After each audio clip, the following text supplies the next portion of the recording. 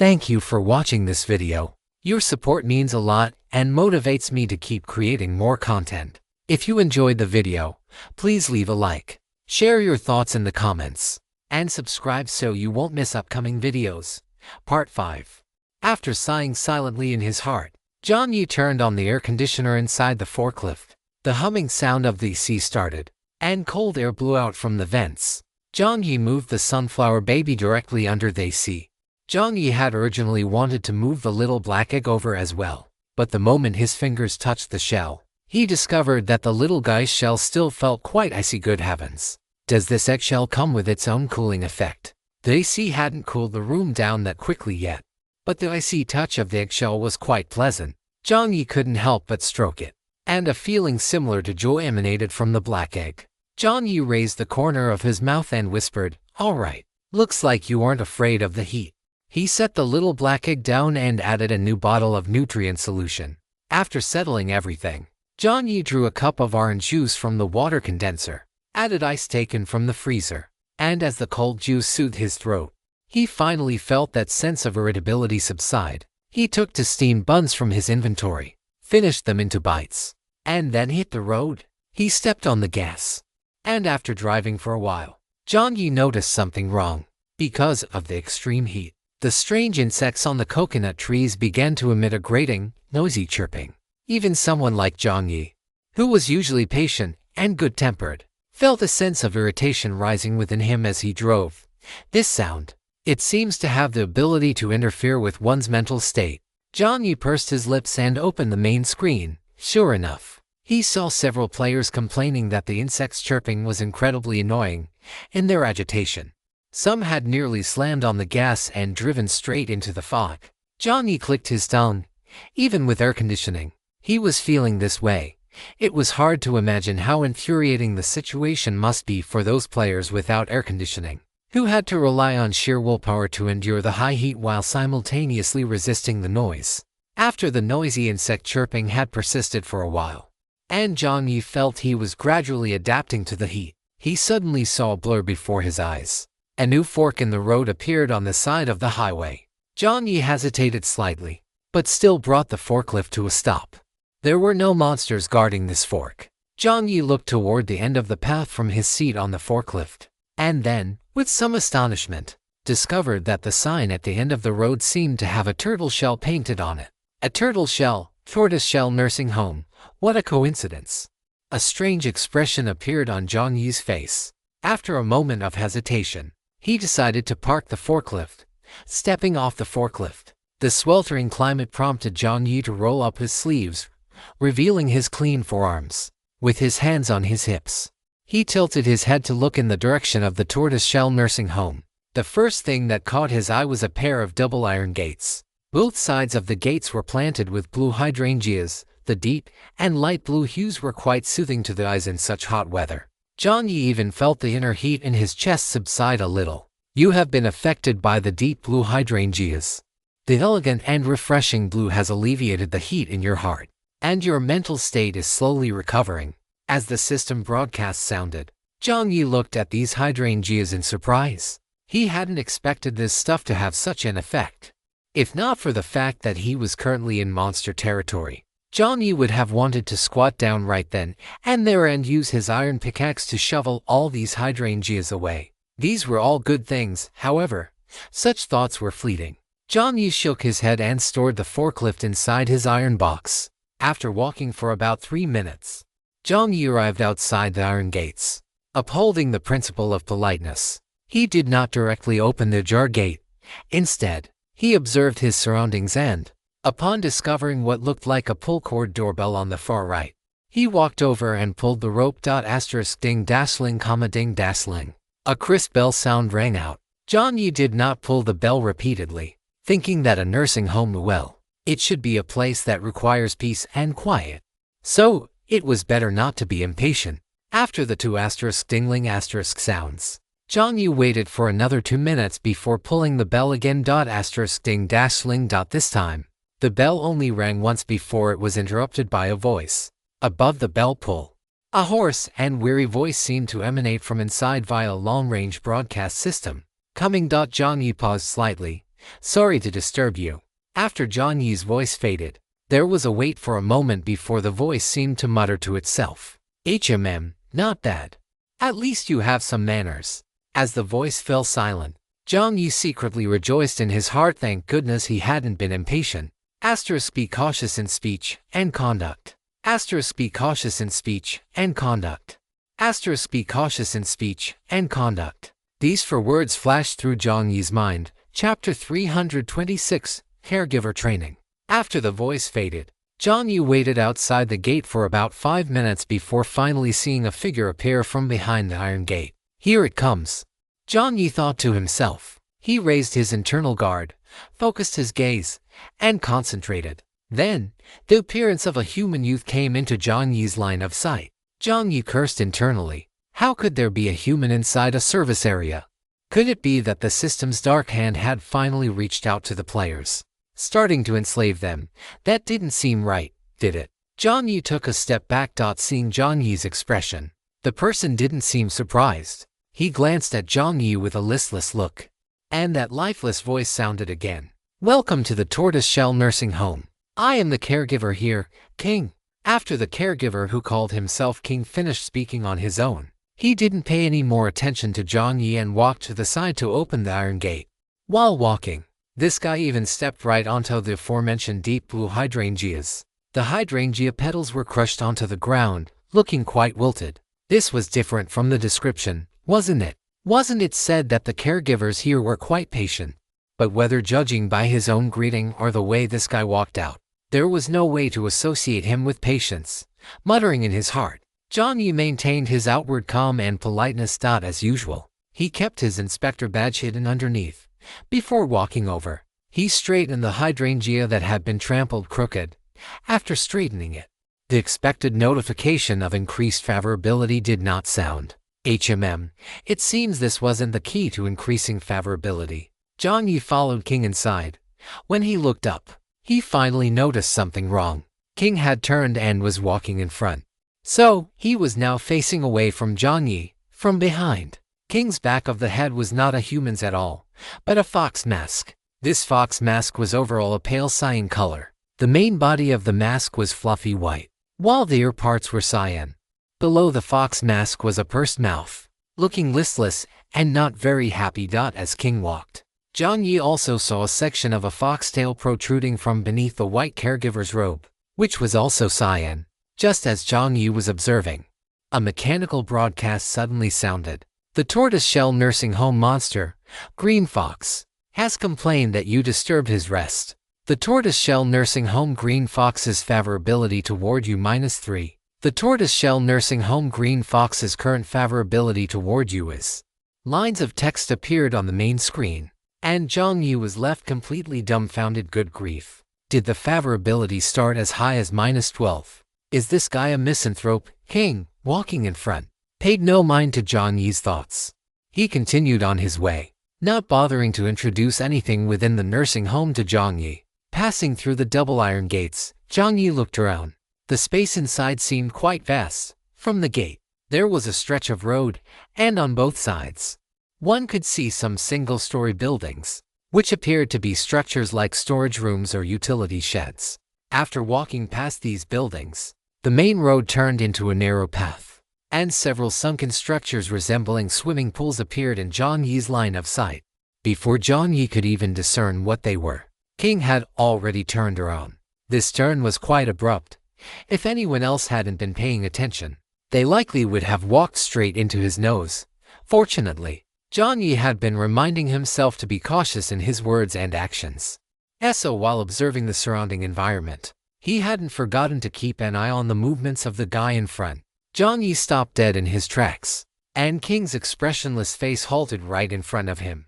This world-weary fellow was actually quite good-looking, appearing like the kind of well-behaved, polite child, but in reality, those cyan eyes weren't looking at the person in front of him at all. Staring right at Jiang Yi, King spoke.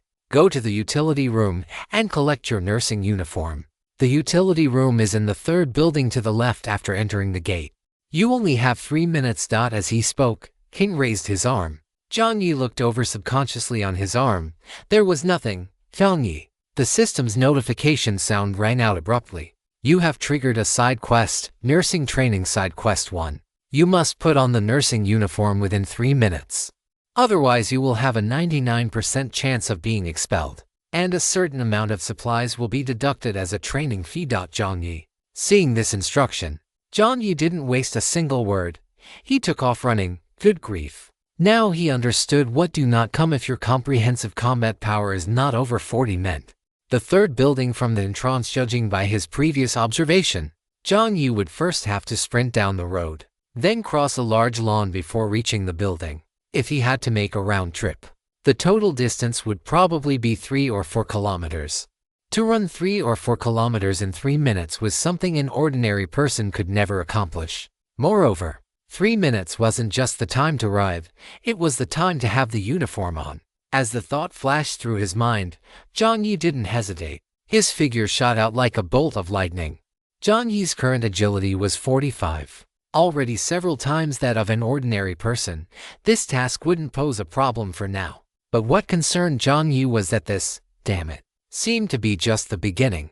Running down the road and across the soft lawn, Jiang Yi looked at the countdown on the main screen. 50 seconds had already passed. Jiang Yi turned his gaze toward the building in front of him, and on this building, there was a padlock hanging on it. Jiang Yi on the other side, hugging his arms and watching Jiang Yi, who had already arrived in the distance. A faint, imperceptible smile appeared on King's face. Stupid human.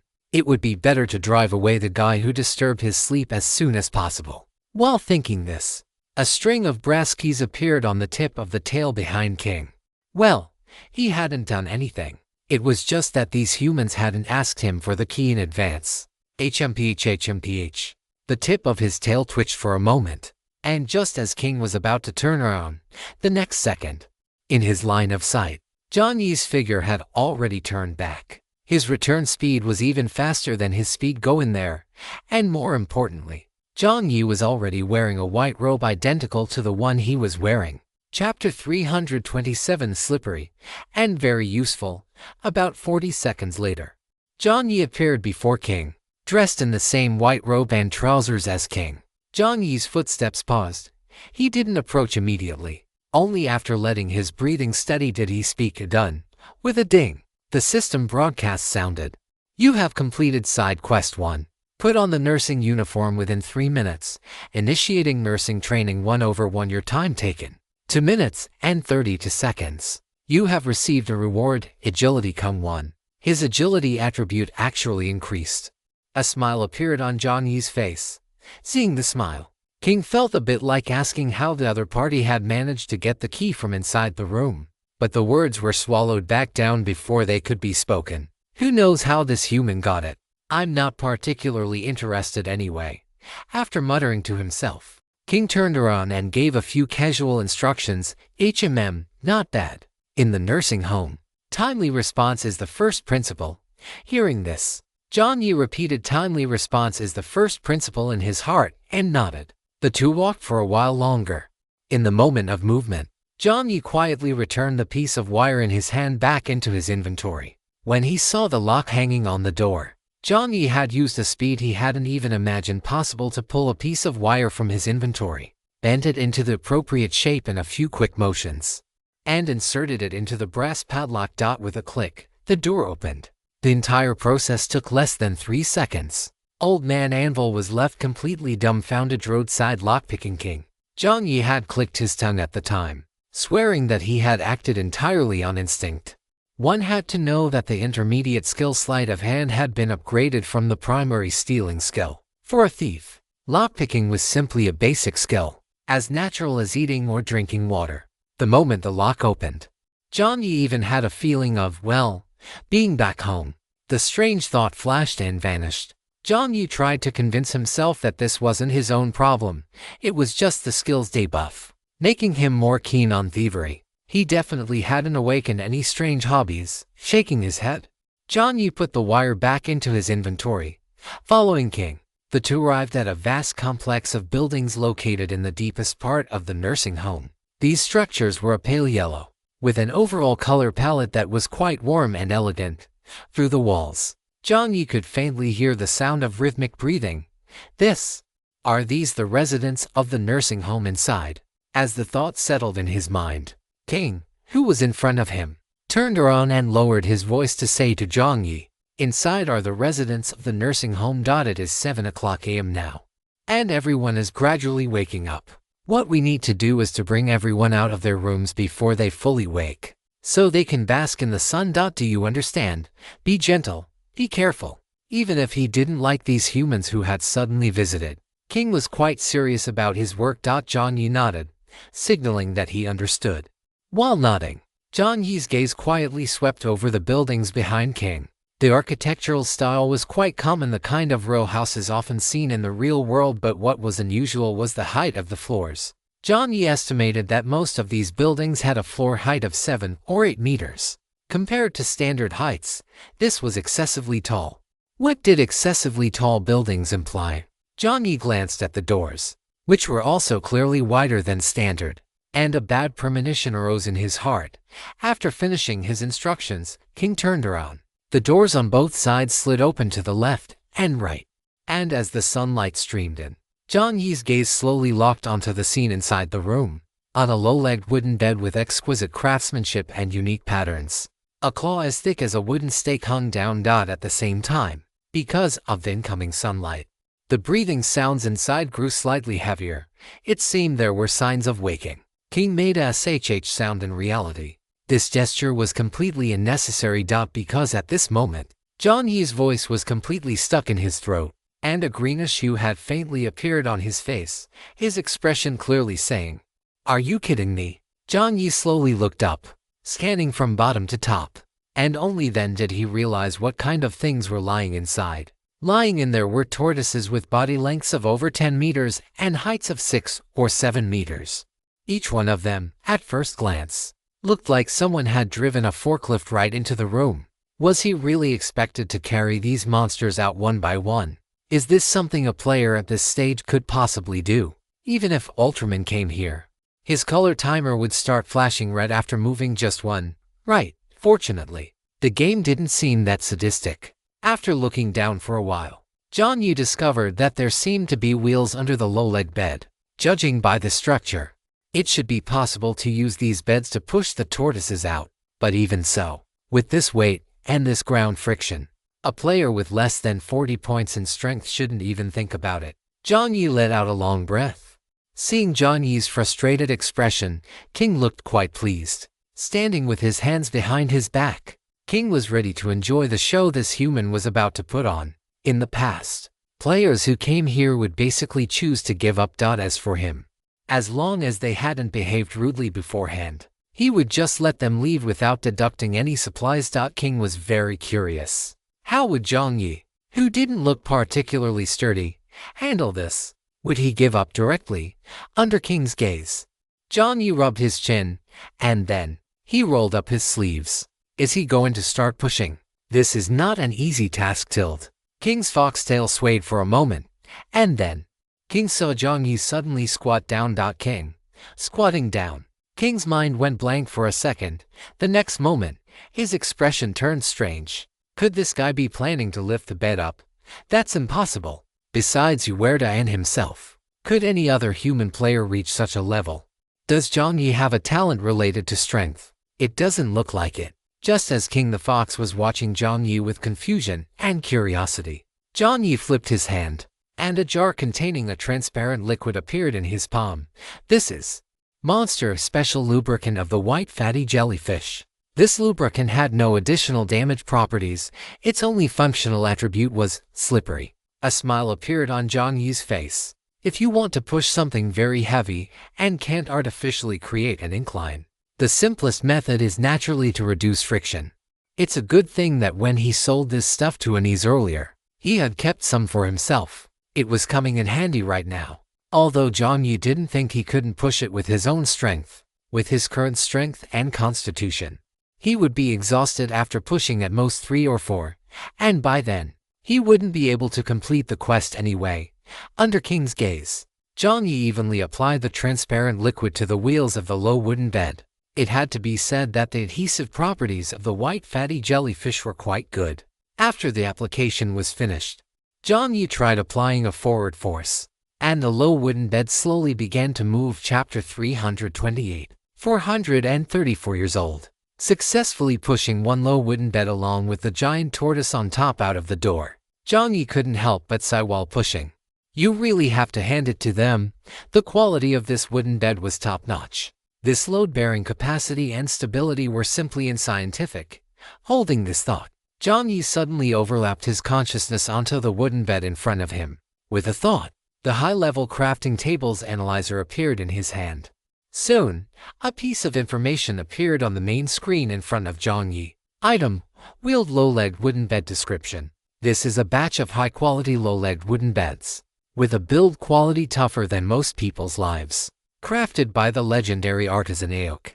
The wood was sourced from the Oak Kingdom and is full of resilience. It is said that when Aok made these oak beds, he also forged gold-grade axes, wood files, and wood planes, the latter of which were acquired by the Daydreaming Pavilion for 10 chech coins each. Description: after using this wooden bed, the user's fatigue status will decrease by 50% within 10 minutes and gradually recover to a peaceful state.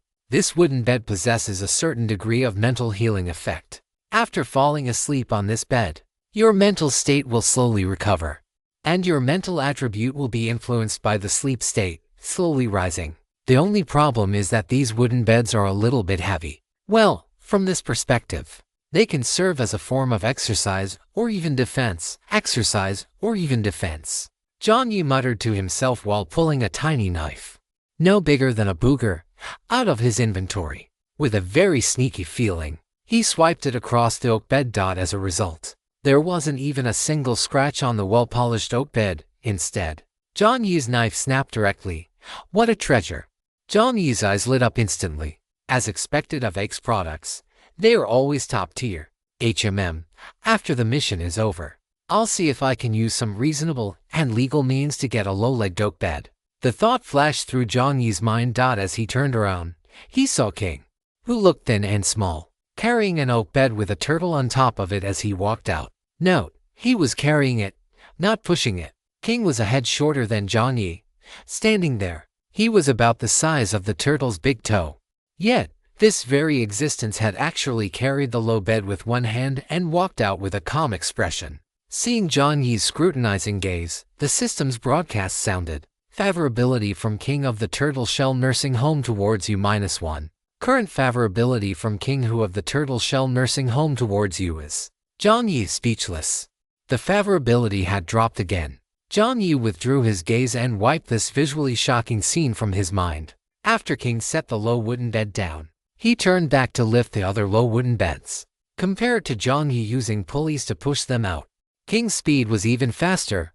About 20 minutes later, basically all the turtles had been pushed out. Seeing that it was about enough, King said to Jiang Yi, "You stay here and keep watch. I'm going to call the others out as well." Jiang Yi said, "All right." Soon, King's figure disappeared, leaving only rows of turtles on the lawn, and Jiang Yi, who was completely invisible among the turtles unless one looked very closely. After moving things for such a long time, Jiang Yi himself felt a bit of back pain, so he simply sat cross-legged on the lawn. Jiang Yi opened the main screen and saw that his strength attribute on the status window had slowly increased by 1 point. These 20 minutes were about as effective as doing cardio at the gym. Jiang Yi had originally planned to browse the group chat while waiting for King. Just then, a faint sound arose. To say a sound arose in reality, Jiang Yi's ears didn't catch any noise. It was as if this sound resonated directly from the mental plane. Who? Someone let out a sigh. Judging by the sound, they seemed to feel quite comfortable. Jiang Yi instinctively looked up and saw the toes of the turtle closest to him dangling below, twitching. Then, Jiang Yi held his breath slightly. This guy was turning over. The massive turtle shell slowly stood upright. Then with **, it flattened out, revealing the light brown shell on top. Under the sunlight, the turtle spread out its fur limbs, looking extremely satisfied, warm, comfortable. Another voice echoed in Jiang Yi's mind. Unlike the voice of an old man that Jiang Yi had expected, these voices sounded quite childish. Jiang Yi scratched his head. This turtle had turned over, and immediately after, 2 other turtles seemed to be affected as well. ***. thud asterisk sounds of turning over echoed continuously. Jiang Yi quickly ran out from among them, fearing that if one of these guys turned over with too much gusto and fell, they would crush him like an ant. Looking left and right, Jiang Yi then saw the high platform in the middle. This platform looked to be 7 or 8 meters high. It should have been visible at a glance. Yet because of the obstruction of the turtles, Jiang Yi hadn't noticed it at first. Taking a few quick steps to the edge of the high platform, Jiang Yi moved nimbly. With his toes pushing off the ground, he performed a few agile leaps and flipped up, landing on his feet. Jiang Yi finally saw the full picture. Jiang Yi's mouth twitched. Good grief. Not a single one of them is asleep.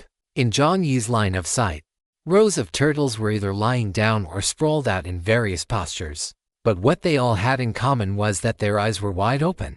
Pairs of eyes were either looking curiously at the lawn and the sun, wiggling their feet, or staring blankly at their companions. There were also some curiously looking at Jiang Yi, who had just climbed onto the platform. As their gazes met, these turtles would even blink, as if they were greeting Jiang Yi. Hello, hello. A lively voice rang out. Jiang Yi followed the sound and looked over. It was a relatively small turtle. It was lying on an oak bed, and one of its feet was waving at Jiang Yi, seemingly saying hello, hello. Jiang Yi also tried to focus his mind, using his mental energy to converse with it. Hearing Jiang Yi's voice, the turtle seemed even more excited. It kicked its legs, though it couldn't really kick them up. Jiang Yi, after trying a few times, the turtle simply gave up. It pouted and lay where it was. It's too dark. Round eyes looking at Jiang Yi. I am Chi. I am 434 years old this year. Everyone calls me Chi Bao or baby. It's nice to meet you. Chapter 329. Human palms for -100 and -30 for -year old baby. Alright. Who isn't a baby these days? Jiang Yi's mouth twitched, and he replied politely. I am Jiang Yi. I am 21 years old. That's not even a fraction of their age. 21 years old. Chi Bao's eyes widened. A few seconds later, its slow, drawn-out voice sounded. No wonder you've only grown this much, Jiang Yi Hanvil. Ha ha ha ha, brother. They said you're short. If Aok stood in front of them, he'd only be that tall too. Alright. Jiang Yi rolled his eyes and didn't say anything more. Chi Bao asked Jiang Yi a few more questions. Clearly, Chi Bao was very curious about this new stranger. What time do you usually wake up? 6 o'clock. That's so early. Chi Bao exclaimed. King says I'm still just a baby and I'm still growing, so I can't get up that early.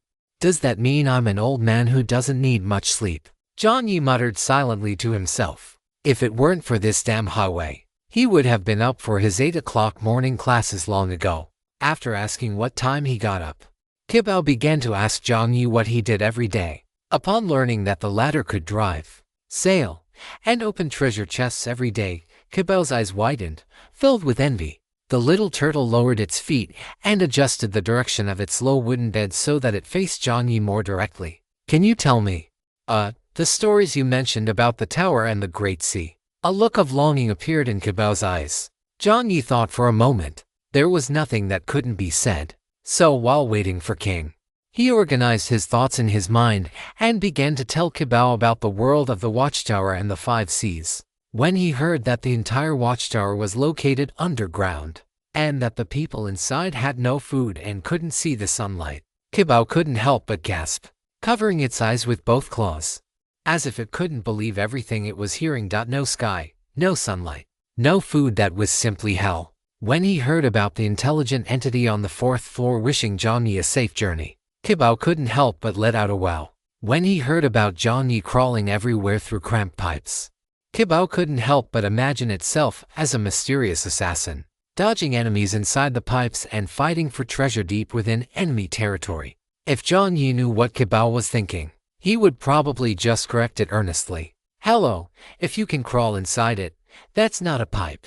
That's the Three Gorges Dam. Jiang Yi had originally just been trying to pass the time, but perhaps the sunlight and the breeze here were too comfortable. As he spoke, Jiang Yi's mood relaxed significantly. Humans are not made of wood or stone. How could they be without feelings?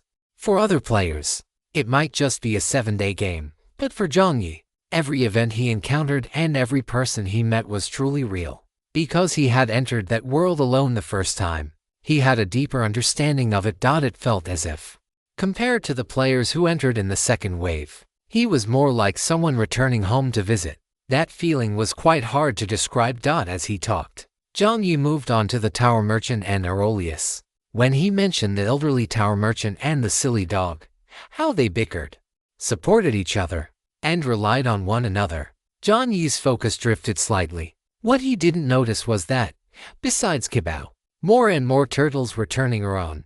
Compared to Kibao, the aura of time settled upon these turtles was much thicker. Those pairs of dark, heavy eyes were as still as an ancient well, difficult to stir into ripples. However, upon hearing about the tower merchant and his dog, those eyes that were difficult to stir trembled slightly. Then, when he spoke of blowing up the underground passage and opening all levels from 1 to 9, Kibao couldn't help but cheer. Woohoo! That's great! Kibao wiped away tears while asking Jiang Yi what happened next. Just as Jiang Yi was about to continue, he heard a series of mechanical broadcast sounds. Monster Key's favorability toward Yukong 12. Monster Key's current favorability is.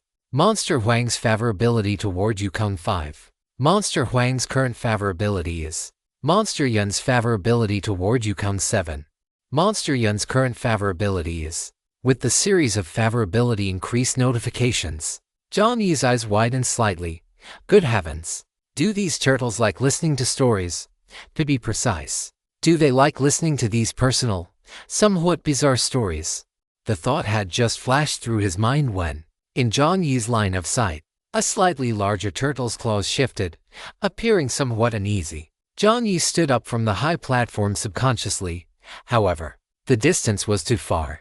So, he simply activated his true vision. With true vision activated, his field of view zoomed in, becoming much clearer. He didn't know if it was his imagination, but Jiang Yi felt that his spirit seemed to become more peaceful within the nursing home, and at the same time, more warm and focused.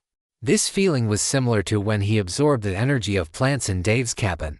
On the lawn, every inch of sunlight was stretching its body. Jiang Yi focused his gaze and finally saw clearly what was on top of that turtle.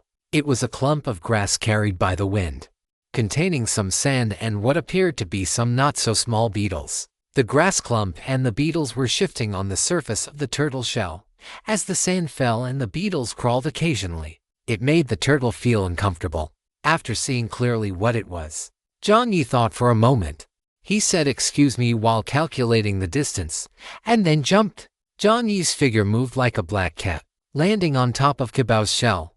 As he landed, Kibao looked curiously at Jiang Yi on its shell, its big eyes blinking. "Jiang Yi, do you want to play with me?" as it spoke. Kibao tried hard to stretch its neck out. Jiang Yi shook his head with a smile, confirming that the other party didn't show any signs of discomfort, and said, "Let's play in a bit. That one seems a bit uncomfortable, so I'm going to help him." "Okay." Kibao nodded obediently and flattened itself out even more. Jiang Yi reached out to touch the shell, thinking that his palm probably wouldn't be felt by these turtles. But since they could hear mental communication, Jiang Yi tried to cover his palm with his mental energy. Jiang Yi reached out again and touched it gently. Some say that the human palm is the most comfortable, fitting, and flexible massager for animals. In fact, it seemed that was indeed the case. Jiang Yi only touched it once, and Kibao's limbs all stretched out. It even tilted its head involuntarily, as if it were rubbing against an invisible palm. Monster Key's favorability toward Yukong 5. The current favorability of Monster Key is, it really works.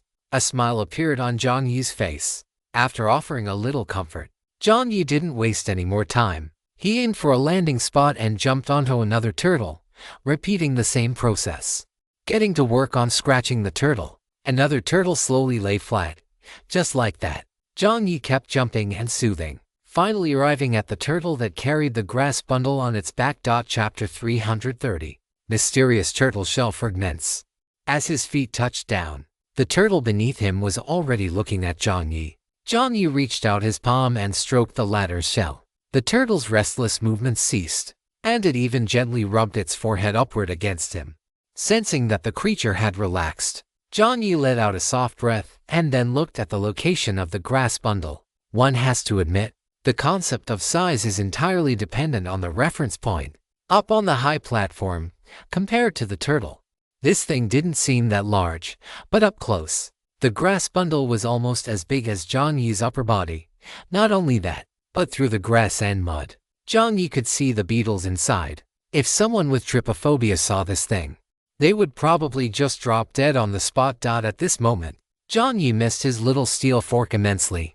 Although it might not have been the strongest, nor the sharpest, but it was the most versatile. Offensively, it could pierce an enemy's dog head in one strike. Defensively, it could sweep away the trash on these battlefields. After silently mourning the steel fork that was lost to the mimic chest, Jiang Yi drew his gleaming Xiaoyu blade. The long blade flashed with a cold glint under the sunlight. Jiang Yi was quick-eyed and fast-handed, swinging it down in one strike. If Coach Moon Leopard were here, he would surely be amazed by Jiang Yi's swordsmanship once again. In less than 2 weeks, Jiang Yi's swordsmanship had undergone a near-total transformation. His already clean and efficient movements had become even more precise, with every strike carrying a sharp edge. And the biggest difference from before was that Jiang Yi's blade now carried an introverted, restrained killing intent, compared to his previous display of raw sharpness. His current swordsmanship felt more like it had been tempered through countless trials, perfectly synchronized with his own aura, though it didn't show on the surface. The moment the long blade left its sheath, it would be unstoppable and indomitable, with one strike. The grass bundle in front of Jiang Yi was split open, and the beetles inside were sliced into grass green liquid sprayed out. Jiang Yi clicked his tongue, lamenting once more that the steel fork would have been better if he had the fork. He would have pried the thing out instead of chopping it into pieces. A mechanical broadcast sounded. You have killed a common monster, ecchi beetle description. This is a type of beetle that likes to hide in grass piles and mud.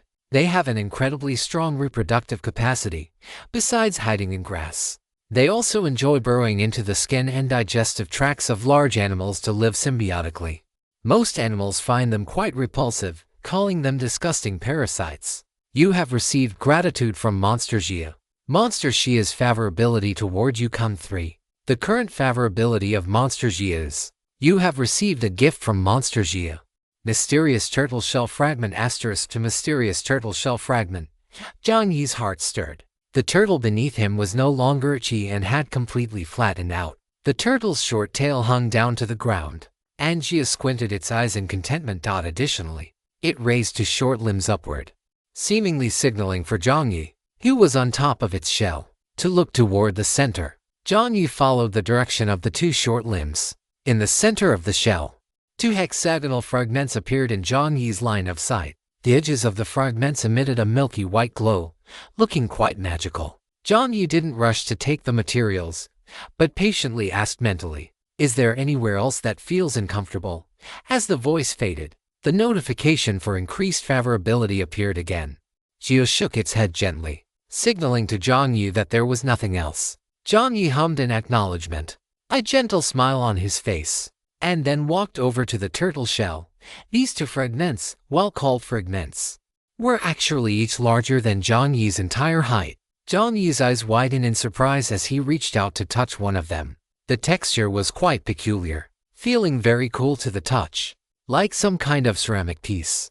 A look of curiosity appeared on Jiang Yi's face as the item description appeared in the system log. You have obtained mysterious turtle shell fragment * to description. Shell fragments naturally shed during the growth period of a mysterious turtle. Mysterious turtles often gift them to companions or other objects to express their gratitude and affection.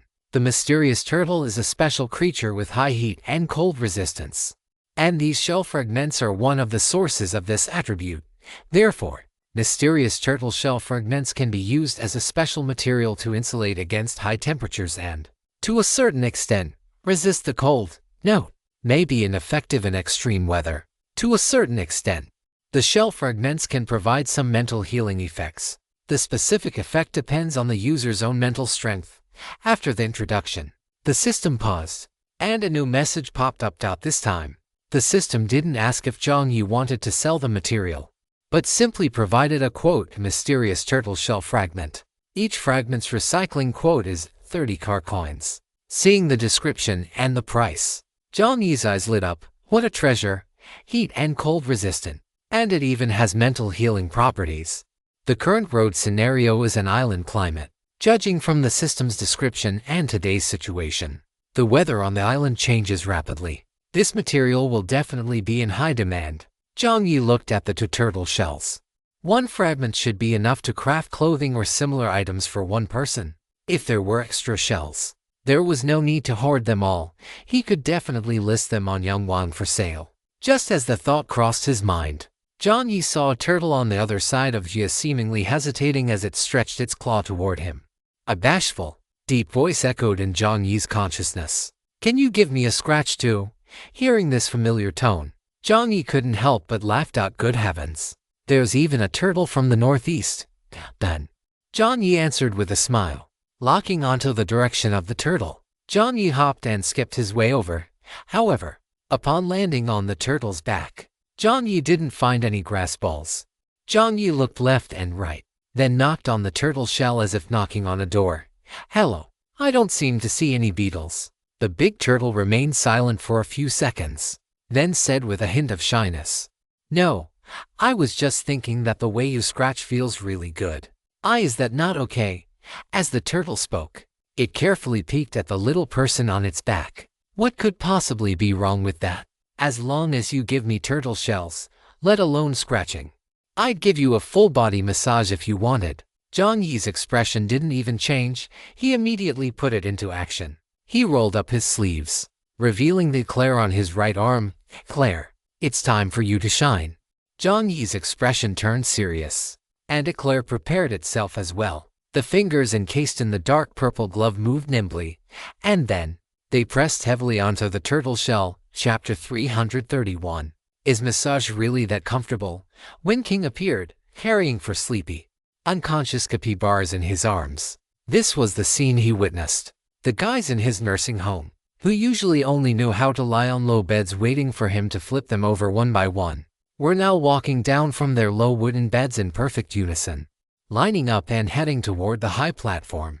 And every turtle that reached the high platform would, after about 30 seconds and under the urging of the turtle behind it, reluctantly nod its head 3 times toward the platform, hand over to turtle shells glowing with a milky white light, and finally, slowly head back to the end of the line to start waiting again. "King, what happened to his residents? Are they possessed?" King hurriedly put down all the capybaras under his arms and took a leap, jumping about 7 or 8 meters high. With this jumping ability, even Olympic athletes would feel inferior, leaping into the air. King focused his gaze and saw what was on the high platform. Who else could that young man?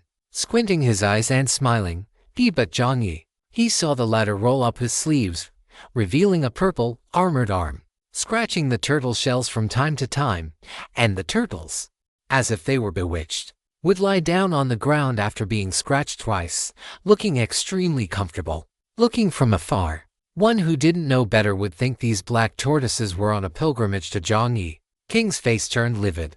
What on earth had this guy done to the black tortoises? King's figure landed on the ground again. Seeing King return, the black tortoises walking back from the high platform began to greet him slowly. "King, good morning, good morning." King's face was livid, but he suppressed the anger in his heart and responded anyway. The black tortoise's feet landed like falling pillars, and King wove through them nimbly. "Good morning, King, good morning. The sunlight is quite nice today." "Yes, it is." "King, is this a new employee you hired?" a black tortoise asked curiously. King immediately refused. He had never hired such a strange employee. Besides, no monsters were willing to come to this nursing home other than him. There was only that guy, Huerta.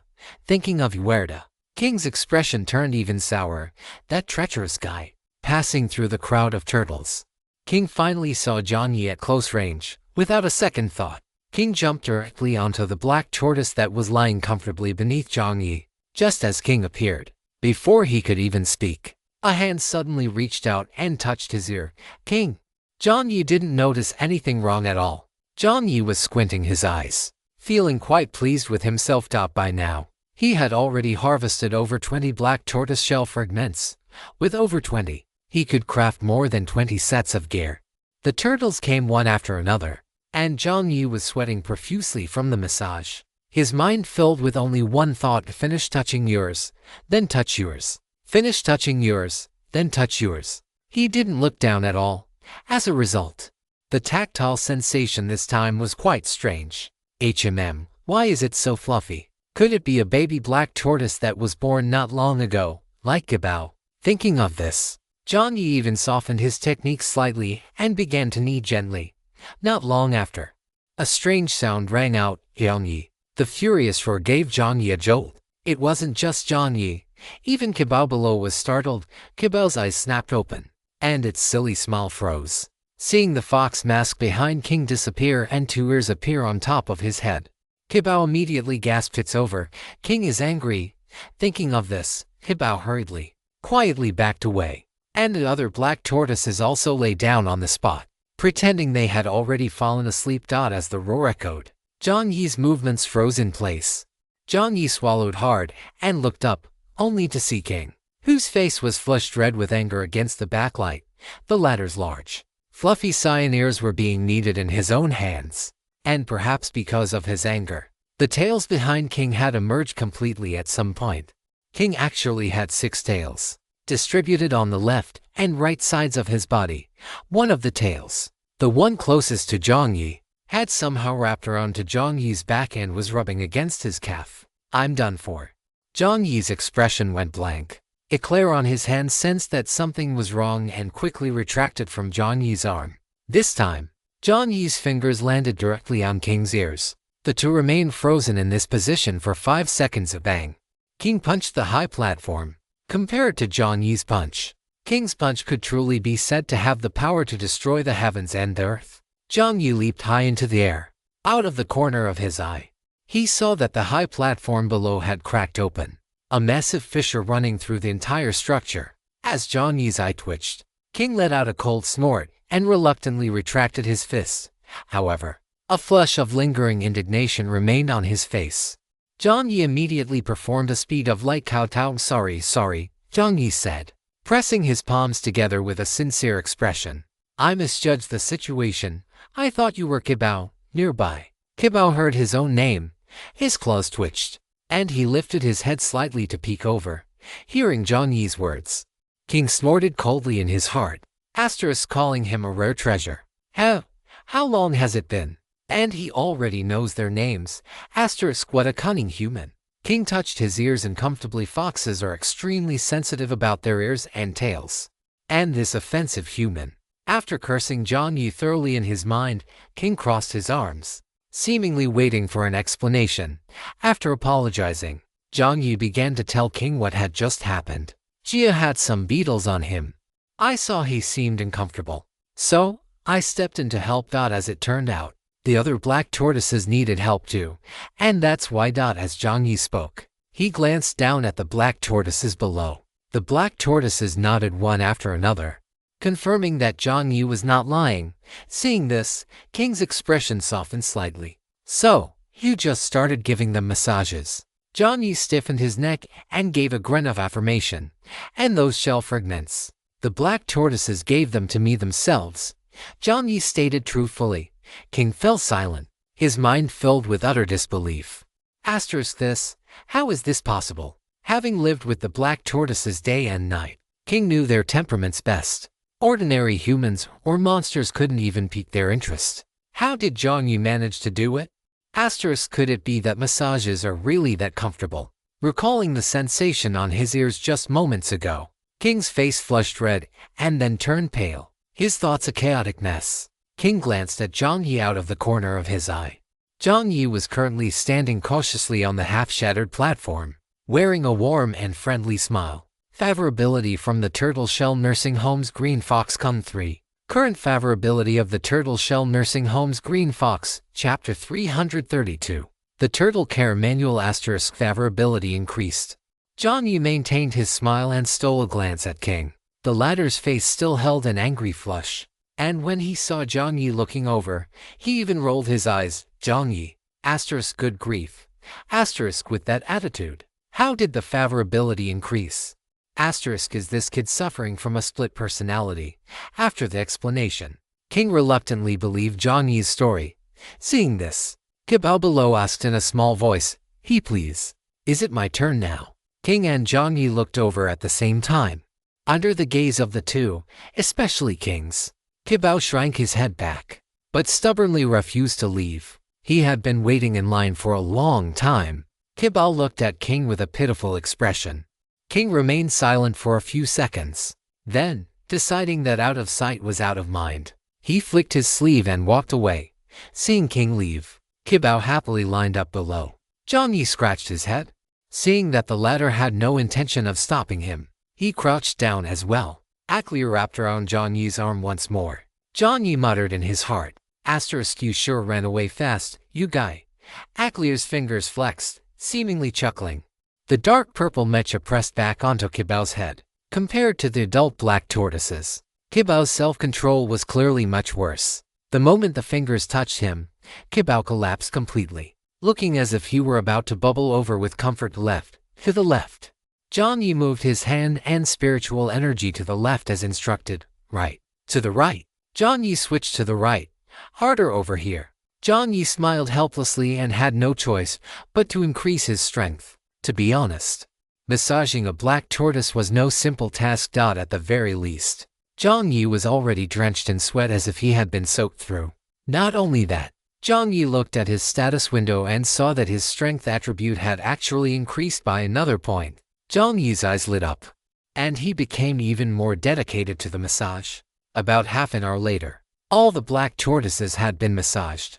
Jiang Yi lay flat on his back on the remaining half of the platform, lacking even the strength to speak. He looked up at the sky for a long while. In his field of vision, a white hem of clothing appeared, followed by a fluffy tail. Even now, King hadn't managed to tuck his tail away. The system notification sounded. You have completed the side quest, Caretaker Training Tool Nursing the Black Tortoises. Your performance in this mission was excellent. You have received a new mission performance rating. S-rank description. No one can refuse a massage from a human's nimble fingers. If they do, just give them another one. Mission rewards.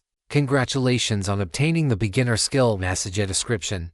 After using this skill, the target you massage will have their fatigue reduced and their spirit increased. The specific effect ranges from a minimum of 5 points to a maximum of 20 points. Congratulations on unlocking the extra skill scroll. Thigh massage, * skill scroll. A white light flashed, and a parchment scroll fell into Jiang Yi's hands. Jiang Yi took a brief look and was almost blinded by the complex acupuncture point charts and technique diagrams inside. Good grief. Am I really about to embark on the path of Master Jiang? He put the skill scroll away. King didn't care what Jiang Yi had received, only saying in a stiff tone, "It's almost 10:30. It's time to get them to exercise." Exercise. Jiang Yi turned his head to look at the black tortoises sprawled out below. Kibao had even closed his eyes. Jiang Yi's mouth twitched. Did these guys look like they were capable of exercising? Seeing Jiang Yi's frustrated expression, the corners of King's mouth curled up slightly, and his foxtail lifted a bit higher. *HMPH. These mystic turtles are absolute masters.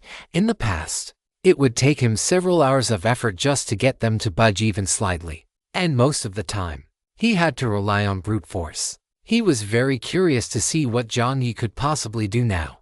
If he were to use brute force on a mystic turtle, he would likely just end up being sat on and crushed to death by the latter. The thought had barely crossed his mind when King saw Jiang Yi stand up. Jiang Yi was a head taller than him, and this feeling of looking up at a human was quite unpleasant. King calmly used his foxtail to pat his feet, making himself a bit taller. Jiang Yi rubbed his chin and asked in his consciousness, "What do you think turtles like to eat?"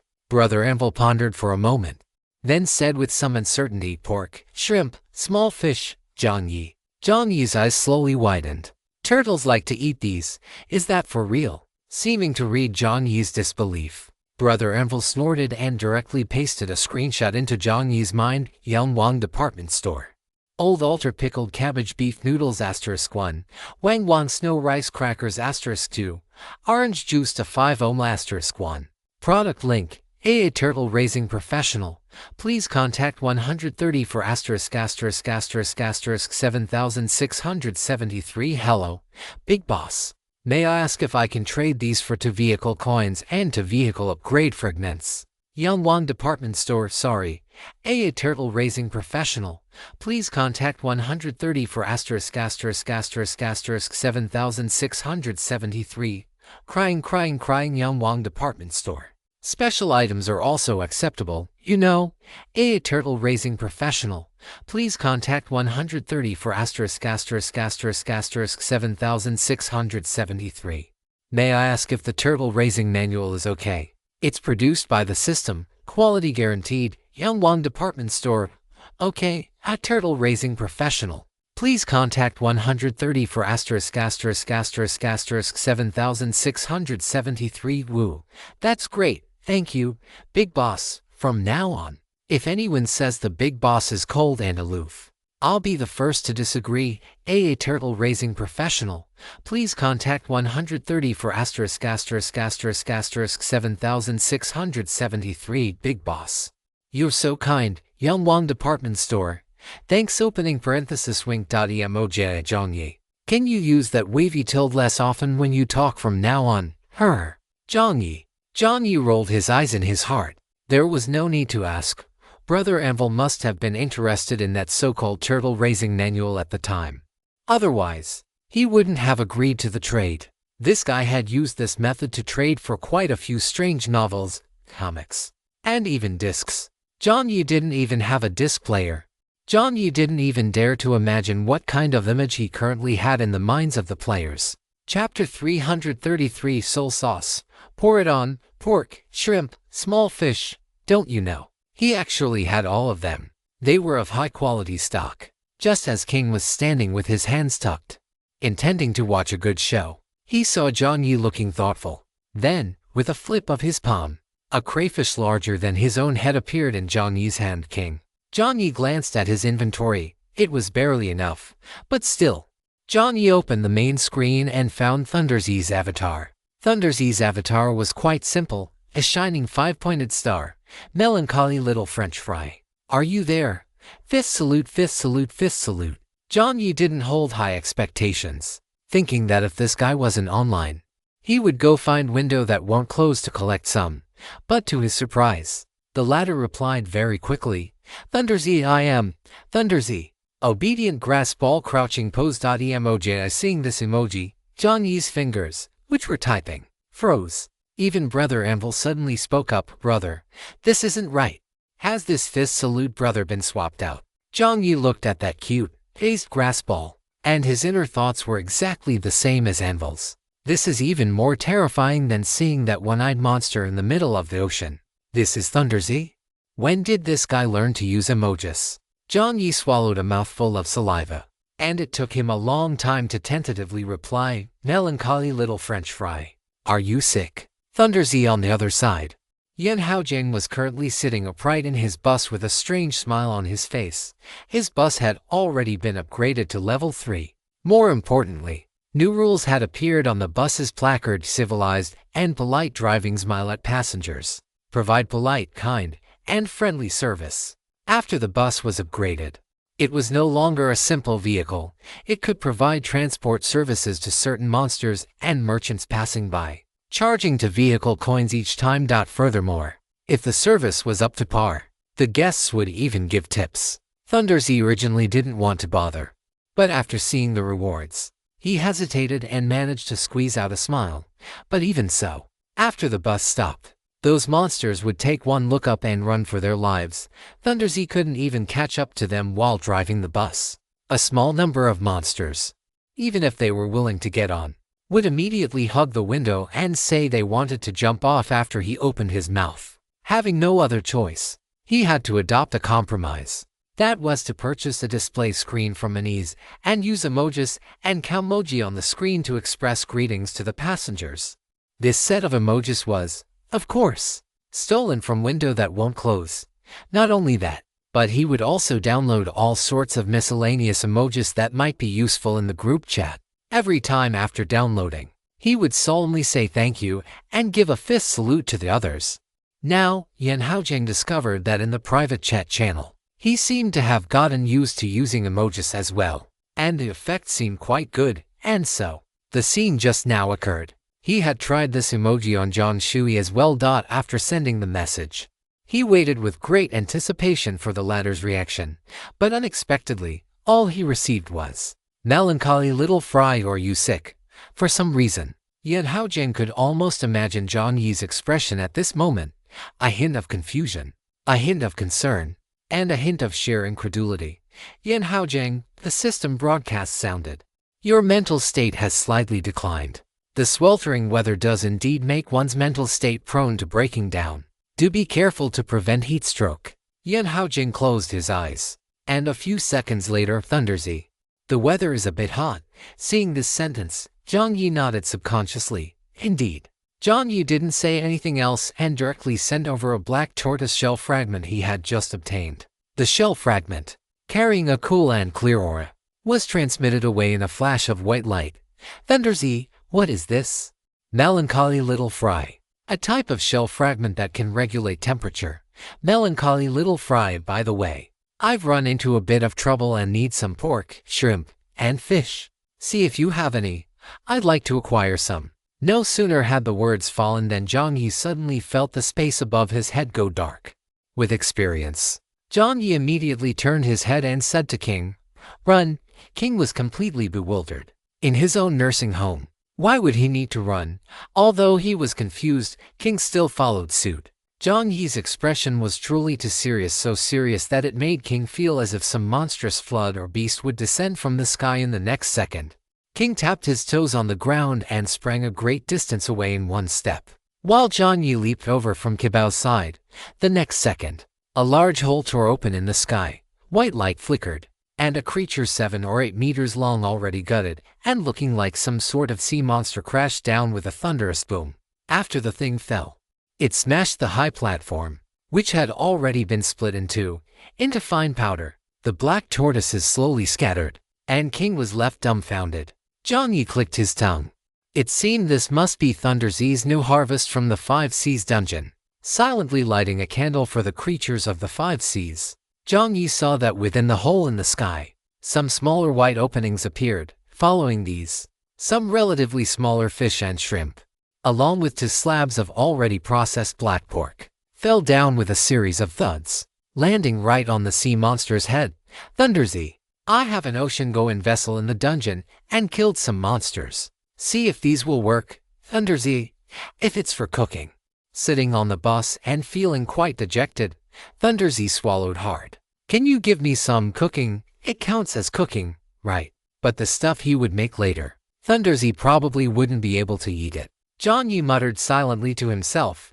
Even so, he still sent Yellow little hand making an okay emoji after he got out. He would just have to cook a special meal for that guy later. With the ingredients ready, Jiang Yi didn't dare look at King's murderous gaze and began to prepare. With a flip of his palm, the Xiaoyu blade appeared in his hand once again. Jiang Yi sliced a large piece of meat from the sea monster's fin, then mixed it with the remaining crayfish meat and black pork in a large basin. King frowned as he watched Jiang Yi's movements. With these meats mixed together, it looked quite disgusting from the outside. Jiang Yi's expression was focused. Following human dietary habits, he poured in scallions, ginger, garlic, and oyster sauce. In addition to that, he added cornstarch and mixed everything thoroughly in the large basin. Of course, with so much meat, Jiang Yi naturally used a clear to process it. Compared to the cooking Jiang Yi had done before, processing raw meat was already quite simple. Therefore, it took less than 5 minutes for Jiang Yi to finish mixing it. All that remained was the soul-stirring sauce. Jiang Yi took out the leftover braising liquid from before pour it on. About a minute later, on the lawn, an indescribable fragrance erupted. It had to be said. No wonder seafood and fish paste were often used as ingredients to enhance flavor, even with raw meat. And even using the simplest preparation method, after this whole process, even Jiang Yi himself felt a bit dazed. So fragrant. Chapter 334. Is there some kind of fitness requirement on our side? In the air, an indescribable fragrance erupted. Kibao couldn't help but lift its head, sniffed, and muttered to itself. What is this smell so fragrant? Kibao kept sniffing, and finally, it found the source of the smell. The basin in front of Jiang Yi containing something The savory aroma continued to waft out, and more black tortoises lifted their heads, gathering in Jiang Yi's direction. Jiang Yi estimated the distance, then picked up the basin and turned to run. The source of the fragrance had changed. Kibal let out an A and subconsciously followed Jiang Yi, calling Jiang Yi's name in a low voice as it moved, as if asking him to stop.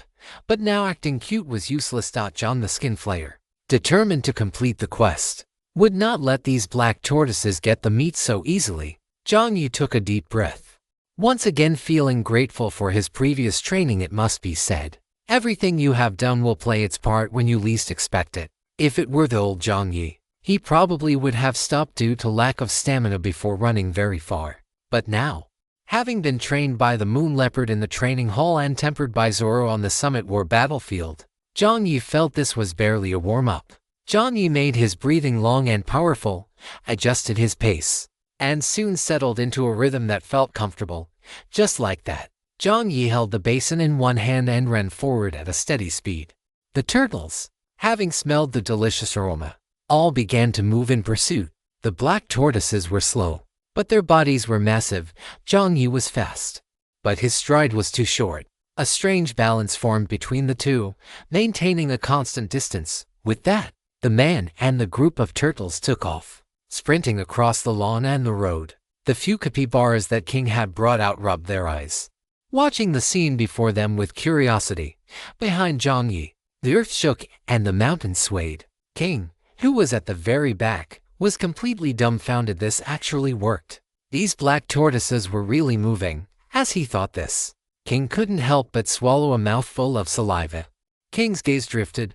Foxes were carnivores, after all, and the contents of that basin didn't seem as unappealing as they had looked before. As the thought flashed through his mind, Jiang Yi's favorability rating with King increased by another 2 points. The corners of Jiang Yi's mouth curled up slightly. With a nimble dodge, he slipped under the feet of a black tortoise and changed direction. In a sense, Jiang Yi was now like a PE teacher leading a warm-up run, while these black tortoises, tempted by the delicious food, had all become miserable students trailing behind him. Time ticked by second. Jiang Yi had already exhausted more than half of his stamina. Kibao, who was following behind, could no longer hold on. He let out a sigh and the entire turtle collapsed onto the ground. He really, truly couldn't run anymore. Jiang Yi in front of him was just like a little flea, impossible to catch. After Kibao stopped, the other black tortoises continued to persist. Another half-hour passed. The midday sun hung high. A layer of sweat had broken out on Jiang Yi's forehead. How was it now? Had he reached the mission requirements? The moment the thought crossed his mind, the system's broadcast voice suddenly rang out, "Congratulations. You have exceeded the requirements for the side quest, Caretaker Training Exercise. Mission completion rate is 240%. What an unimaginable training effect." Jiang Yi looked back and saw the last black tortoise, the largest one with the darkest shell, give him a look of despair. And then clatter. Dust rose into the air as the massive black tortoise collapsed directly onto the grass, sticking out its tongue and gasping for air. It had to be said, being able to tire out black tortoises until they were panting like dogs. Jiang Yi was truly a talent. Your performance rating for this side quest is S rank. Congratulations on unlocking a new title, Highest Game Court. The player ran away with the pot again. Title description. To achieve this highest game court, the player ran away with it *** pot again. Achievement and title. The player must successfully escape while being tracked by greater than equals 20 in-game monsters while carrying a special item. Upon success, this title will be unlocked. Description. After equipping this title, you will gain a 10% agility bonus, specifically during chase battles. This effect will increase to 15%. After equipping this title, you will attract more attention within a team, commonly known as aggro. The specific increase is a minimum of 20% and a maximum of 200% for certain players who want to grind monsters or require team coordination. This is quite a good effect. While wearing this title, if you can continuously attract more than 100 enemies, this title will undergo a second evolution. Stay tuned. Ran away with the pot. What on earth is all this? After mentally complaining about the system's bizarre title naming, Jiang Yi finally came to a stop on his status window. Jiang Yi's stamina had now dropped to only 1/3. Jiang Yi couldn't even count how many kilometers he had run around this place. He set the basin down and rested his hands on his knees, gasping for air. After a moment, King's figure materialized. King looked at Jiang Yi with a very complex expression. "King, are you alright?" Jiang Yi smiled. Having just unlocked a new title, his smile was quite sincere. "I'm fine. I should have completed the mission perfectly by now, right?" Favorability of the nursing home's Green Fox Kung 1. Current favorability of the nursing home's Green Fox, not bad. King said, his eyes lowered. "Such a Sundeer," Jiang Yi scoffed internally. He looked up at the main screen and asked subconsciously, "Is it time for dinner yet?" King gave a hum of agreement. After finishing the exercise, it was naturally time to eat. After a moment of thought, Jiang Yi suddenly asked, "What do they usually eat?" As his voice fell, the air went quiet for a moment. King pursed his lips, looking slightly unnatural as he said, "Carrots." Jiang Yi, seeing Jiang Yi's expression, King subconsciously added, "And corn and chicken breasts." After a long silence, Jiang Yi finally asked with a sickly complexion, "Do we have some kind of fitness requirement here?" No wonder these black tortoises ran like that for such a small amount of food. It turned out they never got to eat anything good. Chapter 335 Fitness Requirement. King looked blank for a moment. Clearly, he didn't understand the subtext in human speech. Jiang Yi coughed lightly and switched to a more tactful phrasing. "Perhaps the black tortoises don't really like eating that." The moment the words left his mouth, Jiang Yi saw the black tortoises behind him nodding repeatedly. However, when King turned his head to look, the group immediately lowered their heads again. It seemed this group was quite terrified of King. King withdrew his gaze, and a natural expression appearing on his face. He had never thought about these issues before. A sense of frustration welled up in his heart. King's ears drooped.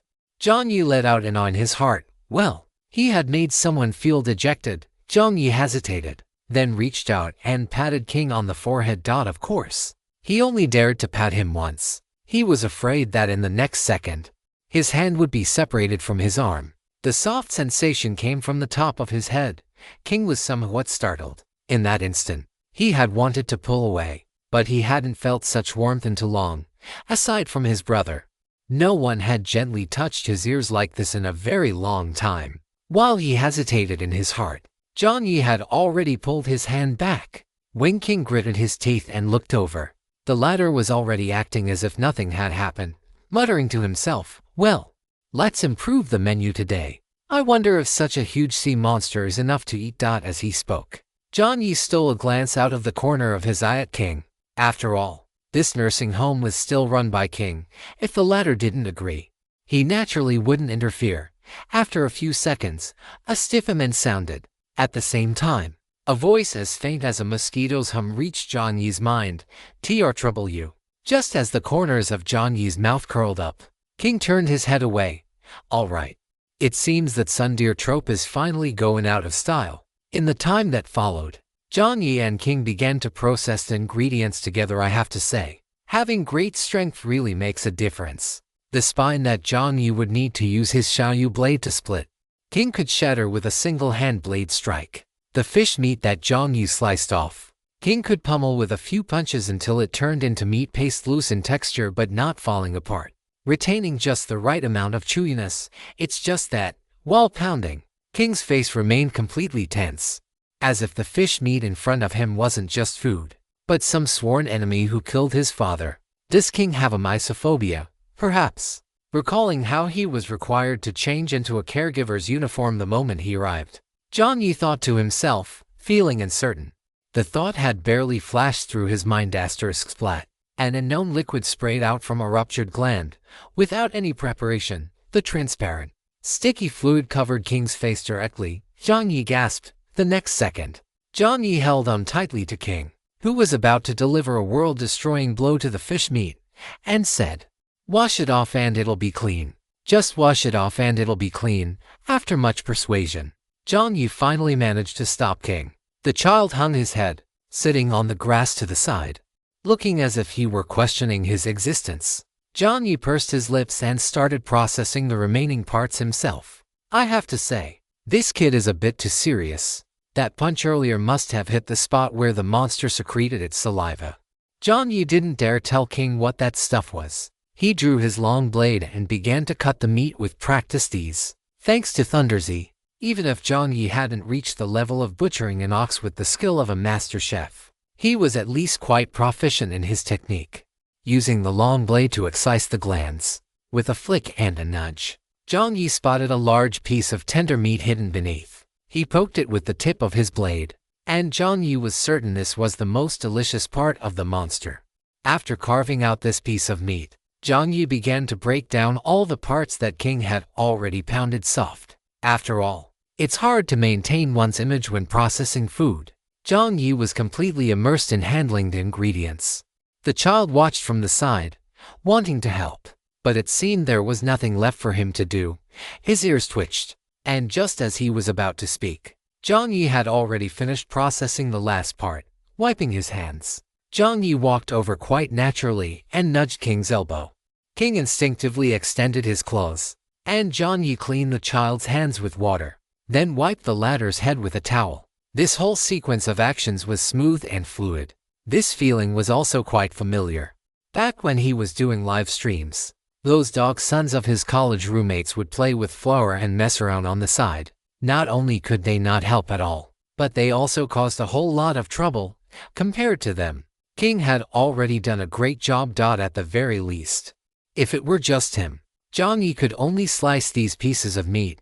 Any further processing would be time-consuming and labor-intensive, with very low cost-effectiveness. After cleaning King up, Jiang Yi smiled. All right, next is preparing the seasonings and the bowls, basins, buckets. For eating, Jiang Yi glanced at the Zhuan turtles who hadn't recovered yet, and said uncertainly, that's. King remained in the posture of extending his claws. After being stunned for a few seconds, he retracted them, his claws opening and closing uneasily, followed by another stiff, "I'll go get the vats." Good heavens. It really was a vat. If, according to what King said before, they eat corn, carrots, and chicken breast, how much food does the nursing home consume in a day? It's simply unimaginable. That is an astronomical figure. Looking at it this way, the nursing home's financial resources are quite impressive. But this guy King doesn't look like the type who would know how to make money. Jiang Yi rubbed his chin, with no leads. Jiang Yi simply buried his head in his work again. Soon, Jiang Yi had the seasoning vat ready. This seasoning vat was the one Jiang Yi had stolen from the watchtower. The one used to hold merfolk. Even when his butt was on fire back then, Jiang Yi hadn't forgotten to swipe the large vat. His motto was, "A wild goose leaves a feather. A fish leaves a vat." Pouring all the seasonings in, Jiang Yi's inventory was significantly depleted. It was only because it was Jiang Yi. Otherwise, an ordinary person would never be able to produce these items. However, the rewards were also quite generous. From the previous quest, Jiang Yi not only obtained a new title but also received a golden treasure chest and an extra reward of 50 car coins. I wonder what the reward will be after this quest is completed. After Jiang Yi finished preparing the seasonings, King still hadn't returned. Thinking for a moment, Jiang Yi simply took out an electric cooking pot. The Zhuan turtles have something to eat, but people need to eat too. Jiang Yi's stamina was currently in a critical state, and he didn't intend to make anything complicated. Using the existing seasonings, he coated the meat that King had already pounded with starch and put it into the large pot. The water boiled quickly. Jiang Yi didn't add the seasonings immediately. Instead, he cracked 3 eggs into it. When making pounded meat soup, besides the meat itself being pounded to the perfect consistency, enhancing the flavor is also crucial. The egg liquid can neutralize the fishy smell inherent in the meat, and after cooking, it can also make the texture richer. This could be considered a little trick. After pouring in the egg liquid, Jiang Yi quickly whisked the egg yolks he had set aside. Soon, the egg liquid mixed with the broth thickened by the starch, becoming even more viscous. Estimating that the consistency was just right, Jiang Yi finally added a little chopped green onion for garnish. As for the staple food, Jiang Yi directly used the instant heat rice provided by the system's convenience store. Although the texture might not compare to the fragrant rice steamed in an iron pot, it was still quite decent. Once everything was prepared, the child's voice rang out, "It's done." Jiang Yi smiled and hummed in acknowledgement.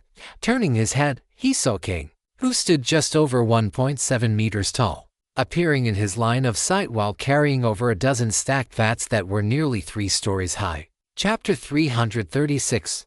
Terrifying. The sky had turned dark. And then it brightened again. King set down the stack of vats without even breaking a sweat. After hesitating for a few seconds, Jiang Yi couldn't help but ask, King, is your strength some kind of special ability? A special ability? The child remained stone-faced, answering stiffly, does this require an ability? Besides, I wasn't even using my strength. Jiang Yi, he had never heard of foxes having this kind of racial talent. Jiang Yi felt a pang of intense envy in his heart. If he had this kind of strength, why would he bother practicing with a blade? No matter who the opponent was, one punch and they would be out cold on the spot. That was the true meaning of one force breaks 10,000 techniques. Jiang Yi smacked his lips. After all the vats were moved over, King's nose suddenly twitched. Like a little fox sniffing out a unique scent, it was a hot, salty, savory, and delicious aroma. King's eyes darted toward the pot behind Jiang Yi. The child was curious, but the child wouldn't say it. Jiang Yi wanted to laugh. It was rare for him to feel like teasing a child. So since you aren't asking, I won't say anything either. Jiang Yi looked at the vats on the ground. The profound turtles usually eat from these, right? King nodded. Good. Now, the next step is to put the sliced meat into each one. And then, as Jiang Yi patted the vat of seasoning he had prepared, then, pour some of this into each one, and give it a stir. King nodded again. The two of them began to evenly distribute the meat into each vat. Once the seasoning was poured in, the profound turtles could no longer stay still and began to walk toward their respective bowls. It was clear that each bowl corresponded to a specific turtle. There was no sign of them fighting over food. As Jiang Yi was pouring, he suddenly stopped in front of one of the vats. King spoke up, what's wrong? The slightly older profound turtle nearby also lowered its head and leaned in.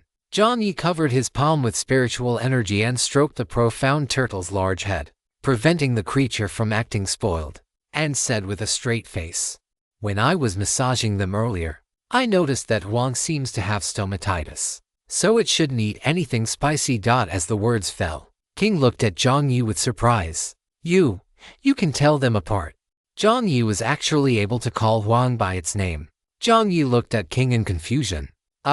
Was that such a difficult thing to do? Jiang Yi paused slightly, looked at Huang, and said straightforwardly, if I'm not mistaken, the oldest one here should be Huang, right? Although its size isn't the largest, its posture is the most stable, its breathing is the most rhythmic, and the smaller profound turtles like to lean against it. The one over there is Jia. Jia likes to lie on its back on the grass, which is why its shell is always covered in grass clippings. And there's a darker colored notch at the corner of Jia's mouth. There's no need to mention Kibao. It's the smallest and the most energetic. Yun has a water-like mark on its forehead, and its pupils are a lighter color. These clothes are always kept very clean. It must be a profound turtle that is a neat freak. No, that loves cleanliness, just like you. While giving Huang an extra massage, Jiang Yi called out every profound turtle by name. Each turtle that was named would look at Jiang Yi with a pleased expression.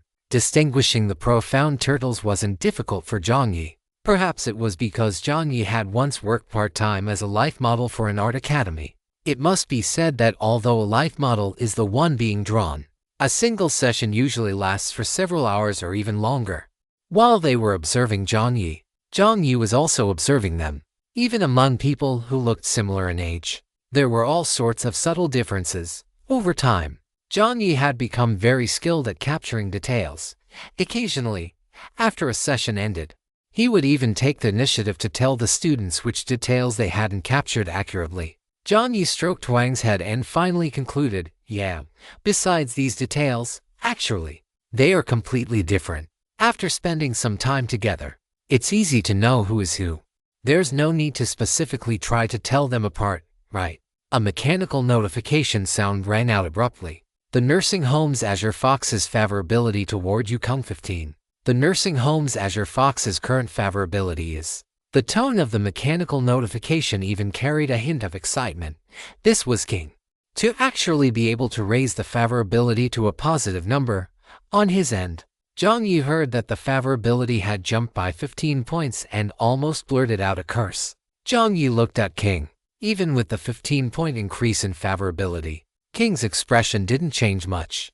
As if Jiang Yi had heard a fake notification, King's ears twitched slightly, and the blush on the child's face hadn't faded since earlier. Behind King, its tail moved lightly again. Realizing that the tail seemed to be leaning toward Jiang Yi, King quickly tapped its toes on the ground and floated directly in front of another feeding vat. Its voice stuttering, "You don't talk nonsense. The profound turtles are hungry." Hearing that the favorability had broken into positive territory, Jiang Yi, in a good mood, naturally replied, "What about you, King? Are you hungry?" With a thud, King stepped on its own tail and fell stiffly onto the grass. Jiang Yi, "Huang, are you okay? What happened to this child all of a sudden?" Just as Jiang Yi was about to walk over, the child stubbornly reached out a claw. "I am fine. Don't come over." So terrifying.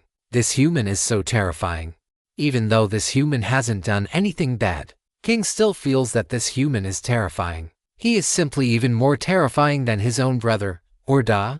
In Jiang Yi's consciousness, King's favorability rating had increased by another point. Chapter 337. A salute to the legendary worker. 12 o'clock noon.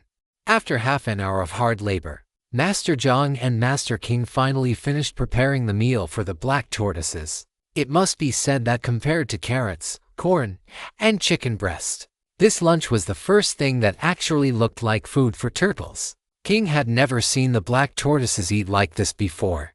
Most of the black tortoises had their heads submerged in their tanks, devouring the raw meat inside like a whirlwind.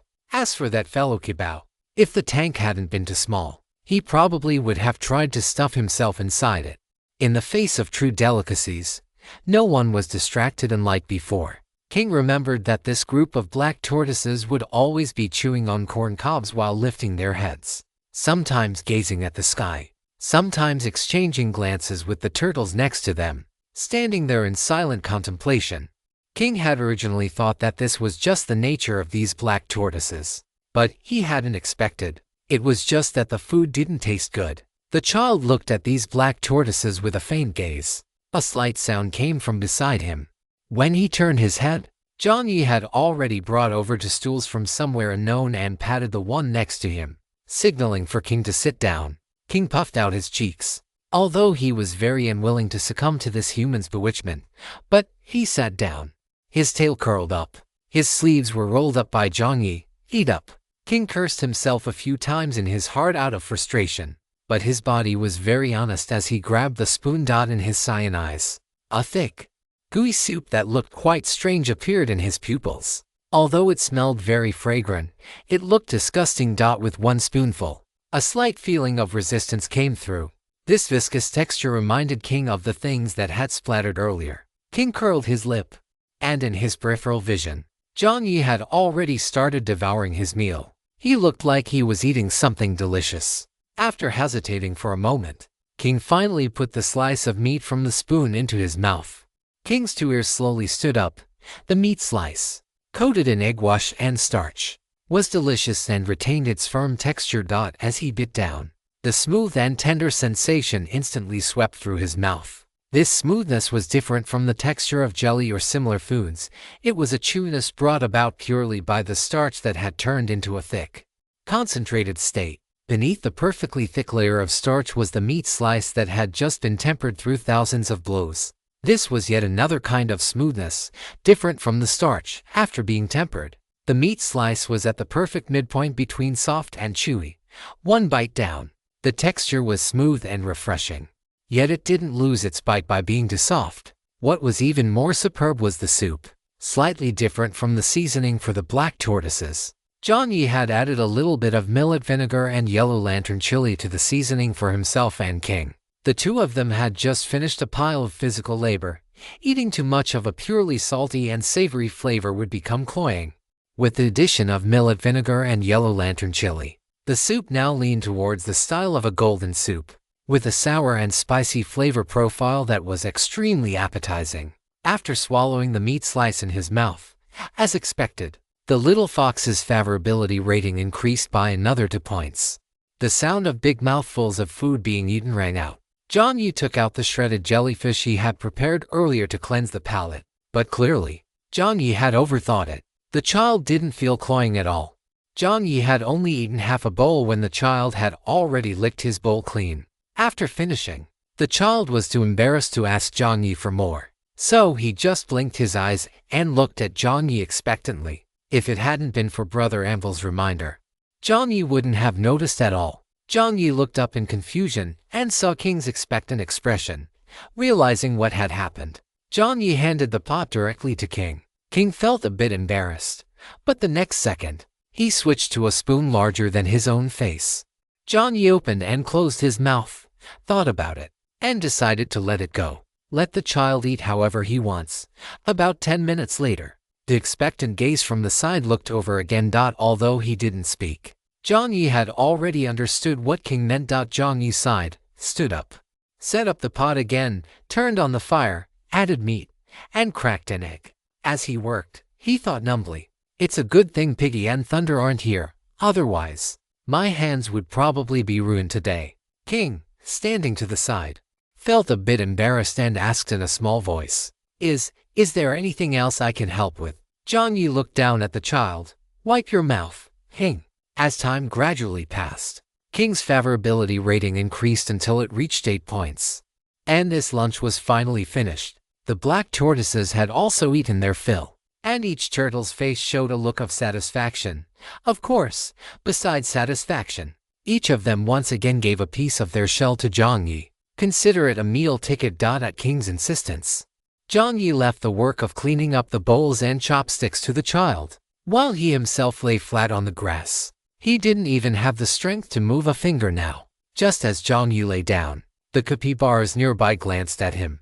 After confirming that Jiang Yi wasn't making any moves, these capybaras crept over bit by bit, distributing themselves in 2s and 3s around Jiang Yi's arms, lower abdomen, and thighs. They just lay down like that and began to sleep with their eyes squinted in the sun. The human body temperature was quite high, and Jiang Yi's body radiated a warm aura, which made these capybaras feel quite comfortable. Jiang Yi looked at the capybaras surrounding him with a mix of amusement and helplessness. He didn't resist and let them be. In his ears was the sound of the wind blowing through the grass, and at his side was the furry sensation. Overhead, just as he felt the sun was a bit too dazzling, the oldest one, Huang, walked over slowly, just in time to block the patch of sun above Jiang Yi's head. At this moment, Jiang Yi's eyelids began to fight. Oh no, the carb-induced dizziness is kicking in. Jiang Yi had originally intended to continue thinking about how to hand over that item from Werda to King later, but after his mind wandered for a moment, he became sluggish. In such an environment, thinking seemed like a very difficult task. Within a few seconds, the sound of rhythmic breathing rose from the grass. Whether they were large animals, small animals, or humans, they had all fallen asleep in a heap. When King returned, this was the scene he saw. King lowered his voice, tiptoed over, and took a soft blanket from the staff lounge which he had heard his brother say was obtained from some daydreaming pavilion, and draped it over Jiang Yi.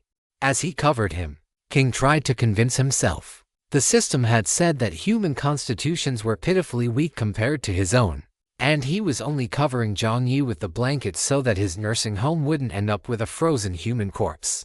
Even as he thought this, the afternoon sun was hanging high over the nursing home, and it was highly unlikely that any frozen corpse would appear. Jiang Yi slept for a long time. When he woke up, he felt as if something was pressing down on the top of his head, which forced him to reluctantly open his eyes. The moment Jiang Yi opened his eyes, the child's stiff face and clothes appeared in his line of sight. At the same time, another small tangerine rolled off the head of the capybara next to Jiang Yi and landed on his head.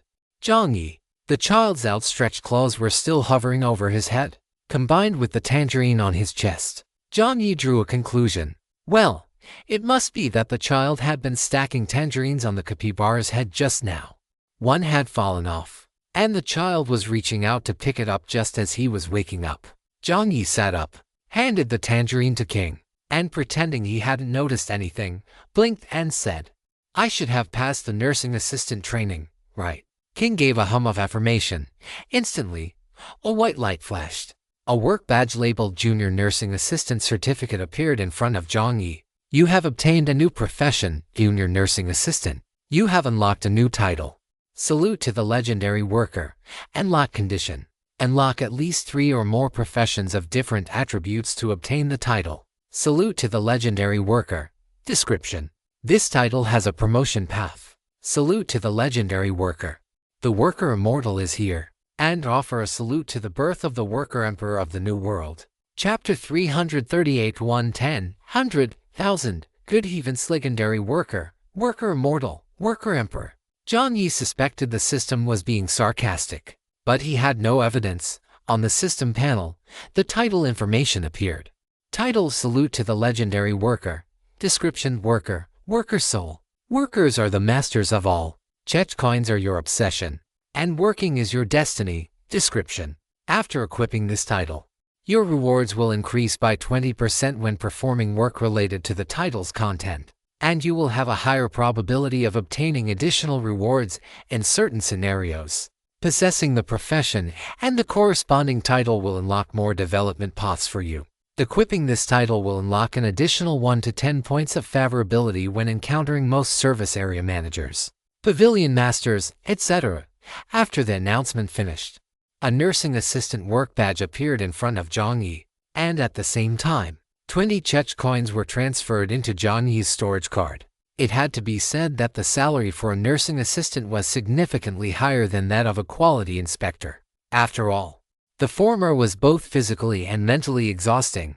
Of course, the salary of a quality inspector was similar to certain professions in the real world. Looking at the official salary, one was on the verge of bankruptcy, but looking at the under-the-table flow, well, saying any more would get this censored.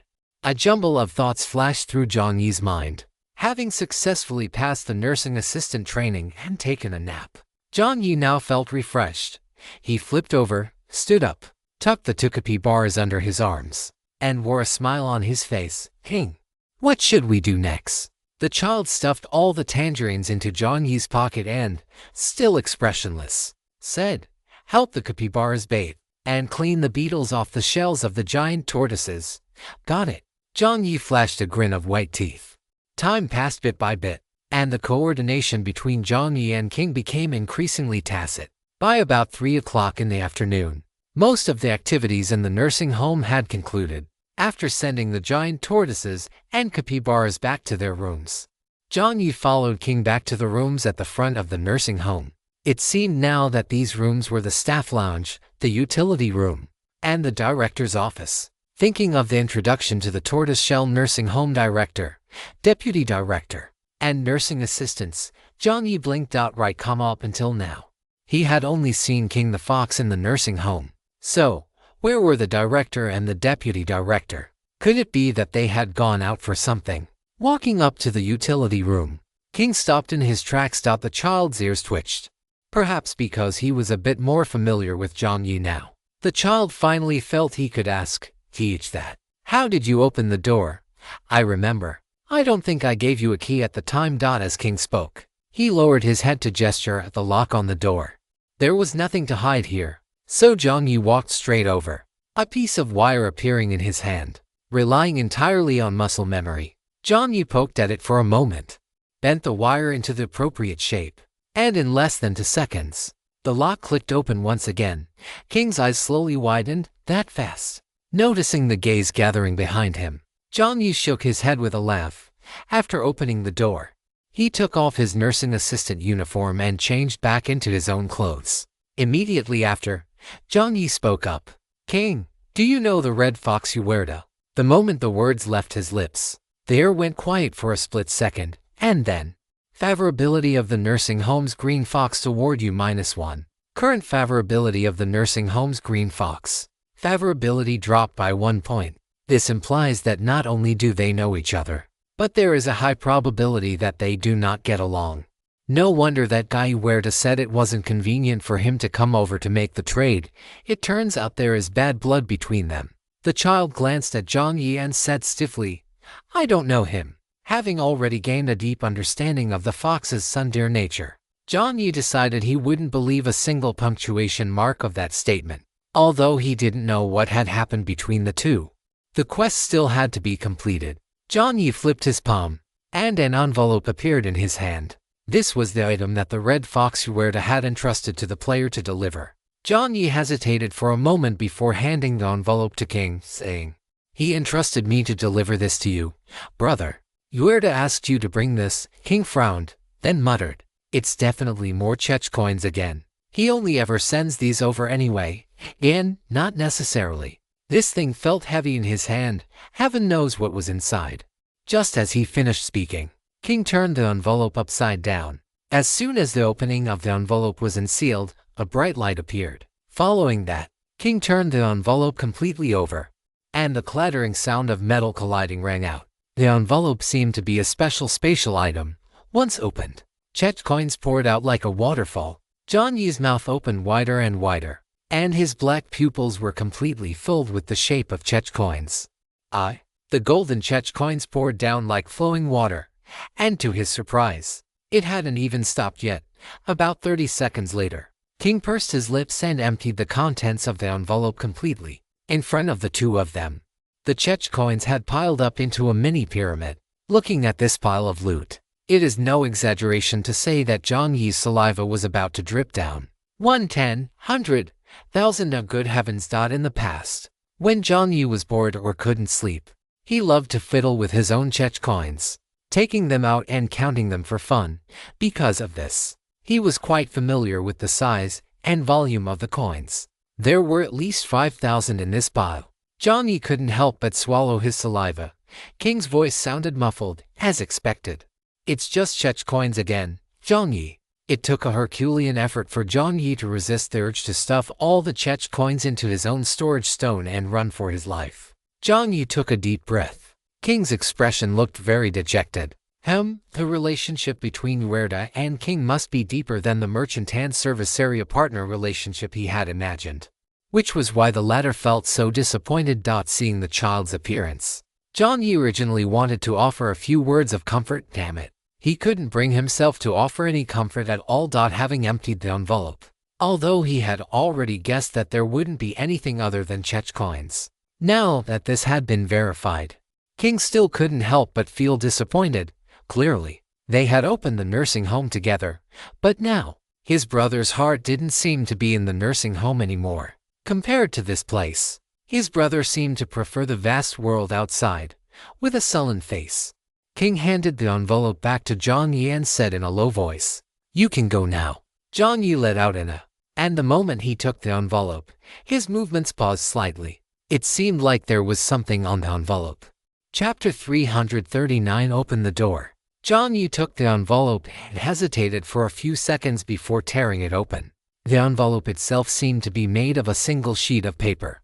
Looking at the appearance of this paper, Jiang Yi reasonably suspected that this thing might have been produced in the same place as the paper box he had obtained from the paper box clown. And folding the paper completely, the first thing Jiang Yi saw was a simple sketch. Jiang Yi struggled to make it out, and only then could he barely distinguish that the strokes and the symmetrical structure beside them were, perhaps, maybe, possibly a drawing of a little fox. "It's really ugly." In Jiang Yi's consciousness, Brother Anvil's plain language rang out. Jiang Yi's mouth twitched slightly. He shifted his gaze downward and saw a row of slanted characters below the pattern. Jiang Yi summoned the greatest patience of his life and, combined with some guesswork, barely managed to read what this sentence said. "Are you still angry? Brother is out making money. Brother misses you." It took Jiang Yi 3 minutes to read those 3 lines, some of which he had half guessed and half inferred. Brother. Jiang Yi wiped his face. Good heavens. Was the red fox Huerta actually the older brother of the green fox? Although Jiang Yi had never met Huerta, judging from the descriptions by Window That Won't Close and Young Master Pig, the red fox Huerta seemed to be a quite intelligent and cunning existence. And compared to King, this son dear little fox was nothing like him. Of course, Window That Won't Close and Young Master Pig had never mentioned that the red fox Huerta was semi-literate. Suppressing the urge to complain, Jiang Yi handed the unfolded letter paper back to the little fox. The little fox looked up in confusion, and Jiang Yi offered a friendly hint. "There is writing inside the letter." The little fox's gaze shifted over. Jiang Yi reached out and pointed his fingertip at the ghost-like scribbles written in pencil on the envelope. The little fox's expression was already quite sour. But because his impression of Jiang Yi was still decent, he asked, "Where is their writing? Weren't those just messy, meaningless patterns?" Jiang Yi PFFT. Brother Anvil laughed out loud. Jiang Yi had no choice but to use his finger to circle the line of characters again. King frowned, struggling to distinguish the characters that were bunched together with abstract and overlapping structures. After a few seconds, he realized that there really seemed to be writing, and it seemed to be written to him. The little fox grabbed the letter paper with both paws. Jiang Yi very considerately translated the ghost-like scribbles. Yuerta seems to be asking if you are still angry, and also, he is out making money and misses you very much. King read it back and forth several times. It really seemed to be exactly what Jiang Yi had said. Seeing King's expression, Jiang Yi couldn't help but ask, have you never opened the envelope before? I don't mean taking the contents out, but unfolding it, King. The child's face turned bashful. It seemed he really had never unfolded it. Jiang Yi pressed a hand to his forehead and sighed. The older brother was drifting outside, his heart tethered to the nursing home. But because his younger brother never replied to his letters, he was afraid the boy was angry and was too timid to return. As for the younger brother, he clearly missed his older brother too. But because he was stubborn yet soft-hearted, he stubbornly held back from reaching out. He even imagined himself as a pitiful, lonely child left behind who only received car coins, which made him even more disappointed in his brother and unwilling to be the one to ask. What was even more incredible was that the older brother was semi-literate, and the younger brother was a die-hard tsundere. Good grief. It was a closed loop.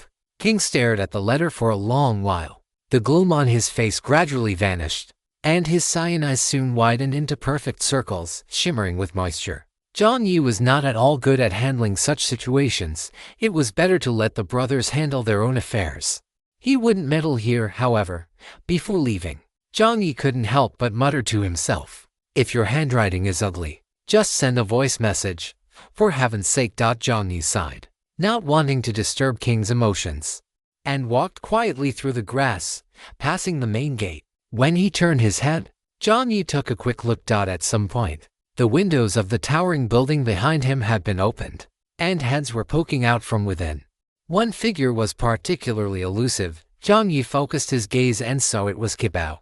Compared to the other black tortoises, Kibao was a bit shorter and couldn't quite reach the window, so he could only jump up and down below to look out. Were these black tortoises saying goodbye to him?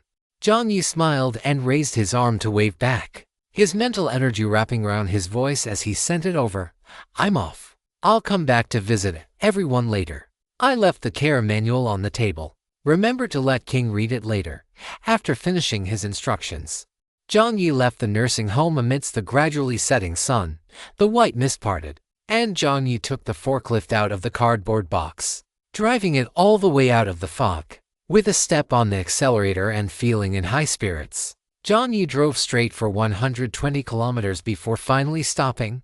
He stretched his shoulders, went to the back, and after watering the sunflower big baby and the little black egg with nutrient solution, Jiang Yi thought for a moment and took out the positioning card again. The target for this positioning was Primary Resource Recycling Station. Jiang Yi had not forgotten his promise to the mole boss. He focused his intent, and the white mist surged once more. Soon, a new fork in the road appeared before Jiang Yi. Without any hesitation, Jiang Yi wore a smile and brought along the gift he had prepared for the little moles. Pure, natural, and plump large sunflower seeds collected from the sunflower big baby. He drove the forklift into the fork in the road. The iron gate appeared before Jiang Yi once again, accompanied by the familiar, indescribably intoxicating scent formed by a mixture of various odors. If it were the old Jiang Yi, he probably would have frowned by now. But now, the smile on Jiang Yi's face grew even more pronounced. Is this a stench?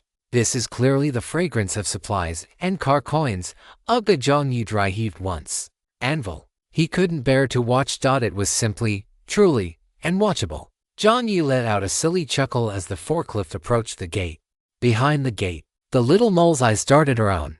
Upon seeing Jiang Yi's vehicle, The little moles felt it was somewhat familiar, but for a moment, they couldn't recall where they had seen it before. The little moles chattered away, all claiming that this was the biggest vehicle they had ever seen. There was also a mole who said, "No, this is the second biggest vehicle." It had seen a vehicle even larger than a house drive by last time. But for some reason, when it reached the front, it suddenly dove into another fork in the road that had appeared out of nowhere in the white mist. And then it vanished. Before it disappeared, it seemed to have seen a human girl sitting on that vehicle. But the little mole's voice was quickly drowned out, as most of the moles didn't believe there could be a car bigger than a house. The doubted little mole was unhappy and pouted, just as it was about to continue speaking. Out of the corner of its eye, the smallest mole wearing a bow tie suddenly called out softly, It's that big brother who came. That big brother. Which one?" Just as the mole turned around, outside the small open window, Jiang Yi was already leaning on his knees with his hands, smiling and gently knocking on the window. "Little moles, be good, open the door." Chapter 340 Hoarding Supplies, Part 1. It's little Jiang the inspector. The little mole's eyes lit up instantly. The little mole squeaked and jumped back and forth, trying to squeeze to the front to greet Jiang Yi. "Little Jiang the inspector, hello, you're here." The chattering sounds rose incessantly. If it were an ordinary player, they would have already found the noise chaotic and felt annoyed.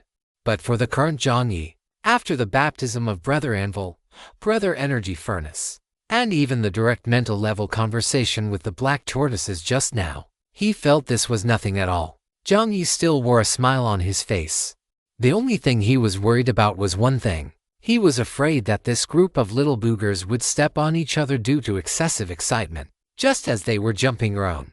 A middle-aged voice rang out. The voice merely coughed a few times, and the little moles were like they had been hit with a pause button, standing still obediently. "It's the boss is here," Mole Boss's voice sounded. "Whoever squeezes to the front again won't get any sunflower seeds today." As the voice fell, the little moles immediately became docile. The figure of the mole boss emerged from the back. The moles obediently cleared a path for the boss. The mole boss stood with his hands behind his back, looking extremely majestic. "Little Jiang the inspector, HMM. Jiang Yi tilted his head slightly and smiled. "We meet again, boss." Seeing that Jiang Yi had truly come as promised, the mole boss was visibly relieved. Heaven knows how panicked he had been during the monthly inspection. Fortunately, the last time Inspector Jiang had arrived late, so calculating the time, there was still room to wait. Even so, the mole boss still harbored doubts about human credibility, especially since, after Inspector Jiang, over a dozen other human players had come to the recycling station. Yet, upon arriving, these human players had tried to drag away supplies without saying a word or asking for permission. They had even attempted to lay hands on the little moles when the creatures tried to stop them. Compared to the fierce-looking monsters in other service areas, these little moles looked absolutely harmless. Because of this, many players had developed crooked intentions. And this was even before they had seen the raw material room. They had developed such thoughts just by seeing some of the trash waiting to be recycled on the ground. He dared not imagine if they had seen the uncompressed raw materials inside, like Inspector Jiang had, whether they would have fallen into complete madness, recalling those previous encounters. The mole boss shook his head inwardly. He could understand the motives of those humans. As the head of a family, he knew the hardships of life, but he did not like it. Humans needed to survive. Monsters needed to survive too, didn't they? Because of those previous encounters, the resource recycling station had installed an additional embedded gate with a peephole, making it much more cautious than before. After exchanging greetings and seeing the smiling Inspector Jiang, the mole boss's expression softened. "I'll have the little ones open the gate right away." "All right." Jiang Yi nodded. Soon, the iron gate was opened. Two little moles hopped over to Jiang Yi's side, leading him to put on the recycling station's work uniform. Once dressed in the uniform, Jiang Yi looked at the mole boss and said straightforwardly, "The weather on the highway has been changing recently. Do you have any heat stroke prevention items here?" After pondering for a few seconds, Jiang Yi added, "Besides heat stroke prevention, things for warmth and wind protection would also be fine." Jiang Yi had originally only intended to collect cooling items, but suddenly, he remembered a line from the description. The island weather is changeable. Well, past experience told Jiang Yi that aside from being sarcastic, the system rarely included useless information. The island scenario would last for a month, considering the changeable weather. Other supplies could also be prepared in advance. Hearing this, the mole boss thought for a few seconds and hummed, for cooling. I seem to have a batch of substandard furniture eliminated from the furniture mall air conditioners, electric fans, condensers, and the like, but these. The mole boss looked at Jiang Yi for a second and said truthfully, but the volume of these is relatively large, so the recycling price might be a bit higher. Although he knew Inspector Jiang's character, it had to be said that the previous encounters had, to some extent, left the mole boss with some prejudice against humans. If he hadn't arrived in time back then and used the station master rules to forcibly expel the humans, the little moles would have suffered casualties. After mentioning the price increase, the mole boss felt a bit uneasy, and like other human players who could be forcibly expelled, Inspector Jiang's status made this relationship somewhat delicate. The mole boss's pitch-black eyes looked at Jiang Yi with some anxiety.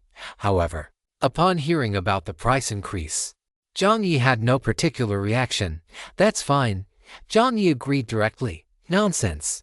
They compressed blocks based on volume. Things like air conditioners and electric fans were obviously bulkier than instant noodles. Since the return rate of the two resources differed, it was perfectly normal for the fees to differ.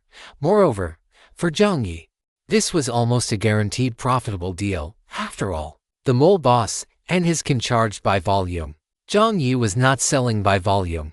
Any normal brain could do that math, with high-level crafting tables, an anvil, and even Jiang Yi's own repair experience. Most broken items could be recycled. Inspector Jiang, we compress blocks based on the volume of the materials, so this price increase. You agreed. The mole boss had been immersed in his own thoughts and had already started explaining, but suddenly heard and it's fine. Yes, it's fine, Jiang Yi repeated. The claws the mole boss held behind his back twitched. The mole boss of the primary resource recycling station has increased your favorability by 5. The current favorability of the mole boss of the primary resource recycling station is Chapter 341, Hoarding Supplies Part 2. The mole boss coughed lightly. Although he wanted to maintain his dignity as a boss, he couldn't help but let the corners of his mouth turn up. After putting on the work uniform, Jiang Yi didn't waste time and immediately had the little moles lead him to the raw material room first. It was still the familiar temporary food area. This time, Jiang Yi did not adopt a sweeping mode. The reason was simple. In the island scenario, food was not that scarce, although the refresh rate of treasure chests had decreased. After the dungeons opened, players could enter them to obtain supplies. Even if some players dared not enter, there would be no shortage of such items in the trading market. Therefore, Jiang Yi only selectively replenished instant noodles, compressed biscuits, energy bars, and other items that one could always hoard more of, regardless of the situation. After spending nearly 50 vehicle coins, Jiang Yi arrived at the area where the discarded or substandard furniture mentioned by the mole boss was located. It had to be said that Jiang Yi had come at the right time. When the game first started, the furniture mall didn't have so many substandard products. After a month of accumulation, they had finally started to pile up here. Compared to the near-expiry food area, the area with discarded furniture and appliances had a relatively milder smell. The little mole helped Jiang Yi open the door. As soon as the heavy iron door was pulled back, the items inside slid right out, and a small electric hairdryer slid directly to Jiang Yi's feet. Jiang Yi bent down, picked up the hairdryer to examine it, and saw that the internal wires were burnt through. As long as he opened the back cover and reconnected them, it should be usable. Jiang Yi clicked his tongue. It seemed that the appliances here were far from reaching the point of being scrapped. The corners of Jiang Yi's mouth curled up slightly. Behind him, a little mole rubbed its small paws against Jiang Yi's pant leg. Brother, do you want this? I do, Jiang Yi answered straightforwardly. Okay. As the words fell, the little mole took the hairdryer from Jiang Yi's hand and carefully placed it into the sorting bin. Jiang Yi walked forward, letting the little moles pack up the things he needed. Hairdryers, electric kettles, microwaves. One item after another left Jiang Yi dazzled. This wasn't a resource recycling station, it was a raw material factory. The further he went inside, the more items there were. Soon, Jiang Yi found what he had been looking for. It was row upon row of standing air conditioners. Jiang Yi's eyes lit up, and he walked over quickly. Just as he approached, a little mole handed him a power strip.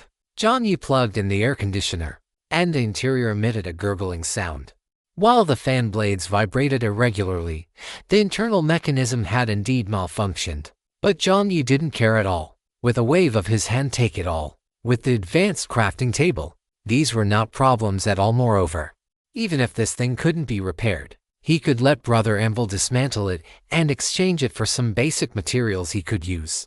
Regardless, these were considered relatively high-end appliances, and the materials inside would definitely come in handy. Jiang Yi counted them. The number of air conditioners wasn't huge, about 20 or so. But this wasn't exactly a necessity, considering that the retail price of these items was high and the target audience was relatively small. 20+ units were more than enough. Jiang Yi continued walking forward, and 2 large floor racks appeared before his eyes. On these racks were the electric fans Jiang Yi had been longing for, and they were even the Little Swan brand. He wondered if the Little Swan in this world was the same as the one in the real world. Jiang Yi stepped forward to check the condition of the fans. They were in good shape, only some had exterior damage, or the indicator lights occasionally failed to turn on. About 2/5 of the fans could be used directly, and the rest could be used after fixing the circuits. In Jiang Yi's ears, he could almost hear the echo of coins dropping. Without exception, take them all. One by one, the fans were moved out. The little moles stood ready, and at Jiang Yi's command, they began to heave and haul them out. However, when moving the last black electric fan, 2 little moles placed their paws under the base, but they couldn't lift it no matter how hard they tried. After the 2 little guys looked at each other, one of them couldn't help but bristle. "Are you not using any strength?" "Nonsense. It's you who aren't using any strength." "Impossible." The 2 little moles' eyes went round as saucers. After 2 seconds, they counted down together, 3, 2, 1. The 2 moles lifted together, and then they tumbled head over heels, rolling right to Jiang Yi's feet. Jiang Yi turned his head and saw the 2 little moles sitting on the ground, looking completely bewildered. "What's wrong?" Jiang Yi asked. The 2 guys scratched their heads, looking at each other. Neither was willing to admit they were weak. The moles in front had been moving things just fine, so why did a problem arise when it came to them? Jiang Yi looked at these 2 little rascals suspiciously, shook his head helplessly, and walked toward the black electric fan between them. Jiang Yi glanced at the black fan, not paying much attention, and reached out one hand, intending to lift it. However, the moment he touched it, Jiang Yi realized something was wrong. Good heavens, it's so heavy. Jiang Yi's current strength was already several times what it used to be. Although he hadn't reached the level of Spider-Man, who could hold up a moving train, he certainly had the strength to kill a monster with one punch. But even with such strength, he found it strenuous to lift this fan. This isn't right. Jiang Yi's heart began to thump wildly. This was the prelude to finding a treasure. Jiang Yi switched to his right hand, which was wearing the Aclier, braced his core, took a deep breath, and thought. After about 2 seconds, the black fan was lifted up by Jiang Yi bit by bit. Jiang Yi had a thought and directly materialized the advanced crafting table underneath it. Boom! The electric fan, which looked only half his size, was placed by Jiang Yi onto the advanced crafting table. Seeing this, the 2 little moles' mouths opened into an O-shape. Such great strength. The redstone analyzer on the crafting table began to operate, analyzing materials. Material analysis progress. 10%, 20%, 100%. Material analysis complete. Do you wish to view the material description? Yes, no. Jiang Yi directly chose yes. Item analysis complete. The main components of this item are a generator, fan blade assembly, and gearbox, among which the generator is mainly sourced from the Power No. 1 dungeon, and a grade superpowered AC motor. The fan blade assembly is mainly sourced from the Power No. 1 dungeon, a fluid dynamic scalable fan blade component. The gearbox is sourced from the quasi-gold level monster, Gear Behemoth, Power Core vacant, analysis complete. Jiang Yi's heart hammered like a drum, and 2 flushes of red appeared on his face, making him look as if he were drunk. He hit the jackpot. This was way faster than opening treasure chests. Jiang Yi's eyes began to shimmer with excitement. Brother Anvil shivered. It could only be said that in the process of accumulating wealth, his brother had not become increasingly composed. On the contrary, he had become increasingly perverted. Jiang Yi touched the black electric fan as if it were a treasure. The system was just about to speak. "Feed it, system." About half an hour later, Mole Boss looked at the looted abandoned equipment room, his grin nearly reaching his ears. As for Jiang Yi, who had just emerged, the expression on his face was no less enthusiastic. "Left, Mole Boss. Right, Jiang Yi. Special thanks to 1990 for version of Romance of the Three Kingdoms, Chapter 342. So hot I want to detonate the highway with one click." Box after box of supplies were transported out. After Mole Boss finished counting them, he suppressed the corners of his mouth and cautiously offered a price, 270 vehicle coins. Hearing this number, Jiang Yi also struggled to keep his own expression in check. 265 vehicle coins. Phew. The two went through the motions of bargaining like pros, then walked toward the lounge ahead with their arms around each other's shoulders. Both perfectly satisfied. The boss is still as bold as ever, and Quality Inspector Little John is still as generous as ever. With a beep, the settlement was made. 320 vehicle coins. In terms of quantity, this was a fairly large expenditure. Jiang Yi felt a faint twinge of pain in his wallet, but once he thought about the future returns, he told himself, the future is promising. The little moles helped Jiang Yi arrange all these supplies neatly. With a wave of his hand, Jiang Yi put them all into his space stone to be organized later. Jiang Yi glanced at the time. It was already 8 o'clock in the evening. He couldn't stay here any longer. Seeing this, Jiang Yi randomly sampled 1/10 of the mole's work results for the month. The little moles loaded the blocks onto the forklift one by one. With the high-level crafting table, Jiang Yi's inspection efficiency was much higher, yet even so, it took a full hour to process all the pending supplies. The little moles crouched outside the forklift's gate, nervously watching Jiang Yi's expression. Some of the little moles even had guilty looks on their faces. No one could guarantee 100% focus while working. Even the little moles were no exception. Sometimes, while working, they would start chatting or secretly cracking sunflower seeds. Although Mole Boss had noticed, most of the time he would just turn a blind eye, because he liked to snack on them too. After analyzing the final block, Jiang Yi rubbed his sore shoulders, catching the nervous expressions of the little moles in his peripheral vision. He raised the corners of his mouth slightly and deliberately frowned. This batch of supplies. The moles gasped, unable to help but stand up straight, their eyes wide as saucers. Seems to be sigh. The little moles scrambled in panic, terrified that they would hear a failing grade in the next second. One little mole squatted down right where it stood and began to crack sunflower seeds sadly. Fuff. Ha ha ha ha. Jiang Yi laughed in his heart, shook his head, and submitted the quality inspection report directly to the system. Shortly after, a green badge appeared in Jiang Yi's hand. To be honest, compared to human factories, the little mole's production results were already quite excellent. A shiny excellent badge appeared in Jiang Yi's hand. Jiang Yi stood up, leaned against the vehicle door, and watched the little moles below, who were too nervous to look at him. As his gaze swept across them, Jiang Yi noticed that not all the moles were that nervous. At least, the little mole wearing the pink bow, the one who had led him to the energy furnace brother earlier, was not.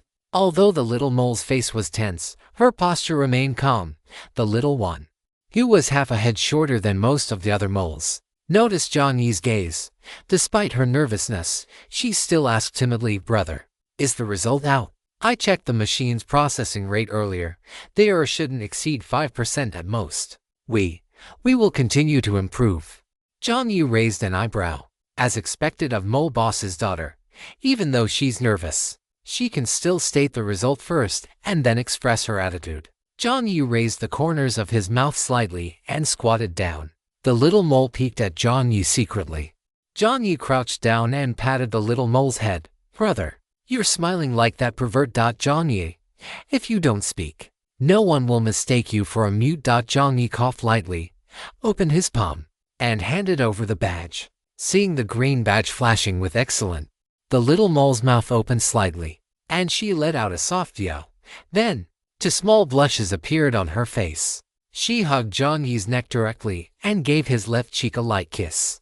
I have to say, these little animals are so direct in the way they express their affection. Thank you, brother.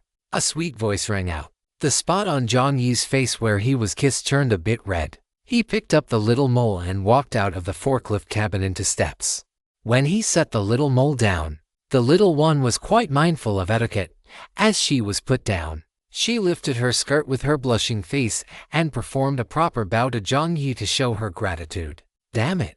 Jiang Yi felt his heart go whoosh as it was pierced by a pink little arrow. Cute, cute, cute, cute, cute, cute. Anvil brother, this hopeless daughter slave, can't bear to look, can't bear to look.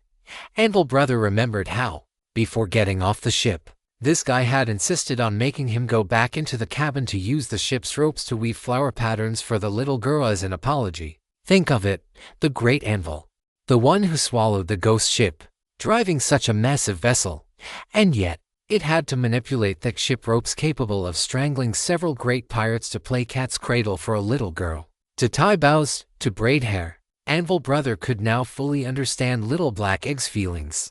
Exhaling a weary breath in his heart, Anvil brother chose to close his eyes. The little mole happily showed the high-quality rating to the mole boss. A look of delight also appeared on the mole boss's face as the blocks were checked one by one and transported out by the conveyor belt. Jiang Yi did not waste any more time. He waved goodbye to the little moles, closed the carriage, walked into the driver's cabin, stepped on the gas, and drove the forklift away.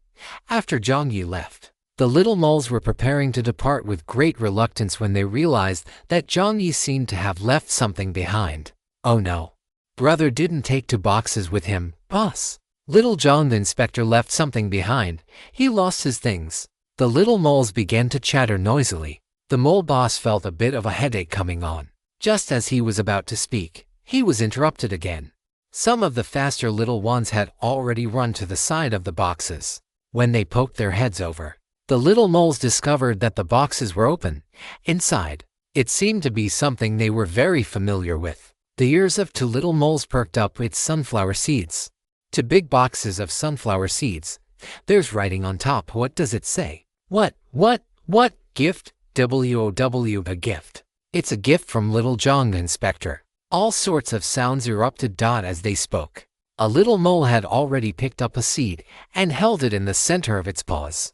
The seed was large, and the shell was very crisp. It cracked open with a single bite. Sweet, warm, and fragrant flavor wafted out. The little mole took a bite. Is this a sunflower seed that tastes like sunshine? The little mole's eyes were sparkling. The sounds of increasing favorability kept ringing out, but Jiang Yi could no longer hear them. After driving out of the service area, Jiang Yi's ears were filled entirely with the noisy chirping of insects outside the vehicle. ZZ. The nighttime temperature had not dropped. Instead, having accumulated the heat of the entire day, it had become even more humid and sweltering. The coconut trees on both sides of the highway were filled with this sound. Heat waves surged. After being out for only a short while, Jiang Yi felt sweat beginning to bead on his skin. Jiang Yi turned on the air conditioning immediately. Not only that, he also had the energy furnace brother temporarily cease operations, keeping it in a state of minimum energy consumption. He cranked the air conditioning down to 16 degrees, took a large iced watermelon out of the freezer, and opened it to take a bite. Only then did Jiang Yi feel a bit more comfortable. Jiang Yi had these things, but the other players were not nearly as comfortable. In the group chat channel, player Amances, so hot OS, player Shwashuis and Guish. So hot I want to detonate the highway with one click. Player Kazadejin 323. Woo woo woo woo. This child is going to be delirious from the heat. I accidentally ran into the white fog. Save this child. Chapter 343, Holy Fog. Jiang Yi glanced at the temperature. The main screen showed it had already reached 39 degrees. For residents of certain southern regions, this temperature might still be acceptable. But for those from the north, this temperature, especially when set against the backdrop of humid weather, was already quite unbearable. Many people's clothes were wet, then dry, then wet again, which was extremely uncomfortable. The messages in the group chat were like a stone causing 1,000 ripples. Most vehicles had stopped at night due to the high temperature. And many players began complaining in the group that the heat was too high and that life was becoming impossible. In the trading hall, the prices of all items related to cooling had skyrocketed. A cooling patch was even selling for the high price of 3 vehicle coins or 5 vehicle upgrade fragments. Not only that, besides cooling items, the prices of medicines for colds and fevers had also risen. After all, in the island weather, going from hot to cold and being exposed to the wind meant that if one's resistance wasn't strong, catching a cold was a certainty. Jiang Yi watched the group chat for a while. Besides talking about the heat, Jiang Yi also discovered that the Green Onion report post had updated with new information. I have to say, he is truly a lucky guy to have boarded the Twilight *. The information mastered by a window that won't close this time was something even Jiang Yi had to admire. The distribution of maritime forces. Introductions to various islands on the sea, especially the northern islands, and the primary resources of each island were all recorded clearly. Of course, not all the information was made public. This time, following Jiang Yi's suggestion, Window That Won't Close had directly launched a paid service. Although there weren't many buyers due to trust issues, Jiang Yi believed that after tonight, the number of subscriptions would not be small. After going over the things he needed to do tonight one by one in his mind, Jiang Yi opened his inventory and took out the black turtle shell fragments. Jiang Yi had collected a total of 43 black turtle shell fragments. After setting aside 10 as backup resources, Jiang Yi spread the remaining fragments out inside the carriage. This was only possible because Jiang Yi's carriage was large enough. Otherwise, an ordinary vehicle wouldn't have been able to hold all these things. Jiang Yi rubbed his chin, starting to think about how to craft this batch of fragments in his mind. Of course, Jiang Yi could just sell the fragments directly. But as a qualified merchant, what one pursues is, naturally, the maximization of profit. The profit from raw materials wasn't high enough. But with a little processing, the finished product could double the profit. Jiang Yi opened the private chat channel and found the avatar of Window That Won't Close. This guy seemed to have changed his avatar to the shape of an iceberg and the ocean, though there was something strange in the middle. Jiang Yi looked at the yellow golden cudgel on the ocean in surprise. I didn't notice it before, but is Window That Won't Close a fan of the Monkey King? Does the golden cudgel provide a sense of security? After glancing at the avatar, Jiang Yi didn't think much of it and sent a message, melancholy little fries. Are you there? After a second, the other side replied instantly, Window That Won't Close, yes, yes, yes, yes, yes. Puppy comes running over. Jiang Yi ignored the emoji and asked, melancholy little fry, do you have any armor blueprints? Simple ones will do.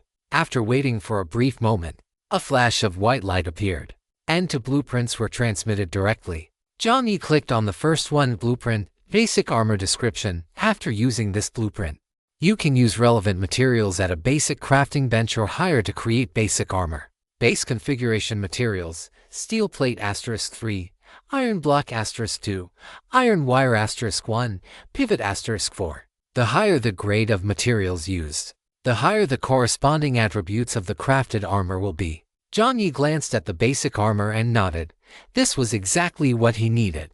As for the second blueprint, Jiang Yi tilted his head slightly. This one was different from the first. The second blueprint was incomplete. Blueprint, modular embeddable mechanical prosthetic incomplete description.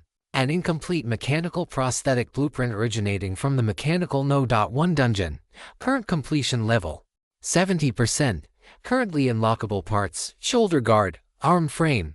Required materials, high-efficiency mechanical materials. Note, equipping this mechanical prosthetic requires high physical constitution. Players with low attributes should proceed with caution. Note, using this blueprint requires at least a high-level crafting bench *1. Note, after using this blueprint, there is a certain probability of attracting the gaze of certain entities. Mechanical No. 1 dungeon. Jiang Yi's eyes widened slightly. He hurriedly pulled up the black fen he had obtained earlier and searched for the keyword in the system logs. Very quickly, he found the name Mechanical No. The black fen and the incomplete blueprint both came from Mechanical No. It seemed this dungeon was likely themed around forging or technology. Perhaps he really could make use of this blueprint. Jiang Yi didn't stand on ceremony with Window That Won't Close. After a moment of thought, He took 2 large ice melons of the same type he had, a crate of ice cola, over a dozen cooling patches, and 5 vehicle upgrade cards from his freezer and sent them over to window that won't close. In addition, Jiang Yi sent a message, "Melancholy little fry. I can give you a set of the temperature regulating armor I'm about to craft, if you need it."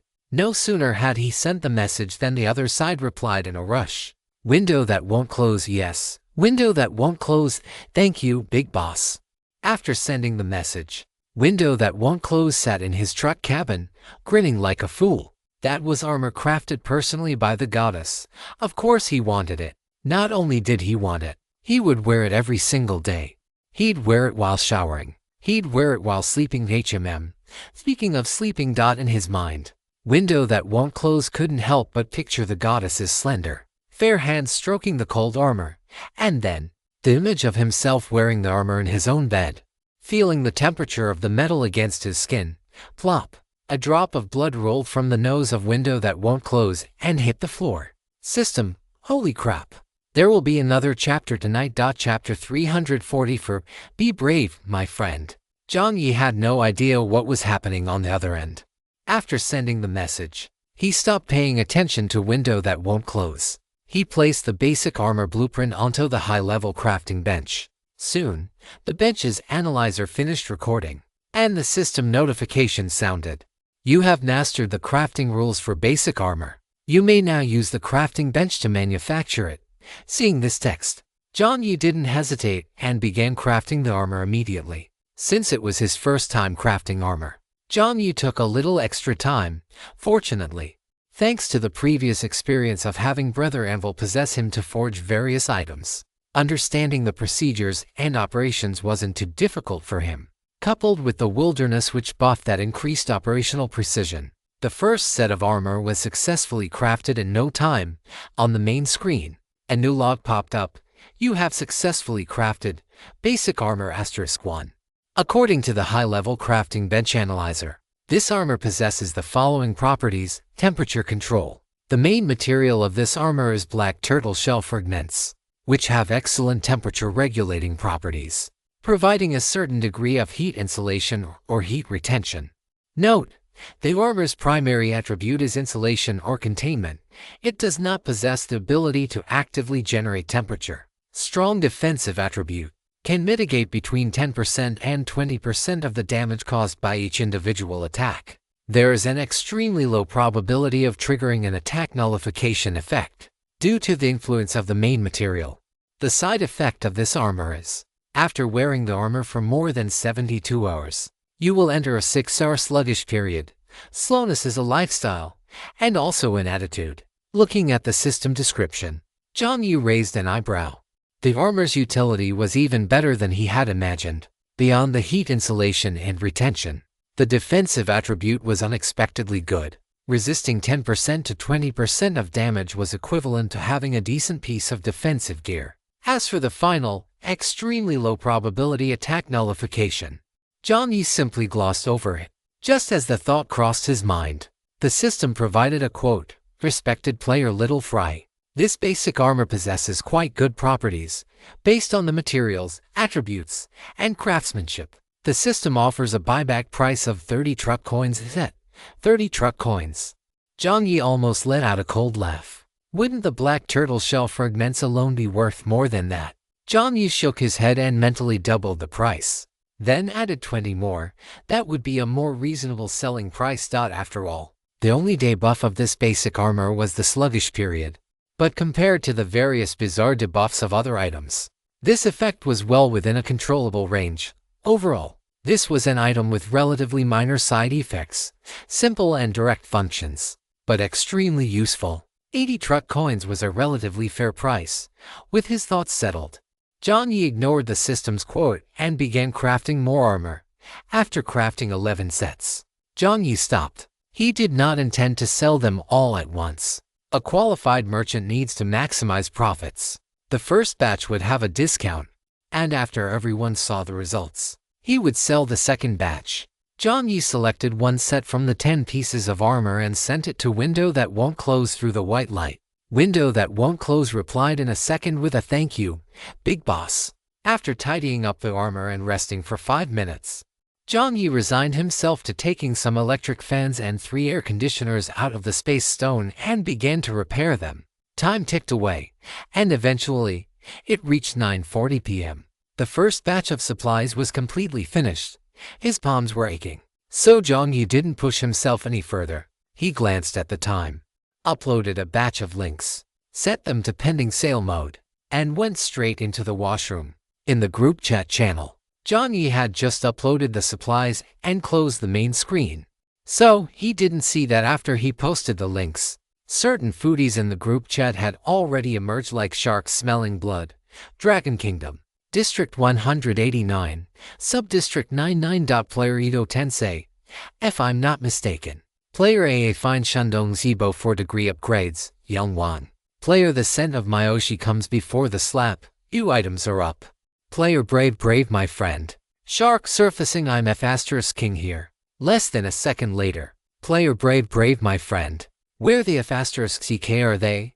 The message was sent, and then immediately retracted clearly. This friend had suddenly realized whose shop this was. After obediently retracting the message. Player Brave my friend. Are you all dogs in this group? Player Brave my friend. Where are the new items? Are you trying to trick me? Player Ito Tensei, this ancient style scholar, calm down. It's a sale notification, not a now on sale notification. Player Brave my friend, on sale, I see. Player Brave my friend. I'm F** king camping here right now. Player Brave my friend, whoever snatches them, I'll bite them to death. Angry emoji. Player Unsettled, camping here. Player Thunderzy, camping here. Player Your Wild King is infinitely arrogant, camping here. Player Human Race Brick Moving Emperor, camping here. Player Shoot 1902, camping here. Player Brave my friend. Player Brave my friend, message retracted. Player Brave my friend, message retracted. Player Brave my friend, slowly lying down. Chapter 345. No, something is 9/10 wrong. After Brave my friend retracted the message, the group chat went silent for a second. The players mentally lit a candle for this friend who, all by himself, wanted to bite every other big boss to death. Afterward, they happily began to flood the chat. Player always fails at looking cool. I've already set my alarm. This time I will get back everything I lost. Helmet battle face emoji. Player actually got minced like meat upon entering society. Do you even know what you're getting? I'm coming for it. Player will a kind-hearted Onisen notice me today? Helmet battle face emoji. Player never fighting, never grabbing. Wishing for the big boss to list some cooling supplies. Player Ito Tensei same. Player Ito Tensei. If this temperature doesn't drop, the kids really can't go on. My hands are slipping on the steering wheel. It must be said that this was indeed a very realistic problem. It wasn't just the steering wheel slipping, the weather was sweltering. There was too much sweat, people were irritable, and their vision was easily blurred. The player from earlier who almost drove into the white fog definitely wasn't an isolated case. However, not all players held the same view. Although they didn't dare to talk back openly, they were good at saying all sorts of nonsense. Player everyone is drunk. I alone am sober. Picking nose, treating the big boss like a wishing well turtle. The big boss is probably hot to right now. The island weather changes so rapidly, even for a big boss. It's hard to bring out so many supplies at once. Player everyone is drunk. I alone am sober. Picking nose, better find your own way out. When the message was sent, many players couldn't help but frown. The meaning was clear, and the words sounded logical. But why was it so annoying? Weren't they just joining in the fun? After sending the message, everyone is drunk. I alone am sober saw that no one replied. His little desire to be noticed by everyone was greatly satisfied. This statement of his was rational, objective, and even considered things from the big boss's perspective. Perhaps, if the big boss was watching, it might even attract the big boss's attention. With that thought settled, everyone is drunk. I alone am sober was just about to send another message when the main screen suddenly began to flicker. A crisping sound rang out, and at the same time, familiar text flashed across the main screen. High-level player Melancholy Little Fry is speaking. Come and watch. Melancholy little fry is online. Everyone is drunk. Iolonium Sober's mind immediately became active. He hurriedly clicked on the chat box. And just as he was about to send a long paragraph of rhetoric, an image loaded. An image. Everyone is drunk. Iolonium Sober was stunned for a moment, clicked into the image, and chose to view it. The photo seemed to have been taken quite casually, and the lens even seemed to have a hint of water vapor inside the cool-toned, massive vehicle space. There were matching tables and chairs. On the long table, there was even a pot of sunflowers. The sunflowers were growing extremely well, large and bright in color, making anyone who looked at them feel very comfortable. Aside from the sunflowers, the most eye-catching thing was naturally, on the long table, a bright red watermelon, cut open and larger than a human head. With water droplets on top, it was clear at a glance that it had just been taken out of the refrigerator. Many players chose to zoom in on the image, the vivid, mouth-watering color making their saliva secrete uncontrollably. On such a sweltering and humid night, if only they could also have a serving of this iced watermelon. With great difficulty, they tore their eyes away from the iced watermelon, and then the players saw the other items on the long table. Player Mango I love mango. Is that mango shaved ice? Player Mango I love mango slowly lies down. Besides the mango shaved ice, there was a stack of fries with ketchup and a glass of iced cola with lemon slices inside. Next to the food, the 1/6C setting on the massive floor standing air conditioner was extremely conspicuous. As for the background, it was naturally soft music. The melody was soothing, although it was only a short clip and the image was static. That melody made countless players feel as if their little hearts were being scratched by a cat. Jiang Yi wiped the water droplets from his head. He had just come out of the shower, and the temperature was so low that he felt a bit cold. A layer of goosebumps rose on his skin, and Jiang Yi rarely bothered to find a bathrobe to wrap around himself. Just after stepping out of the bathroom, Jiang Yi glanced at his messages. Without thinking too much, he snapped a photo and posted a preview of the supplies he possessed. Player Ito Tensei, late night snack, iced watermelon, cola, shaved ice. And there's even music and plants. Is this right? Player Ito Tensei, are the big boss and us playing the same game? Player I have a sword, slowly lies down. JPG seeing such a photo on a scorching night makes it feel even hotter. Player I have a sword, out of options. So is this where the ear-piercing goes? Player society is simple, people are complex. 2 lines of tears being faced. Emoji. Player Edogawa the first little prodigy. No, it's 9/10 wrong. Player Edogawa the first little prodigy.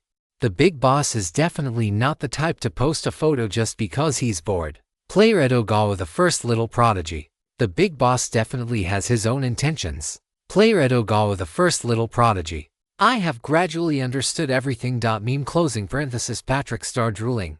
Player Ito Tensei. Then is the big boss saying we're trash? Player Edogawa the first little prodigy. Player the old ox silently tilling the field. Did no one notice that this picture looks like a post-shower photo of the big boss? I think I see the bathroom door in the corner is half open. Player Edogawa the first little prodigy. Is that how you use the term post-shower photo? Player the old ox silently tilling the field. Little fries. Little fries pink rabbit climbing the window. Meme player Thundersy. Window that won't close silently chose to save backup, forward, upload to the cloud space, and send it to the Green Onion Intelligence post-fall transfer assistant chat box. 2 seconds later, the small printer nearby lit up, and a color photo was printed out. Window that won't close picked up the printed picture with an expressionless face, held it in his hands, and began to giggle foolishly.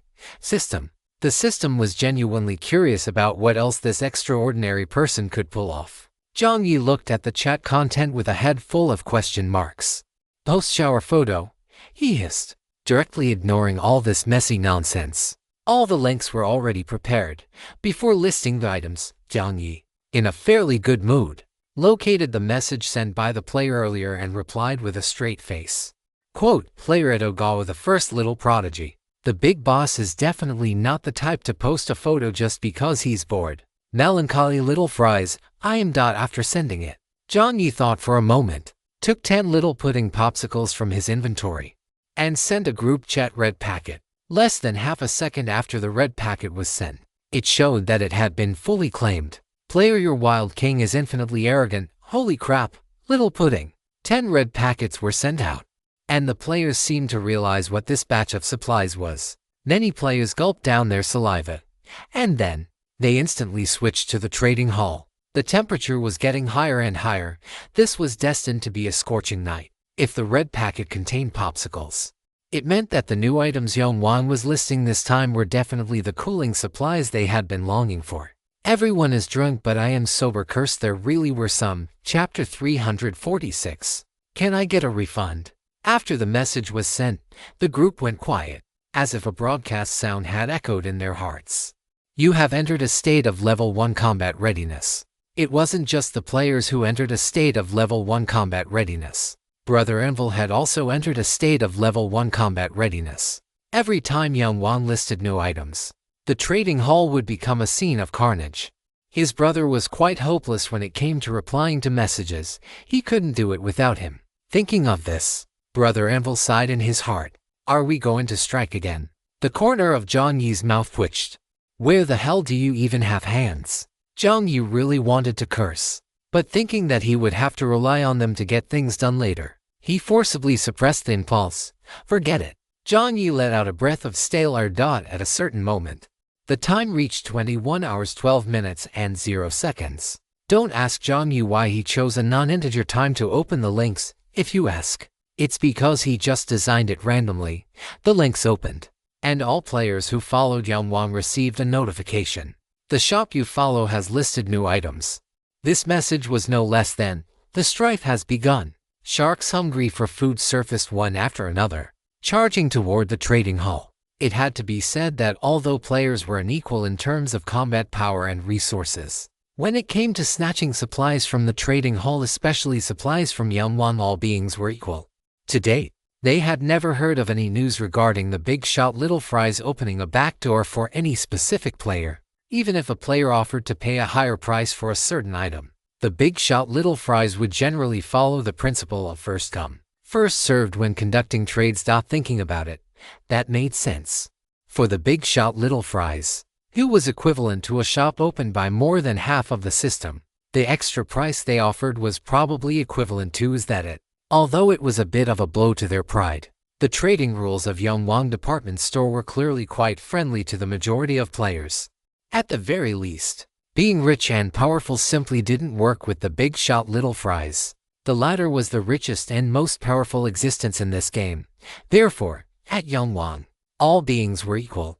As long as you hadn't been blacklisted by the big shot, you could fight for a future for yourself by relying on the hand speed you'd honed for over a decade. Thinking about it, why did it feel so inspiring? With messy thoughts flashing through his mind, when Reanimation Jutsu looked back at the shop, holy crap, it's gone.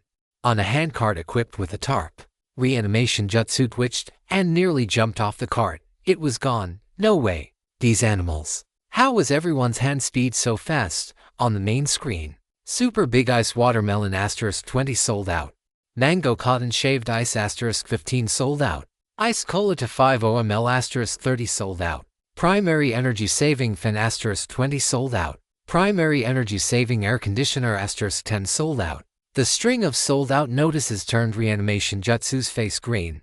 A white light flashed, and a cup of Mango Cotton Shaved Ice appeared above the handcart. While cursing the other players, Reanimation Jutsu carefully caught the shaved ice. Sigh. He had originally wanted to sweep up a large haul, but it seemed he had thought too much. In fact, being able to snatch a cup of shaved ice seemed to already put him ahead of some players. Player Brave my friend. Who snatched the big watermelon? This kid didn't even get a single hair. Frantic, going crazy. Player Thundersy. Player Brave my friend, lost all luster. Brave my friend had originally intended to negotiate, but upon seeing that the one who snatched the watermelon was the big shot Thunder, he fell into despair and lost all luster. This big shot was famous for being protective of his food, although he was usually easy to talk to and would share information about roads, engines, and even monsters. When it came to food, there was simply no room for negotiation with this big shot. You could absolutely never trade food from Thunder. It couldn't be done. It just couldn't be done. It was impossible. 2 lines of hot tears streamed down Brave Brave's face. After a wave of new rivals, the players who had snatched items were frantically showing off their loot in the group chat. Those who hadn't snatched anything could only wail and cry in the group. They didn't dare to the big shot little fries, so they could only spam messages to build a floor and wish for the big shot little fries to restock. However, just as everyone was spamming, a message suddenly refreshed. Player, please behead Jiang Yi. What kind of armor costs 80 vehicle coins? It doesn't even have a grade. Incredulous emoji at closing parenthesis. 80 vehicle coins. Reanimation jutsu and Brave sat up simultaneously. Good heavens. This was the first time they had seen something so expensive in Yongwan. What was this thing? Seeing the number 80, many players became curious. Why hadn't they seen this batch of items? They rushed to the trading hall, and some meddlesome players posted the link and information for the last row of items in the trading hall. Primary armor *5 sold out price, 80 vehicle coins a set. It really was 80 vehicle coins. On the road, the players inside their vehicles couldn't help but widen their eyes. This should be the first time they had encountered such an expensive item being sold in a player's shop. Moreover, just as Please Behead Jiang Yi said, this item didn't even show a grade. An item with no grade was being sold for 80 vehicle coins.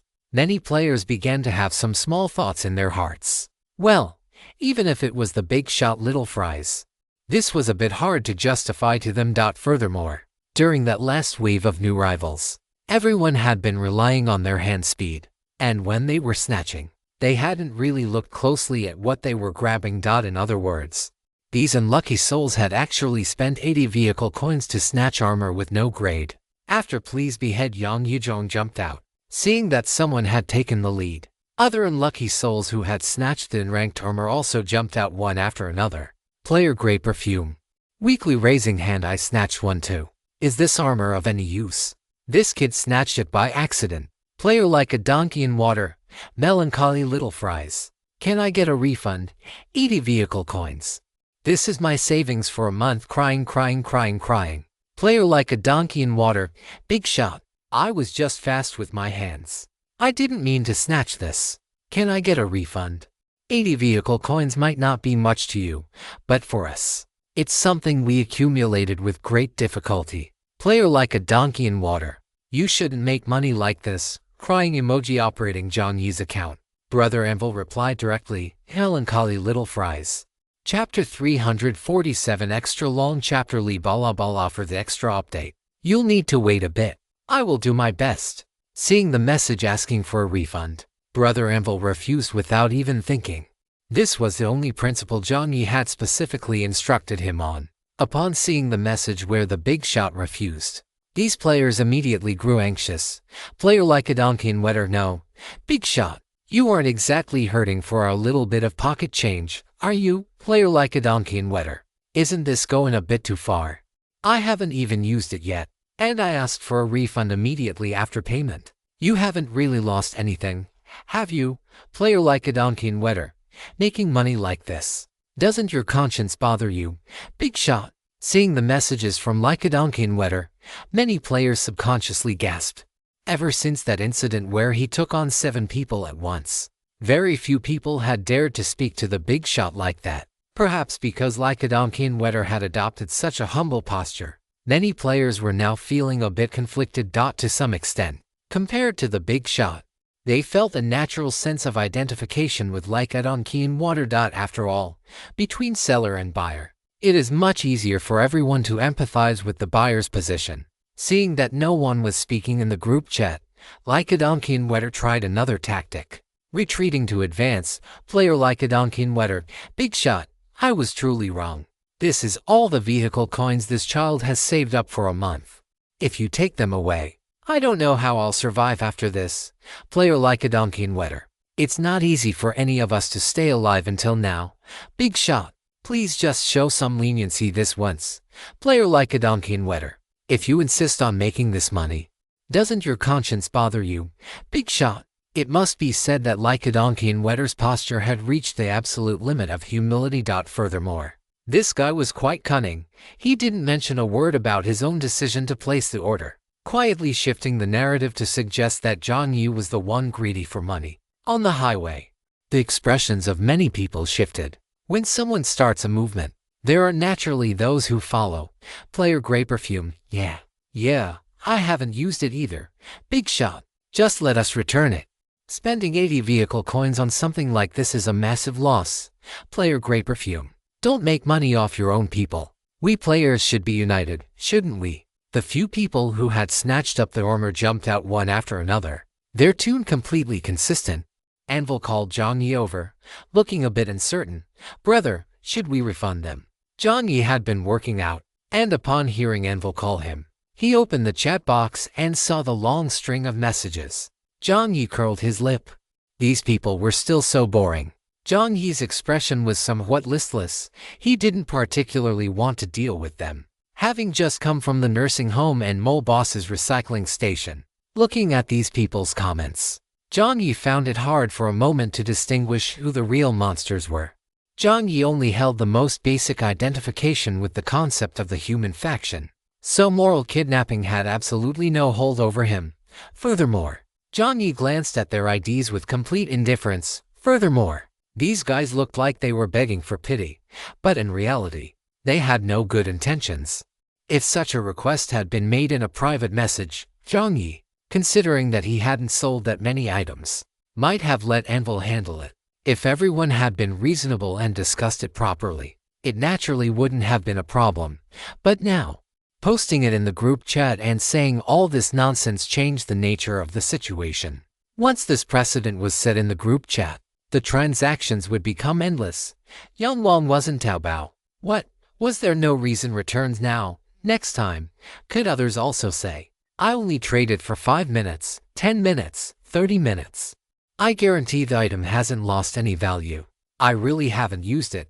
Can you refund me? Even if these people hadn't reached that point yet, as long as they opened their mouths in the big group, based on Jiang Yi's understanding of human nature, it would inevitably evolve into that eventually. If it were a private chat, Jiang Yi would have refunded them. He didn't have the sadistic hobby of driving others to their deaths. But in the group chat, Jiang Yi felt a sense of weariness and spoke directly. Yeah, Jiang Yi grunted, expressionlessly biting a small fry in half and swallowing it. Jiang Yi naturally didn't intend to just let it go like that. To put it bluntly, when the time came, there would naturally be a way to solve this. However, this time seemed to arrive even faster than Jiang Yi had imagined. Just after those few guys finished sending their messages, a new message popped up, and this message was a voice note. Jiang Yi raised an eyebrow and clicked play. Player your World King just Fertindi voice so you're saying, you accidentally right on time entered Yang Wang's link at 21:12, then kept scrolling through the list of links, scrolled to the very last one, clicked into it, and then, after the 4 words no refunds or exchanges, which were bigger than your own face, were shoved right in front of you. After clicking I want it, you open the chat box, send I want it n times with 1 click, then open the trade door, then entered the input. Then, after entering the 8-digit numerical ID, you let the system confirm the 2-party transaction. And then the 4 big words no refunds or exchanges were shoved in your face again. And then you opened your own inventory, took out a full 80 vehicle coins, and then used the white light to send the vehicle coins over. The reason he said took out 80 vehicle coins was because Wild King didn't believe these people who didn't know quality had storage cards. Although he hadn't spent much time with the big shot, Wild King at least understood one thing.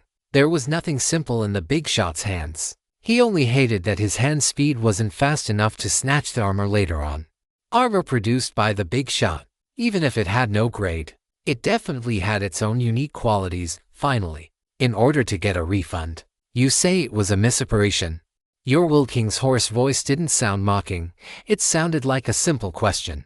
Yet, it was this tone of simple questioning that sounded even more piercing. Yeah, you're saying that after the big shot reminded you twice, after you performed a whole series of operations, and even had time during the process to choose not to send the vehicle coins, you're claiming it was a misoperation. Ruludishui, who had just sent a long message, felt his face burning. He was just about to type something more when player society is simple. People are complex. Picking nose in my opinion, it wasn't a misoperation. You opened it, realized you didn't get a bargain, and immediately got hot-headed, right? If Ruludishui had felt slapped in the face just a moment ago, now it felt as if all his petty thoughts had been exposed and laid out in the open. Damn it! Ruludishui slammed his steering wheel hard. He was cursing under his breath. It had to be said that society is simple. People are complex. Understood the mindset of people like them all too well. Why did everyone love to camp out for Yongwang's goods? On one hand, his inventory was the most comprehensive. On the other hand, wasn't it because the big shot didn't lack supplies and therefore didn't hoard goods like other players? Compared to buying from others, buying from the big shot felt like picking up a bargain.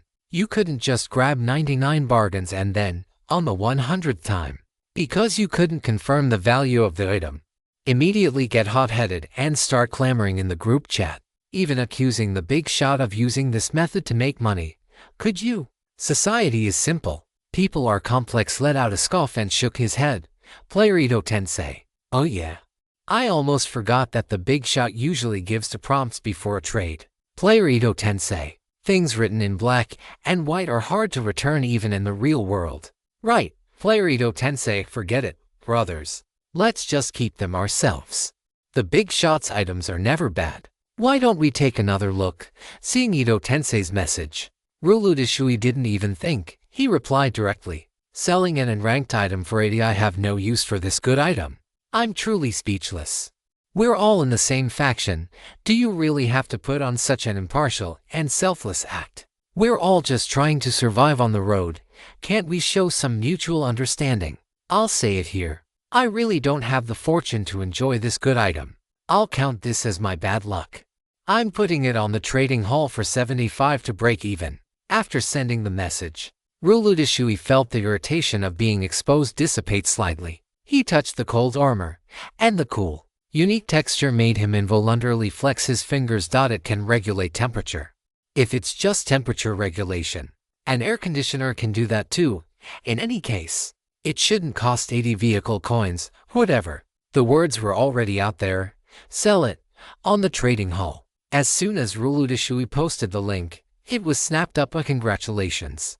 Your primary armor has been purchased by player. Your Wild King is infinitely arrogant for 100 vehicle coins. You have received a message. Player, your Wild King is infinitely arrogant. The extra 25. 0 is a gift for you.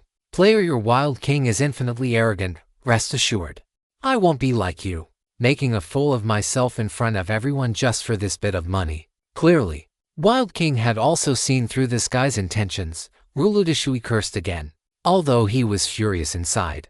Seeing the full 25 vehicle coins, he suppressed the feeling of having to eat excrement and chose to trade. Chapter 348. The Chirping Cicada Part 1. On the other side, Wild King saw this guy choose to trade and couldn't help but scoff. So, a gentleman can be killed but not humiliated, right? If this guy hadn't accepted, he might have thought a little higher of him. Vehicle coins were important. Yes, but these 25 coins certainly wouldn't determine life or death. Wild King clicked his tongue and sent another postscript. Transaction complete. No returns or exchanges. The 8 large characters popped up. Ruludishui's face on the other side was as dark as the night on the road. Was this guy for real? What an idiot. Although he had been mocked again, Ruludishui chose to ignore it. Who would turn their back on money? Enduring this idiot's mockery meant 25 vehicle coins in the pocket. Ruludishui chose again. Agree to the trade. A white light flashed simultaneously. Wild King deducted 100 vehicle coins from his account, and a piece of armor was teleported over. Aside from Ruludishui, other players saw this and also began listing their armor on the trading hall. Out of 5 people, 3 chose to trade, while the other 2 seemed more cautious. They neither spoke in the group chat nor chose to sell on the trading hall. If Jiang Yi were here, he would definitely recognize who the other person was. On an excavator marked Lenfei, a woman wearing a full combat suit was sitting. She had a strikingly beautiful and imposing face. Her oval face, as she looked at the group chat, was filled with mockery. Below the main screen, the ID Xiaoli Zhang was displayed. Player Xiaoli Zhang. And if Jiang Yi were here, he might call her Xiao Wei. Xiao Wei looked at the few players who had jumped out and couldn't help but scoff. People who don't know a good thing when they see it. In Xiao Wei's hand was also a piece of armor that was pitch black all over. It didn't look shiny or cool. The fact that its main material was the shell of a black tortoise determined its plain appearance. However, unlike its plain appearance, Xiao Wei knew how heaven-defying the defense of this armor was. The best way to verify the defense value of the armor was, of course, as soon as the white light teleported the armor over, Xiao Wei punched it. With a boom, the air emitted an exaggerated sonic boom. Then, the air was launched like an air cannon, slamming violently into the black armor. The two collided. Yet the latter didn't show a single crack. What did this mean? Xiao Wei's eyes sparkled. Armor that could withstand her punch had to be at least bronze grade.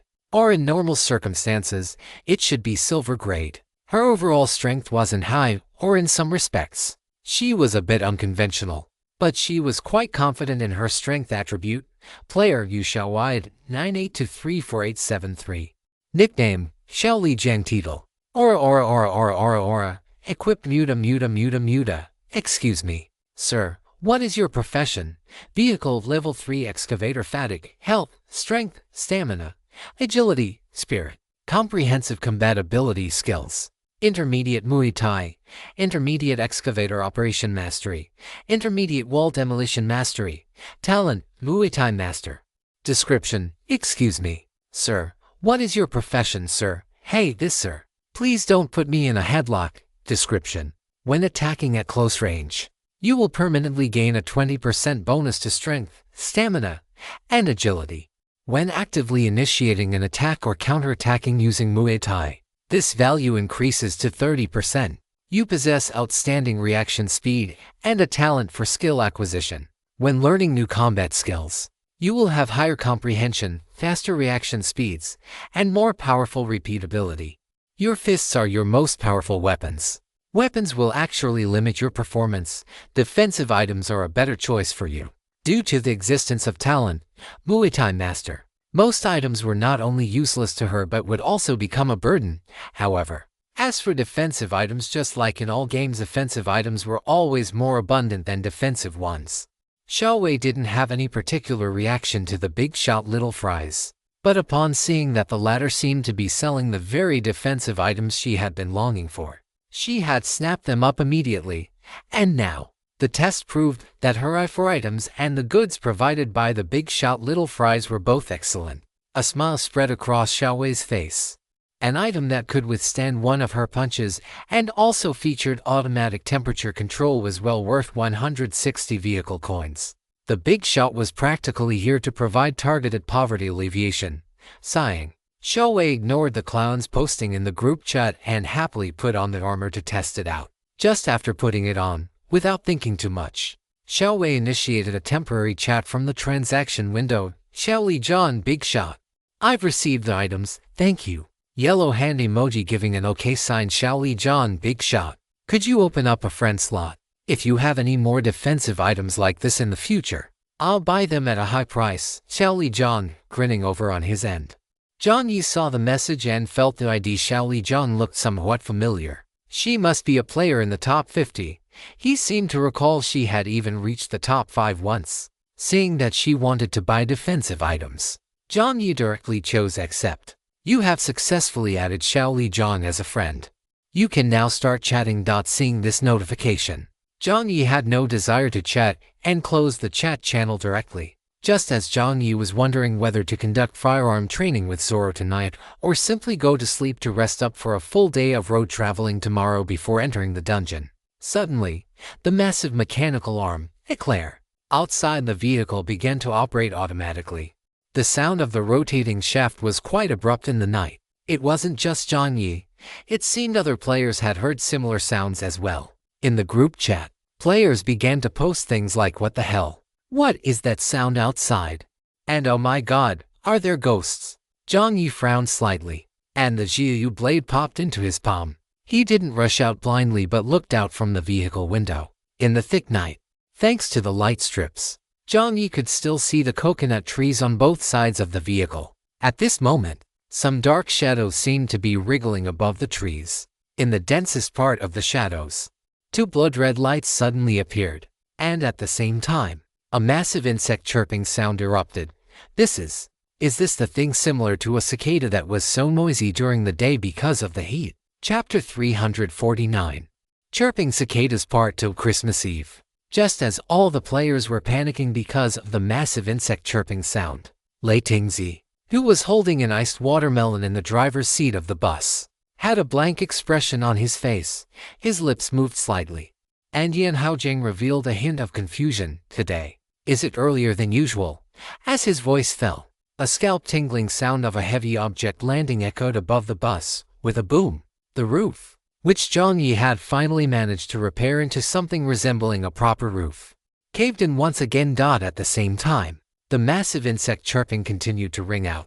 Compared to the chirping sound most players heard, the chirping around Yan Haojing's bus had already merged into a single, continuous roar. In the dark night, pairs of blood-red eyes opened, filled with red capillaries clearly. The high temperatures of the day had sent these monsters into a frenzy. Now that it was late at night, a time when players should have been resting and the temperature had dropped slightly, these monsters could no longer hold back and began charging directly toward the vehicles. In the group chat, player Ito Tensei, holy crap, am I seeing things? Inside his flatbed truck, Ito Tensei held a pair of binoculars. This was an item he had obtained from a dungeon world. Compared to ordinary binoculars, these had added night vision functionality. He had originally thought this was a rather useless tool. After all, according to the rules, the 10-meter radius around a vehicle at night was a safe zone. Theoretically, as long as one stayed inside the vehicle, there would be no danger. But for some reason, the hand holding the binoculars trembled slightly. In his field of vision, the monsters hidden in the night seemed to be stirring. Even if he wasn't mistaken, one pair of eyes was staring straight at his vehicle, as if it were about to launch a charge the very next second. Ito Tensei swallowed hard. Less than a second after he typed his message into the group chat, a ding sound rang out, and the system broadcasted, "Good evening, players." It was the voice of that sarcastic system. Hearing this guy's voice in the middle of the night, a bad premonition rose in Ito Tensei's heart. Something terrible was going to happen tonight, wasn't it? As these thoughts flashed through his mind, the mechanical broadcast voice let out a yawn, as if the system itself were feeling a bit sleepy at this hour. Yawn. I forgot to mention something to you all. If you rookies still remember, the rule stating that the 10-meter radius around a vehicle at night is a safe zone only applied to the initial scenario. In other words, starting from the King of the Five Seas, vehicles in the dark are no longer your safe havens, you know. As soon as these words were spoken, many players felt their entire bodies go numb from head to toe. Numb from the very core of their hearts to the surface of their skin. What the hell? What does this mean? What do you mean vehicles are no longer safe havens? Could it be that the things in the darkness are going to charge at us? After the system finished its broadcast, the players in the group chat went completely berserk. There was cursing of every kind, and some players even began frantically begging to buy weapons in the chat. But a second after one such message was sent, that person's avatar turned gray. Jiang Yi's pupils constricted. The monsters had boarded the vehicle. No sooner had the thought crossed his mind than Jiang Yi saw three monsters in the darkness, almost simultaneously, sprinting toward his vehicle. The moment their gazes met, Jiang Yi saw the monsters clearly. Cicada-like monsters. These things had two pairs of transparent wings and heads similar to flies, with two large, bulging eyes. Under the illumination of the light strips, their transparent wings shimmered with a nauseating, dizzying luster. A piercing insect cry exploded. Jiang Yi felt his eardrums vibrate, and blood surged upward. He quickly focused his mind, channeling his mental energy to swallow the metallic, fishy taste rising in his throat. These things could even perform mental attacks. The three giant cicadas flew over in a cross formation, frowning. Jiang Yi scrambled from the first floor of the forklift to the second, then immediately opened the sunroof. Bang. Jiang Yi landed on top of the cabin, his line of sight level with the diving cicadas. Of the three, the largest one was twice as tall as Jiang Yi. As it stood there, Jiang Yi could even see the strange, soft flesh on the cicada's abdomen writhing. Your gaze is focused on the cicada's abdomen. You have suffered a certain degree of mental pollution. Your health has decreased by 2 points. Fortunately, Jiang Yi's mental resistance was quite high now. This level of damage was completely acceptable. The 3 cicadas flew toward Jiang Yi. He held his long blade in front of his chest. In the darkness, a cold glint flashed across the blade. Narrow moon asterisk. Monsters wouldn't play by the rules of one-on-one or turn-based combat. The cicada on the left raised its head high, the insect cry capable of causing mental shock just about to erupt. When the massive mechanical arm on top of the forklift performed a 180-degree wind-up in the air, the fingers at the end of the mechanical arm closed, forming a giant fist. And then clatter. The mechanical arm struck down at a speed the naked eye could barely track. Boom. A headbutt. The steel fist slammed into the top of the cicada, driving its 3-dimensional head directly into its body. Foul-smelling, yellow-green liquid splattered everywhere. The insect cry let out a muffled sound from within the flattened chest cavity. It sounded just like a fart. You have dealt 30 points of true damage to the silver-tier monster, Summer Cicada. Well done, Eclair. Jiang Yi cheered inwardly. At the same time, his toes twitched, and his figure vanished from where he stood. Under the moonlight, Jiang Yi's form became a blur. As the cicada lost its target, and its blood-red eyes slowly tried to focus, a light flashed above its head. Squelch. Yellow-green liquid sprayed out in a streamlined arc. The cicada's head and the soft flesh inside fell to the ground. Even as the head hit the floor, the cicada's wings were still flapping. You have killed a silver-tier monster, Summer Cicada. You have obtained 2 vehicle coins. To be honest, these monsters posed no real threat to Jiang Yi. It was just that their sudden appearance in the dark had caught him slightly off guard. But once he reacted, these monsters were no match for him at all. Jiang Yi didn't know how he compared to top-tier combatants like Lighting, but compared to his past self, he could now remain calm and composed when facing monsters. Just as Jiang Yi collected the 2 vehicle coins and prepared to deal with the third one, the main screen flickered, and that snide, mocking voice sounded again. On such a beautiful night, just playing defense is too boring. How about this? The game Cicada Slaying officially begins from this moment tonight until 6 a.m. tomorrow. Game rules: slay the cicadas when daylight arrives. This system will tally the total kills of all players. The top 50 players will receive rich rewards. Game registration rules: complete the basic defense mission to obtain the qualification to register for the game. Of course, cowards can also choose to give up and spend a peaceful night instead.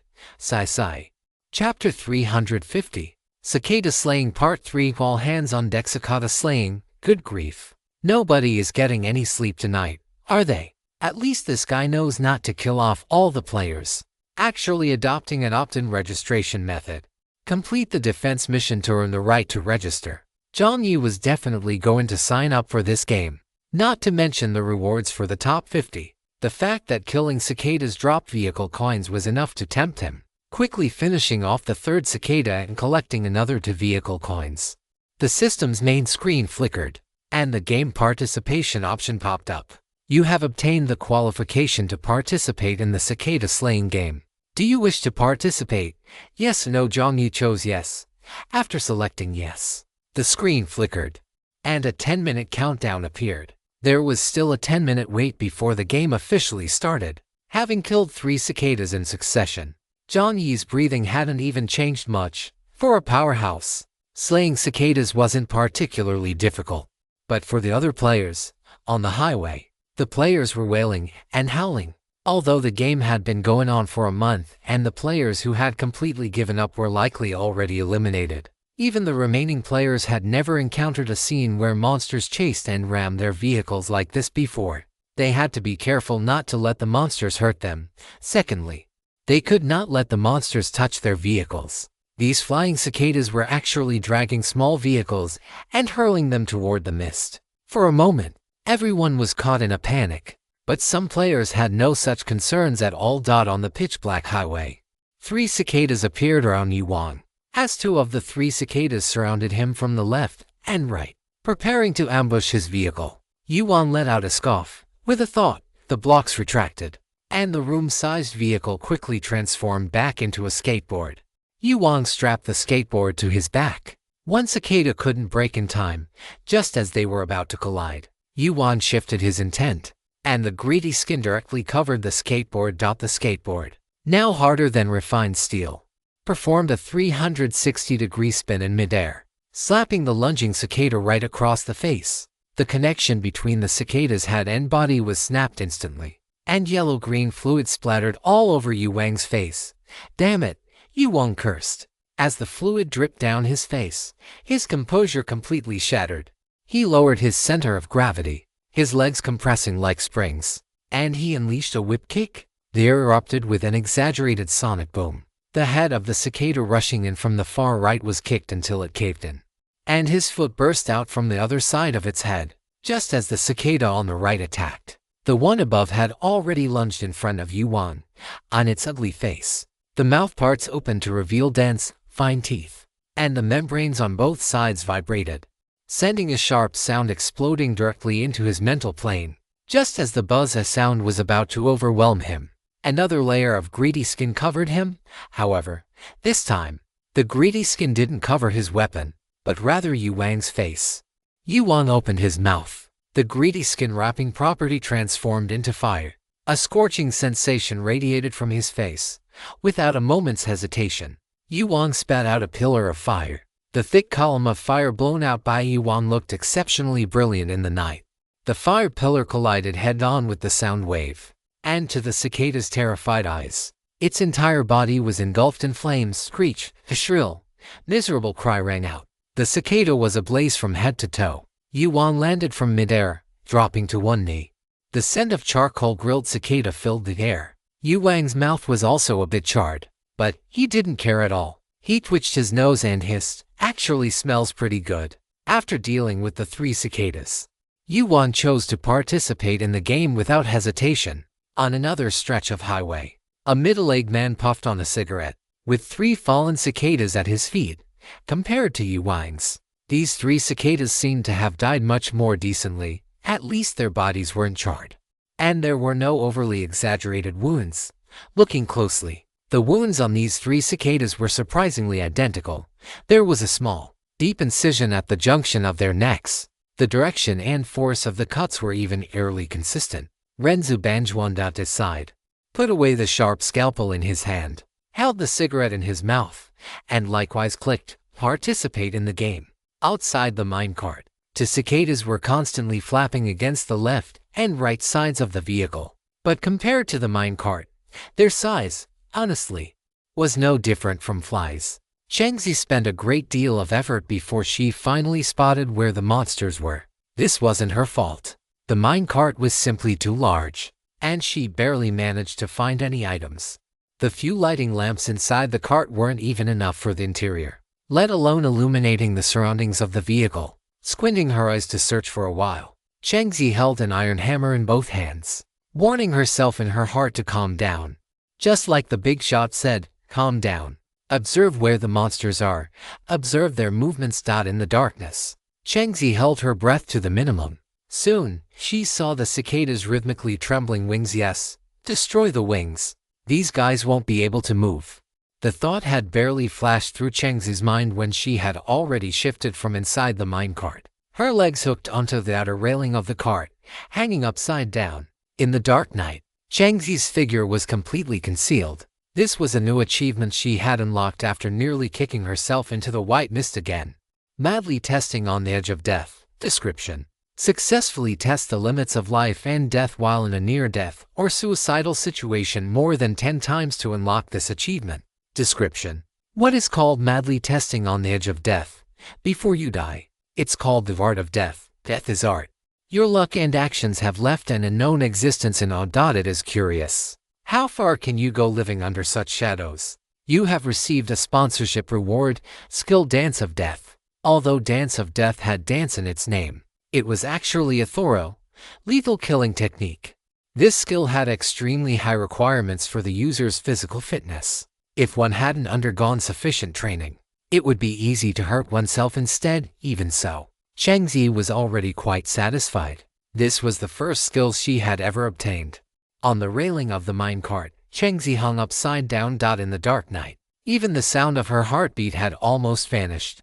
The cicadas to crimson eyes scanned around, completely failing to notice that less than a meter away, a girl's figure had descended like the Grim Reaper. It scratched its head, just about to fly toward the top of the minecart. The scent of rust and faint blood drifted through the air. Something struck its wings violently, just as the cicada was about to emit a sonic blast. The iron hammer performed a spin, hooking the cicada back from the air, with a thud. By the time the other cicada flew over, only a puddle of yellow-green fluid remained where the first cicada had been. You have killed chirping cicada *2. You have obtained car coins *4. You have obtained the qualification to participate in the Cicada Slayer game. Do you wish to participate? Yes or no? Changzi put down the iron hammer, her small face full of determination. Yes, happy birthday, Ray. Wishing you good health, peace, and happiness. Chapter 351.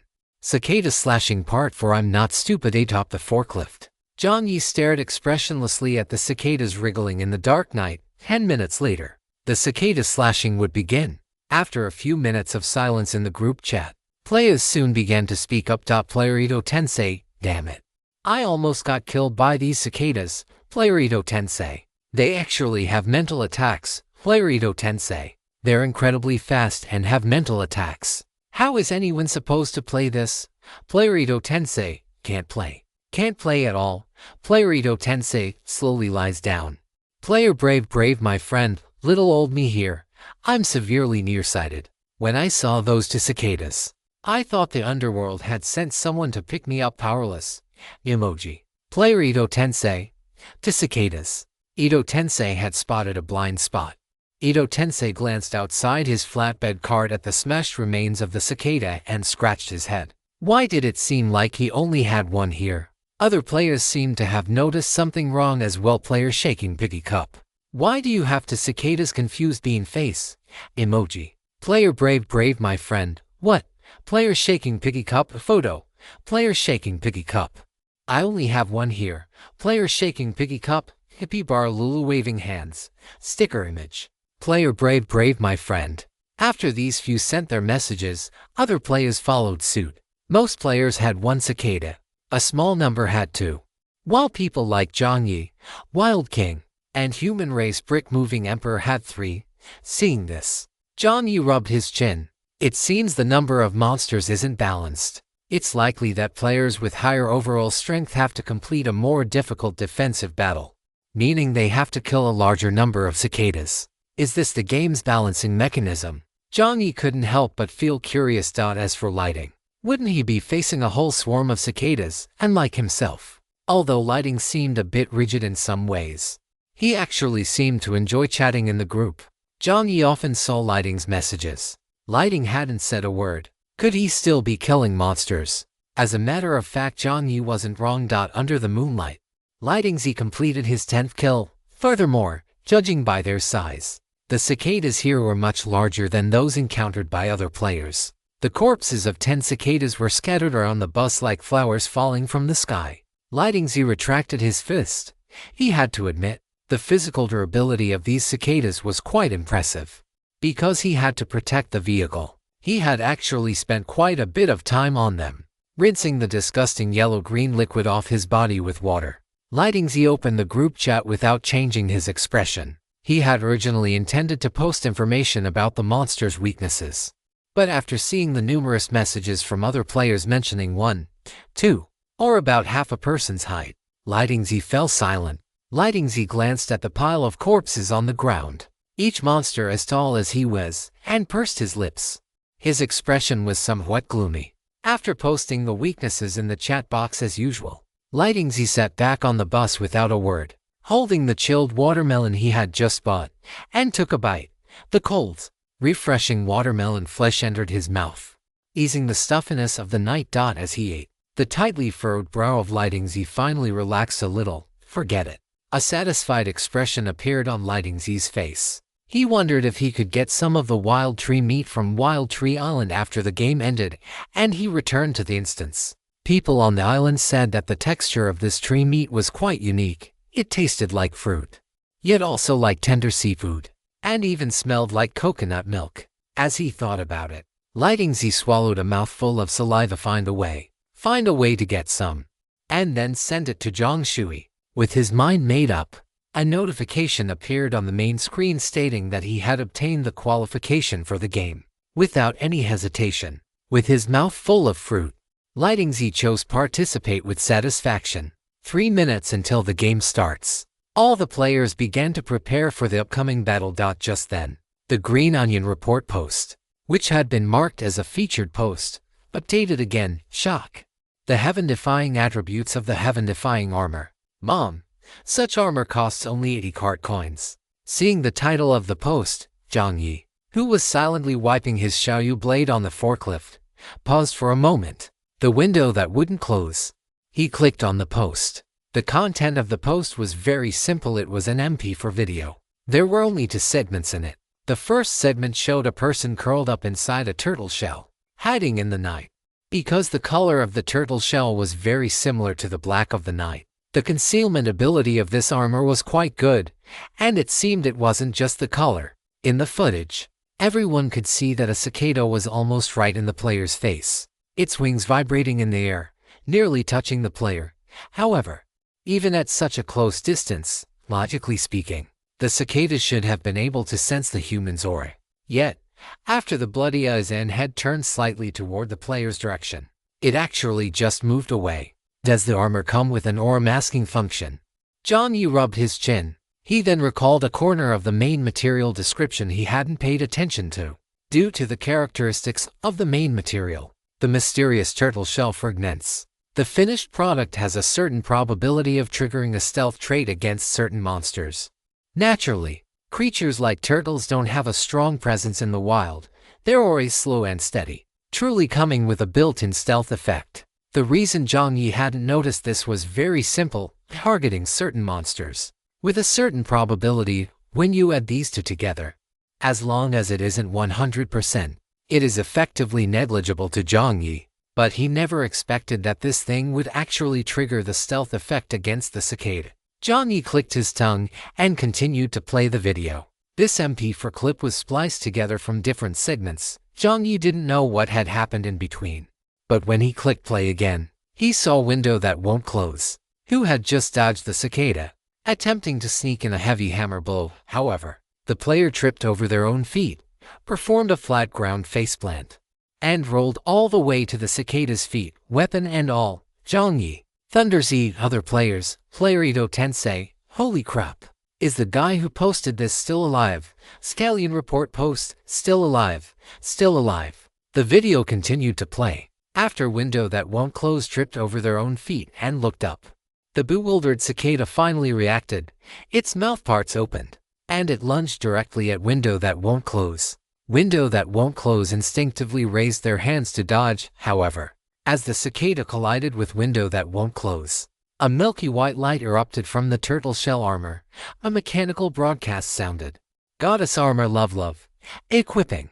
20% of damage mitigated. You have triggered the armor's special trait, calculating damage. Calculation successful. This attack is ineffective. Playerito Tensei, holy crap. Player Grey Perfume, holy crap. Mitigating 20% damage. And the attack was completely ineffective. What kind of heaven-defying attribute is this? Jiang Yi's thoughts were similar to those of the other players. Holy crap. The effect is maxed out. 20%. Not only that, but it also triggered an attack nullification. Is this even reasonable? Player Grey Perfume. Good thing I didn't sell it. Seal clapping belly meme. Playerito Tensei. My friend, didn't you just? Player Grey Perfume. Whistling with fingers emoji. Her. I was just calling it out for fun. Player Grey Perfume. You have to wait and see when it comes to an expert's items. Player Grey Perfume. I'm not stupid. Picking nose emoji. On the highway, like a donkey in water had turned green with rage.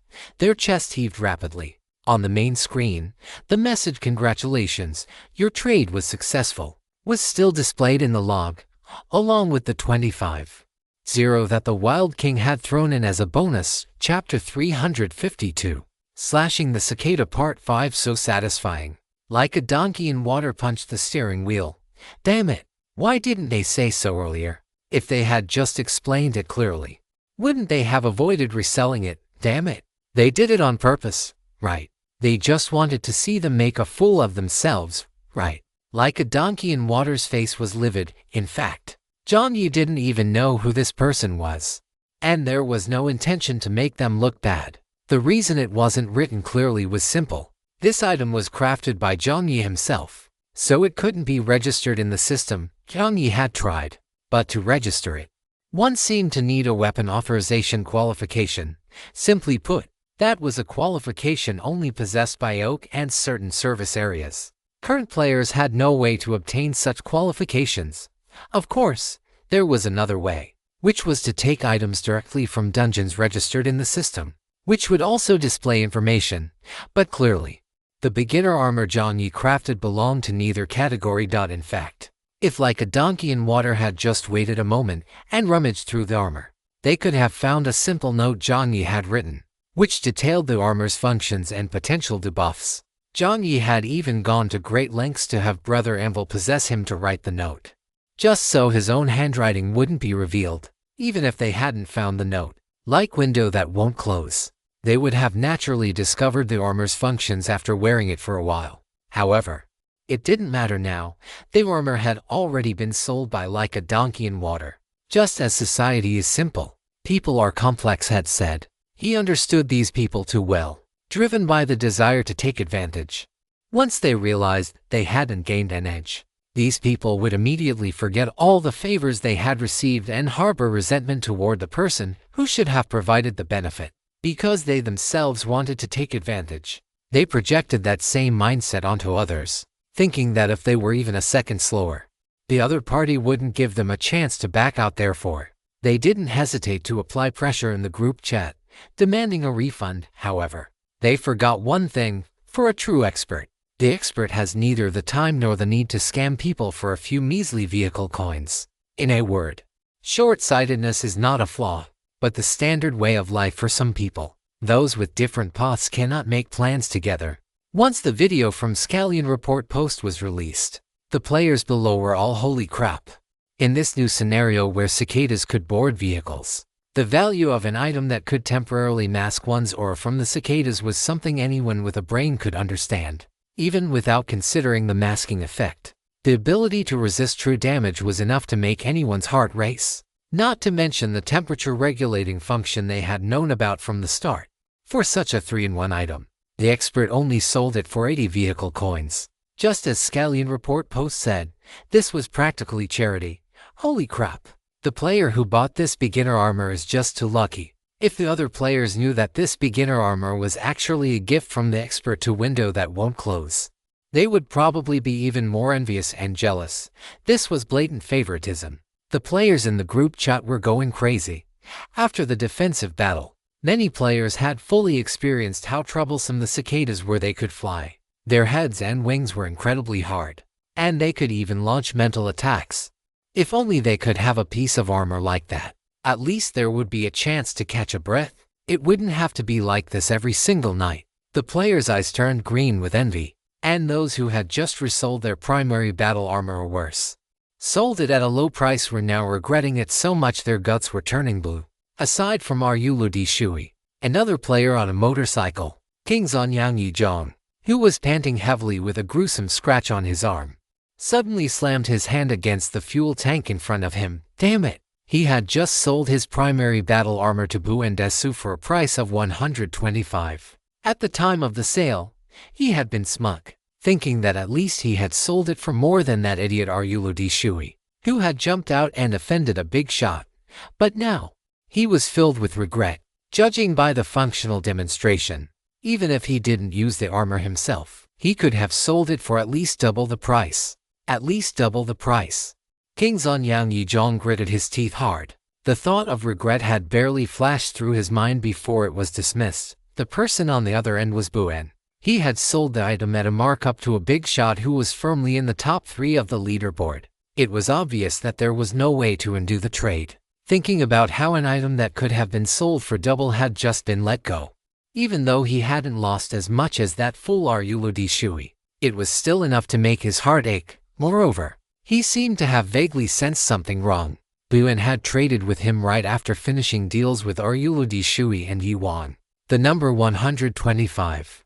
Now that he thought about it, seemed to imply something. to 25. Just as King Jiang Yi was digesting the information with a dark expression, others had already taken action.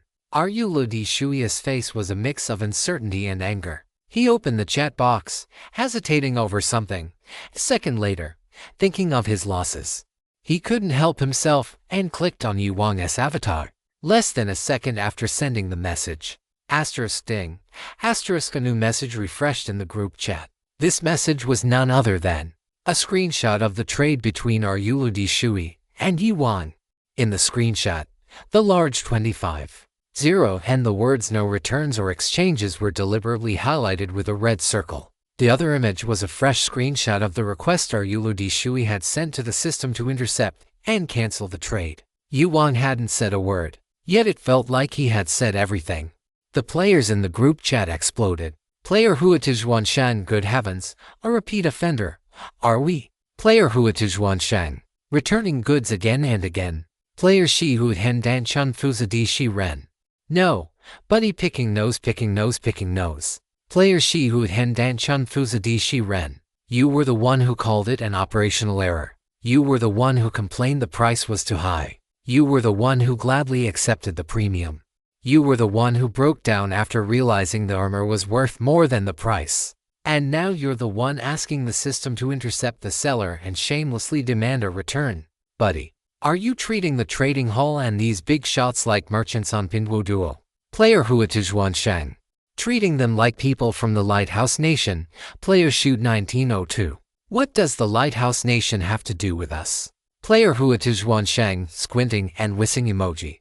Seeing the screenshot posted in the group chat, Di Shui was stunned for a moment. And then his blood boiled. Player Di Shui. Ni Di Wang Wuxian Chen Quan. That was a private trade between us. What is the meaning of posting it in the group chat? Di Shui's chest heaved. He typed out a bunch of words and was just about to send them. Yu Wang's message popped up, cold and indifferent. It means the exact same thing as you hing the big shot in the group chat to demand a refund just now. Loser. Middle finger. Seeing the message in the group chat, Jiang Yi finally couldn't hold it in and burst out laughing. Jiang Yi rubbed his nose. Good heavens, it really was so satisfying. Chapter 353. Beheading the Cicada Part 6. Is this all there is to cutting melons and vegetables? Countdown 30, 2928. Although he hadn't done anything, Jiang Yi, now feeling very refreshed, stood up from the top of the forklift. The heavy darkness surrounding the forklift had been replaced by pairs upon pairs of crimson eyes. Jiang Yi rolled his eyes. To be honest, he had no obsession with reaching the top of the leaderboard. Friendly reminder, my dear player Yu Xiao Shi Tao. This match has attracted the attention of a special existence. They have given full consideration to the process and results of the match. And for this reason, they have added a sponsored reward to this game. The top one player will receive this sponsored reward. Although it used a tone particle, Jiang Yi felt that this guy probably wasn't the usual system that liked to be sarcastic. The faceless system. It seemed that whenever it involved this kind of game, special existences, and sponsorships, the one notifying him was always the faceless system. Did the faceless system have a higher rank and authority? The thought crossed Jiang Yi's mind subconsciously. After the faceless system finished its reminder, it didn't provide any further hints. It seemed to fully respect Jiang Yi's own will. The countdown continued. At the final 10 seconds, Jiang Yi sighed. He really did want that sponsored reward. Although the system was usually a bit of a scam, so far, the sponsored items had all been good. Whether it was the identity badge or the special rewards, thinking of this, Jiang Yi's urgently casual expression became solemn on this highway. He had only one goal: to become stronger, and then destroy this damn, disgusting game. To become stronger, he had to borrow the power of this game. He didn't know who these unknown existences were, nor did he know what purpose they had in watching them in the game. But he would not let such an opportunity slip by. Compared to just surviving, Jiang Yi preferred to hold his fate in his own hands. Jiang Yi exhaled a breath of murky air and focused his mind. You have activated the specialization domain. You have activated the talent, Demon King. You have used the item card, Gaze of the Ominous Deep Sea. You are using the special item Gloom. The effect of Gloom has been applied. You have activated the title Supreme Game Court. The player ran away with the pot again, determining the level of focus fire. Jiang Yi's expression remained unchanged. A pink cloud smoke appeared at his fingertips as it was ignited. Pink clouds shimmered with a bewitching radiance in the night. This allure was in complete contrast to what Jiang Yi was about to do. You are using pink cloud smoke. You have received the favor of the mascot, Pink Pearl. For the next 2 hours, your luck will be significantly increased. Detected. The favorability of the mascot, Pink Pearl, toward you has exceeded 40. Your luck bonus has increased once again. For the next 6 hours, your luck will be awe-inspiring. Title skill Focused Fire has been determined. The current level of Focused Fire is 200%. What an astonishing value. You guy. You really make things exciting. Ignoring the daily insane ramblings of the dog system, Jiang Yi pushed his right hand forward, his eyes fixed straight ahead, beneath the forklift. Purple armor plates converged like a river, attaching themselves to Jiang Yi's arm inch by inch.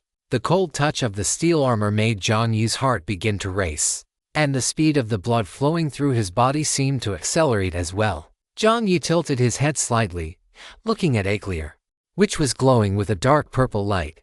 Are you also excited? The answer to Jiang Yi was a burst of the most primal mechanical humming. At this moment, the number of cicadas surrounding the forklift had exceeded 300. Moreover, the number was still increasing. Even Jiang Yi felt the danger now. So what?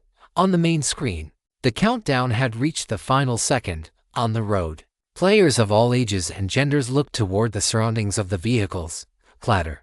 The cotton cloth on the face of the small wooden carving in Jiang Yi's pocket fell off. It's dark. Please close your eyes.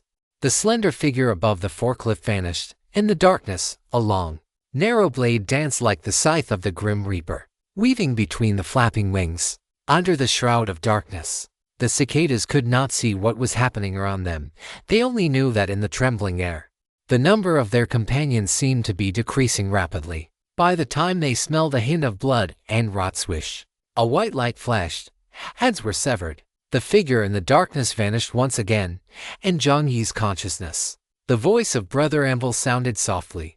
This meant the 9th one. Jiang Yi's eyes flickered. His emotionless black eyes lay in wait once more in the night. Silent step. The cicadas darted about uneasily. The stifling heat in the air made them quite restless. But what made them truly agitated was the constant disappearance of their companion's presence.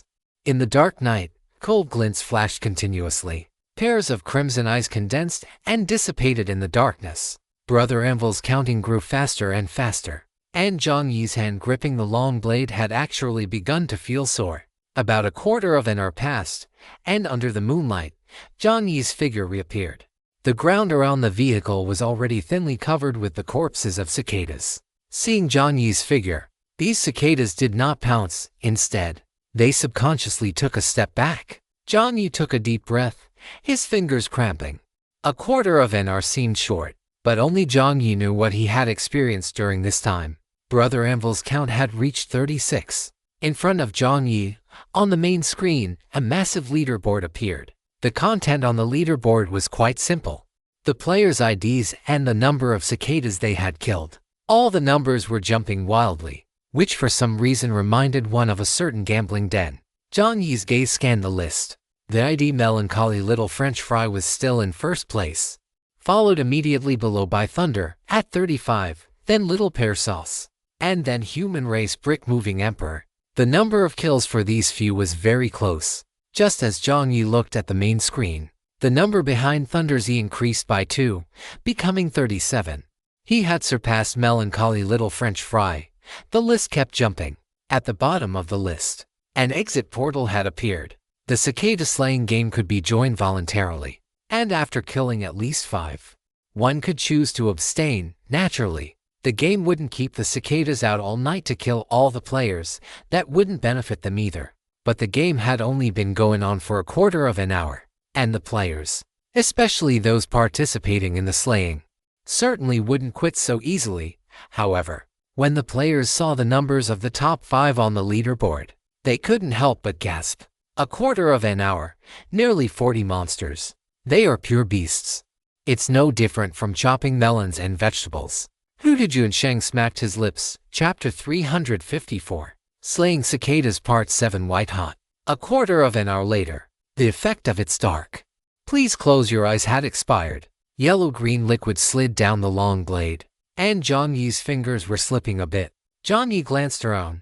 The 200% focused fire effect seemed to have only just begun to take full effect. Corpses of cicadas lay at his feet, but Jiang Yi had no time to recover the useful parts from them. Even the dropped vehicle coins were scattered all around, and there was simply no time to pick them up. In the night, the flapping wings and the light refracted by the vehicle coins under the moonlight seemed to have become the only main melody of this world. Jiang Yi's stamina had dropped by 10 points, although it wasn't much. The night had only just begun. Jiang Yi let out a breath, his heart beating faster and faster. In such a scenario, he should have felt fear, but at this very moment, Jiang Yi didn't understand what his own mood was.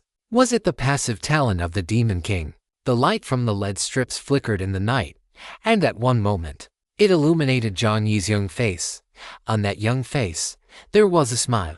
It was a smile more real and more indulgent than any he had ever worn, not at the service area, not in the instances, and not in front of other players. Thump thump.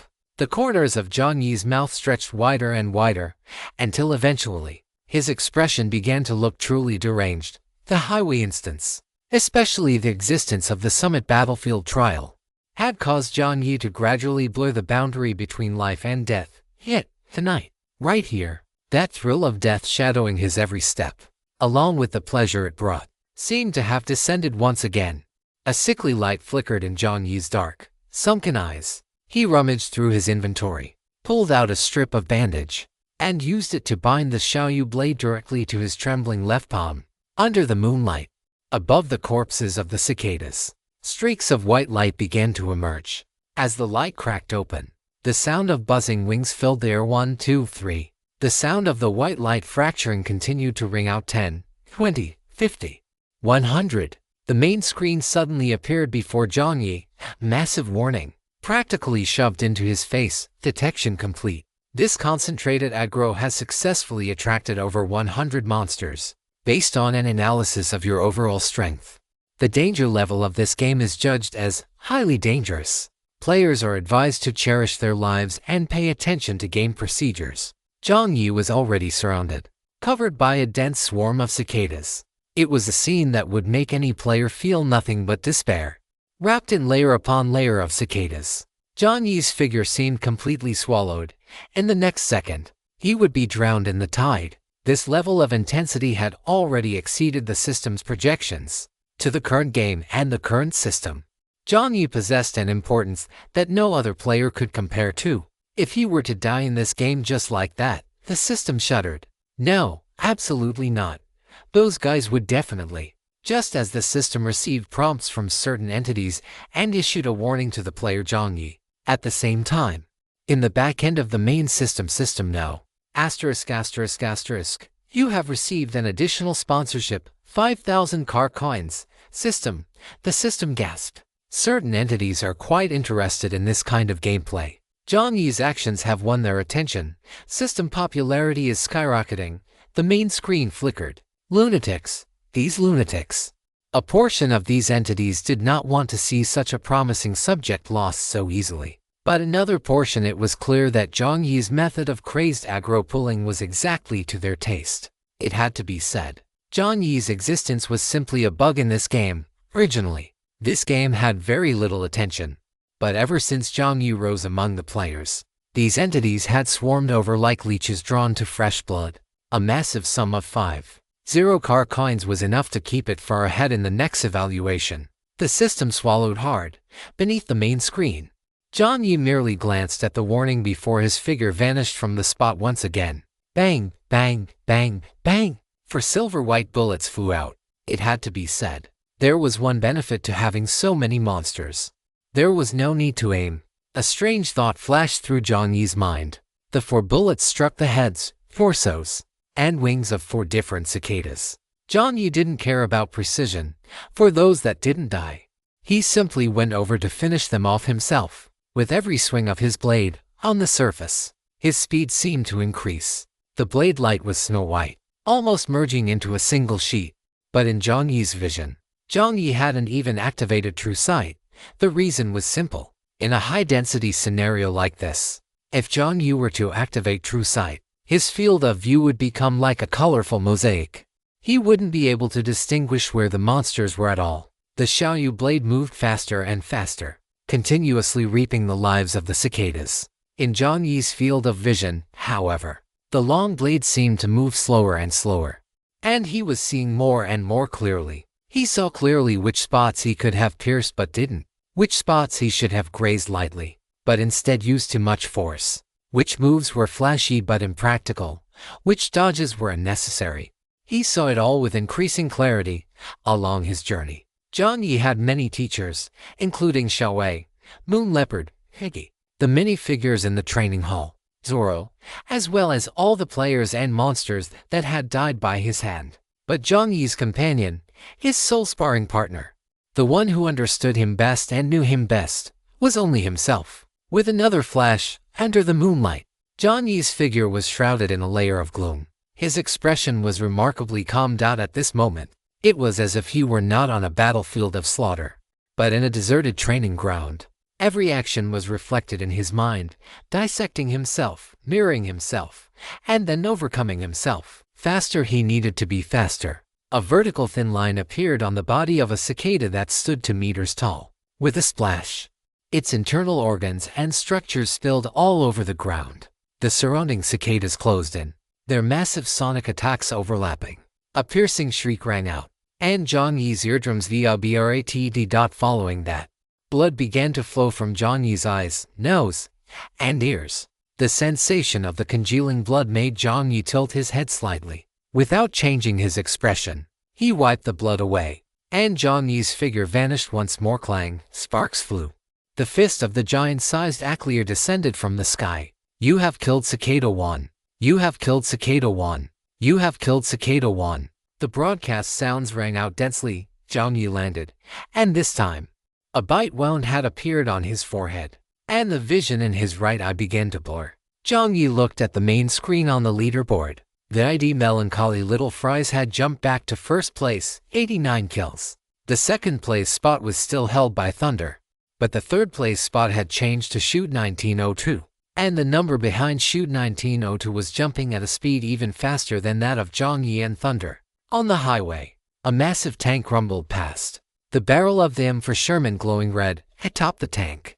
Sean, with his golden hair, wore a look of smug satisfaction as he licked his lips. Boom. Chapter 355. Slaying the Cicada Part 8. These lunatics. In the dead of night, a fiery red explosion erupted in an atomic pattern, and immediately, due to the pressure, a massive cloud of dust and smoke swept outward. Amidst the swirling dust and fog, the heavy sound of tank treads echoed. Clack dash clack crunch. The treads rolled right over the charred body of a cicada, not even deviating from its course by a single inch. Inside the tank, Sean, wearing sunglasses, curled the corners of his mouth upward, raised his hand, and loaded another shell. The true power of the Sherman tank was only now being fully unleashed in this game. Heaven knows, to upgrade this thing to a level 4 vehicle, he had spent an almost astronomical amount of basic materials. The tank itself didn't require many materials, but because of the vehicle's unique nature, the requirements for materials and power were extremely high. Fortunately, during one of the instances, he had obtained an item from an armory, synthetic armor. The function of this item was simple. It synthesized a certain amount of basic materials into higher-tier materials. To meet the requirements for a level 4 vehicle upgrade, Sean had traded almost all of his supplies for basic materials and then slowly synthesized them. Finally, just as the first scene was about to end, he had upgraded his vehicle to level 4. He had been fully convinced that this time, he would definitely become the number 1 on the server leaderboard. The first player to upgrade a vehicle to level 4. Unexpectedly, he was still a step too slow. Sean didn't know what kind of vehicle Melancholy Little Fry had inside the tank. Sean glanced at the main screen through his sunglasses and licked his somewhat parched lips. Within his line of sight, the IDs of all players were jumping rapidly, with only the top 10 players remaining relatively stable. And the first place was still that familiar ID. However, in a little while, that wouldn't be the case anymore. The Sherman was already running. And he had used the sonar to attract the cicadas. As long as these little guys kept coming, Sean didn't believe that anyone could kill cicadas faster than he could under the crushing weight of his heavy firepower. When poor, use tactical infiltration. When rich, use fire coverage. That saying wasn't just for show. The kill count behind his ID kept climbing. The smile on the corner of Sean's mouth grew more pronounced. Finally, at a certain moment, the player shoot 1902, whose avatar was a bullet, finally surpassed the player Thunder's and the melancholy little fry at the very top. Current cicada slaying leaderboard rank 1, player shoot 1902. At this moment, half an hour had passed since the game began. As the number of cicadas continued to increase, many players had already chosen to give up on the competition. Consequently, the number of active players in the group chat gradually increased. Player Handsome always fails. I can't do it. I can't keep slaying them, or this little lady is going to end up here today. Player Handsome always fails.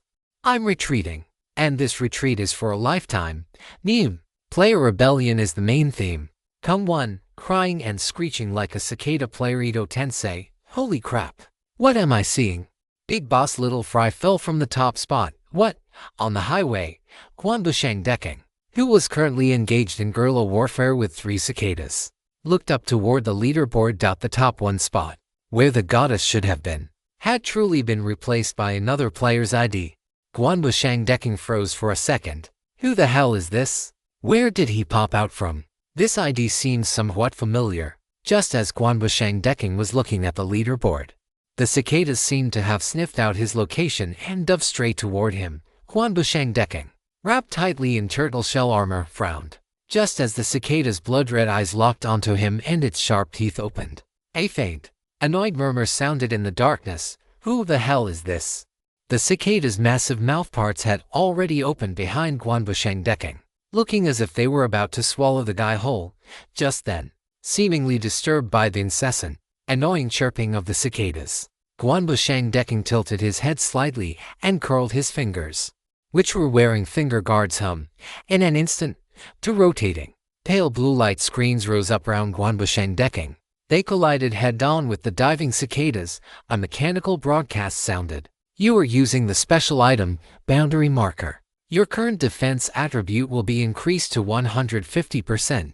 Having crashed into something strange, the cicadas were completely bewildered. Just as they were about to dive again, Guanbushang Dekking curled his fingers once more. The 2 layers of pale blue light screens instantly began to rotate in opposite directions.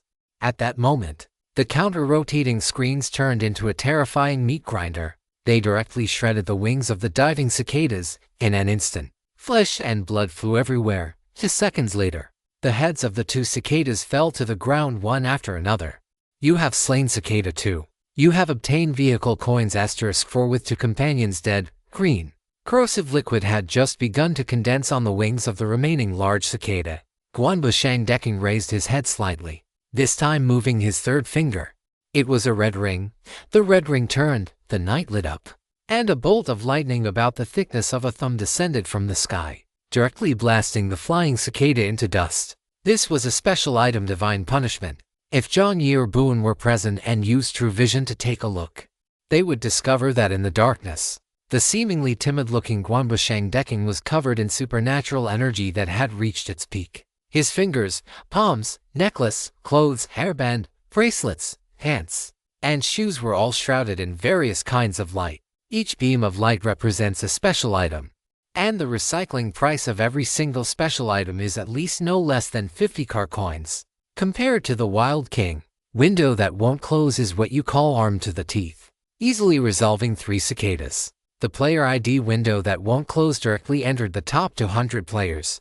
This ranking might not seem high, but one must know that most players who can actively participate in the game have a certain level of confidence in their own strength. Window that won't close never wanted to play this kind of life or death game. In his view, if one could participate in the game peacefully, that would be the best way to survive. But now, looking at the idea of the goddess that had been surpassed on the leaderboard, the eyes of Window that won't close flickered slightly. Just as everyone saw the idea of player shoot 19-0 to move to the first place, suddenly, the IDs of 3 players jumped up rapidly. They were player human race brick moving emperor, cicada slaying count, 81, charging into the 4th place on the leaderboard. Player your wild king is infinitely arrogant, cicada slaying count, 78, 5th place on the leaderboard. Player Anpendesu, cicada slaying count, 75, 6th place on the leaderboard. Following them were Xiao Lijiang and other players. The numbers began to jump crazily again. As the game gradually progressed, it seemed that all the players began to bring out their trump cards. They were killing like mad. Everyone was killing like mad. On the highway, Xiao Wei, who had dived down from the boom of an excavator and sliced 3 cicadas below in half with a large blade, exhaled a breath of turbid air. Her chest heaved violently, and her clothes were completely soaked with sweat. Looking at the constantly rising numbers, a charming smile appeared on Xiao Wei's face, and her lips moved slightly.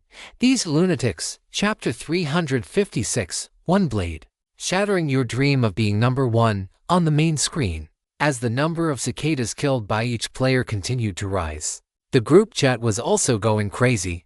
Player Ito Tensei, damn. This is the first time Big Brother Little Potato has come down from the number 1 spot. Right. Player life in the world. Saying things like that in the group chat. You don't want to live anymore. Doji Moji. Player Ito Tensei, how? Player life in the world. Aren't you afraid of his fanatical fence covering your mouth? Covering mouth smiling bean emoji. Player Ito Tensei. After typing a string of ellipses, Ito Tensei finally couldn't hold back and sent, Player Ito Tensei, are you an idiot? Don't drag me into your death wish. Player life in the world. Life in the world typed a question mark, but it was quickly drowned out by other messages. Most players were rational. The big shot had just come down from the number 1 spot, not off the leaderboard entirely. If you're posting messages like this, what are you if not an idiot? This guy probably has a lot in common with that, like a fish in water. The players shook their heads. Although life in the world was indeed an idiot, they still felt a sense of emotion. This was indeed the first time they had seen the ID melancholy little potato not in the first place on the leaderboard. How should one put it? Although they were well aware that there is always someone better, and even a big shot couldn't possibly be the best at everything, however. Seeing this familiar ID fall from the top spot, most players still had an indescribable, complex feeling. It was as if before this, they had already become accustomed to this name firmly occupying the number 1 position. To some extent, melancholy little potato seemed to have become a kind of totem for the 99th district. The newly merged players from the Lighthouse Nation didn't have any special feelings about this. To be honest, this is what's normal now. Previously in their district, player shoot 1902 was the one who constantly occupied the top 1 spot on the leaderboard. As the saying goes, the Dragon Kingdom has a good saying, kings do not meet kings, and now, the cicada slaying game seemed to have provided such a scene where kings meet. And in this scene, smiles appeared on the faces of many Lighthouse Nation players. It seems that the top 1 of their district is still superior in terms of combat power. No one wants to be second best. Regarding shoot 1902 reaching the first place on the leaderboard, the feelings of the Lighthouse Nation players and the 99th district players were completely different. The players in the group chat were saying all sorts of things. Wherever there are people, there is a world of conflict. So as they talked, the atmosphere gradually became more volatile. Player Strawberry. It seems that shoot's strength is still superior. Smile emoji. After society is simple, people are complex. Used an entrenching tool to snap the neck of a cicada. He quickly typed in the group chat, player society is simple, people are complex. Ew. This understated word directly ignited the anger in the group chat. Good grief. This question was like a slap in their faces. What shoot? Never heard of them. I only know our 4-time consecutive champion and server-wide top 1, melancholy little potato. After society is simple, people are complex. Finished sending the message. Other Dragon Kingdom players directly clicked come 1 inch in unison. The players from the 2 districts were arguing incessantly. And as for the protagonist, Jiang Yi, TikTok sweat, blood, or some other, more painful and heavier liquid slid down from the corner of Jiang Yi's eyes. Jiang Yi's arms and wrists were completely deformed. His fingers were trembling violently. Jiang Yi bit his molars hard. Brother Anvil kept reminding Jiang Yi in his heart that his health value had dropped by 2/3, and his stamina value had less than half left. The current Jiang Yi was no longer fit for battle, although the battle time would last until 6 o'clock tomorrow morning. No one intended to actually fight for 8 hours straight. It couldn't be done. No matter what, it couldn't be done. Compared to Thunder, Jiang Yi's physical fitness had only been raised from that of an ordinary person. Being able to reach this point was already a remarkably dazzling performance. How long had the battle been raging? Jiang Yi's vision had long since begun to blur. He was fighting entirely on instinct and sensory perception. On the main screen, lines of IDs and numbers flickered. Jiang Yi did not look at the leaderboard, nor did he check the group chat. He had intended to glance at the time, but in the end, Jiang Yi gave up. There was nothing worth looking at, he thought to himself. The voice of Brother Anvil had become urgent. Jiang Yi lowered his head to look at his hands. His palms were deformed beyond recognition. Well, it was fortunate that the Xiaoyu was a product of Aok. Otherwise, under such high-intensity usage, if it had been any other weapon, its durability would have likely plummeted long ago. Thoughts flashed through Jiang Yi's consciousness. Brother Anvil's voice became ethereal once more. His left hand was already growing weak. Relying solely on his left hand was no longer enough to fend off the enemies surrounding him. Jiang Yi thought again. In Jiang Yi's ears, only the sound of his own breathing remained. For some reason, at this moment, Jiang Yi was terrifyingly calm. Jiang Yi was not brain dead. He was not unaware that harming his own body was a bad idea. It was just that he always felt vaguely. He seemed to have touched upon something. What was it? In Jiang Yi's mind, a question appeared. Anvil could not answer his question, and he himself seemed unable to answer it either. What was it? Had he perceived something? It was whoosh. A venomous sting struck toward his face. Jiang Yi's movements paused for a fraction of a second, and the sting grazed past his ear, instantly slicing open a gash. Not only that, a wound deep enough to reveal bone appeared on his shoulder as well. Jiang Yi looked up blankly. Within the layers upon layers of endless cicadas, a path was suddenly carved out. A path. The wings of the cicadas vibrated at a peculiar frequency, seemingly out of excitement, or perhaps awe. The Xiaoyu in Jiang Yi's hand hummed. It sensed an aura of danger. Amidst the layers of cicadas, a fat cicada, -1 or 7 meters in size, suddenly appeared before Jiang Yi. The wings of this obese cicada had atrophied, replaced by furry tentacles that seemed covered in fibers. And behind its massive body, on the reverse side of the moonlight, beneath its translucent body, were clusters of insect eggs that looked like foam. Inside these eggs, the bodies of larvae had already begun to gestate. The 200% aggro had reached its absolute limit at this moment. It had actually attracted a cicada queen for Jiang Yi. Brother Anvil shouted in his mind, but at this moment, Jiang Yi seemed unable to hear him. That moment, it seemed, had arrived. A million slashes, a million sword swings. Jiang Yi didn't even know how his body was moving. It seemed. In the countless repetitions of battle, every inch of his skin had developed its own breath. The attacks of thunder were like a storm. The power of King could shake mountains and move the earth. The power of Moon Leopard was like a ghost in the moonlight. Piggy's spear technique was unexpected. Reese's fighting style was blow for blow. So what about his own? What about Jiang Yi? The massive tentacles swept toward Jiang Yi. Jiang Yi bent his waist nearly 90 degrees, dodging the fatal blow, and the Xiaoyu scraped across the soft flesh above the tentacles. Jiang Yi pushed off with both legs, standing up directly from the tentacles. Under the moon, at this moment, Jiang Yi's running figure seemed to faintly manifest numerous other silhouettes. There was Xiaowei, there was Moon Leopard, there was Piggy, there was Zoro. His breathing grew faster, his heartbeat slower. His body became increasingly light and agile. Finally, he leaped. The long blade swung under the moonlight. Clang. Just as Jiang Yi swung his blade, behind him, out of nowhere, a male cicada appeared, smaller than the average cicada, but with an aura of danger that was even more pronounced. This was the cicada queen's guard, a worker cicada. The blade had already been swung, leaving his back undefended. It looked as if the worker cicada's wings were about to shatter Jiang Yi's spine like a scythe. Just then, Jiang Yi, already in midair, his pupils shrunk to the size of needle points, rotated ghost-like. His left hand flipped, Another refined short blade appeared, one long, one short, one cold and sharp, one heavy and solid, dual blade style, slash. Above his head a deep cut appeared on the cicada queen's throat, and behind him, the worker cicada's head had been completely severed by Jiang Yi. The blade oars shot out in the direction Jiang Yi was facing. Wherever the blade oars passed, insect bodies were torn asunder. The mechanical broadcast voice rang out abruptly. You have comprehended the beginner skill. Dual blade style description. Inverse dual blades, strange and treacherous, a killing technique. The way of the butcher. You have successfully slain cicada queen *1. The recorded count for the cicada queen and its eggs is 50. You have successfully slain worker cicada *1. The recorded count for the worker cicada is a 10. Yellow-green liquid sprayed out. The cicada queen collapsed, its tentacles slamming heavily into Jiang Yi's chest. Jiang Yi's body was sent flying like a cannonball, crashing heavily onto the ground, on the leaderboard, with the addition of the numbers 50 and 10, instantly, under the gaze of all players. The name of the player Melancholy Little French Fry pushed past Thunder and Shoot 1902.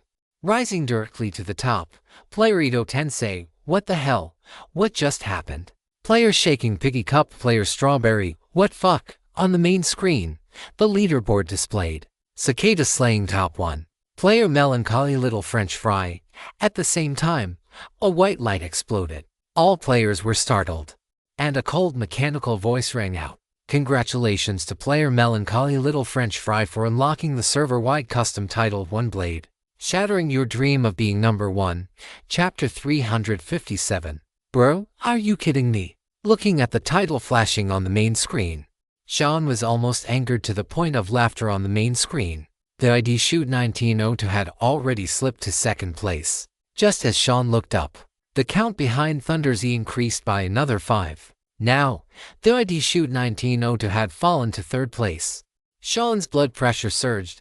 He nearly couldn't catch his breath and almost died of indignation inside his Sherman tank. Age 23. The expression on Sean's face was incredibly stiff. At this moment, he had long since activated the tank's flattening mode. He had clearly seen that just a few seconds ago.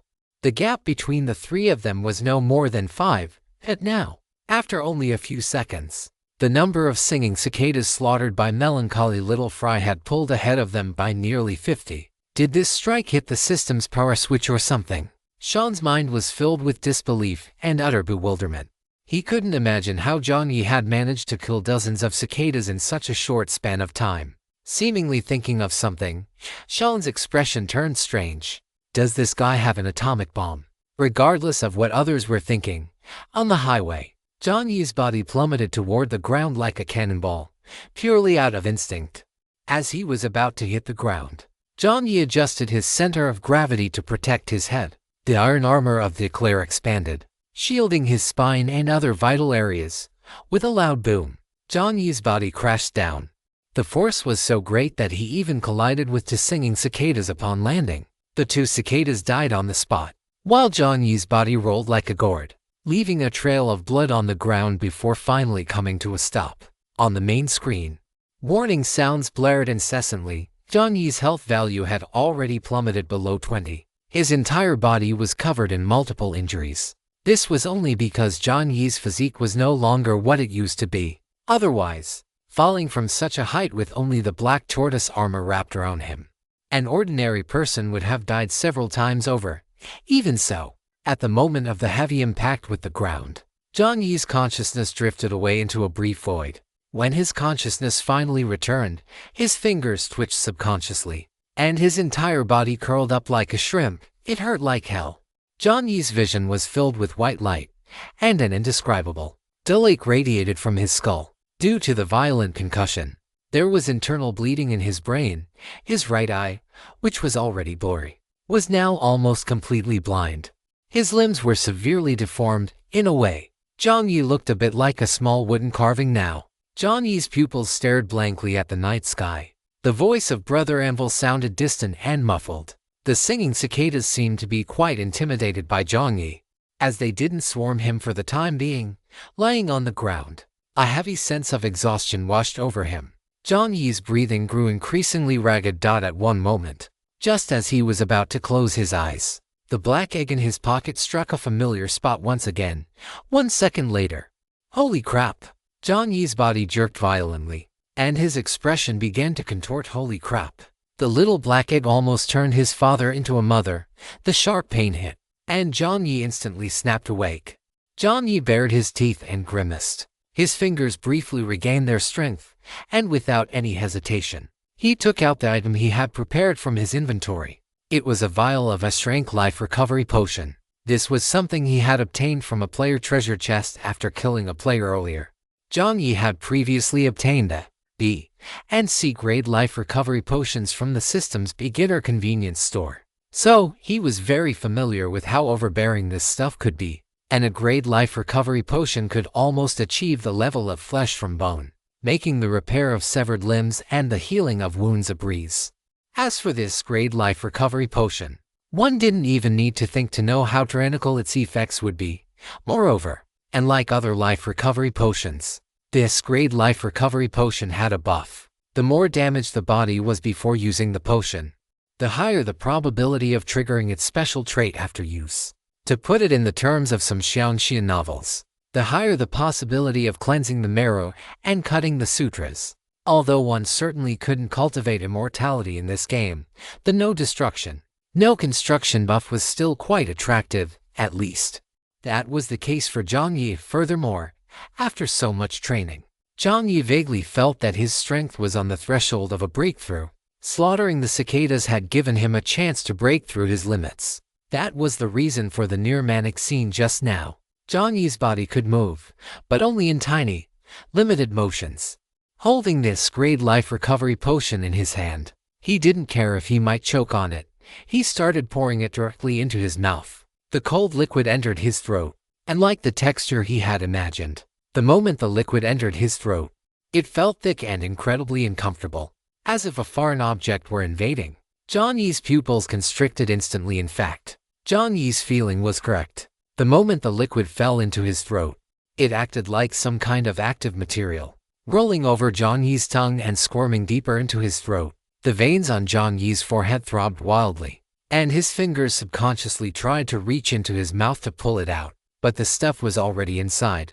Special item, a strength life recovery potion. Description: a system product, high-dimensional life repair energy, possessing miraculous regenerative capabilities. Note: the more damaged the body is before consuming the potion, the easier it is to activate the potion's special traits, thereby enhancing the body's repair effects. There is a certain probability of triggering an increase in all attributes. Note: those with strength, speed, and stamina attributes below 40 should use this potion with caution. Note: those with a spirit attribute below 20 should use this potion with caution. The potion had already traveled deeper past Jiang Yi's throat.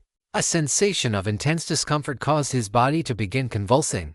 His stomach spasmed repeatedly, and the white light before his eyes began to flicker. Approximately 10 seconds later, Jiang Yi's body felt as if it had been pulled out of water. His pale complexion gradually regained its rosy hue, and his fingers, which had been dug deep into the ground due to the excruciating pain, slowly relaxed. Within his body, an indescribable power began to flow. Soon, a mechanical broadcast sounded. You have successfully activated the Strength Life Recovery Potion and its properties. Your health value is rapidly recovering. Your attribute values are rapidly recovering.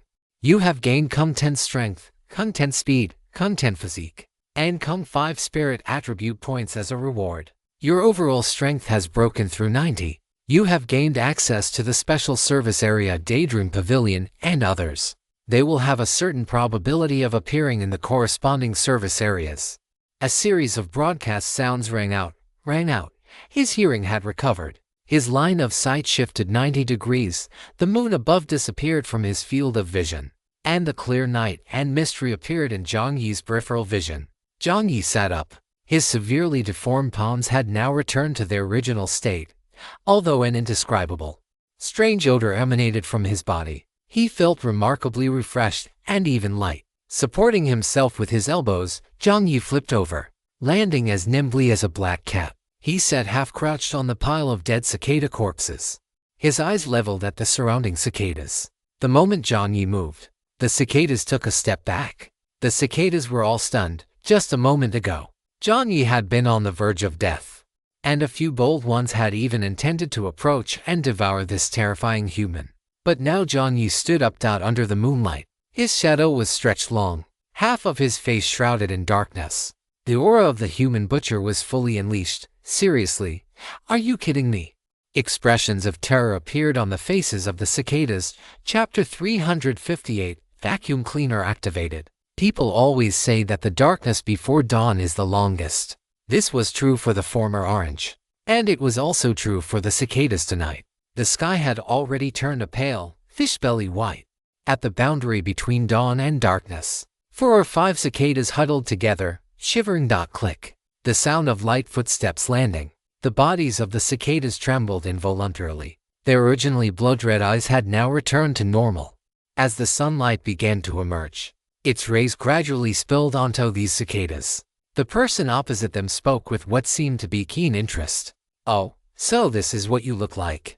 As soon as the words fell, the 2 wings of one cicada stiffened instantly, its green bean eyes, having lost their blood-red hue, crossed in terror, rolling its eyes back. It actually fainted on the spot. The remaining cicadas were even more terrified. Just then, the black shadow opposite them vanished in a flash. One of the smaller cicadas was shielded in the middle. There was no sound left around them. It shrank inward in fear, its wings trembling, and asked, "Has that terrifying guy left already?" However, no companion answered it. Its heart hammered. The next second, the cicada couldn't help but open its green bean eyes. As its honeycomb-like vision recovered, the scene before it slowly came into focus. In every facet of its honeycomb vision, the scene gradually became clear, and then the next second, in the center of every honeycomb facet, a grotesquely distorted face, magnified to the extreme, suddenly appeared. The cicada's green bean eyes widened to the limit. Jiang Yi had leaned his face in almost completely, from the cicada's perspective. This was no different from a cart titan lunging at its face, found. In the honeycomb vision, the human before it opened his mouth to the extreme. His teeth were stained with blood, his dark, heavy eyes were the size of needle points, and his mouth was twisted into a perverted smile. A numbing sensation struck its heart.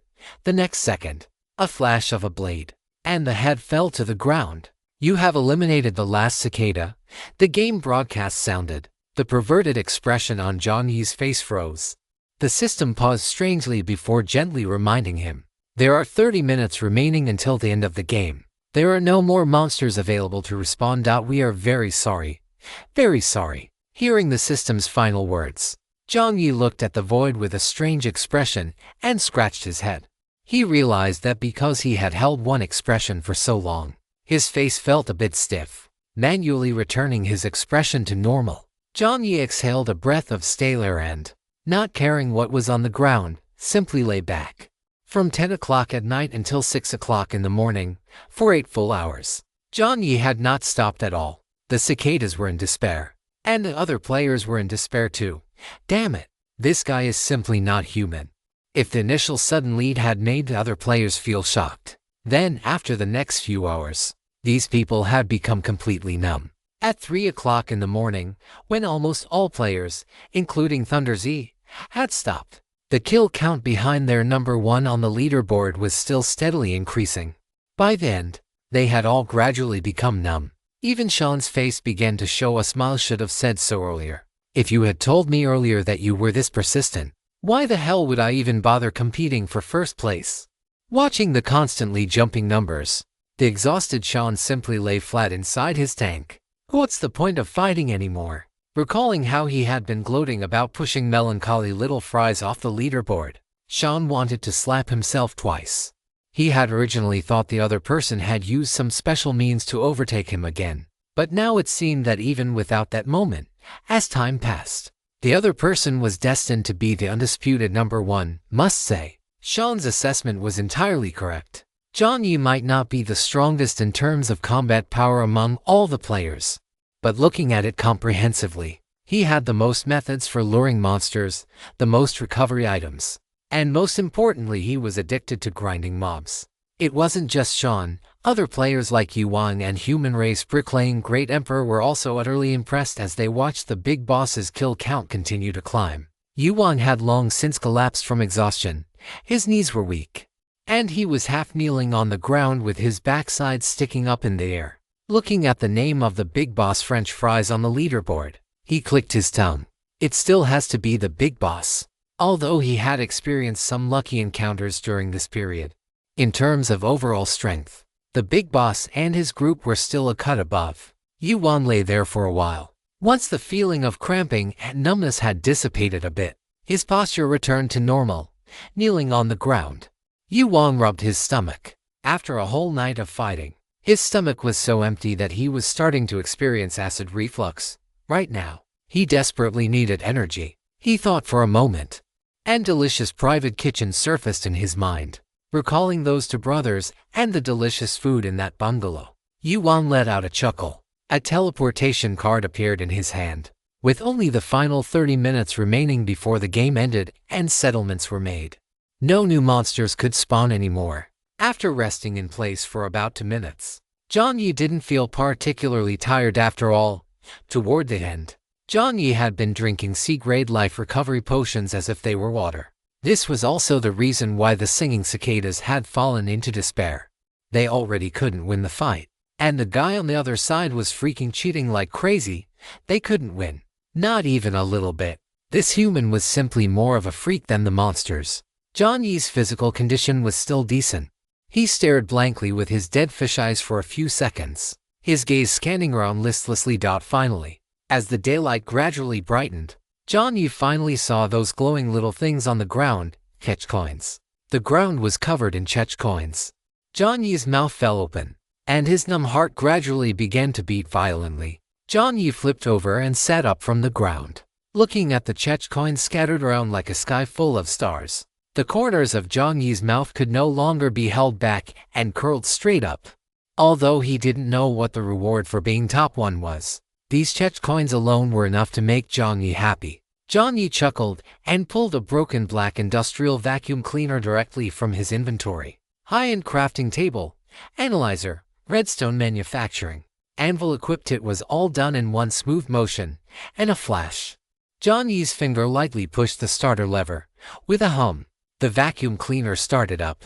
The end of the game. Chapter 359. Buddy, are you hacking? The industrial vacuum cleaner started up. It had to be said that even though it was a piece of junk picked up from a resource recovery station, as long as it was produced by the system, the quality of the thing was still quite guaranteed. A massive suction force instantly surged from the nozzle. Jiang Yi held it by the wrist for a while before feeling his wrist go stiff. He handed the industrial vacuum cleaner to Aniclimax and aimed it at the ecchi coins on the ground to start sucking them up. While vacuuming, Jiang Yi also took the opportunity to check the dropped items. Most of the singing cicadas only dropped ecchi coins, and only a small portion dropped other materials, such as cicada wing description. A drop from the monster singing cicada in the game cicada slaying. Light as a cicada's wing, thin as if weightless. The material is lightweight and suitable for use as the main material for modifying a wingsuit. In addition, it requires wingsuit blueprint by 1, steel cables X4, pivots X4, and several iron plates. Evaluation is required based on the materials used. Jiang Yi picked up a cicada wing from the ground. It had to be said that this thing was truly too small. If he wanted to craft a wingsuit that an adult could wear, Jiang Yi conservatively estimated that he would need at least 10 cicada wings. Although a wingsuit sounded like a very useful item, he didn't have a blueprint. Just as the thought flashed through his mind, the main screen in front of Jiang Yi flickered. In the private chat channel, someone had sent Jiang Yi a message. Anxious, Jiang 2. Have you finished the battle? Looking at the name Jiang 2, Jiang Yi's brain, which was currently intoxicated by ecchi coins, thought for a moment before realizing who the person on the other side was. Right, the gloomy guy. The alias Jiang 2 was one he had created specifically for the gloomy guy. It wasn't Jiang Yi's fault. Up until now, he couldn't quite remember how many different names he had given out. Jiang Yi typed in the information. Melancholy little French fries. It's over. Seeing those 2 words, Chi Zhou's eyes lit up. He had actually guessed from the leaderboard, which was no longer jumping, that Jiang 2's side should have finished the battle. but adhering to the principle of politeness. He still sent a message. Seeing Jiang Yi's reply, Chizhou typed seriously, "Anxious, okay. Good work. Anxious, if I'm not mistaken.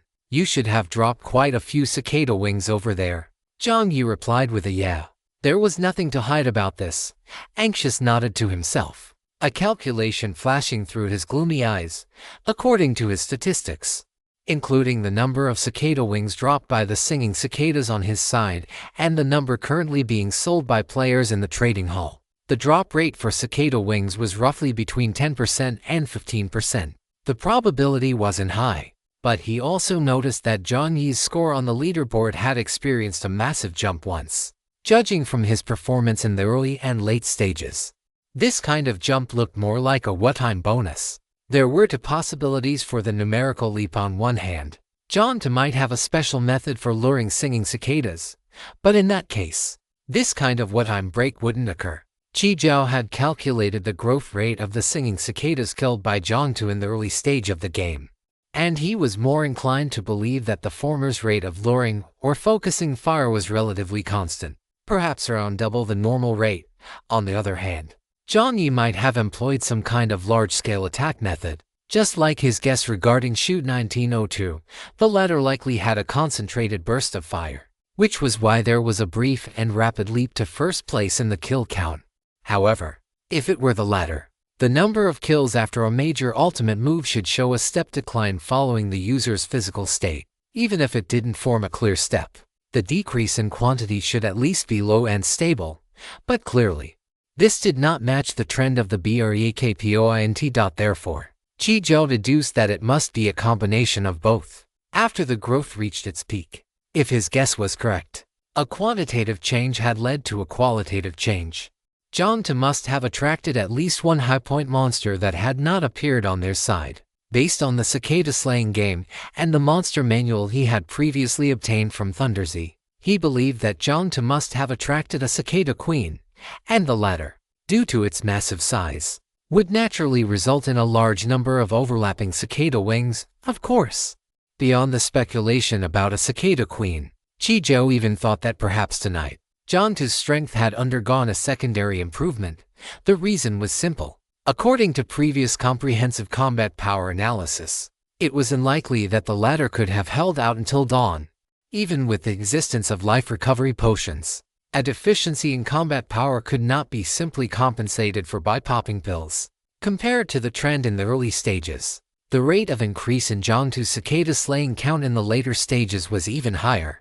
This meant the latter had achieved a breakthrough, with no rewards distributed yet and the number of cicadas being so high.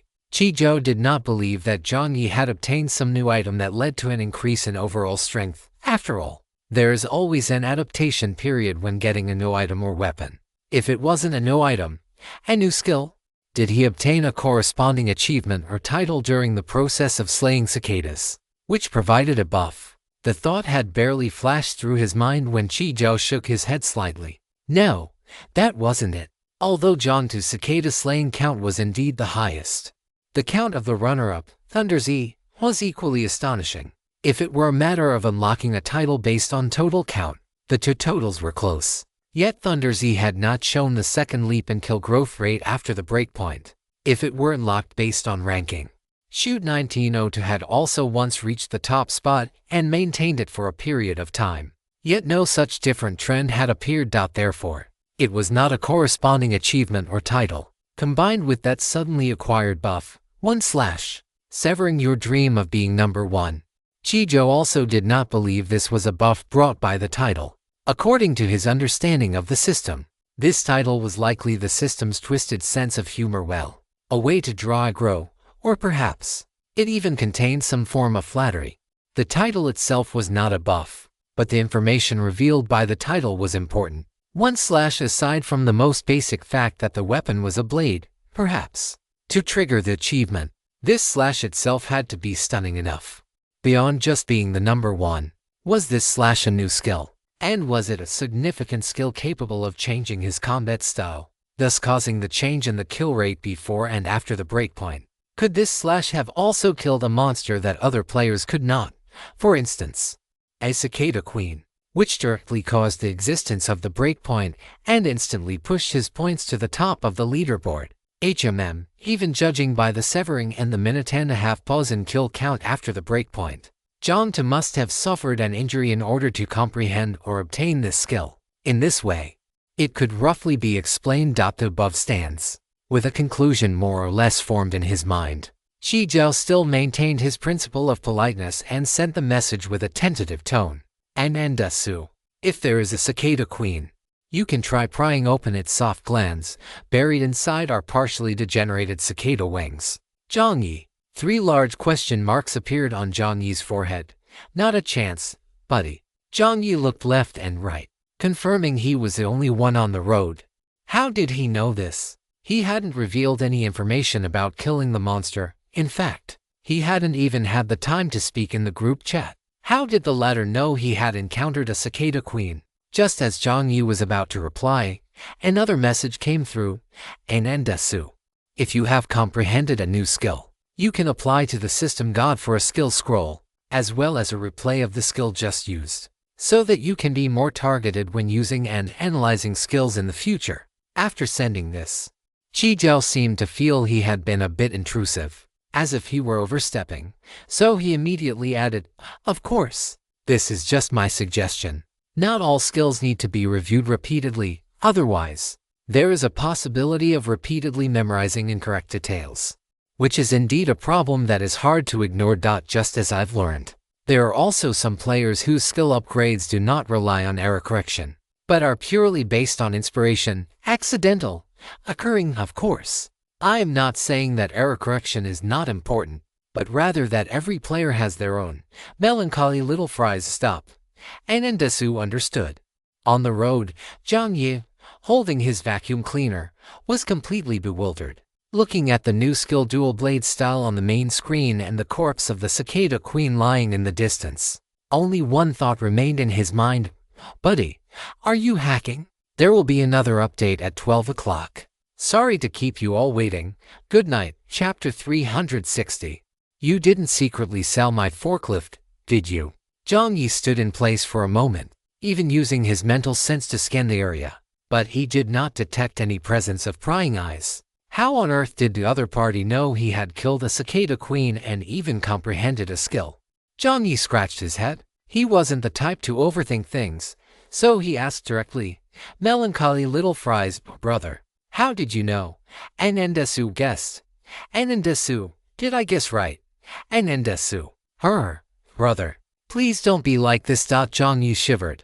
An image of the gloomy guy staring at him without moving subconsciously appearing in his mind.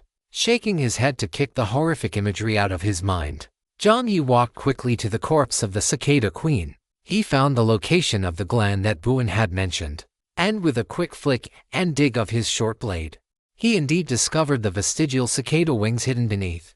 Judging by the quantity, there were no fewer than 10 of them. Jiang Yi carefully separated the cicada wings and asked straightforwardly, "Do you need these cicada wings?" In Jiang Yi's view, Buin was not the type of person to initiate conversation. Buin replied with a yes, hissing through his teeth. Jiang Yi asked again, "Do you have the blueprints? You don't have them, yet you want these?" Before Jiang Yi could continue questioning, the latter replied quite honestly, "But I can make wingsuits and mobility gear. My profession is mechanic." Seeing mechanic in the dialogue box, Jiang Yi's eyes widened slightly. Good grief. Compared to his own quality inspector and recycler, the mechanic profession sounded like it was on an entirely different level. A mechanic. No wonder he was buying up special types of slime in the group chat last time. As he thought about this, another image suddenly appeared in Jiang Yi's mind. It was the drones that had been chasing him and the 3 members of He Bao's group at the watchtower. And the way they used that kind of assembly-style mobility gear. Could it be melancholy little fry? The drones at the watchtower. Buin desu, I'm sorry. Melancholy little fry. Jiang Yi slapped his hand over his own face. He was speechless. So, the so-called being hunted by enemies and the total blockade by tree heart technology, after all that, turned out to be just players killing each other. The corners of Jiang Yi's mouth twitched, exhaling a breath of frustration. To be honest, Jiang Yi wasn't too angry. After all, without the latter's map, he likely wouldn't have made it out. Jiang Yi glanced at the description of the wingsuit and set his conditions. I can give you the cicada wings, but in exchange, I need you to custom make a wingsuit for me. Buendesu, okay. Chijo agreed directly and even transferred 50 vehicle coins over. After all, once he finished assembling the wingsuit, he could not only use it himself but also place it in the trading hall or sell it back to the monster merchant, which would also be a significant return.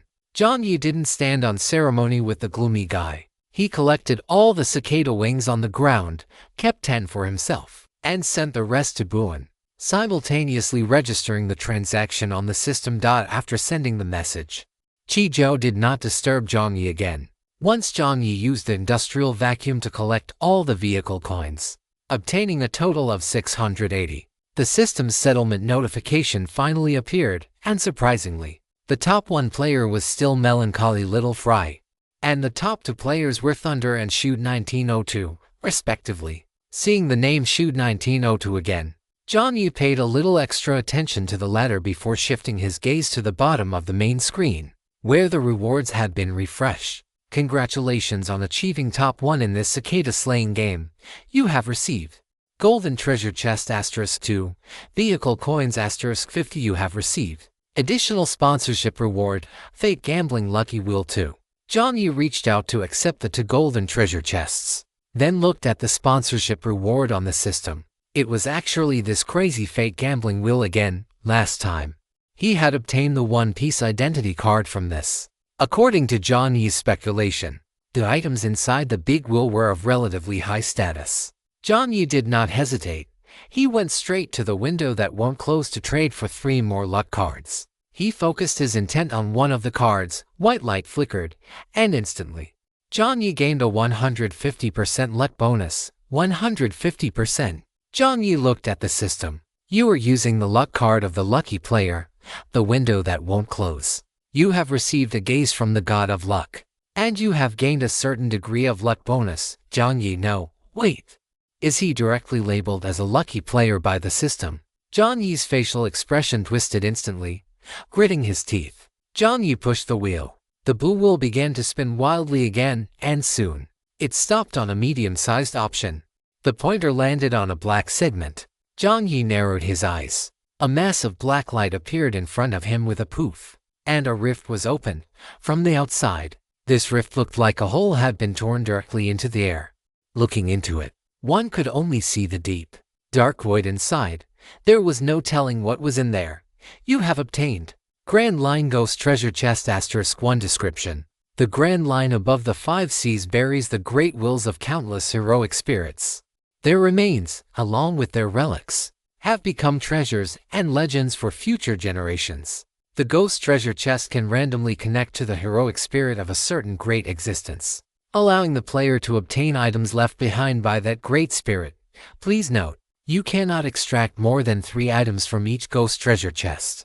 Otherwise the channel will collapse and this reward will be invalidated. Please note, extraction from the Ghost Treasure Chest is random. The system takes no responsibility for the items extracted. Please note, the extracted items themselves may possess certain resistance. The system is not responsible for any damage caused as a result. Seeing the description, Jiang Yi hissed. This chest was a bit unreliable. Not only could it not guarantee the quality of the items, but it might even be dangerous. Items left behind by heroic spirits of the Grand Line. What if, like that ghost ship last time, it left behind something even more dangerous than the ghost captain's chair? Jiang Yi clicked his tongue. After thinking about it, he very prudently chose not to reach his hand in. Instead, he chose. Jiang Yi took 2 or 3 steps and hopped onto the forklift. In his consciousness, he called out to the system, I'm here, my lord. The system, having happily gained 5,000 vehicle coins, was no longer even pretending. Its tone rose, sounding incredibly sycophantic as it spoke. While it spoke, a "Your humble servant is here" meme appeared on the main screen. Seeing the system acting so obsequiously, Jiang Yi even began to suspect that this guy might have secretly sold his forklift. Chapter 361, Lone Dragon.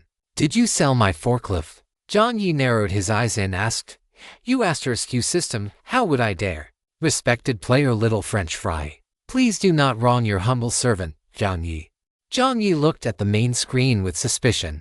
Although the system had occasionally revealed its bootlicking nature before, that usually only happened when he obtained something good. Now that he had already sold the cicada wing to Enbo, why was this guy still acting like this?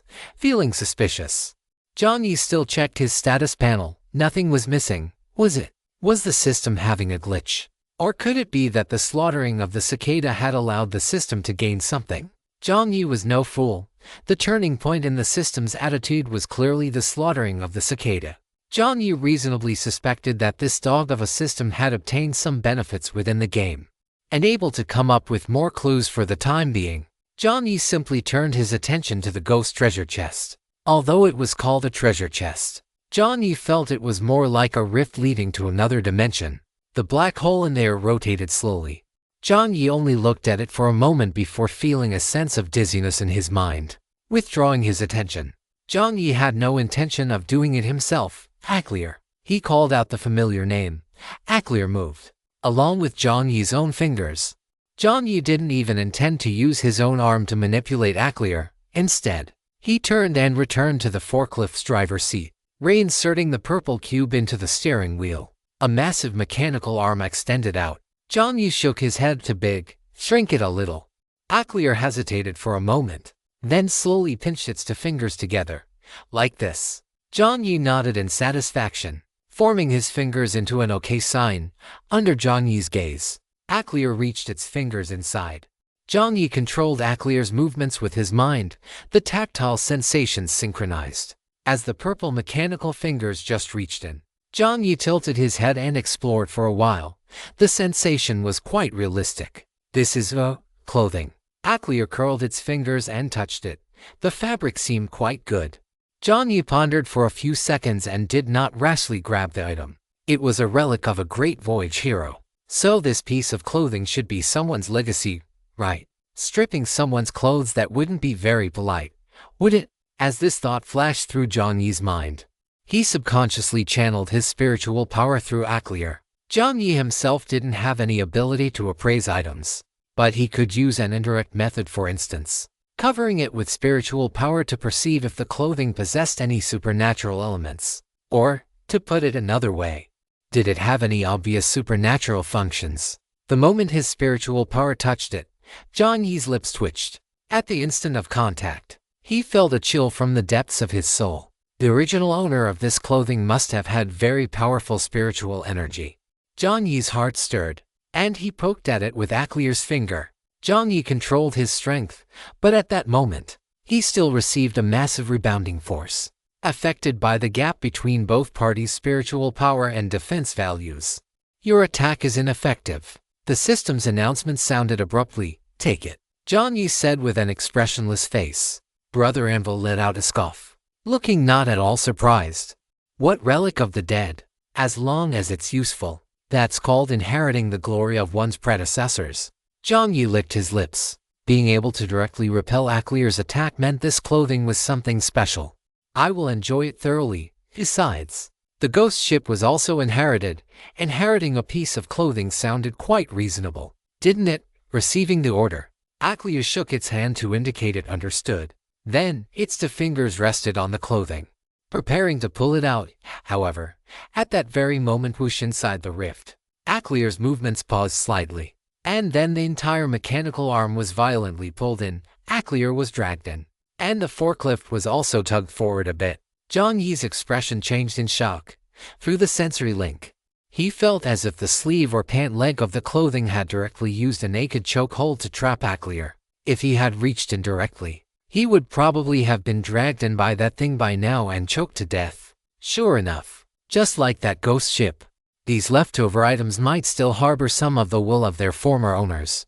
That damn system. It's a good thing he was cautious. As the thought flashed by, Jiang Yi didn't hesitate any longer and slammed his foot onto the accelerator. Since one couldn't drive against traffic on the road, Jiang Yi simply turned sideways. At a glance, the forklift looked as if it were locked in a wrestling match with an unknown powerhouse. Aclier, in the middle, had been pulled completely taut. If it weren't for the fact that Aclier's material had excellent ductility, It would have snapped by now if it had been made of other materials. Creak. Creak, a teeth grinding sound rang out. After the two sides stalemated for 2 minutes, the forklift finally succeeded in moving a few meters to the left. And the wrist part of Aclier that had been dragged in also moved out. Keep it up. After another 3 minutes, Aclier's figure was fully revealed. Only then did Jiang Yi see what that thing was. It was a white lapel suit. Calling it a suit wasn't quite right. Suit was just from the perspective of a Dragon Kingdom person.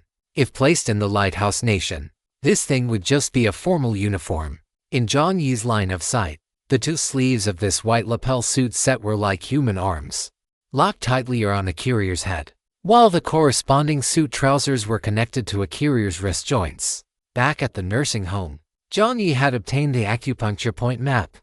According to the map, if Akirier were a human at this moment, this level of force would be enough to snap a person's neck directly and paralyze the connection point of the spine.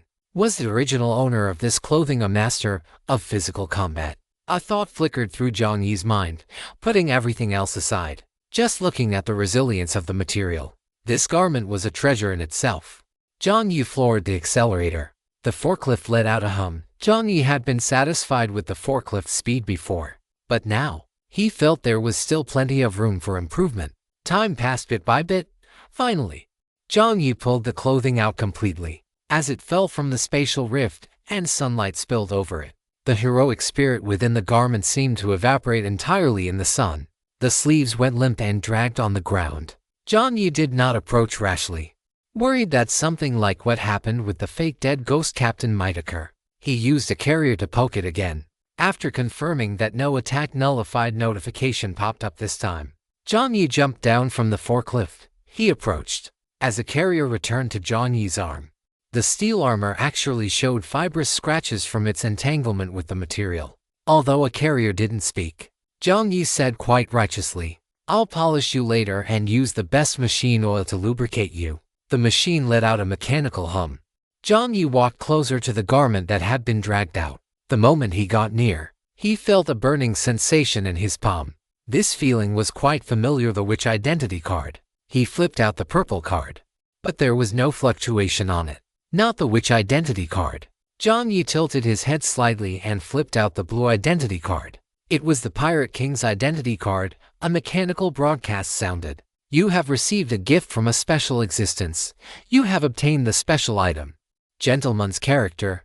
Special item, Gentleman's character, grade. You do not currently have permission to view description. This is a captain's suit with a long history. Its existence is as old as the Grand Line itself. Its successive owners all possessed a character as shining as gold, together with its masters. It raised the curtain on the Grand Line and looks forward to the appearance of the next gentleman to continue writing the great legend across the 5 seas. Description. After wearing this item, you will receive a Kung 10% strength, Kung 10% speed, and Kung 5% stamina attribute bonus, and gain a permanent reward of Kung 1 to your maximum spirit attribute. After wearing this item, you will possess a special King's Aura. Aura is a trait, whether it is your enemies or your companions. They will feel a certain degree of awe toward you. Of course, this requires the support of a certain level of spirit attribute. Detected that you have activated the skill Intimidation. Under the suit's effect, your skill will receive a 30% additional effect. After wearing Lone Dragon, your appearance will undergo certain changes. This is the gentlemanly temperament condensed by the heroic spirits of past generations. Disguise is also a branch of learning for pirates. Of course, this is not for avoiding the pursuit of lovers or creditors. Well, of course not. Looking at the last line, the corner of Jiang Yi's mouth twitched. Lone Dragon. Jiang Yi looked at the suit on the ground and picked it up. He rummaged through the inner pocket of the suit and, sure enough, discovered another item. A black eye patch. Lone Dragon, Chapter 362, Gambler's Fireland Suit, Eye Patch. Mechanical arm. The captain's 3-piece set is complete. Jiang Yi muttered in his heart. He didn't put them on immediately. Jiang Yi continued to look at the spatial rift. The system log had updated. You have obtained the special item. Gentleman's character. You have obtained the special item, Lone Dragon. Friendly reminder. According to the rules, you may take at most one more item from the ghost treasure chest. Seeing the reminder, Jiang Yi clicked his tongue. Why did this damn system seem so distrustful of him? Up to this point, the damn system had already reminded him 3 times that he couldn't take more than 3 items. Did he look like such a greedy person? As soon as Jiang Yi's thought flashed by, Brother Anvil gave his affirmation. Exactly. What is this stingy system trying to do, brother? You are one of the rare humans who, like the great Anvil, possesses such noble and generous character, Jiang Yi. Jiang Yi was speechless for a few seconds. The system couldn't even be bothered to roast these 2 guys. Having 5,0 forklift coins, it could forgive everything. It's reminded us so many times. Isn't it because someone tried it before? How about, Anvil? It's not like we can't try it anyway. You just put those 2 items into your inventory first, right? What you said makes some sense. System. 3 exclamation marks slammed into Jiang Yi's face, however. Even with the exclamation marks in his face, Jiang Yi acted as if he hadn't seen them, and even began to mobilize a carrier. The original finger-pinching shape changed to an open palm gesture special thanks to Lai Pai Shikai wa Shao Mao. Oh my god, the system suddenly panicked, letting out a high-pitched "A, no way, you really can't." These 2 living ancestors. The system, which a second ago was saying that 5,0 forklift coins could forgive everything, had now completely broken down. Watching these 2 ancestors looking eager to try, the system felt its head swelling. These 2 living masters combined had 500 pounds of rebellious spirit. Seeing the countless warning signs and exclamation marks popping up, Jiang Yi tilted his head and stopped his fly-rubbing hand gesture. Jiang Yi's mood was actually quite calm. He was merely testing the system's bottom line. Well, it seemed this rule couldn't be bugged. Jiang Yi knew when to stop while he was ahead. After exchanging a glance with the eager Aclear, Jiang Yi clicked his tongue, reshaped his splayed palm into a peacock-like gesture, and once again carefully reached into the spatial rift. Seeing that Jiang Yi seemed to have finally settled down, the system felt as if its intangible body were breaking out in a cold sweat. A living ancestor, a true living ancestor. Once this round of extraction was finished, it would definitely have to apply to the main system for 2 bottles of system-exclusive calming oral liquid for wives.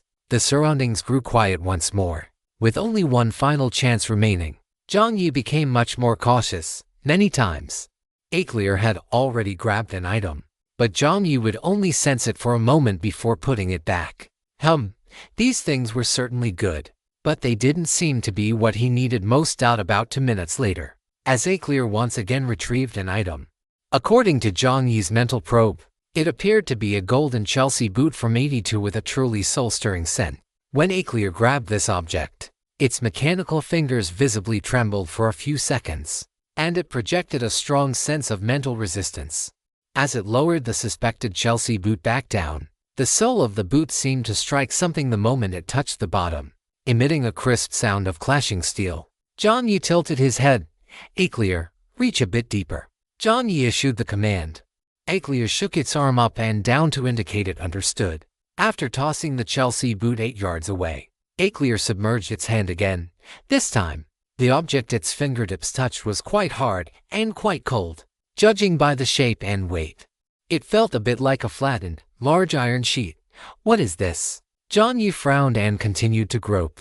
The shape of the entire iron sheet began to take form in his mind. This, it seemed, was a blade. But could it be called a blade? It didn't seem to have a tip. Not only was there no tip, but Jiang Yi couldn't find a hilt either. However, the middle section did indeed seem to have a blood groove, which was common for knives or swords. Jiang Yi pondered for a moment, hesitating whether to bring this thing up. After thinking it over, Jiang Yi summoned Xiaoyu. Aclear withdrew its hand and took hold of Xiaoyu instead. Holding Xiaoyu, Aclear reached back into the ghost treasure chest and found the previous spot. As soon as it approached the location of the strange large iron sheet, the blade of Xiaoyu began to hum, as if it had sensed some kind of dangerous aura. If Xiaoyu hums, it must be a good blade. Jiang Yi licked his lips. Without further hesitation, he set Xiaoyu aside, and Aclear grabbed with all its might, pulling the object straight out. On the highway filled with the corpses of cicadas, the spatial rift seemed to connect to countless darkness and shadows. The moment the purple mechanical arm emerged, carrying the pitch-black object, the sound of the wind and the flow of air all stilled for a second. The sky instantly turned dark. As if some colossal entity were pressing down from the clouds, Jiang Yi felt tiny. Dense prickles emerged on his skin, his facial muscles tightened, and the stray hair on his forehead seemed to be pressed down by an invisible pressure. Every nerve ending felt as if it had been activated by a tiny electric current, tight, dense, and making Jiang Yi acutely aware of their existence. Jiang Yi swallowed his saliva with a gulp. The system log began to update rapidly. Congratulations. You have obtained the special item, Gambler's Fireline Wreckage. Description: Gambler's Fireline. One of the 12 supreme great blades. Designed in the style of a cane, it conceals a straight blade inside, featuring a Kirihazukuri cut blade style. It possesses both concealment and lethality. It was once the personal blade of a certain Marine Admiral and is a symbol of the highest combat power in the Navy. Description: This item is heavily damaged. The outer shell of the cane part is missing. The core section shows signs of being severed and requires repair. Description: Gambler's Fireline has high requirements for the user's swordsmanship. The minimum requirement to use Gambler's Fireline is having obtained the qualification to enter the summit battlefield. Description: As a symbol of the strongest combat power, Gambler's Fireline possesses immense pride. Its edge will only bloom for the strong. Friendly reminder: without sufficient material reserves or the support of a master blacksmith, repairing this blade will bankrupt you. Friendly reminder: if you recycle this blade's wreckage to the system, you will receive a high recycling price and a generous reward. As the lines of text appeared, the corners of Jiang Yi's mouth curled up bit by bit. It was actually Gambler's Fireline. The dungeon will not turn into a One Piece fanfiction. The plot and the lines are not played that way. All One Piece characters will only appear in the trials of the virtual summit battlefield. Chapter 363. A little monster with a peculiar appearance. As one of the 12 supreme great blades, the power of Gambler's Fireline was unquestionable. Even though he had only obtained a broken version, Jiang Yi was already quite excited. As for the system's warning that players without abundant resources should be cautious about holding it, Jiang Yi completely dismissed it as hot air. Although it was a bit shameless to say so, in the game, when it came to resource abundance, he doubted many players could compare to him.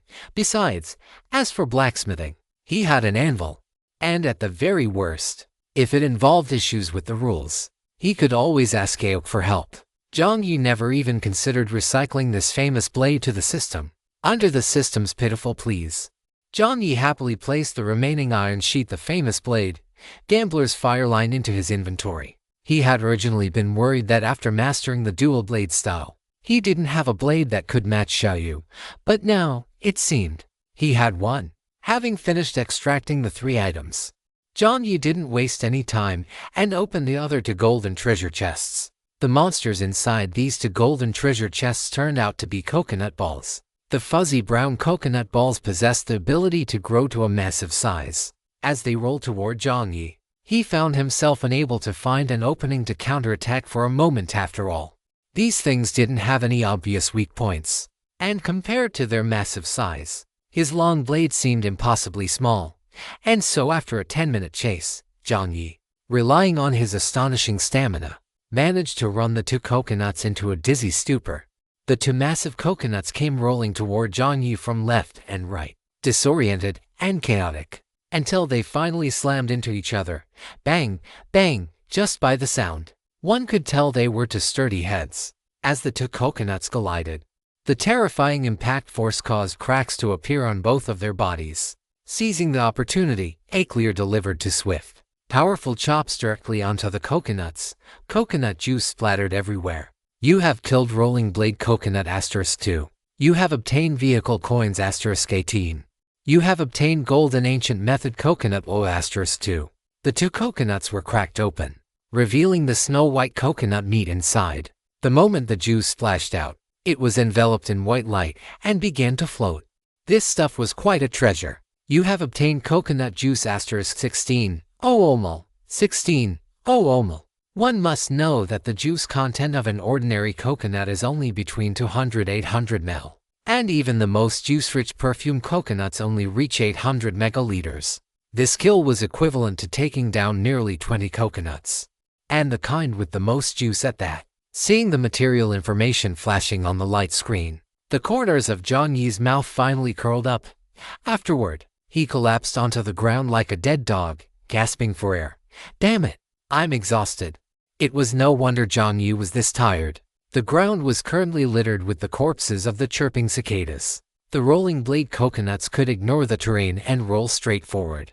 But Jiang Yi couldn't. If he tripped over a corpse, he would end up becoming Jiang Yi. After running for 10 minutes, Jiang Yi felt as though he were drenched in sweat, as if he had just been fished out of water. His combat suit, already soaked in blood, was now drenched in sweat again, and the smell had become quite pungent. After resting on the floor for a while, Jiang Yi finally couldn't take it anymore. Once he finished collecting all the materials on the ground, he waved his hand at Aclier, signaling it to clean up the battlefield, which meant throwing all those corpses into the white mist while he walked into the forklift's washroom. Water mist sprayed up, blurring the scene inside the washroom. While Jiang Yi was cleaning himself, he didn't notice that the little black egg, which had been sitting peacefully on the table, suddenly moved. The sunflower big baby next to it. The big baby was startled. It reached its two leaves toward its eyes and rubbed them twice. When it opened its eyes again, the black egg seemed to be motionless once more. Could it be that it was just an illusion? The sunflower big baby tilted its head, and just as it was about to sway again to generate sunflower energy, suddenly, crack!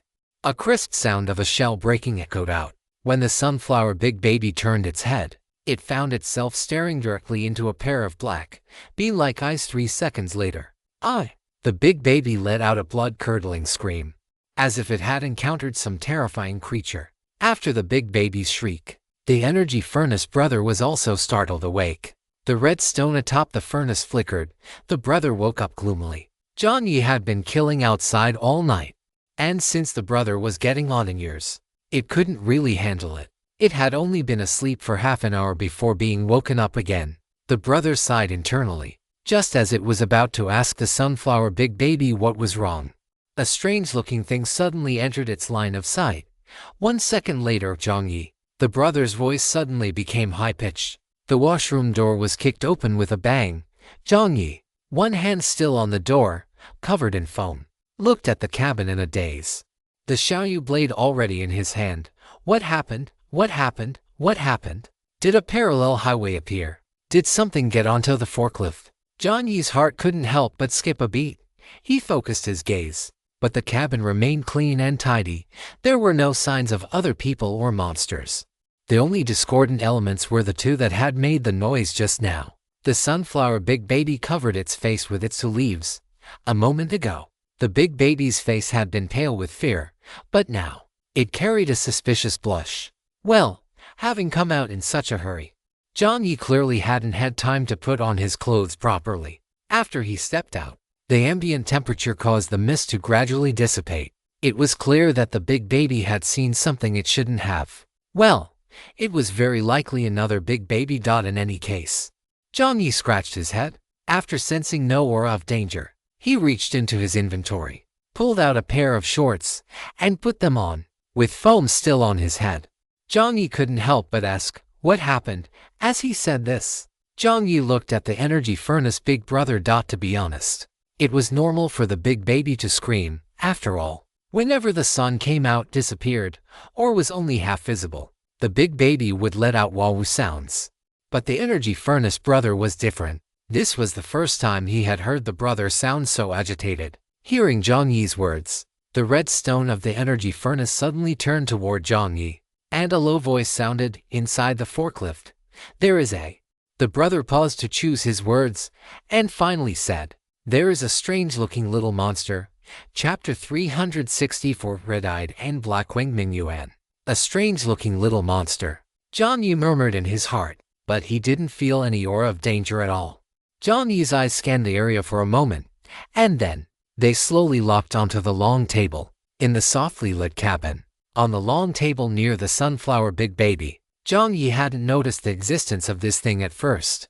Perhaps due to the obstruction of the leaves or because the creature's aura was too faint. However, now, Jiang Yi saw clearly what it was, and Jiang Yi's expression gradually became complex.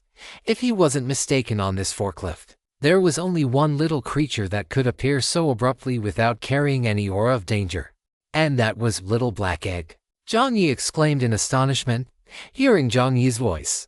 The little thing looked up, dazed and confused. The moment it looked up, it saw a shirtless human with a bewildered expression.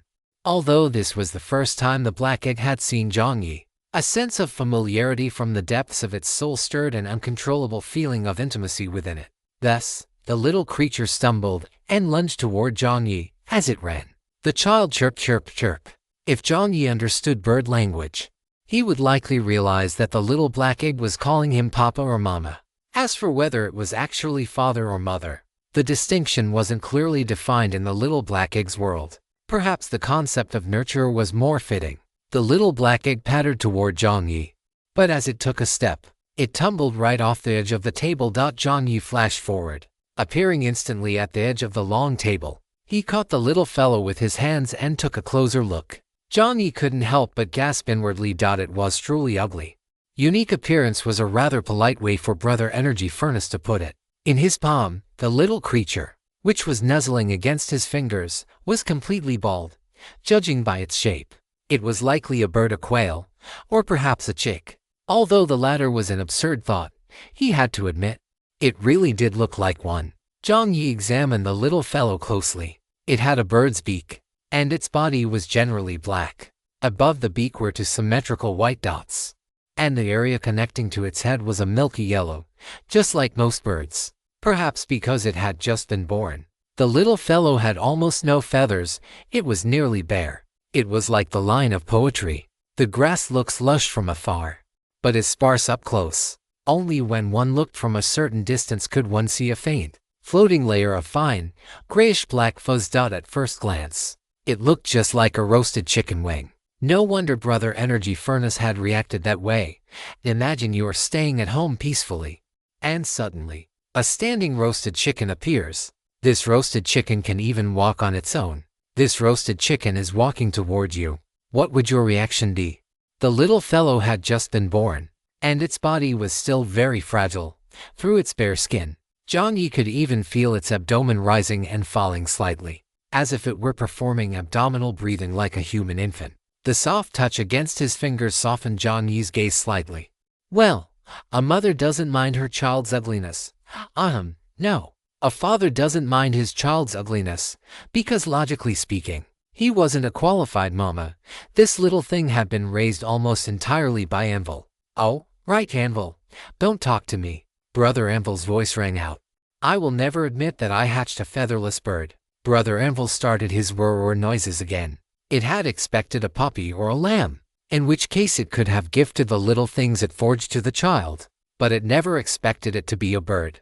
One had to know that in its world, things that could fly were all quite evil. The corner of Jiang Yi's mouth twitched. Jiang Yi covered the little fellow's ears. Don't listen, it's malicious talk. The little fellow naturally heard the other voice. It scratched its head with its bare wings, or rather, wing stumps, and tilted its small head. Its previously squinted eyes opened wide. They were a pair of blood-red eyes, and the pupils within were black. Compared to its roasted chicken appearance, it formed a stark contrast. The bright red eyes blinked, and as its beak opened, it began to wail, Jiang Yi. Jiang Yi felt a massive headache instantly. Seeing Jiang Yi at a loss, Brother Anvil rolled his eyes in his mind and resignedly extended his spiritual essence from Jiang Yi's body, covering the tiny featherless bird with a large block of iron. Sensing the warm spiritual energy, the wailing bird immediately quieted down. So, that's how it works, Brother Anvil huffed. Sigh. He still had to rely on him. What would his brother do without him? The little fellow settled down, and only then did Jiang Yi have time to check the situation. His gaze drifted over the long table, and he saw the shattered eggshell, which was soaking in nutrient solution and emitting a faint glow. At the same time, a ding sounded. Jiang Yi looked at the main screen, and sure enough, the log had updated. Congratulations. Dear player, Lord Melancholy Little Fry, your pet has been born. Would you like to spend 20 car coins to unlock and register its detailed information? Jiang Yi didn't hesitate and clicked yes. Registering the child's status, this wasn't something to be stingy about. After clicking yes, lines of text appeared on the main screen. You have obtained a silver grade monster pet, Blackwing Kite. Jiang Yi didn't really care about the child's grade. If it were in the past, he would have been obsessed with combat stats.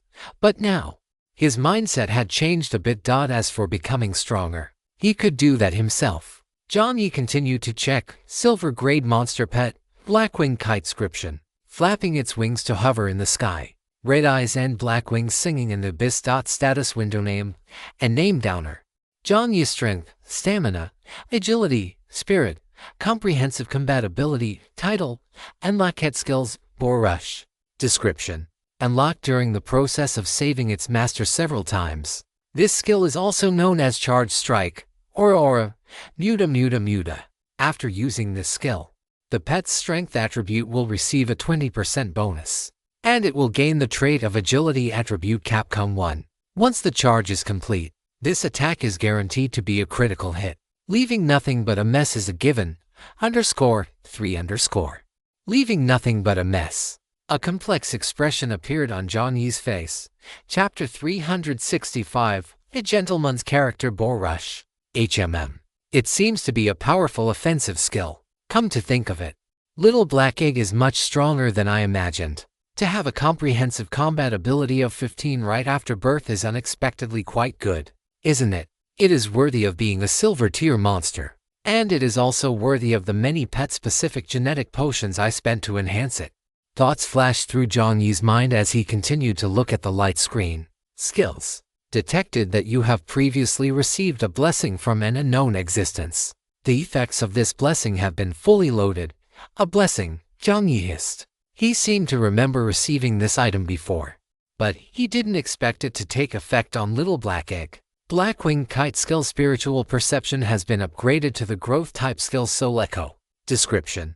Red eyes and black wings, soaring and composed. The Blackwing Kite is quite sensitive to the presence of spirituality and mental power.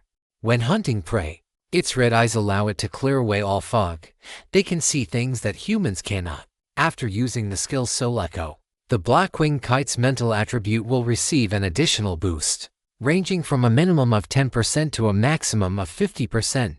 At the same time, the target connected to the Blackwing Kite via the mental link will simultaneously receive an additional mental attribute boost. The boost is 50% of the pet's own boost, meaning a minimum of 5% and a maximum of 25% effect. This skill lasts no longer than 2 hours, with a cooldown of 24 hours.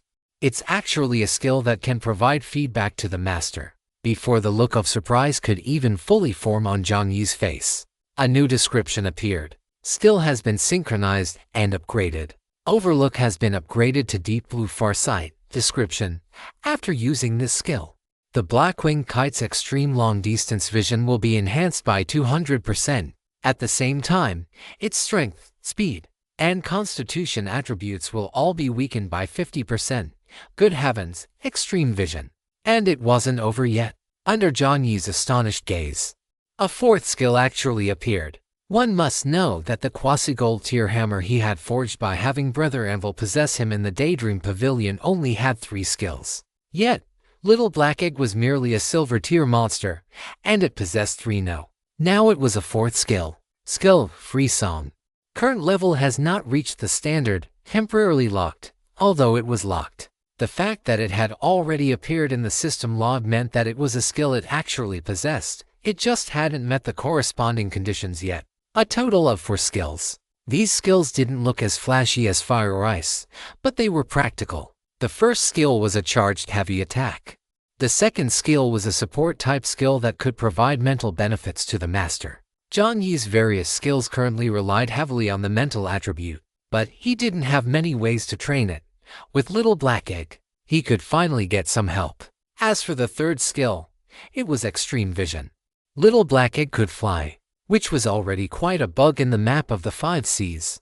Now, with Extreme Vision, Jiang Yi was equivalent to having a mobile watchtower. This was simply something every pirate. Wait, why had he already started identifying as a pirate? Jiang Yi paused for a moment, then corrected himself. This was simply a skill every captain dreamed of. As for the 4th skill, although it wasn't unlocked, judging by the first 3, it would only be stronger, not weaker. Jiang Yi's eyes crinkled into a smile. He reached out a finger and stroked the space between the child's brows. Little black egg squinted its eyes in enjoyment. The eyes on its beak now looked like two thin red lines, appearing quite adorable. Not bad. Jiang Yi offered a word of praise. Although he didn't have any specific requirements for little black egg's strength, the stronger the child was, the more gratified he would naturally be, if for no other reason. At least when out in the world, the child would have the ability to protect itself. Upon receiving Jiang Yi's praise, the little guy seemed quite happy and chirped twice more. Only, compared to when it first started, the sound seemed even weaker. Little black egg leaned against Jiang Yi's hand, its form looking somewhat frail. Jiang Yi frowned and looked at Anvil. Brother Anvil was also confused. It only knew how to soothe with mental power, but it didn't know how to actually raise a real bird. Jiang Yi pondered for a few seconds, and a possibility crossed his mind. He reached into his inventory and took out the feed he had previously used for the black turtles. He dug out a small piece of meat with his finger and placed it in front of little black egg. The bird's beak twitched, and soon, it began eating right off Jiang Yi's finger. Jiang Yi's expression turned to one of sudden realization. No wonder, the child was hungry. Little black egg finished the meat in a few bites. After eating, it tilted its head and stared blankly at Jiang Yi. Seeing this expression, Jiang Yi had a brief hallucination of King. Well, there must be similarities between animals. This expression should mean not enough. Wait here. Jiang Yi casually set the little guy down. However, as soon as he put it down, the little guy started chirping, just like any newborn child. It had a bit of separation anxiety. Jiang Yi scratched his head. He was currently mixing food, and the kitchen was still a bit dangerous for the current little black egg. But the child refused to leave. Jiang Yi poked little black egg's head with his finger, just as he used his fingertip to move it aside. The next second, the little guy's two wing roots bumped over toward him. After a few times, Jiang Yi felt helpless. He had no choice but to place it on his shoulder. Jiang Yi shook his head with a smile and began mixing the raw meat. Soon, a plate of raw meat was ready. Jiang Yi thought for a few seconds and took out the coconut juice he had just obtained from his inventory. Coconut juice mixed with milk he would have brother energy furnace heated up later. The child was in a growth phase, so he had to pay attention to nutrition. Jiang Yi muttered to himself. Soon, a portion of food was prepared, and little black egg dove right into it. While little black egg was busy eating, Jiang Yi hurried to the washroom to complete the final procedures. After rinsing off, Jiang Yi put on the gentleman's character directly. The gentleman's character was, in reality, a three-piece suit. Jiang Yi wasn't entirely sure of the specific material, but he always felt it was somewhat similar to the witch's gloves. The material had excellent elasticity and, furthermore, possessed an automatic cleaning function. After putting on the black inner lining, he found the design quite impressive. Every inch of his muscles felt wrapped, yet it didn't restrict his range of motion in the slightest. He put on the trousers as well. Jiang Yi casually performed a few kicking motions, and they felt just as free and easy. Finally, there was the white lapel suit jacket. The cut of the jacket wasn't skin-tight. It sat somewhere between a standard suit jacket and a trench coat, which meant it wouldn't hinder his movements. The moment the white jacket touched his body, it automatically adjusted to Jiang Yi's physique. One had to admit, the saying that a suit is a man's true second skin was not wrong at all. Jiang Yi looked at himself in the mirror and nodded with satisfaction. He casually used a blade to trim away some of his long hair, revealing his dark, sunken eyes. His entire demeanor became even sharper and more piercing. It would be difficult for anyone to connect the person he was now with the person who had first entered the highway. Excellent. The greater the difference, the easier it was to disguise himself. Now, only the final step remained. Jiang Yi fished out the black eye patch, Lone Dragon, from the white suit. The patch was quite wide, so there was no need to worry about it digging into his eyes. 2 seconds later, in the steam-filled mirror of the washroom, a stranger yet someone who seemed vaguely familiar appeared. The facial features were still Jiang Yi's own, but the angles were more defined, his face leaner and more three-dimensional, and his gaze colder. Even if a person's features remain the same, a slight change in the shape and contour distribution is enough to make them seem like a stranger. That was exactly the case for Jiang Yi now. Jiang Yi touched the face in the mirror with his finger. On the surface, The black eye patch covered one of his eyes, but in reality, his vision was not obstructed.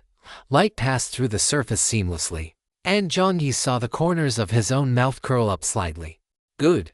It had that faint, dead-eyed look of someone who had spent 10 years gutting fish at the watchtower. Very nice. Chapter 366, Breakfast. After tidying up his clothes, Jiang Yi turned his head, only to find that little black egg had disappeared. Jiang Yi paused, then raised an eyebrow and ran a few steps toward the basin.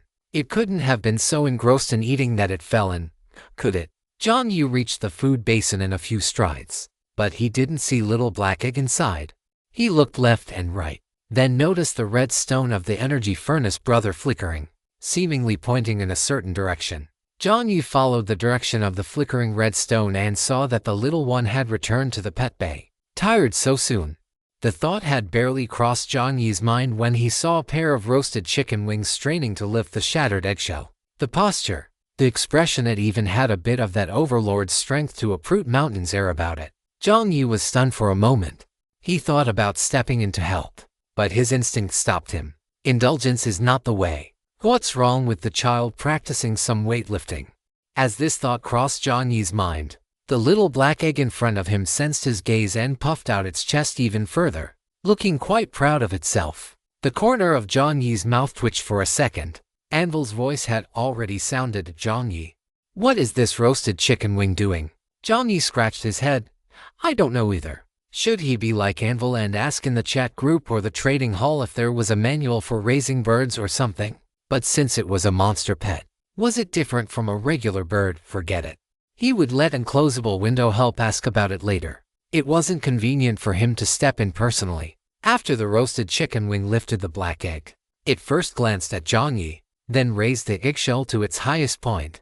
Under the latter's curious gaze, roasted chicken wing opened its mouth, and its sharp beak pierced a hole in the shell. It began to gnaw at its own eggshell, using that hole as a starting point. Soon, a third of the eggshell was already in roasted chicken wing's stomach. Under the soft light, Jiang Yi noticed that after eating half of the shell, a layer of light gray fuzz seemed to be emerging on roasted chicken wing's bald body. Roasted chicken wing was growing feathers. Jiang Yi widened his eyes and rubbed his chin. If it were before, this action would have been nothing special. But now, with his changed appearance, inside the forklift, a guy with slicked back hair, a single eye patch, and a cold expression was watching the roasted chicken wing eating the egg on the long table with a pair of sinister eyes. No matter how you looked at it, it was chilling. It felt as if the next second would be, once you're done eating, it'll be my turn.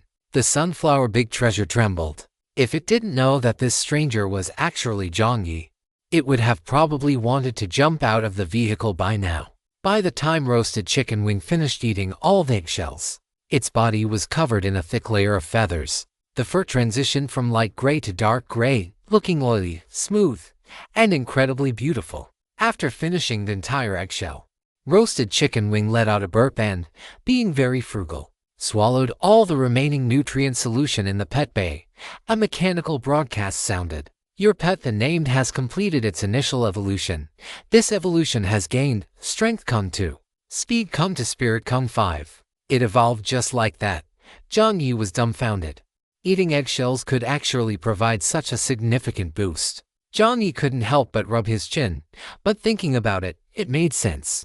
The black eggshell had been soaking in nutrient solution day and night, and he had almost never let the supply of nutrient solution run dry. It stood to reason that during the growth process of little black egg, oh no, he almost got led astray by Anvil. During the growth process of the little one, this thing must have absorbed a considerable amount of energy. No wonder the first thing this child did after regaining its strength from eating was to consume its own eggshell. The black egg expanded by a full size after finishing the shell. A claw poked out from the pet crate. The black egg looked toward the direction where Jiang Yi was, hesitating for a moment before extending its claw. But it stopped just as it emerged. It wasn't a roasted chicken wing. It should have a more efficient way of moving. A thought silently flashed through the black egg's mind. After chirping twice, the little black egg retreated to the edge of the long table and then sprinted forward. Jiang Yi hadn't even been this nervous when killing fish corpses or cicadas. Watching the black egg's posture, was it attempting its first flight? Jiang Yi gulped audibly. Even the anvil felt inexplicably nervous. On the long table, the little black egg's blood-red eyes revealed a fierce glint chirp. Like a comet striking the earth, like Mount Tai collapsing. The little black egg's body shot off the long table like a firecracker at a speed of 3 centimeters per second. Then, it landed headfirst right into Jiang Yi's palm. The little black egg lifted its head from Jiang Yi's palm in confusion, its claws still waving in the air. Jiang Yi. It seems it is still too early for it to fly. At the very least, its feathers need to be fuller and its skeletal structure fully formed. Jiang Yi shook his head with a helpless smile. He placed the frustrated little guy directly onto his shoulder. Not wanting to waste any more time, Jiang Yi glanced at the main screen. It was 7:15 a.m. Jiang Yi still felt mentally alert.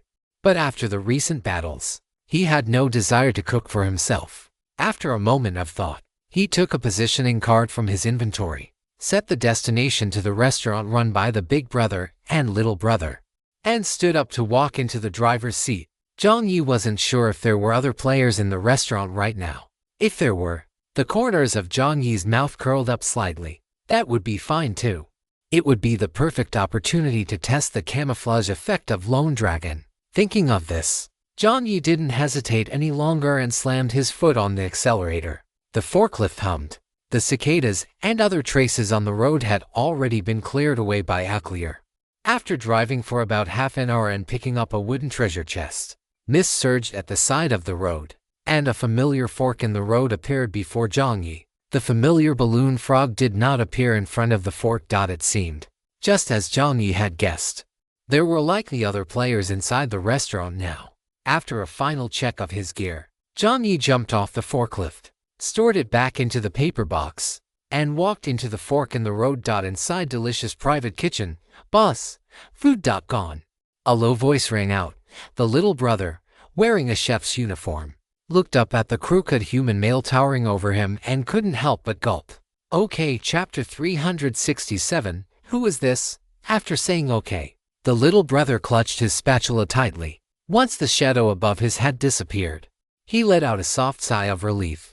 Who you? The little brother thought to himself. Although this customer came often and he was quite familiar with him, for some reason. Even so, every time he spoke to this customer, it put immense pressure on him. Every time this customer spoke, boss, car coins, boss, food, boss, dish, boss, gone, leaving. At these times, he would feel an invisible pressure, as if something terrifying would happen if he didn't get the food out quickly.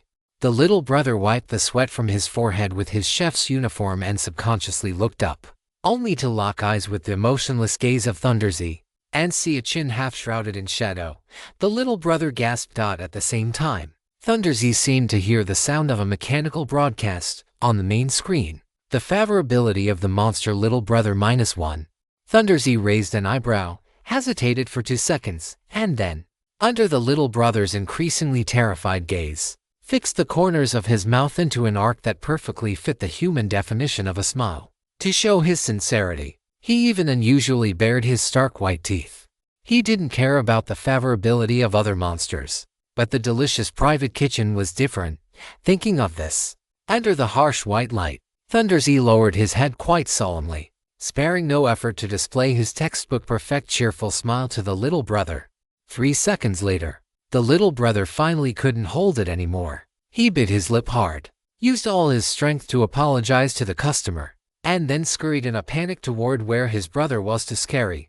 Woo woo woo. Better let my brother handle it. The little brother's short legs moved rapidly. Just as he turned to flee, the young man who was holding a bowl of meatball soup in front of the clay pot turned around. Head on. A soapbox came crashing into him. Window that won't close, cursed internally, using every bit of his reaction speed to shift his legs and create a small space just as the little guy was about to collide with him. However, due to his unstable center of gravity, the bowl of soup was about to spill and pour onto the little brother's head. Window that won't close as pupils shrank, various methods flashing through his mind. Just as he intended to block it with his arm, suddenly, a gloved hand calmly took the bowl from window that won't close's hand. The person's fingers were very slender, and the movement of taking the bowl was incredibly fluid, as if it had simply slid out along the line of force of the arm. After taking the bowl, That arm followed through with an elbow strike to correct window that won't close as tilting body. While the other hand reached out, a slightly damaged cane dropping down to stop the little brother's forward momentum just in time. Guanbusheng Dequan's gaze briefly intersected with the newcomer's. The latter's eyes were remarkably calm, and unlike the average Dragon Country citizen, this person had light brown eyes. Upon closer inspection, one could even discern a mysterious layer of light green around the edges of the irises. A player from the Lighthouse Nation. The thought had barely flashed through his mind when Guanbusheng Deking stood frozen in place. Xiao Debao also seemed to snap out of his daze, looking at the newcomer with a blank expression. The man was dressed in a white suit, underneath which was a black, tight-fitting combat suit that looked perfectly suited for battle, paired with matching black trousers. Even more unique was the black, single-lens eye patch he wore. His hair was slicked back in a very standard, polished style. After steadying the two of them, the man calmly placed the bowl back onto the flat table. In the moment he turned, Guanbusheng Deking noticed something perched on the man's shoulder. Looking closer, he realized it was actually a gray feathered bird with scarlet eyes in those clear, crimson pupils. Guanbusheng Deking could even see his own slightly stunned expression, his mouth agape but silent. The words he was thinking were asterisk holy crap. He's so damn cool. There are usually only three things that can unify the aesthetic standards of men. One is Tom Cruise, one is Daniel Wu and Eddie Peng, and the last one, of course, is oneself right after a shower. Even so, Guanbusheng Deking had to admit that the guy in front of him was a cut above even himself after a shower. Slicked back hair, white suit, bird on the shoulder. Who the hell is this guy? So pretentious. He looked like some pirate general who had just walked out of the Five Seas dungeon. As Guanbusheng Deking stood his ground, he couldn't help but size the guy up again. The man before him was, naturally, Jiang Yi. Jiang Yi hadn't expected to run into two old acquaintances the moment he walked through the door. He had already seen Lighting Z during mealtime. As for Guanbusheng Deking, although they hadn't met offline, the latter frequently sent him selfies for no reason. So Jiang Yi naturally recognized him. The moment he arrived, he saw Chang Wei beating Lai Fu. Oh wait, no, it was the tough guy Lighting Z smiling and scaring away the poor little frog. Jiang Yi, who had 1 foot through the door, almost stepped right back out. He was genuinely afraid he wouldn't be able to hold back his laughter. However, the next second, after Lighting Z revealed his kind smile, things began to spiral in a direction Jiang Yi couldn't control. Xiao Debao turned and ran. And when he turned his head, Jiang Yi saw Guanbusheng Deking, looking completely bewildered with a meatball still stuffed in his mouth. Jiang Yi sighed silently and decided to intervene. Judging the force and direction casually, Jiang Yi stepped directly between the two, took the bowl of scalding soup, and incidentally intercepted the charging Xiao Debao. After doing all this, Jiang Yi cast a calm glance at Lighting Z, who was also about to reach out to help but had been a step slower. After his spirit attribute had increased again, he could vaguely perceive the aura surrounding Lighting Z. It was an aura filled with the scent of blood. Just being near it felt like hearing the miserable wails of countless monsters. No wonder Xiao Debao was in such a panic. Compared to Debao, Xiao Debao was actually quite calm and cautious. Under normal circumstances, he wouldn't appear this flustered. An aura filled with the scent of blood, could it be a domain similar to intimidation? Jiang Yi's mind stirred. Without hesitation, he directly activated his intermediate skill, intimidation. An invisible aura radiated from Jiang Yi as the center. With the 30% bonus from Gentleman's demeanor, Jiang Yi's intimidation was not the least bit weaker than the mysterious aura on Lighting Z. The two forces faintly formed a standoff. Lighting Z retracted his outstretched hand. His brows furrowed as he looked at this stranger who had entered. Who is this? Special thanks to Ulsmil. Special thanks to Gudenduk Chapter 368. The eternal elementary students bowed high at the doorway. The three of them stared at each other from a distance, or rather, unilaterally. As Lighting Z and Guanbusheng Deking looked at this somewhat unfamiliar person, a few seconds later, Guanbusheng Deking broke the silence first, grinning at Jiang Yi. Thanks, Hoodie. Jiang Yi nodded. Appearing very aloof, Guanbusheng Deking slurped and asked with great familiarity, "Are you from that place, the Lighthouse Nation?" Jiang Yi turned his head slightly, confirmed his vocal tone in his mind, and spoke. No, I am from the dragon country. The low voice sounded like water in a dense forest. The moment the sound faded, Guanbusheng decking on the opposite side froze. And then the expression on his face gradually turned strange. No way, buddy. Your configuration is a bit too good, isn't it? Is this? Could this be the legendary vocal fry? Goosebumps rose on Guanbusheng Dekwang's arms. Seeing this, Jiang Yi's eyes flickered slightly. Very good. Lighting Z didn't seem to react to this voice either. It seemed the disguise of Lone Dragon and the Eternal Elementary student's bow tie was a success. Lone Dragon, naturally, went without saying. It paired with Gentleman's demeanor to provide the ability to alter one's appearance. As for the Eternal Elementary student's bow tie, it was an item Jiang Yi had opened from two golden treasure chests. Yes, besides the two giant coconut monsters, Jiang Yi had opened another item from those two golden chests. One could only say it was worthy of being the good luck card of Guanbusheng decking, the player designated by the system as the ultimate lucky winner. In Jiang Yi's pocket sat a crisp, black bow tie. The Eternal Elementary student's bow tie description.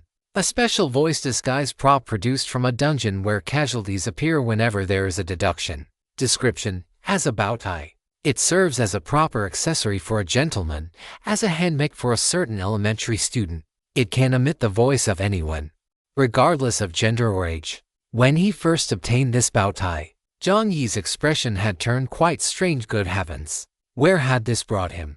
Is this still the highway? Are you sure this isn't Baker Town? Regardless, the functionality of this item is quite practical. However, compared to the body belonging to that Eternal Elementary schooler, its features seem a bit neutered. To be precise, it can emit the voices of 4 different types of people: male, female, old, and young. In a way, the system description wasn't wrong. Jiang Yi's male voice was directly modeled after the Energy Furnace brother, and Reese one derived indirectly from Aok, a roadside NPC monster completely different from the players, the other being a dungeon NPC. This way, his vocal range shouldn't overlap with any other players in the game. As for the other 3 voices, Jiang Yi hadn't thought them through yet, and he didn't have any immediate use for them anyway. After he mentioned that he was from the Dragon Kingdom, the expressions of the 2 men turned slightly surprised. Clearly, they didn't recognize who this person was. Could it be a newly emerged player from the dungeons? Having successfully rescued the little guy, little Daibao looked up, dazed. When he realized what had happened, his expression turned flustered, and he hurriedly apologized to the guest. I am so sorry, guest. I didn't see where I was going. Are you hurt? I am truly sorry. This was entirely my mistake, guest. I'll refund your ticket. I also have some ointment for burns. I'm really sorry. Wearing his chef's hat, little Daibao bowed toward Guanbusheng decking. Guanbusheng decking hurriedly waved his hands. It's fine, it's fine. See, I didn't even get burned, did I? Refund the money. That was absolutely out of the question. He had already eaten so much here that he was practically ready for slaughter. Asking for a refund now would be far too shameless. But little Daibao clutched his spatula, still looking hesitant. Guanbusheng decking let out an A, and naturally draped an arm over Jiang Yi's shoulder, only to immediately receive a cold, indifferent glare from the latter. Guanbusheng Dekwang's movements paused slightly, and he immediately lowered his hand, acting as if nothing had happened. Guanbusheng decking rubbed his hands together like a fly, pretending everything was normal. All right, boss, this must be a new guest. Why don't you serve him first? He called him a new guest because Guanbusheng decking was already quite familiar with delicious private kitchen. He came here whenever he had the chance, firstly, to stuff his face, and secondly, to see if he might run into his goddess. Based on his observations, Thunder Z was a regular since both were regulars. They had naturally gotten to know each other over time. Guanbusheng decking knew that the guy behind him, who looked like a god of slaughter, was Thunder Z, the top 3 player who dominated the regional rankings year-round. One had to admit, this person's words and actions were quite consistent. His image and speaking style were perfectly unified. Besides him, he had also seen a few other players, but he still hadn't seen the person he was longing for. Thinking of this, Guanbusheng decking sighed gloomily. He quickly pushed those thoughts aside. Hearing Guanbusheng Dekwang's words, little Daibao nodded hurriedly. just as he was about to bow and thank the guest who had saved him. Little Daibao's movements suddenly paused. Pinned to the lapel of that guest's white suit seemed to be something. Little Daibao's eyes widened slightly, noticing Little Daibao's gaze. Jiang Yi also looked over. On the lapel of the white suit was a work badge that only monsters could see. A work badge, Mr. John. Little Daibao's eyes opened to their widest extent. And then he saw this mysterious guest, dressed in refined attire and exuding a powerful aura, wink at him. And although there was no expression on his face, Little Daibao clearly read a sense of teasing in those eyes. It's John. Little Daibao's eyes sparkled, his entire frog life suddenly brimming with vitality. Just as he was about to speak, he forced himself to hold it back. Mr. John must have his own reasons for dressing up like this. I can't expose John. Wait, dressing up like this, could it be? Little Daibao suddenly looked at Guanbusheng decking Jiang Yi, who was currently signaling to Little Daibao. Why are you looking at that guy, Guanbusheng decking? Little Daibao instantly understood why Mr. Zhang had to disguise himself. Little Daibao's expression became serious and earnest, his brows furrowed. He walked up to Jiang Yi with great solemnity, as if they were meeting for the first time. Hello, sir.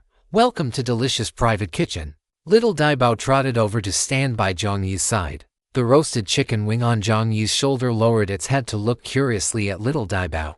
Little Daibao subconsciously wanted to reach out and tug on Jiang Yi's sleeve.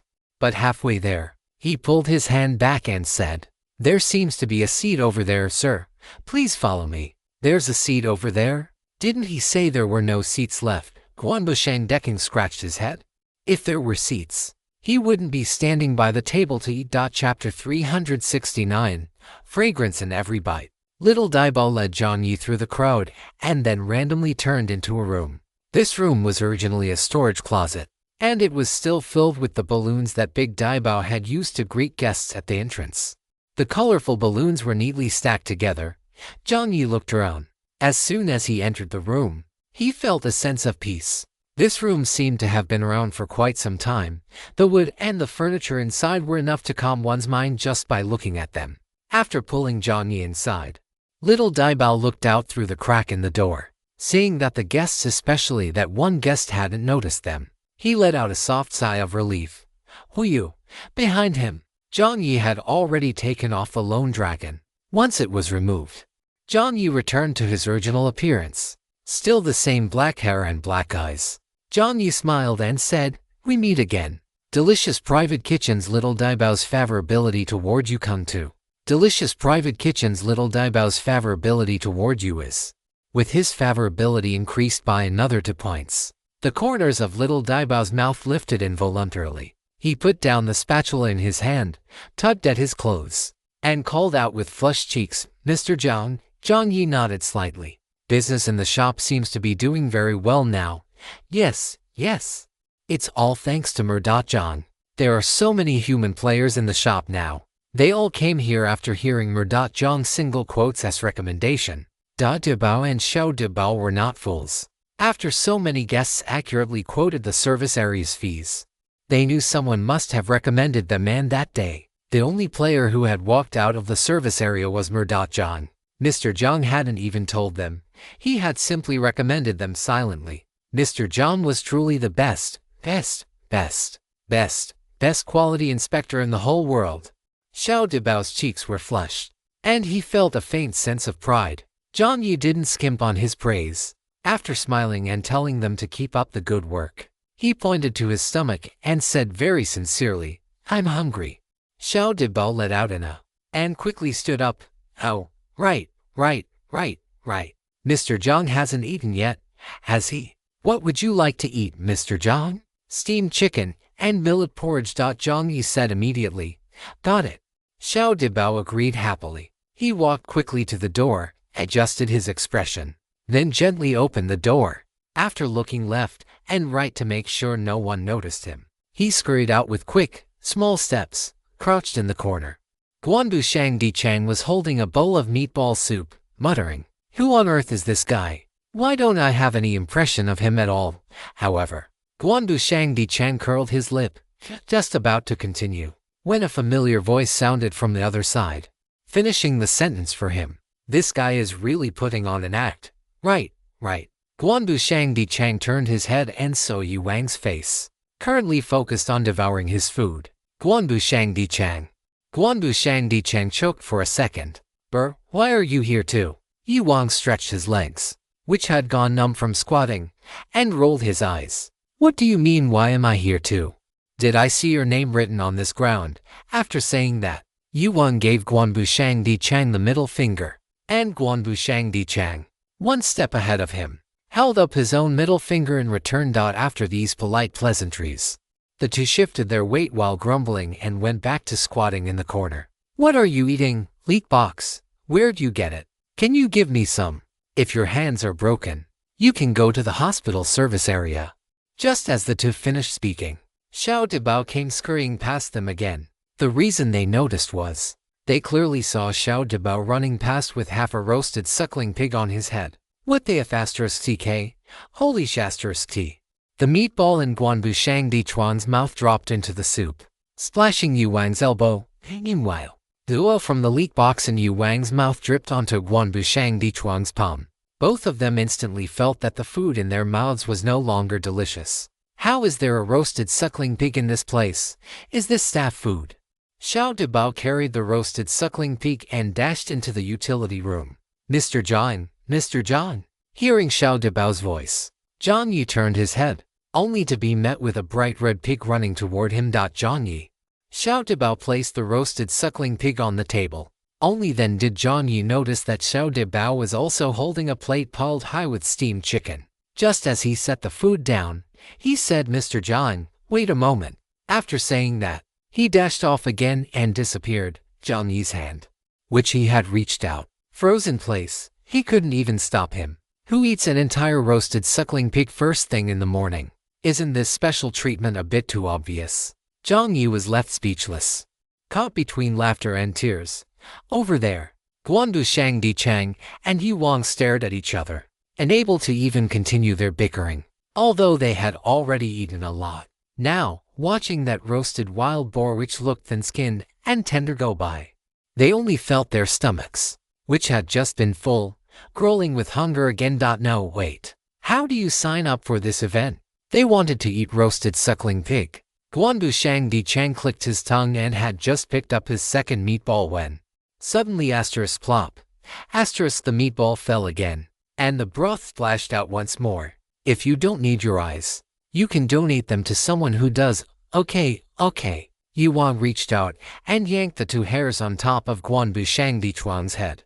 Guanbu Shangdi Chang pointed a trembling finger forward. What? Yu Wang asked impatiently. He turned his head this time. It was Lai Dibao running past, and the roasted suckling pig had been replaced by a large bucket, although they didn't know what was inside. As Dibao ran past, a fragrant scent wafted through the air. Other guests eating at the long table were also attracted, but Dibao was moving very fast this time. Before they could even get a clear look, Dibao had already entered the room marked guests not allowed. Because of his height, Yu Wang managed to get a glimpse of what was in the bucket. Was it porridge? It seemed to have shrimp and dried scallops inside. Seafood porridge. A whole bucket of it. Is this also staff food? The door opened again, and under Jiang Yi's shocked gaze, the whole bucket of porridge was set down. After setting the porridge down, Dibao grinned. Mr. Jiang. There's no need to be so. I'll go get you some side dishes. How can you eat porridge without side dishes? After saying that, Dibao strictly followed his younger brother's instructions, carefully looked around, and ran out again. Jiang Yi. In the eyes of these two brothers, am I a gluttonous beast? Jiang Yi shook his head, unable to help but laugh. He looked at the roasted suckling pig on the table and used a small knife to cut off a piece. The skin on top was roasted quite well. It was thin and crispy, dipped in the refreshing sauce. Every bite was fragrant. Special thanks to Shang Dumo. I couldn't capture a complete screenshot of this teacher's art. Special thanks to Old Smeal Chapter 370 Food. I need food. It seems that with the enhancement of the monocle and the body, his current appearance has undergone a fundamental change. Even Thunder Z didn't recognize him, so it would be even more impossible for other players to identify him. Jiang Yi ate while peeking out through the crack of the door. He gave a soft whistle. And the dark gray feathered roasted chicken wing understood the signal and flew down from Jiang Yi's shoulder. To say it flew, however, wouldn't be entirely accurate. Roasted chicken wing's flight now relied more on free fall. Rolling off Jiang Yi's shoulder, roasted chicken wing waddled over to the door crack, its blood-red eyes peering out quietly, looking in the direction its master had just indicated. In roasted chicken wing's field of vision, that rather terrifying guy was waiting in place for a while. But Big Brother Bao and Little Brother Bao, these two brothers, had all their thoughts focused on Jiang Yi ever since he arrived. If they hadn't seen Thundersy still standing there when they ran out earlier, Little Brother Bao would have forgotten what he was supposed to do in the first place. Therefore, Little Brother Bao was now heading to the kitchen to quickly prepare the meal. Meanwhile, Big Brother Bao was near the serving tray, seemingly meticulously preparing some kind of platter: pickled vegetables, bean sprouts, shredded lotus root. It looked like it was also being prepared for his master. Thundersy stood in place for a while, and upon realizing that no one was going to pay him any mind, he remained silent for 2 seconds before quietly squatting down in the corner of the wall where Window That Won't Close and Wild King were located. Seeing this guy, who was clearly a cop, come over, Window That Won't Close and Wild King both appeared somewhat uneasy. This wasn't because their identities couldn't see the light of day. It was entirely due to the inherent nature of the people of the Dragon Kingdom. After all, the identity of Uncle Officer was always relatively serious. Thundersy walked over and silently squatted down. Window That Won't Close, Wild King. The two big gluttons exchanged a silent look and swallowed the foul language that had been on the tip of their tongues. No, they just felt that if they cursed in front of this man, something terrifying would happen.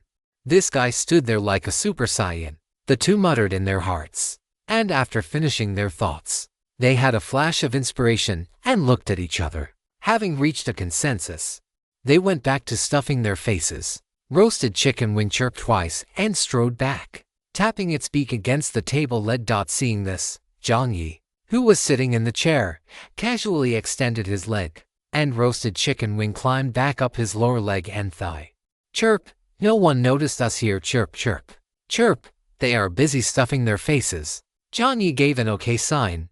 Very good. A smile appeared on Jiang Yi's face. As the saying goes, showing off in front of others is certainly pleasant, but that's only if you have the life to enjoy it. Before he had sufficient strength, Jiang Yi wouldn't give anyone any chance to track him, even for Thundersy, who had to some extent already passed his assessment. Jiang Yi had prepared a separate masking card.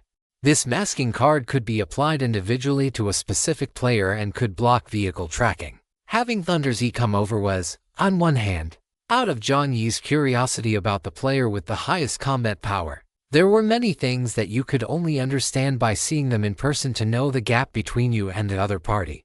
On the other hand, it was also a potential move for recruitment and investment. But this didn't mean Jiang Yi already trusted him. In this game, the only thing Jiang Yi could probably trust was the anvil that was deeply bound to his soul. As these thoughts flashed through his mind, Jiang Yi's attention returned to the roasted suckling pig on the table.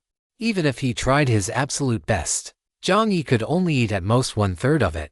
Just as Jiang Yi was wondering whether to put the rest directly into his inventory or pack it up and send it to the black tortoises at the King nursing home. Actually, in the past, he had more suitable candidates, such as young Master Pig, but considering the special nature of the food, Jiang Yi clicked his tongue. Just then, a claw reached over UNOBTRUSIVLY. Jiang Yi went, "How?" Roasted chicken wing tilted its head and gently pecked at the other side of the roasted suckling pig. "You want to eat?" Jiang Yi asked, feeling a bit curious. Can a bird eat roasted suckling pig? Roasted chicken wing wasn't even as big as the pig's ear. Could this little booger eat a whole roasted suckling pig? Roasted chicken wing nodded. All right. Jiang Yi pushed the roasted suckling pig over. The next second, roasted chicken wing dove straight into it.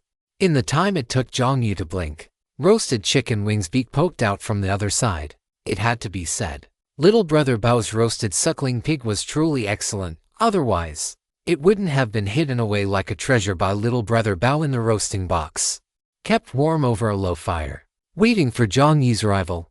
Because of this, the skin of the roasted suckling pig was very firm. Jiang Yi lowered his head. and his eyes looked straight through the roasted suckling pig to the door handle on the other side. The entire middle section had been eaten hollow by roasted chicken wing. My goodness. The anvil's voice rang out in Jiang Yi's consciousness. Both of them vaguely realized that something was wrong.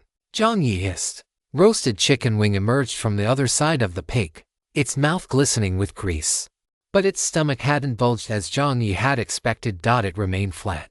And combined with its innocent expression, anyone who didn't know better would think Jiang Yi hadn't fed it at all. Jiang Yi swallowed hard. Oh no, he really had a glutton by his side. Jiang Yi moved his mind to open the main panel and hurriedly flipped to roasted chicken wings data description. After scrolling up and down, Jiang Yi finally discovered a line of transparent, tiny text. The font size of this text was different from the others, and the color had turned transparent.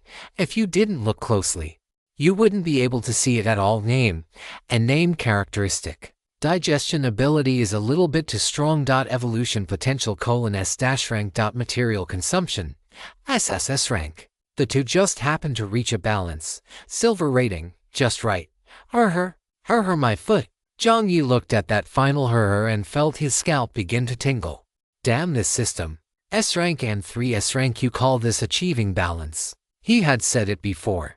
Even if it had received the blessing of some entity, if the pet itself wasn't strong enough, it shouldn't be able to support for skills, right? It's like how you can't expect a skateboard to slide forward, serve as a human-powered booster, be used as a place to live, and occasionally be used as a weapon to slap an enemy across the face, right?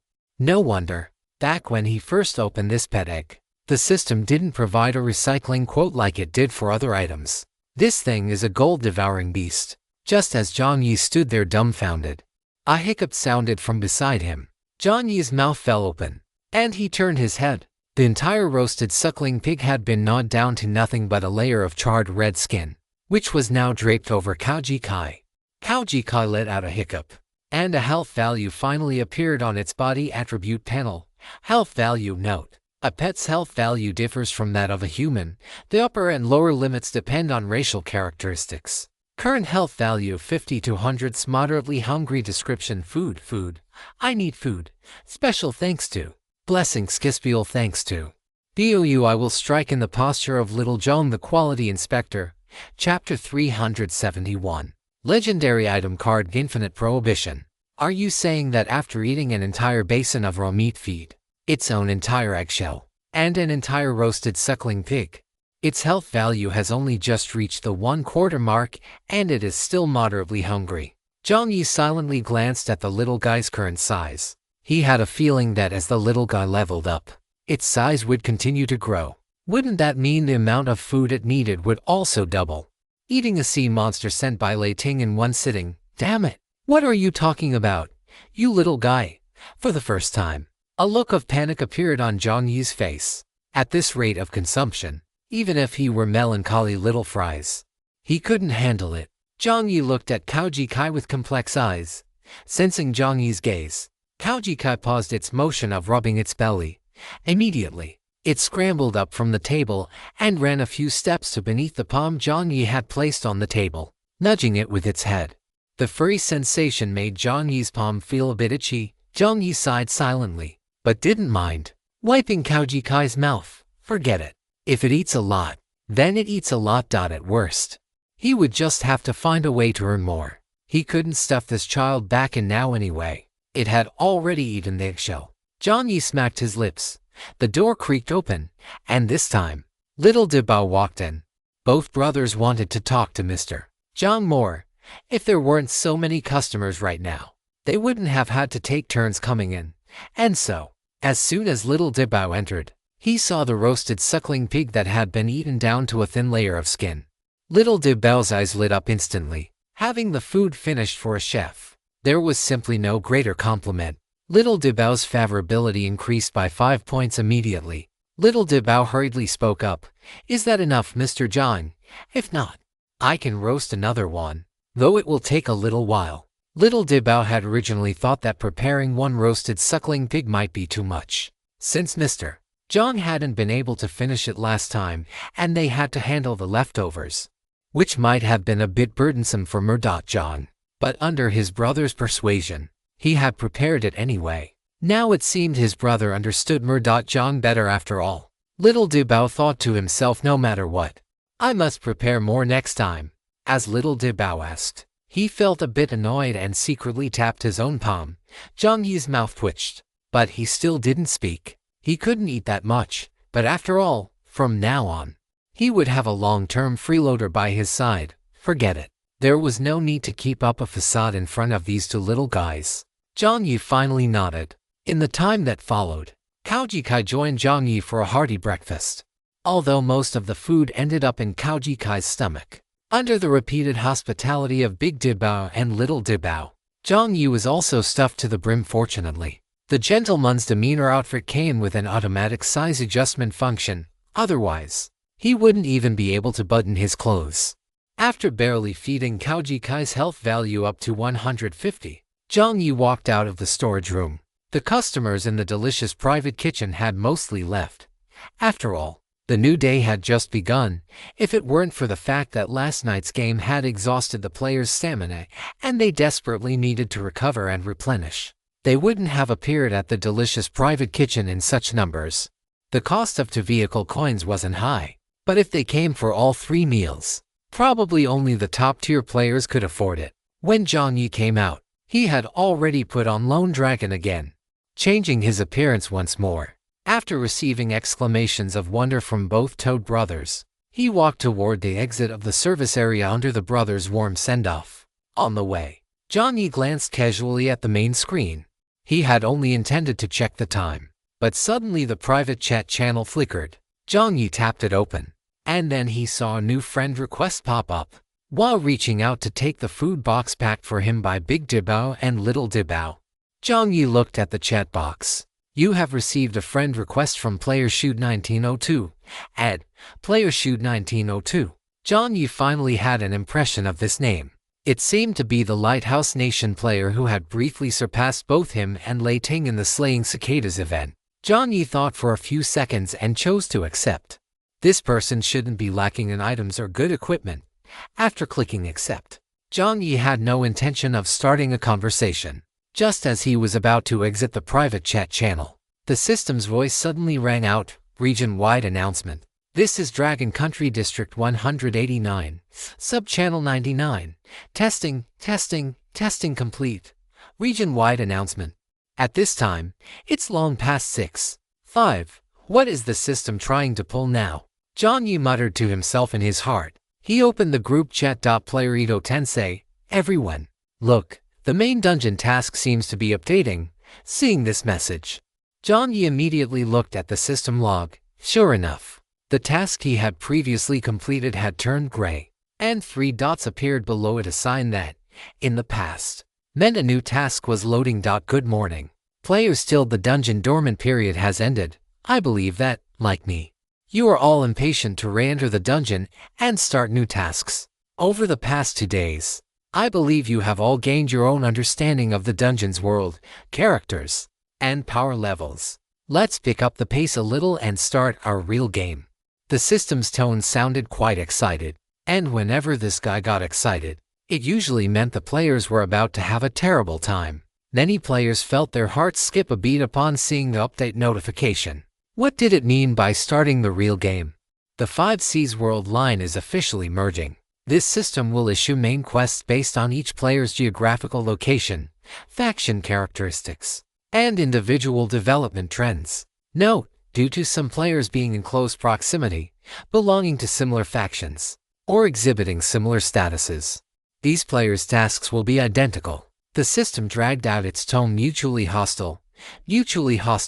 As soon as these 4 words appeared, the entire group chat exploded. It wasn't just District 189, other districts, and even beyond the highways, in places unknown to some players, the same shock was spreading. Tasks or hostility. What did this mean? It meant that players could no longer maintain a friendly human vs. Game camp forever. Because, between humans and humans, a real conflict of interest had emerged. In the past, it was just a matter of who had more resources and who had less. But now, it had become, if you complete your task, it is very likely that my task will fail. And according to past experience, Failing a task was very likely to bring punishment. The faces of many players turned pale, although the system had said it would assign tasks based on player status. Who knew what the specific matching logic was? What if they happened to be geographically close to some top-tier players? Or just had the rotten luck of being assigned the same task? Wouldn't that mean they would never be able to complete their tasks? The group chat, which usually caused a flurry of activity every time an announcement was released, was terrifyingly quiet at this moment. It had to be said. This damn game knew how to manipulate human nature over the past month. Most players had formed some connections, whether genuine or fake. But that was based on the foundation of you're good, I'm good, everyone's good. But now that was different. You being good didn't mean I was good. In fact, you being good might even cost me my life. Seeing the updated content in the log, Jiang Yi's fingers couldn't help but curl and stretch. Fortunately, he had always been clear about the system's malice. Never be blinded by superficial peace. Jiang Yi let out a long, heavy breath. The system was very satisfied with the players' reactions. In the past, every time it sent a message, some annoying guys would always jump out. Wasn't it much quieter now? Player your Wild King is infinitely arrogant is using the legendary item card, Infinite Ban. For the next 5 minutes, language bans are ineffective. The world was silent for a second, and then, player holding hands. Player society is simple. People are complex. Player winter, player animal, middle finger whistle fuck. Player escape patient from the asylum, asterisk asterisk big idiot asterisk. Player yours truly fish roast sushi death smile middle finger. This was the first time players from the Dragon Kingdom and the Lighthouse Nation had ever been so harmonious. Chapter 372 Tyrant. Information began to scroll across the main screen. Jiang Yi couldn't even clearly see what the players were saying anymore. Jiang Yi smacked his lips. There was actually an item that could directly affect the system. It was worthy of being called a legendary level item. He wondered how the Wild King had obtained this item. While Jiang Yi was surprised, the system itself was completely dumbfounded. How did this guy get this item? Isn't it only the first month of the game? How could a legendary level item have refreshed? Could it be that some entity has set its sights on this guy and provided extra sponsorship? Damn it. It had only been a few days since it last kept an eye on this guy. One had to know. The system had two main tasks. One was to maintain the normal operation of the game. The other was to search for players with potential within the game. The Wild King, logically speaking, was quite outstanding among the players. But the system really didn't want to deal with him. After all, this guy was damnably stubborn. He didn't want car coins, didn't like following the rules, and had no morals to speak of. He would stir up trouble for no reason. He would always insult the system without a care in the world. If he got good items, he'd curse the system. If he got bad items, he'd curse the system. If he didn't get anything, he'd still curse the system. Moreover, no matter how the system tried to win him over, the guy would respond with a disdainful sneer. Even if threatened with a ban, he would find other ways to curse it. In fact, to avoid banned words, he had even obtained a compilation of mysterious world languages from the trading hall, taught himself 3 languages, blended them together, and used a linguistic system the system couldn't understand at all to berate it. Because of this, he even earned the Language Master achievement. The system was truly at its wit's end. With this kid standing there, it was as if he were raising a tall middle finger to this world and to this game. It was hard to imagine what kind of person could actually keep a guy like this in check. The system sighed. Although reluctant, it had no choice but to face reality. It thought it would remember these 5 sorrowful minutes forever. Parents and ancestors were being sent flying. Idiots and morons were all over the highway. All the players in District 189, Subsector 99 would also remember these 5 exhilarating minutes. They had shouted until their throats were hoarse and their fingers were cramped, venting all the frustration they had accumulated since entering the highway in one go. Legendary item, Infinite Ban has expired. As the system's broadcast sounded, the players withdrew their hands and stopped their shouting, still feeling unsatisfied. With a click of their tongues, many passionate individuals flocked to Yu Wang's trading shop, purchasing various supplies at random to express their gratitude. One had to know that for people like them, let alone legendary items, even getting a regular item was rare. Yuan had just scrapped a legendary item entirely for the sake of letting them vent.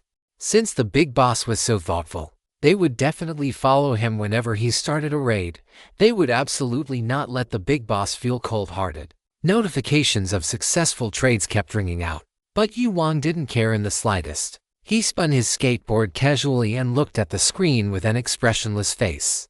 Although he had lifted the restriction just now, he had not posted in the group chat like the other players. At a time like this, more words were useless. One day, he would beat the existence behind this game until it shed itself. He would let them know the price of treating life like mere straw.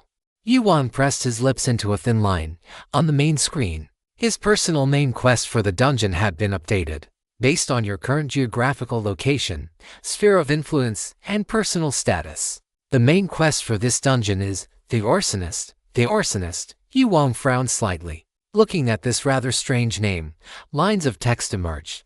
And Yuan clicked his tongue at the same time, and another highway. The human brick-moving emperor, whose vehicle had been upgraded to an ambulance, took a puff of his cigarette.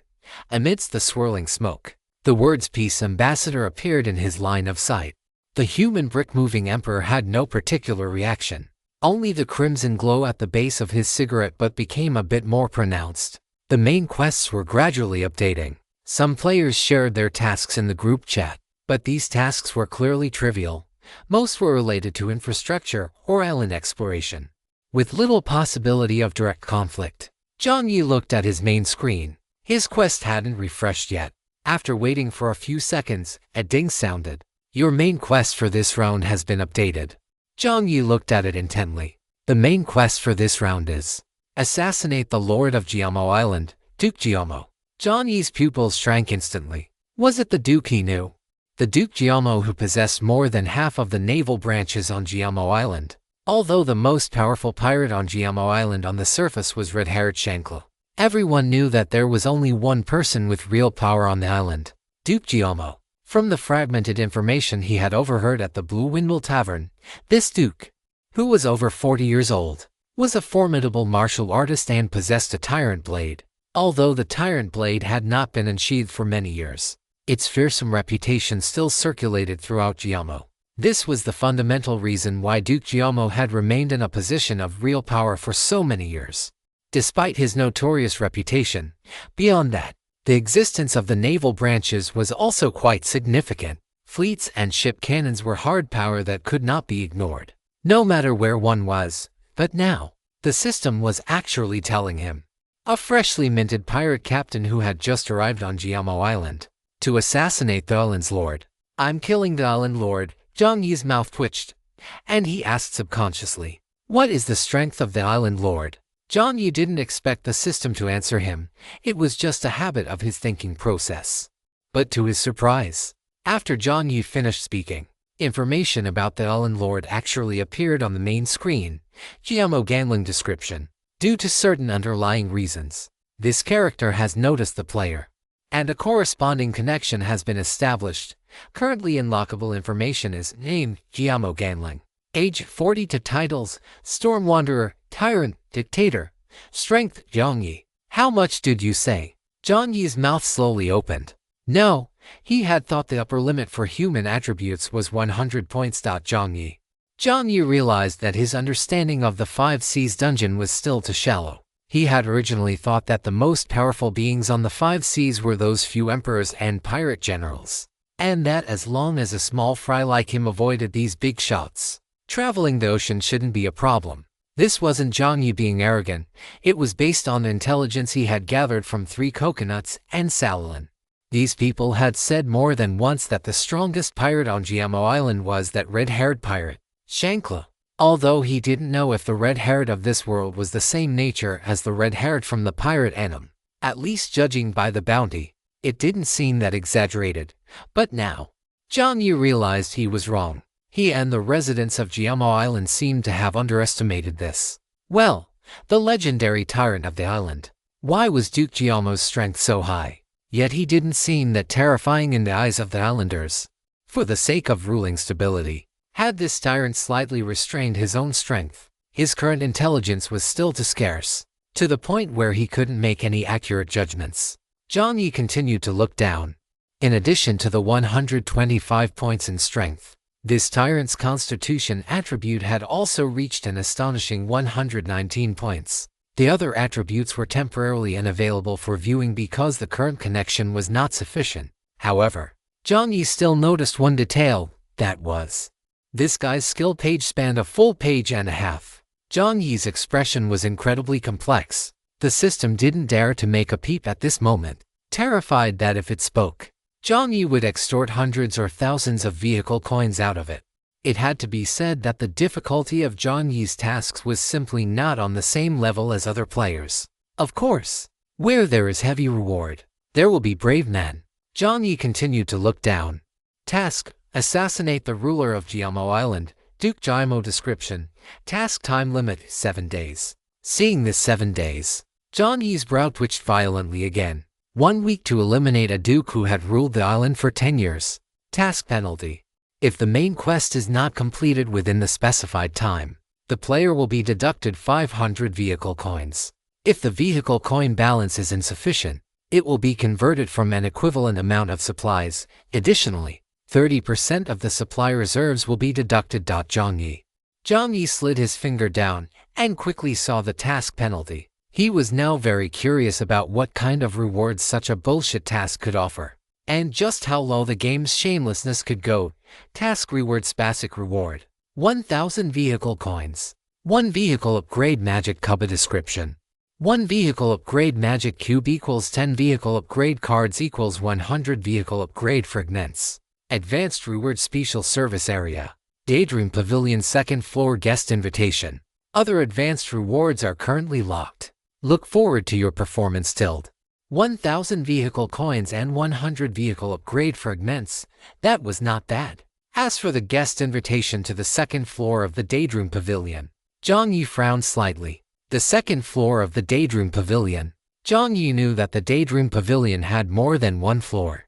Back when he was on the 1st floor martial arts arena, Jiang Yi had suspected he saw a passage leading to higher levels. The prestige of the Daydream Pavilion was undeniable, even now. Most players hadn't even unlocked the qualifications to enter the Daydream Pavilion, so logically, the 2nd floor should also hide quite a few good things. But Jiang Yi was also clear that this service area was quite special. Anyone had to pay a certain price before they could interpret their own dreams. The price for the 1st floor was a life or death duel in the arena where one was responsible for their own fate. So what would the price for the 2nd floor be? And what would one have to do to interpret their dream? In short, the advanced reward was decent, but it was also full of unknowns. Additionally, Jiang Yi noticed one more point. At the very beginning of the task, the system stated that he had already established a certain connection with this Duke Jiamo. But he hadn't even been on the island for a full day. When did he establish a connection with this Duke? Jiang Yi rubbed his fingers lightly, and faces flashed through his mind. First, the Wolf Fang pirate crew he had killed. The group led by MC and Soul. Second, the hostages he had rescued, Maiko, Jindao, and their group. Judging from the reward provided by the latter, it was very likely that they were not just ordinary NPCs. Could they be the ones who had a connection with this tyrant? Third, his cheap crew member Sali Lunan. The latter hadn't mentioned his background, but Jiang Yi always felt that it wasn't such a simple matter for him to obtain a devil fruit possessing supernatural powers. Fourth, the intelligence chief he had just made contact with, Herdos. He didn't know which one or which combination of these lines had established a connection with this tyrant. But in any case, he could keep his guard up. After sorting out his thoughts, another name appeared in Jiang Yi's mind, the pirate selection. This might also be an opportunity. In any case, there was still too little information. If he wanted to complete the task, he would have to let his actions speak. Jiang Yi finally checked the description of the Duke: cruel, greedy, dictatorial. This is a true tyrant. Closing the main screen, it was now 8:30 a.m. Jiang Yi didn't immediately set off for the dungeon. The total task time limit was 7 days, and he still needed to plan the road mileage. After all, there was still the black fog chasing from behind. Jiang Yi stepped on the gas pedal and drove for 4 hours straight. Then, with a thought, he selected the dungeon, King of the Five Seas interface on the main screen. Dungeon King of the 5 Seas time limit has been refreshed at current opening duration, 7 days. On the side of the road, the fog dissipated, and a small path appeared. Jiang Yi drove the forklift straight in. Jiang Yi's eyes slowly opened, and the world resumed operation. The salty scent of the sea breeze blew in through the window, which had been left slightly ajar. It wasn't that Jiang Yi was an idiot for not closing the window while sleeping, but rather, the stench inside the inn had reached a terrifying level. Jiang Yi even suspected that the owner of this place had never changed the pillows, quilts, or bedsheets. Not only were they moldy and torn, but in some strange places, there were pale yellow stains. Jiang Yi didn't dare to think too closely about what those were. Sitting up from the cot, Jiang Yi's throat felt quite hoarse. He equipped the gentleman's character and the lone dragon pendant from his inventory. Just as he was thinking about whether to call Sally Lunan, a muffled sound came from next door. Bang! Jiang Yi's eardrums vibrated, and his expression immediately turned serious. He had heard it very clearly. That was a gunshot. There was a gunshot next door. Jiang Yi's mind stirred.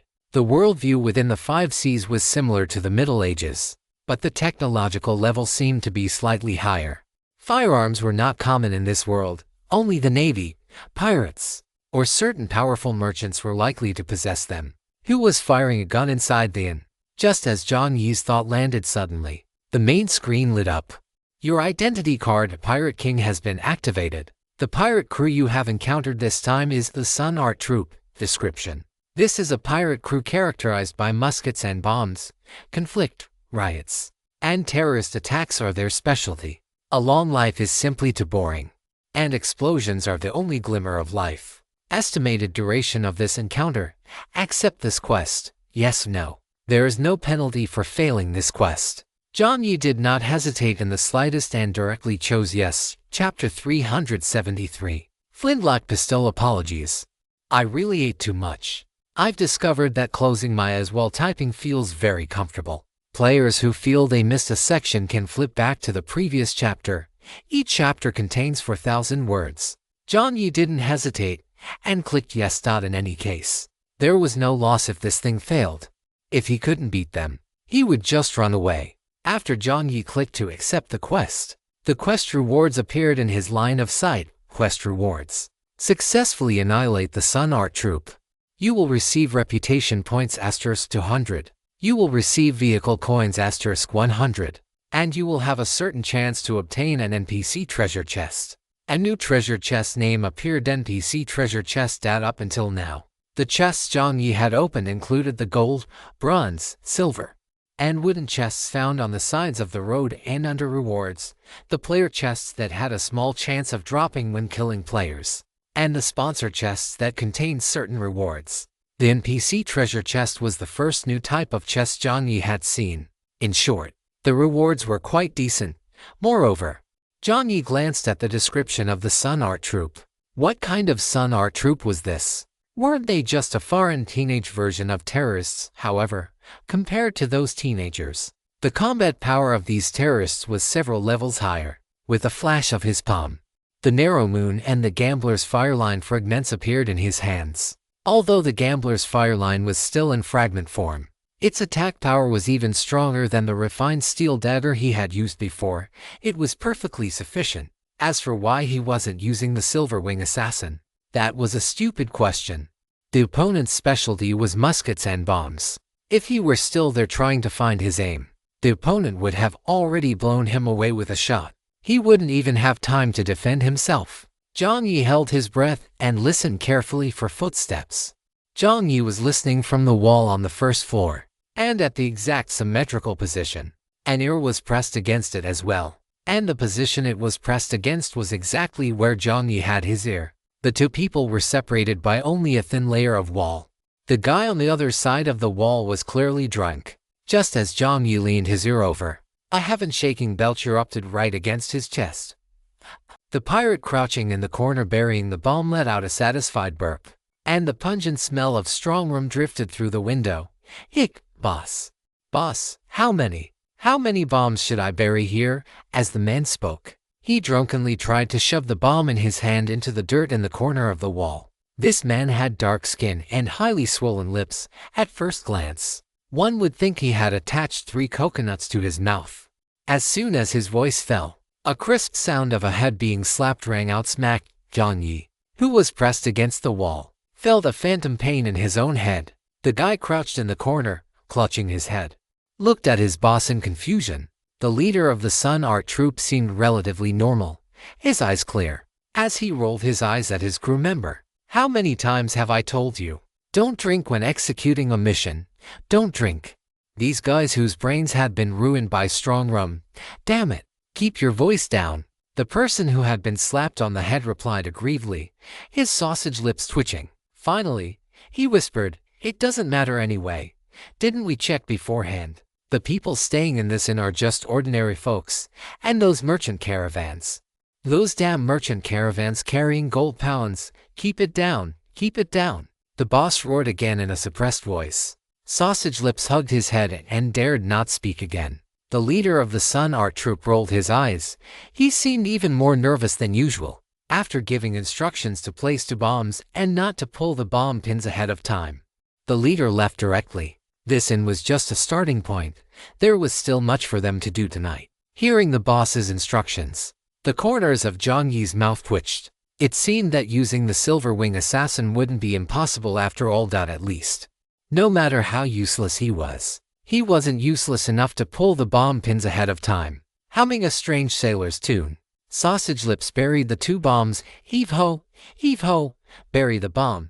Heave ho, bury the bomb. Blow up the crotch. Then blow up the eggs. Blow up the crotch.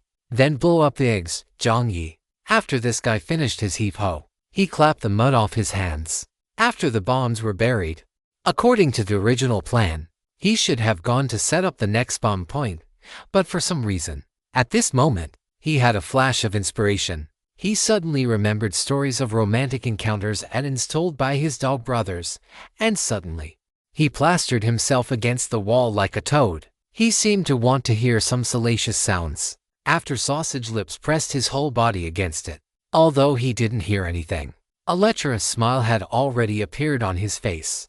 It would be best if it were a weary lady, preferably with a gaunt face and slender fingertips. If she could also beat him up, that would be even better. Her. Sausage Lips leered out loud.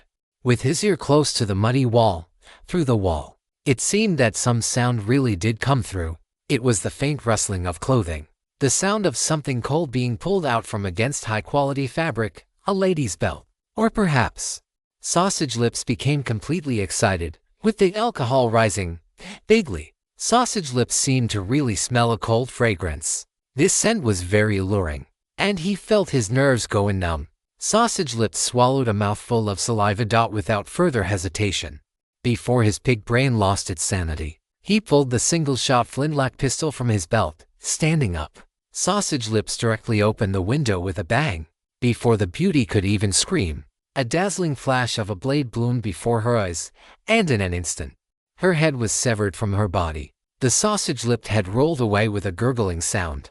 The flintlock pistol in its hand hadn't even hit the floor before it was steadily caught by a large hand. You have obtained lubricated single-shot flintlock pistol *1 description: a well-lubricated, high-performance single-shot flintlock pistol.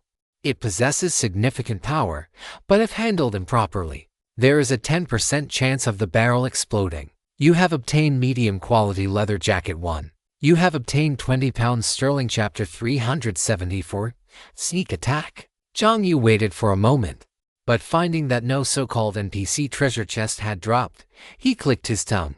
Either his luck was terrible, or this sausage-lipped fellow wasn't important enough to drop an NPC chest. Jiang Yi casually put back the item he had taken out. Palm leaf sap.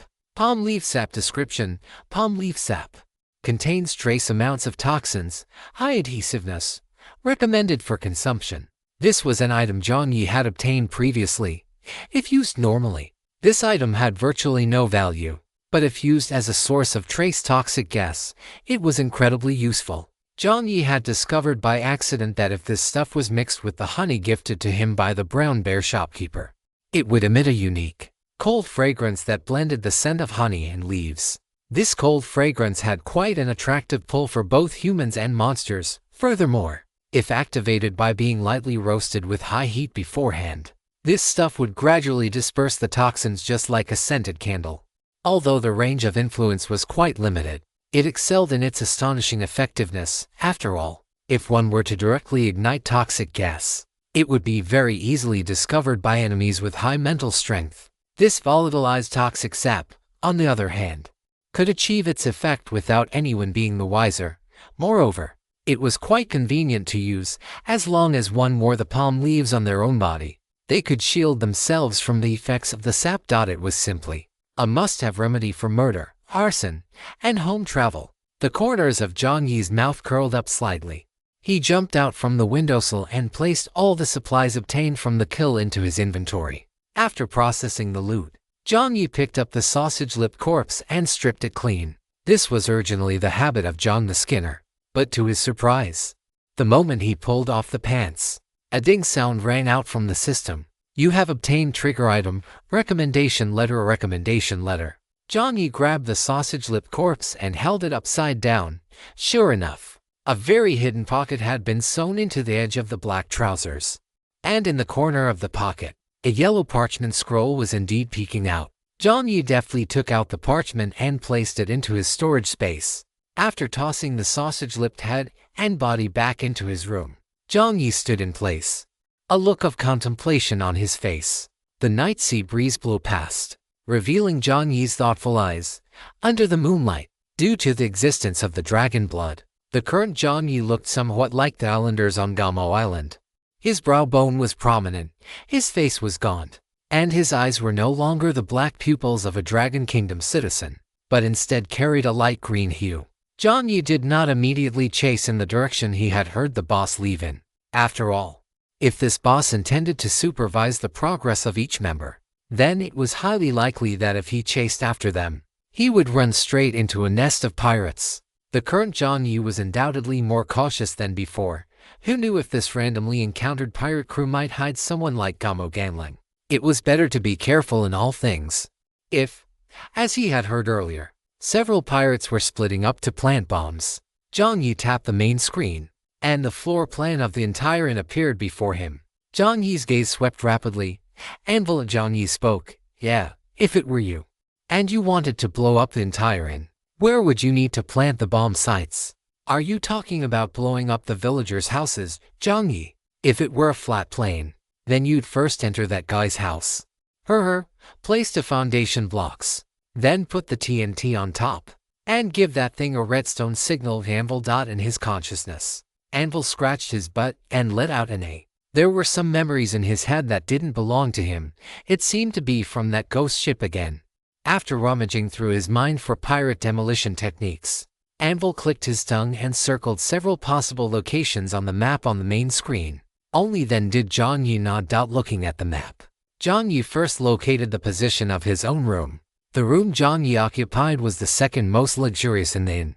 He had to admit that his cheap crew member was quite respectful toward him. Although Jiang Yi hadn't requested it, he had still booked a luxury room. However, the innkeeper said the most luxurious one had already been booked by another guest, so Salon could only let it go. After fixing his orientation, Jiang Yi nimbly climbed up from the windowsill again and arrived at a familiar area. The water pipes, of course. This time, Jiang Yi would not be crawling inside. Jiang Yi climbed up along the water pipes, then vaulted over from the second-floor terrace, landing lightly. Jiang Yi glanced toward the direction of the second floor. It had to be said that as the pirate selection approached, this island, which was usually quite peaceful, had seen many visitors from the outer seas. Some were merchants, but more were pirates just like Jiang Yi. In the room Jiang Yi vaulted over from, 3 or 4 pirates were sprawled out on the beds, sleeping in a heap. The smell of alcohol, foot odor, and the stench of urine were all mixed together. Iron Hook, kick that guy's head off for me, on the bed. A large man suddenly spoke. Jiang Yi's movements paused slightly, but after saying that one sentence, the man just rolled over and fell back into a deep sleep. The entire inn was immersed in a deep slumber, completely unaware that the ground beneath the inn might already be filled with bombs. Jiang Yi shook his head slightly. These pirates were truly far too lax in their vigilance. Crossing the second-floor terrace, Jiang Yi moved from the southeast corner of the inn to the northwest side. passing through rooms that flickered between light and shadow. He finally caught sight of two more people. Jiang Yi's figure had only just emerged halfway before he abruptly pulled back. One of the two men was standing behind the other, peering in the direction where Jiang Yi was hiding. Had he been discovered? The thought had barely flashed through Jiang Yi's mind when the man lowered his head. The youth, who had a mop of red hair and a missing front tooth, kissed the sun god bomb in his hands before placing it inside. "Baby, my baby." A look of intoxication appeared on the redhead's face. "Blow those sons of bitches to hell." After a quick peck, the time bomb was deposited into the mud pit. The familiar, cold fragrance drifted over once more. The man behind him couldn't help but inhale the peculiar scent. He felt his nose itching and couldn't resist scratching it. A single scratch wasn't enough. He then felt liquid flowing from his nasal cavity. The man sniffed, wiped it with his hand, and casually smeared his fingers onto the back of the person crouching on the ground burying the bomb. The man was just about to speak to distract the person burying the bomb when, suddenly, he felt a weight on his shoulder, followed by a sensation of numbness and sharp agony. As he turned, the last thing he saw was Jiang Yi's calm, yen face, with only one eye visible. Jiang Yi did not pull out the dagger embedded in the man's head. Instead, after the man's body collapsed, he caught it with his hands and dragged it directly into the adjacent room. The evening breeze rustled. The movements of the man burying the bomb slowed for a moment. In that fleeting instant amidst the dim night, just as Jiang Yi's long blade struck out like a phantom, suddenly, the bomb planter's eyes turned vicious.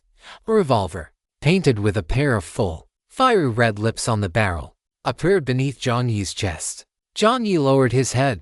The red-haired pirate grinned, revealing a mouthful of jagged, white, thorn-like teeth. Trying to sneak attack. Chapter 375. I think I really should sleep. The moment the voice fell, the redhead pulled the trigger without giving Jiang Yi any time for idle chatter. It should be noted that the firearms here were not like those in the real world. Their manufacturing process was not particularly refined. Even the flintlock pistol Jiang Yi had obtained earlier, which was of decent quality, had a 10% chance of exploding in the chamber. Generally speaking, before firing, the user had to be careful or at least keep a certain distance to give themselves time to react. But this redhead didn't seem to care at all. It was as if it didn't matter if he blew himself up. With a bang, the cylinder rotated, the firing pin struck, and a bullet tore through the air, shooting out violently. In such a short time, it was almost impossible for Jiang Yi to dodge. It wasn't just because of the close range. The moment Jiang Yi tried to move, a massive mechanical arm clamped down on his shoulder. Arm mechanization. Though calling it mechanization wasn't quite right, because compared to the precision of Aniclimax, this guy's mechanization was in an entirely different direction. His palm had vanished, replaced by a structure resembling a steel fork. Was this another devil fruit ability? The power to alter one's body to a certain degree. This group was trouble. This was definitely not the level of strength that local pirates on Gamo Island should possess. Jiang Yi's path was locked at the critical moment. He tilted his body slightly, choosing to meet the bullet with his less lethal abdomen. The bullet entered his flesh with a dull thud, but to be honest, given Jiang Yi's current physique, combined with the gentleman's character trait and the protection of the internal tortoise shell, the bullet's penetration wasn't fatal. Having tanked the bullet, Jiang Yi didn't show the guy any mercy. Killing intent surged in his eyes. A flash of blade light swept from the left, the long sword humming with a speed that caught the redhead off guard. As the two separated, dark red blood gushed from Jiang Yi's abdomen, while the redhead pressed a hand against his own spurting chest. You have dealt 10 points of true damage to the great white shark. Jiang Yi had, of course, used silent step combined with explosive kill. But he hadn't expected the guy on the other side to have prepared defenses in advance, resulting in only 10 points of true damage. Furthermore, if he had been prepared from the start, it meant one thing. This guy might have discovered him even earlier. When he killed the guy's companion, this fellow might have already known. Jiang Yi had been waiting for an opportunity to pick them off one by one. But the redhead had been waiting for an opportunity to waiting for Jiang Yi to think he had stealthily finished off his companion, and that the next step would be just as smooth, allowing him to finish off the redhead. And at the very moment Jiang Yi was most relaxed and focused, the redhead had struck, using his companion's life as bait. Knowing the danger yet facing it alone, one had to admit, this guy was both insane and cautious. As the two figures parted, Jiang Yi's form appeared in the night. The redhead pressed his spurting chest for a moment, but realizing the bleeding wouldn't stop, he decisively chose to give up. The redhead licked his lips, revealing his irregular, shark-like teeth. "Who are you?" "Just a passerby," Jiang Yi said concisely. "Wrong," the redhead chuckled, and Jiang Yi tilted his head. "You are the soul destined to die under my bombs tonight." With that, 3 tiny thunder marbles exploded directly in midair. These 3 marbles were smaller than grains of rice, but their power was not insignificant. The 3 overlapped, sealing off his retreat. If hit, one would be either dead or crippled. A smile appeared on the redhead's face. He had been using this combo for a long time, and to this day, it had never failed. Although he didn't know where this guy had popped out from, no matter where he came from, he would send him back to hell.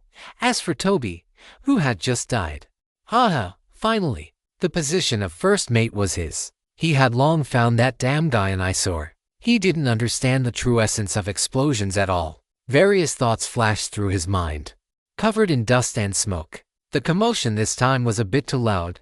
He had to seize the opportunity. Swish to dark. Then lines of light intersected in the center. Great White Shark was still walking forward, muttering to himself, but the next second, he stood frozen in place. One leg and one arm slid off. Great White Shark's lips parted as he looked back, the smoke from the thunderbomb clearing away. Jiang Yi's cold face appeared before him. Although Jiang Yi didn't speak, he earnestly explained to Brother Anvil in his mind, this guy clearly doesn't understand the truth of the no smoke, no injury trope in other worlds. After saying that, Jiang Yi lunged straight at him.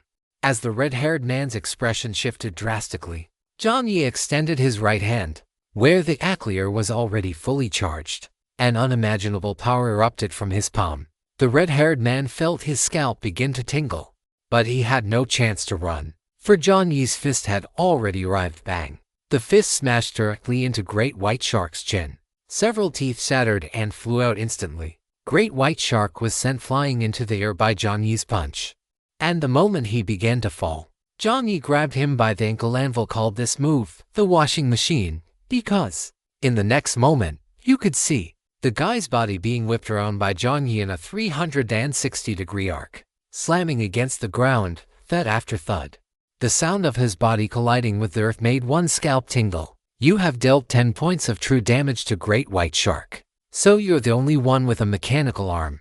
Jiang Yi muttered under his breath, damn it. The way this guy turned his arm into a steel fork earlier reminded him of the steel fork that had previously been destroyed by the mimic. Ugh, ugh. So you're the only one who knows how to ambush. Another sound, asterisk slap.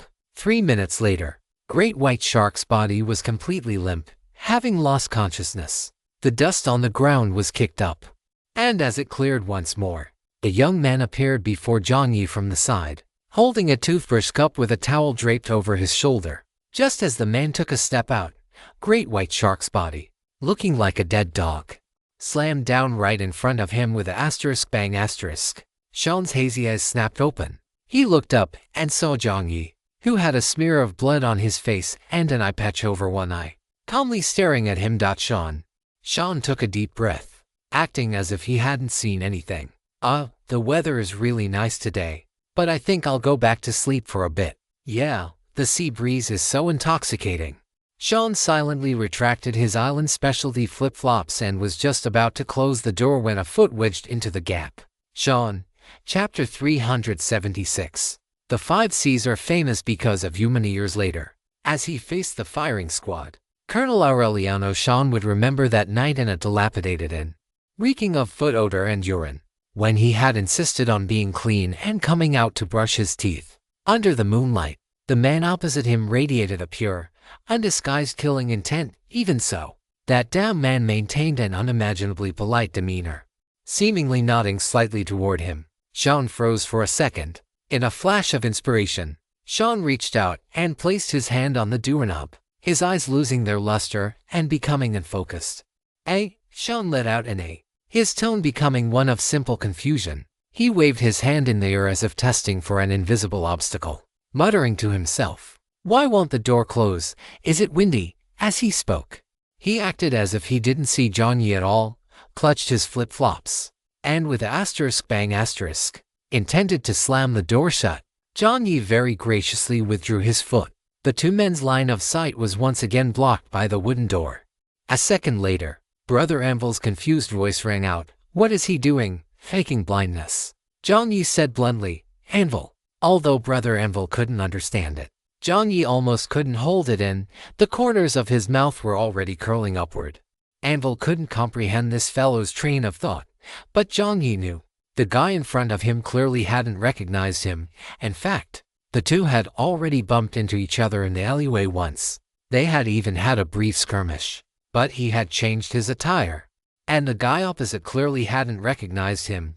Therefore, after discovering that he had killed someone, and perhaps sensing his own strength, he was much stronger now than he had been a few days ago after consuming this rank potion, and the threat level perceived by the guy opposite had increased. He chose to fake blindness, but the problem was, while that guy didn't recognize Jiang Yi recognized him, and so, in Jiang Yi's eyes, the person opposite was someone he knew for a fact wasn't blind, yet was currently putting on a hard performance of being a blind man. Who the hell could keep a straight face at that? Moreover, the guy opposite didn't seem to have much more brainpower than the Coconut brothers. Jiang Yi clearly saw that when he was closing the door, perhaps due to nervousness, he hadn't controlled his strength well. As the wooden door was about to crush his flip-flop, the man's eye twitched, and he subtly retracted his toes from the front. Jiang Yi, after closing the door, Sean's heart pounded violently. When that emotionless gaze had looked over, Sean felt his blood begin to run cold. That guy outside must be a murderous maniac. The aura on that guy was like a mountain of corpses and a sea of blood. It was terrifying. What the hell was going on? When he first boarded the ship, he discovered a group of pirates had snuck on board. And this group of pirates was hiding countless bombs in the alleyway. He had also seen a mysterious black-haired youth, and now, at the side door of the inn, another mysterious, powerful pirate had appeared. What kind of shitty luck did he have? How were there experts everywhere he went? Shit, Sean cursed inwardly, fishing his pistol out of his inventory, along with the turtle shell armor he had bought back from other buyers after purchasing it from melancholy little Fry. As he donned the cool, smooth turtle shell, Sean felt a surge of security. Just as he was planning to jump out the window to escape, knock, knock, knock. It was as if death himself were knocking at the door. A cold, low, and magnetic voice rang out. The tone was devoid of emotion, carrying only a sense of calm and certainty. Opened the door. In an instant, Sean felt his heart leap into his throat. The other party had found him. Sean was struck with terror. If Jiang Yi knew what Sean was thinking right now, he would probably just roll his eyes. Big brother, go practice your acting skills before coming back with that shitty acting of yours. It would be hard for the person on the other side to notice. Silence reigned inside and outside the house. The person on the other side seemed quite patient. The reason for his patience was simple. Jiang Yi was looting the place while keeping this guy occupied. It had to be said. This red hair seemed a bit stronger than the sausage lips he had just dealt with. After a flash of white light, a treasure chest had actually appeared. And like the standard hallway treasure chests, the chest dropped by the NPC had a corresponding mark on it. The chest was a vibrant red, and on its lid was a painting of a miniature shark. The mini shark had a sun clamped in its jaws, and a look of extreme satisfaction on its face. It seemed this was the chest dropped by the megalodon. You have obtained NPC treasure chest *1. Do you wish to open the treasure chest? Jiang Yi did not rashly choose to open it, instead storing the chest inside his space stone. Now was not the right time. Jiang Yi always felt his luck was a bit off. If there were some kind of trap inside the NPC chest, he would be walking right into it. Better to deal with the matter at hand first. After Jiang Yi told him to open the door, the person inside seemed to fall into a dead silence. Once Jiang Yi finished scavenging the supplies, he looked back at the wooden door. After the person inside had shouted shit, he didn't know what went through his mind. But he had opened the door after all. Under the moonlight, Sean's figure appeared once more, but this time, Jiang Yi clearly noticed something different. As the moonlight fell upon what the man was wearing, The armor plates reflected a faint, dim light. Jiang Yi's movements paused slightly. Wasn't this the black tortoise-shell armor plate he had sold after Sean came out? His expression was as ugly as if he had eaten shit. One of his hands was subconsciously touching the armor plates, while the other was hidden near his waist. If Jiang Yi remembered correctly, this guy used a gun. Sean forced a smile. My friend, we have no grudges between us. You know, on Jiamo Island, it's quite normal for people to die. I can pretend I didn't see anything. The voice faded, but there was no response from the other side. Sean. The reason for the lack of response was simple. Jiang Yi was barbecuing. No. Thinking. In front of Jiang Yi, the main screen lit up, and a line of text emerged. This was the first time the identity card had provided a prompt within the game. Respected player, you have successfully triggered the Pirate King inheritance path of your identity card. You have completed the following important milestones. 01. Setting sail. Description: on a pirate ship that belongs entirely to you. Buddy, you have to know, a captain without a pirate ship is just shit. Progress completed. 02. At the expedition. Description: kings are born from blood and conquest. Complete your first conquest to activate the expedition belonging to the Pirate King. Remember, slaughter is not our goal. Our goal is conquest. Progress 1/100th. Jiang Yi guessed that this second item had moved from 0 to 1 because he had finished clearing out the Wolf Fang pirate group. As for why it was related to eliminating pirate groups, it was because when he encountered the Sun Art Troop, the identity card had also popped up, and at that time, the node was shown as activated. This meant that the second expedition likely corresponded to conquering at least 100 pirate groups on the high seas. That wasn't the most important thing right now. The most important thing was the third item. 03. The King's Mission. Description: when does a person die? When their heart is pierced by a bullet? No. It's when they are forgotten by the world. It is not about becoming famous in the 5 Cs, but about the 5 Cs becoming famous because of you. Current progress. Congratulations. You have achieved a breakthrough from 0 on this task. You will receive a Pirate King inheritance draw opportunity *1. The reward has been issued. Please check your inventory. ManhwaCapped 377. We are accomplices. Jiang Yi stared unblinkingly at the main screen. Seeing that the other side remained silent, Sean couldn't quite figure out what he was thinking. In a situation like this, surely this guy wasn't zoning out. Sean glanced at Jiang Yi quietly, his toes inside his flip-flops ready to spring into action. He was silently calculating the probability of successfully bolting out the door and escaping. However, just as Sean moved slightly, a strange feeling of being watched suddenly emerged. This gaze, Sean swallowed hard. At some point, a gray feathered, red-eyed bird had appeared on the other guy's shoulder. The bird was looking at him with blood-red eyes. Although it didn't make a move, Sean felt that if he tried to run now, this bird would instantly peck his head off. Sean hesitated and didn't move. In front of Jiang Yi, after the 3-part progress update finished popping up on the main screen, a new gift pack had appeared in the log below. If he wasn't mistaken, this was the inheritance of the identity card he had just activated. Good heavens. The Pirate King identity card was the last one he had obtained, yet it was the first to show signs of something extraordinary. The system notification sounded. Do you wish to open the Pirate King inheritance now? Warm prompt. This inheritance is a skill inheritance and will not cause excessive commotion or additional damage. The skill will be internalized via spiritual consciousness. Seeing this notification, Jiang Yi did not hesitate and chose to accept it immediately. Although he didn't know what the skill was, since this thing was harmless, it was definitely better to comprehend it as early as possible. Who knew when it might come in handy? Jiang Yi chose yes. You have activated the One Piece inheritance. This inheritance will grant you growable skill, gunpowder arts description, navigation, adventurers, and gunpowder together ushered in the age of discovery. To become an outstanding pirate, gunpowder technology is indispensable. In Jiang Yi's mind, methods for manufacturing gunpowder instantly appeared, including the principles of gunpowder production, the necessary materials, and detailed insights. The descriptions of these insights were quite simple and crude, yet they involved a vast array of usage scenarios. It was as if they had been synthesized from the minds of generations of adventurers. Inheritance. Jiang Yi's eyes brightened slightly.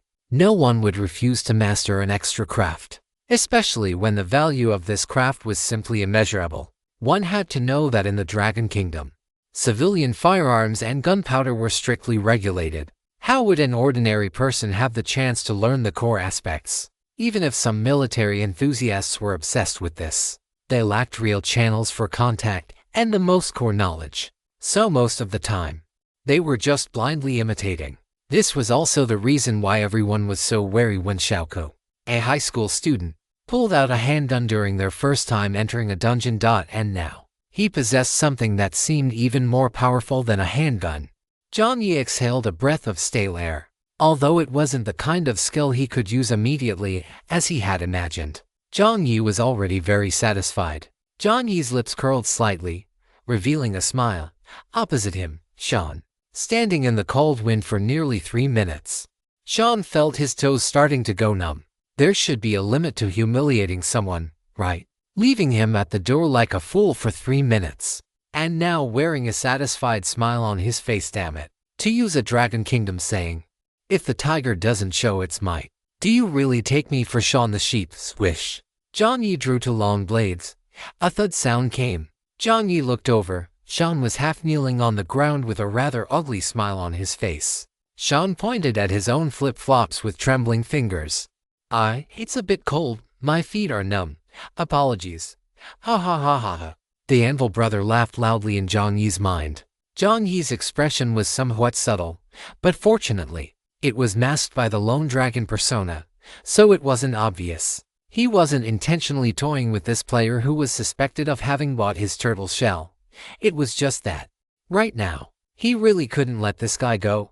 On the main system, the character map lit up by Task 3 already included this guy. Task 3, the King's Mission.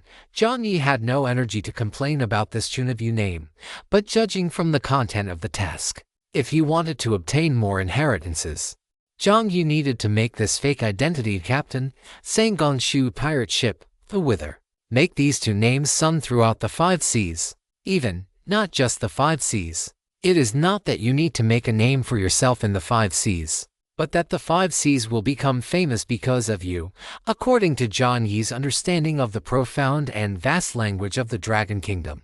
Isn't this sentence just a variation of, today the school is proud of you, tomorrow the school will be proud of me, who achieved this?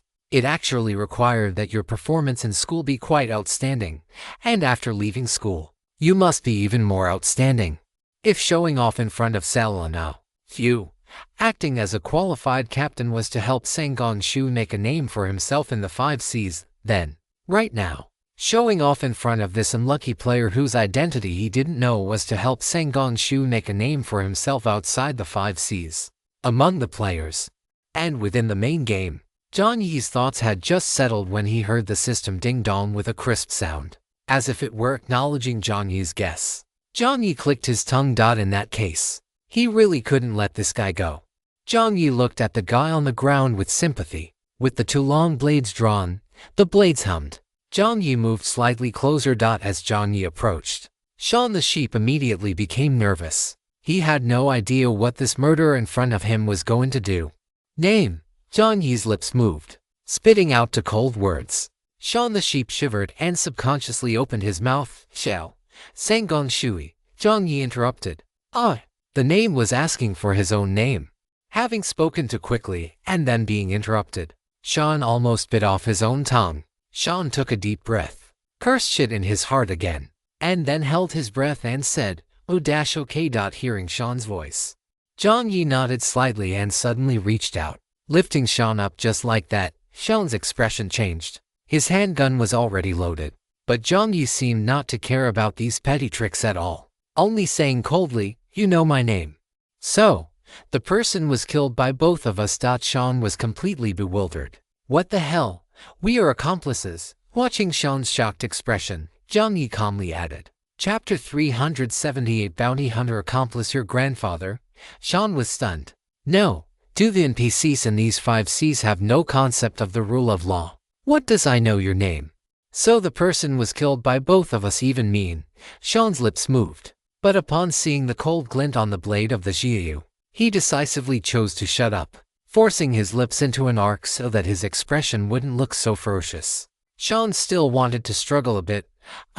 Respected Sing Gong Shui. You really don't need to worry about me leaking the secret. I'm a damn main game player. Leaking a secret about an NPC wouldn't even get me any benefits. After all, his main quest wasn't this one either. But it was useless to say this to an NPC. Sean had tried it long ago.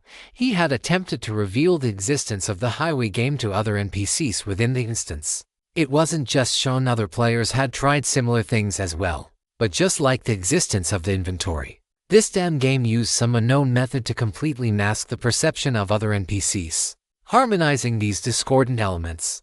If a player mentioned the highway, it would be replaced by other nonsensical strings of text. For instance, we or players would turn into something like I think spaghetti should be mixed with number 42 concrete. It was simply impossible to communicate with these NPCs. Therefore, with the words on the tip of his tongue, Sean changed his approach. He reached out his finger, initially intending to make the sign of the cross on his chest. But upon remembering the common faith across the 5 seas, he punched his left chest instead. Thump!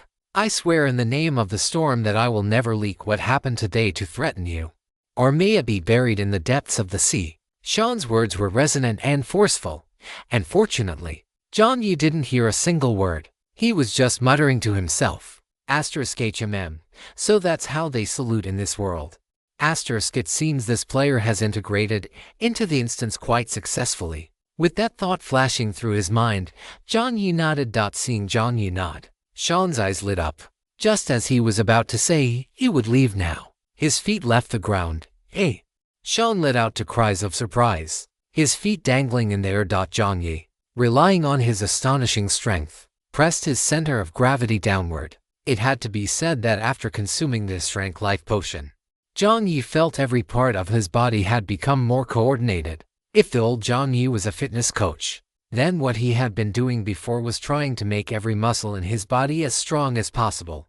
But now, Jiang Yi was no longer just a fitness coach, he was truly evolving into a warrior possessing extraordinary power. Jiang Yi lowered his center of gravity, his body acting like a cannonball, pushing off the wall. He vaulted from the terrace to the 2nd and 3rd floors in a few swift movements. Then, under the moonlight, Jiang Yi's figure appeared on the rooftop. Jiang Yi was still gripping Sean.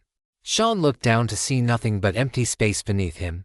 His face turned pale, and he grabbed Jiang Yi's arm tightly. Just as Sean was about to speak, Jiang Yi gave a soft shh. Sean's expression was one of terror. The moment his lips parted, the crimson eyes of the roasted chicken wing stared fixedly at him. At the soft sound, Sean's back was drenched in sweat.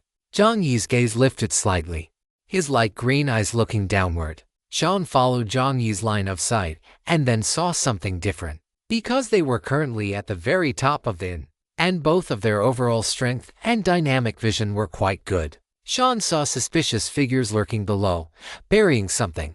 On the east side of the inn and into other locations near the kitchen, people were crouching on the ground, seemingly burying something. The person closest to them lifted his head slightly, revealing a gloomy face. This person had long arms and legs. He wasn't burying a bomb, but instead looking around. His limbs hung loosely, as if he were some kind of freakish mutant. He had seen this person before. Sean instantly remembered the person he had seen at the docks. It was a group of pirates mixed in with the merchant ships. Due to the existence of the bounty hunter identity card, he could activate rewards by completing bounties. In the previous world, although he had obtained the bounty hunter class, perhaps the timing wasn't right, or the situation didn't fit, so the bounty hunter inheritance had never been unlocked. After the 5 Seas instance opened, he was almost among the first batch of players to enter. The reason was simple. He wasn't the type of person to just give up and lie flat. The fact that melancholy little fries existed in this subzone bothered him greatly. He had always been the number 1 on the leaderboard in his previous subzone, but after arriving in subzone 99, his vehicle was suppressed by someone else, and his reputation was also suppressed. Although he wasn't the type of brainless villain who acted on impulse, he was still holding back a breath of frustration. Thus, after entering the 5 Seas, in order to obtain information faster, he chose to lurk. To improve his strength faster, he even accepted bounty missions from the world government. during an accidental completion of a pursuit mission. That's right. It was the mission where he unluckily ran into that black-haired young man. After completing the bounty mission, he actually activated the bounty hunter inheritance. Among the newly acquired inheritance skills, one of them was the bounty hunter's signature trick, a disguise. Disguise had two main branches. One was disguising oneself. Bounty hunters used disguise to gather intelligence and track prey. That was the first. The second was the reverse memory. No matter how the prey changed their appearance, a bounty hunter could always grasp the key characteristics of the prey from subtle details such as the weary, emotionless eyes, the dry skin caused by years at sea, the different eye movements and habits when thinking, how the center of gravity shifts when walking, and so on. If Jiang Yi knew that Sean had actually used disguise, he would probably have broken character right then and there. No, buddy, you broke your disguise as a blind man in 1 second. And you didn't even recognize someone you saw not long ago when they appeared in front of you again. What exactly did you inherit? It had to be said. Just as Coach Moon Leopard had said, so-called skills and inheritances were actually double-edged swords. Skills that could make your sword faster could, due to reliance, make your body's instinctive reaction speed slower. The spirit that could more keenly see through others' disguises could, due to the existence of the so-called inheritance, make you ignore the more diligent observations needed in the real world. And what was even more terrifying was that it was extremely difficult for you to notice it yourself. Jiang Yi had previously had such a tendency, but fortunately, after being beaten up by Moon Leopard, his head had cleared. Although there was the existence of the Lone Dragon, Jiang Yi's disguise couldn't be considered completely mature yet, and after long-term contact, some small details would inevitably be discovered, but the key was, Sean didn't know Jiang Yi either. And so, before Sean, because of his own reverse verification, he seemed to have perfectly solidified his identity as Senggong Shui. Your Pirate King identity card, the King's Mission Progress Kung 0. The progress of the King's mission increased once again. Upon seeing the sneaky figures below, Sean's expression turned grim. He hadn't expected that the group from the docks would actually show up here at the inn. He knew exactly who these guys were: the Sun Art Troop, a dangerous group wanted by both the world government and the Great Pirate Contingency. Chapter 379. A performance late at night. The former being wanted by the world government was nothing particularly rare for a pirate. For pirates of the 5 seas, a bounty was as common as eating or drinking. As long as you killed someone or plundered a ship, you could officially make it onto the wanted list. Of course, only pirates with outstanding strength who posed a greater potential threat to the world government would receive higher bounties. This fact led pirates to treat their bounties as a way to signal their strength. No one knows you better than your enemies. Moreover, this method of labeling was, in a way to discuss the world government. Hey, look at that. You guys are actually quite kind-hearted. Afraid that we wouldn't have a power ranking among ourselves. You went through the trouble of making one for us. That is very pirate. And very 5 seas. As for being wanted by the latter, Contingency and her subordinates, the Sunset, that was entirely a case of them courting death. The Contingency pirate crew had always been a neutral presence among the 5 seas. According to Ms. Contingency's own words, what is a pirate? They are idiots who, for the most part, haven't received a higher education. Just like the seagulls at the docks who love to scavenge for fries whenever they have nothing better to do. Their brains have been poisoned for so long by the sea breeze and strong rum that they have almost lost the ability to think about life or society. Contingency did not want to get involved in such meaningless disputes. She only taught some foolish guys a lesson when absolutely necessary. And the Sun Art Troop, quite obviously, were those foolish guys. I have to say, these guys' brains were even more chaotic than the seagulls at the docks. According to information Sean had obtained from the old intelligence broker, these guys seemed to have done it because they wanted to prove whether their bombs were harder, or if the pirate known as Boulder under Contingency and the ship he commanded were harder. They spent most of their life savings, even sold their own pirate ship, and used all sorts of methods to sneak onto Boulder's pirate ship. They placed a microbomb inside the mackerel that the pirate Boulder enjoyed every single day. That day, the fire of the explosion erupted on the stone-textured pirate ship. People also learned that Compared to the bombs and the pirate bolter's teeth, it was the heads of these lunatics from the Sun Art Troupe that were harder. After the bomb exploded, Boulder had two of his front teeth knocked out, while the members of the Sun Art Troupe were discovered and had to use every ounce of their strength to escape the pirate ship, fleeing like mad dogs in a small boat. According to witnesses at the time while fleeing, the guys even got into a fight on the small boat. The reason was that one red-haired kid with shark teeth blamed another taciturn pirate, saying he shouldn't have used the smallest thunder-inducing bomb, but rather the marble he had forged. That thing was a bomb bigger than a palm, if nothing went wrong. Unless Boulder was blind, it was unlikely he would have swallowed it. In short, the guys fled like mad dogs. Unexpectedly, they were also lucky.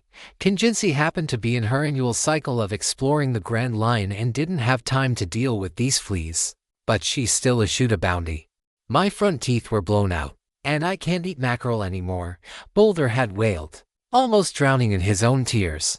A 2.5-meter tall man crying as sadly as a child. Kinjinsi was quite helpless and had to promise that she would definitely have her subordinates or friendly pirates capture this group of lunatics. At the time, Sean's comment on this rumor was, "It really has to be the simple folk of Gamo Island. Compared to them, the free America is just a little brother. At least, there are no terrorists who would infiltrate the White House and launch a terrorist attack just to verify whether their bomb is harder than the Secretary of State's front teeth." And so, now, upon seeing those familiar faces, Sean's expression instantly turned serious. These guys were true lunatics. Once they made a move, it wouldn't be a fake performance. The inn was filled with most of the merchants and pirates. If these guys created an explosion here, who knows how many people would die? Although in Sean's eyes, the people in the dungeon were similar to game NPCs, since these guys were on the bounty list anyway, and he needed to complete the bounty hunter and reputation quests. Helping out wouldn't hurt. What's more, he had no other choice now. After confirming that Sean had seen the sneaky pirates below, Jiang Yi said 3-3. Sean was stunned for a moment. Is this a countdown? Sean wasn't an idiot. Did this mean it was time to act? This guy who called himself Singon Shu was going to make a move on these pirates. Oh, right. Wasn't the scene he stumbled upon the one where this guy killed one of their members? Is this an NPC's cutscene combined with the plot? Sean thought simply. He wasn't afraid either. He was just a bit intimidated by this mysterious guy who radiated terrifying information. But he was still quite confident in his own strength. Getting ready. Dual pistols appeared in his hands. Just as Sean was about to say, "I'm ready." One, Sean. You ate the two in the middle. Sean was suddenly kicked down. Holy crap. A human body falling freely from the 4th floor, it must be said. This sight was truly eye-catching. It was far more effective than Jiang Yi's own activation or monster luring tactics. Sean descended from the sky. Below, the chubby boy who had been busy planting bombs let out a surprised yo-ho. He loved watching the circus more than anything, and his favorite act was the flying trapeze. Covering his eyebrows with his chubby hand, the little fatty looked up at the sky with excitement. As the person fell toward the ground, he seemed to be shouting something. If asterisk your grandfather, asterisk if asterisk ck your grandfather, asterisk what did that mean? The little fatty wore a puzzled expression. The next second, his body was sent flying by a violent kick. The kick was delivered with full force. The little fatty felt as if several of his ribs had been snapped. His body soared high into the air, saliva spraying from his mouth. The person who kicked him was none other than the leader of the Sun Art Troupe. He was also their captain. High in the air, Jiang Yi remained calm. Had he been discovered, however, his target wasn't him to begin with. In front of Jiang Yi, a blade's edge flashed. The sword moving like a long dragon clanged. Chapter 380, Big Banana Ball. A humming sound erupted in the night. The long blade, like a silver thread slicing through the sky, continued to enlarge in the eyes of Night Owl. Along with the blade, the cold eyes of the man wielding it also seemed to loom larger. Night Owl extended his unnaturally long arms. His hands, as flexible as rubber, moved in a way that defied logic and imagination, wrapping around behind Jiang Yi to grab the edge of the 2nd floor railing, pulling his entire body upward. The moment Night Owl pulled himself up, the long blade struck the ground. A crack appeared directly on the wall, and a second later, The entire wall split in two, revealing a massive fissure. Fortunately, this wall seemed to connect to the hotel's public bathhouse. The strike severed a water pipe, and the water inside gushed out, quickly spreading from the floor to the outside. The sound of rushing water filled the air, and scalding steam blurred everyone's vision. Although it was only one strike, the look in Night Owl's eyes had completely changed.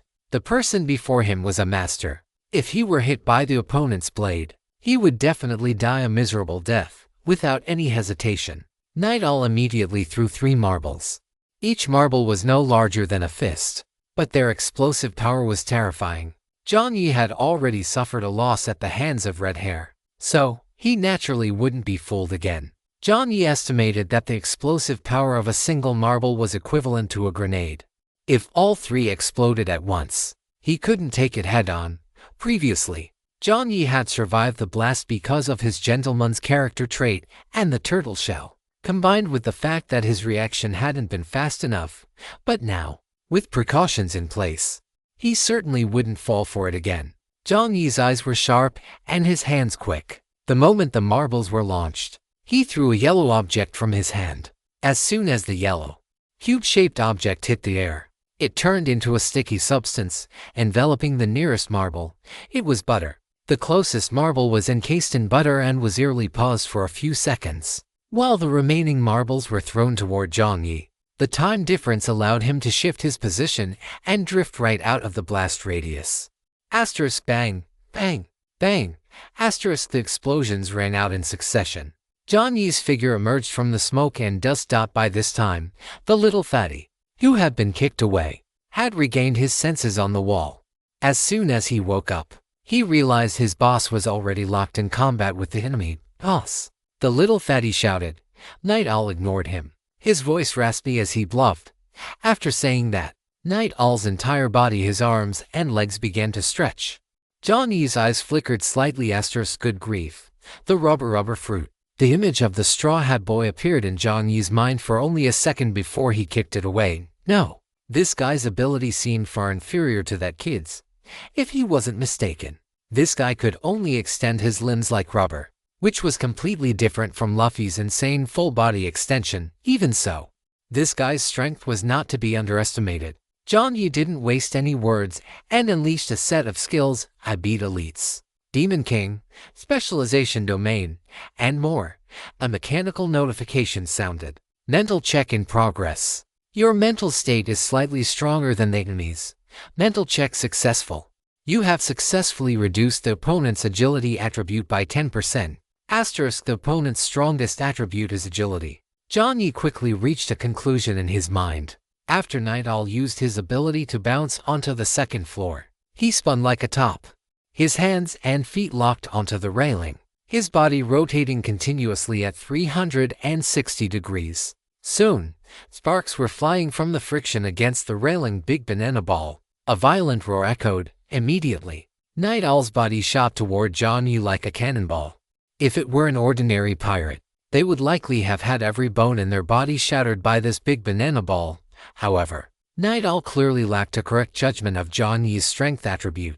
Jiang Yi's expression was grave. The patterns on his right-hand blade, a clear, lit up inch by inch. Terrifying power condensed within his arm. Jiang Yi focused his energy, and in his eyes, the speed of the human meteor seemed to slow down. Finally, his pupils contracted to the limit at a certain moment. Jiang Yi saw the small, empty area amidst the curled-up limbs. It was right here. It must be said that, after cicada slashing, Jiang Yi's dynamic vision had been developed to a monstrous degree. After all, cicada slashing required him to find the weak point of a cicada amidst the siege of dozens, hundreds, or even more, and kill it in one strike. In the later stages of cicada slashing, Jiang Yi had even stopped focusing on quantity and instead consciously trained his ability to land a hit in a single strike. Therefore, if he thought he could stop him with a so-called big banana ball, he was still lacking. In the blink of an eye, the curled-up body of Night Owl plummeted to the ground like a meteorite, and Jiang Yi's fist slammed into him. A ringing sound echoed in their ears, and an invisible shockwave rippled through the space. For a second, both Sean and Fatty felt as if their world had gone silent. Then, They saw the bodies of Jiang Yi and Night Owl both freeze, followed by their forms shifting once more.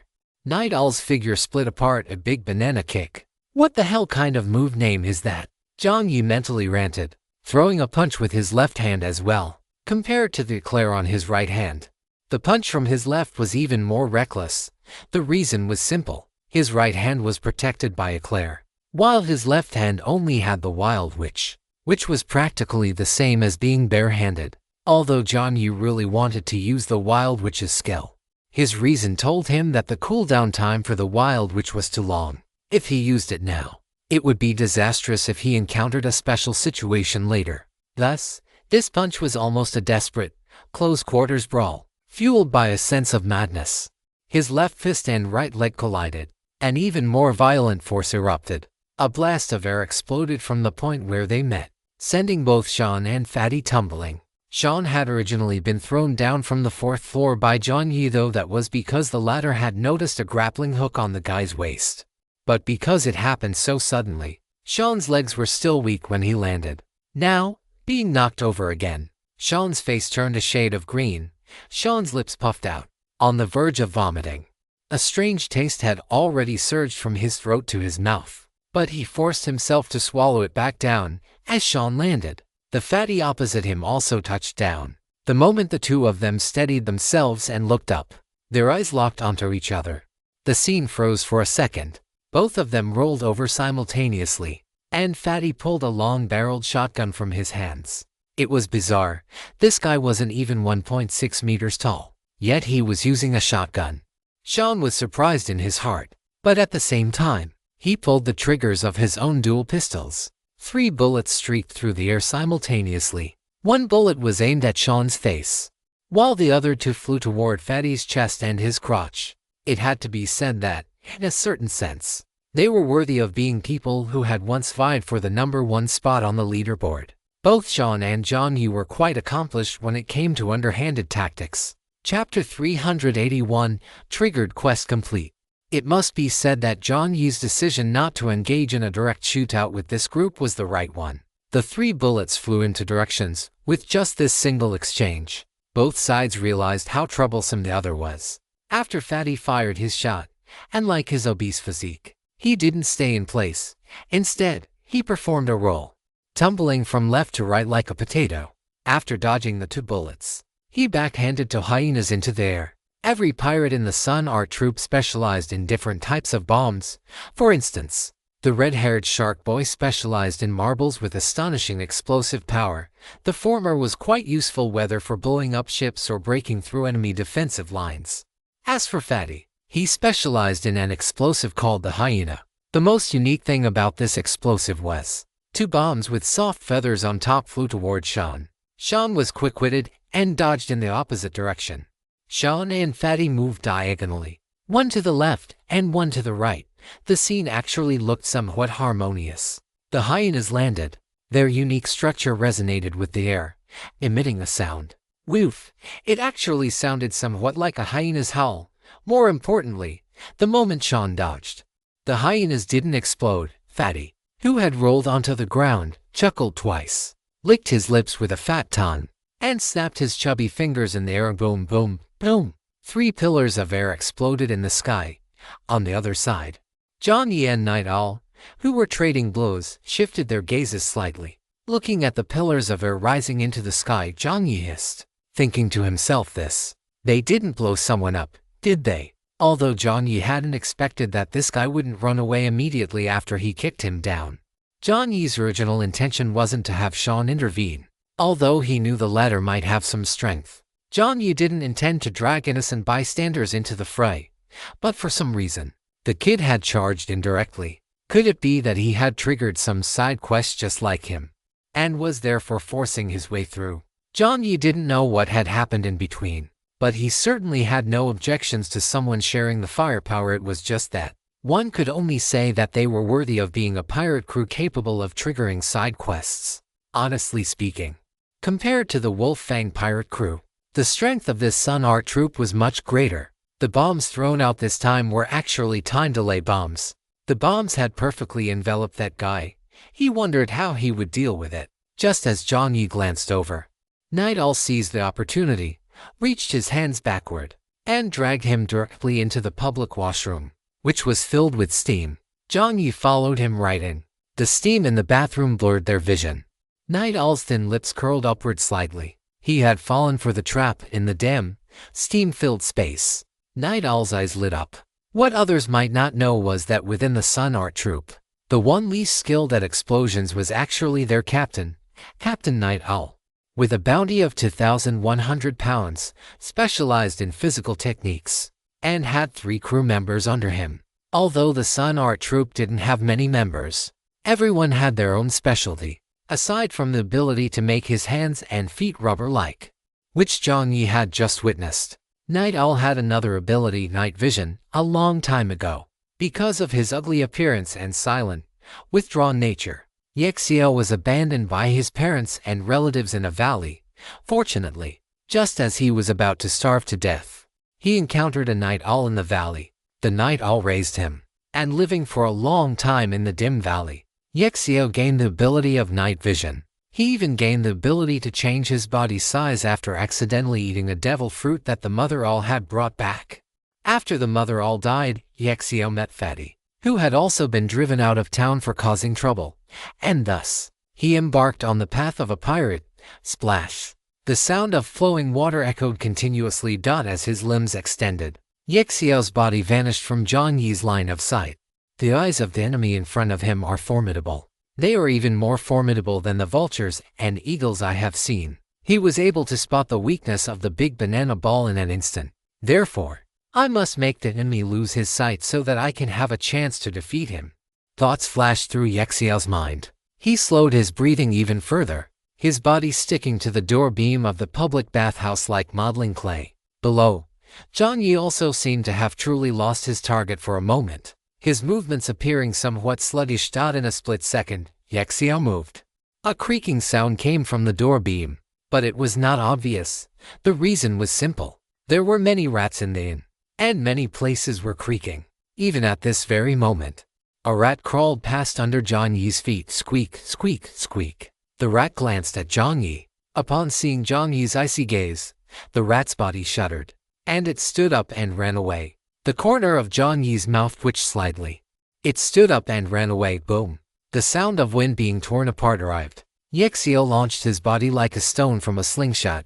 This time, Yahello's speed was faster, and the force generated by the rotation was greater. In the humid air, Yahello's body became heavier, thus gaining even more powerful impact force.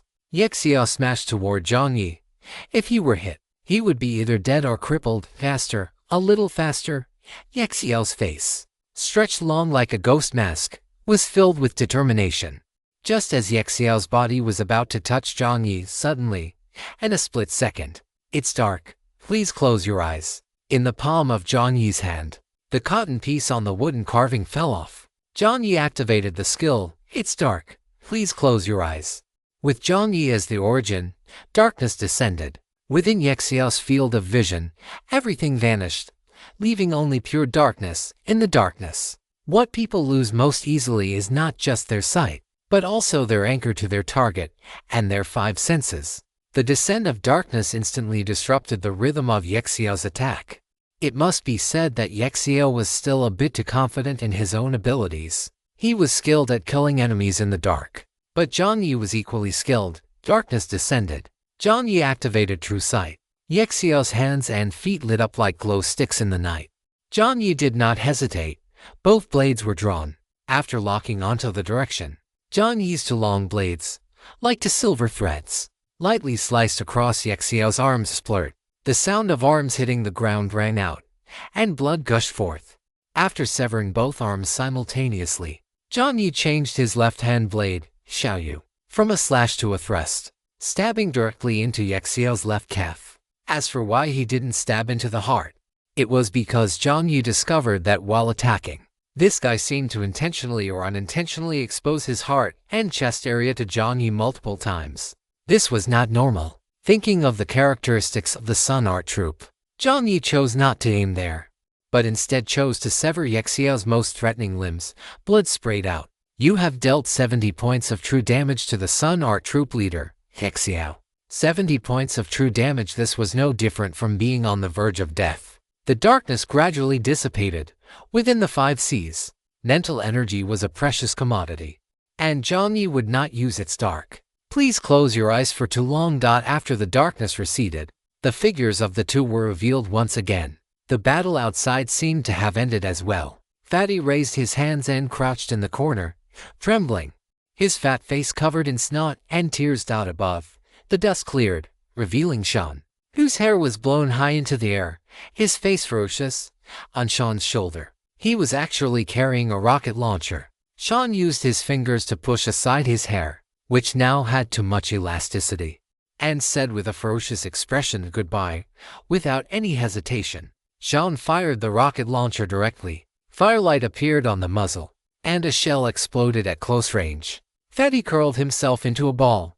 Just at this moment, the armless Yaxiao in front of Jiang Yi suddenly moved. Jiang Yi thought the latter was going to attack again, and just as he raised his long blade, he saw Yaxiao acting almost like a madman. His remaining right leg extended frantically, carrying his body as he lunged toward the direction of the bomb. Jiang Yi's movements paused for a moment. After seeing the scene at Sean's location, he seemed to understand what the latter was about to do, and his long blade stopped. Yaxiao didn't care at all whether Jiang Yi would deliver a finishing blow. His broken body, at the very last moment, covered a distance of over 10 meters and finally blocked in front of Fatty. He wrapped his body around Fatty. Boom! The bomb exploded. The massive sound finally woke the pirates sleeping, and then what happened? Below, a blinding light erupted, and Jiang Yi squinted his eyes. The system notification sounded. "You have killed the Sun Art Troop leader, Yaxiao. You have completed the triggered quest. Encounter of Sun Art Troop. You have gained 200 reputation points, and you will receive 100 vehicle coins. Your identity card. Pirate King Ota journey progress has been updated. Current progress is to 100th chapter 382 of Sean Shelby." The sound of the explosion rang out, and dust filled the air. Yaxiao, his body curled into a ball, shielded Fatty, but the massive shockwave still caused both of their bodies to suffer tremendous impact, plunging them directly into death. But amidst the swirling dust and smoke, Jiang Yi clearly saw the Fatty's eyes widen slightly, followed by a look of grim determination. In the next second, that guy seemed to have pulled something. An image flashed through Jiang Yi's mind. The chest that Night Owl had been thrusting forward earlier. Without a moment's hesitation, Jiang Yi used Silent Step to appear directly in front of Sean. He grabbed Sean by the neck with a large hand. Sean instinctively began to struggle, but upon seeing the emotionless depths of Jiang Yi's eyes, his movements faltered for a split second. The other party didn't seem to be here to kill him. In those few seconds, Jiang Yi dragged Sean toward the outskirts of the hotel. Judging by his retreating figure, Jiang Yi's movements were even somewhat frantic. His true sight told him that whatever was behind them was no laughing matter. Boom! A blast, far more intense than the one from the rocket launcher earlier, bloomed in the air. The white light was so blindingly bright against the night sky. It was only by sheer coincidence that Jiang Yi had accidentally severed the public bath's water pipe at the very beginning. Otherwise, the force of this explosion would have been enough to level half the hotel. Even so, a few unlucky souls on the right side of the hotel felt a sudden heat beneath them while they slept, and then lost all perception of everything. Sean, being dragged along as they fled, swallowed hard and dared not resist at all. If it hadn't been for Sangong Shui's timely intervention, he would have been blown into human fragments by now. In Jiang Yi's consciousness, a notification sounded. "Your reputation has increased by 10 points. Reputation increased." Jiang Yi didn't stop, putting some distance between them until the air was no longer scorching hot before he finally slowed down. In the night, the smoke gradually dissipated. Jiang Yi stopped moving only when he felt his stamina had dropped to a quarter of its capacity. Faint light had already begun to appear on the horizon. Dawn was approaching. Jiang Yi dropped Sean casually and stretched his numb shoulders, neck, and wrists. Jiang Yi assessed his own injuries. During the clash of powers, he likely had a fracture in his shoulder and neck area, and his wrists were suffering from muscle fatigue. But compared to his fight against Mackinsell, his current condition was actually quite decent. These kinds of injuries were almost negligible. Jiang Yi exhaled a breath of stale air. Sean, sitting half collapsed on the ground, wore the look of someone who had just survived a catastrophe. He made the sign of the cross over his chest, his forehead covered in cold sweat. He didn't even dare to imagine that if Sangong Shui had decided to blow him up along with the rest as a witness, he would probably be meeting God by now. Sean's expression became complex. He stole a glance at Sangong Shui, but Jiang Yi ignored him entirely, preoccupied with checking his own injuries. Sean, a few seconds later. Sean, sporting a frizzy, explosion-style hairdo, spoke up, thank you. Jiang Yi glanced down at Sean. Just as Sean thought Jiang Yi was going to say something, Jiang Yi coldly withdrew his gaze once more. The smile on Sean's face stiffened, and he cursed shit in his heart again. The gratitude was real, but this NPC's arrogance was also real, Sean muttered to himself. Just as he stood up from the ground, he suddenly saw Jiang Yi reach out a hand. Sean instinctively ducked his head and squinted his eyes. Jiang Yi, do I look like someone with violent tendencies? Jiang Yi grabbed Sean by the collar again with one hand and coldly spat out 3 words. Going back, now, and I have to go too. Ignoring Sean's reaction, Jiang Yi dragged him along, weaving through the alleys once more. Along the way, Sean pleaded, Sangong Shui, right, look, the enemy has been eliminated, and I contributed quite a bit too. Can you let me go now? I promise I won't tell anyone about this. Hey, are you listening to me? Hey name. 2 more icy words were spat out. Sean thought he had gotten Sangong Shui's name wrong and let out a confused Jiang Yi lowered his head and gave Sean a cold look. Sean processed this for a moment before realizing what the other meant. The name this time was asking for his own name. Damn it. Would it kill you to speak clearly and use full sentences? What Sean hated most were people who had mouths but didn't know how to use them properly. These people deserved to be sent to Azkaban. Sean Shelby. Just call me Sean. A fawning smile appeared on Sean's face. Okay. Jiang Yi nodded in satisfaction. Special thanks, Ulsmil special thanks, Duke Guden Chapter 383. The pirate named Sangong Shuzian Shelby. Are you also from the Shelby family? A strange look appeared on Jiang Yi's face, though it wasn't very obvious due to the concealment of the mask. The sun was slowly rising from the side of the hotel.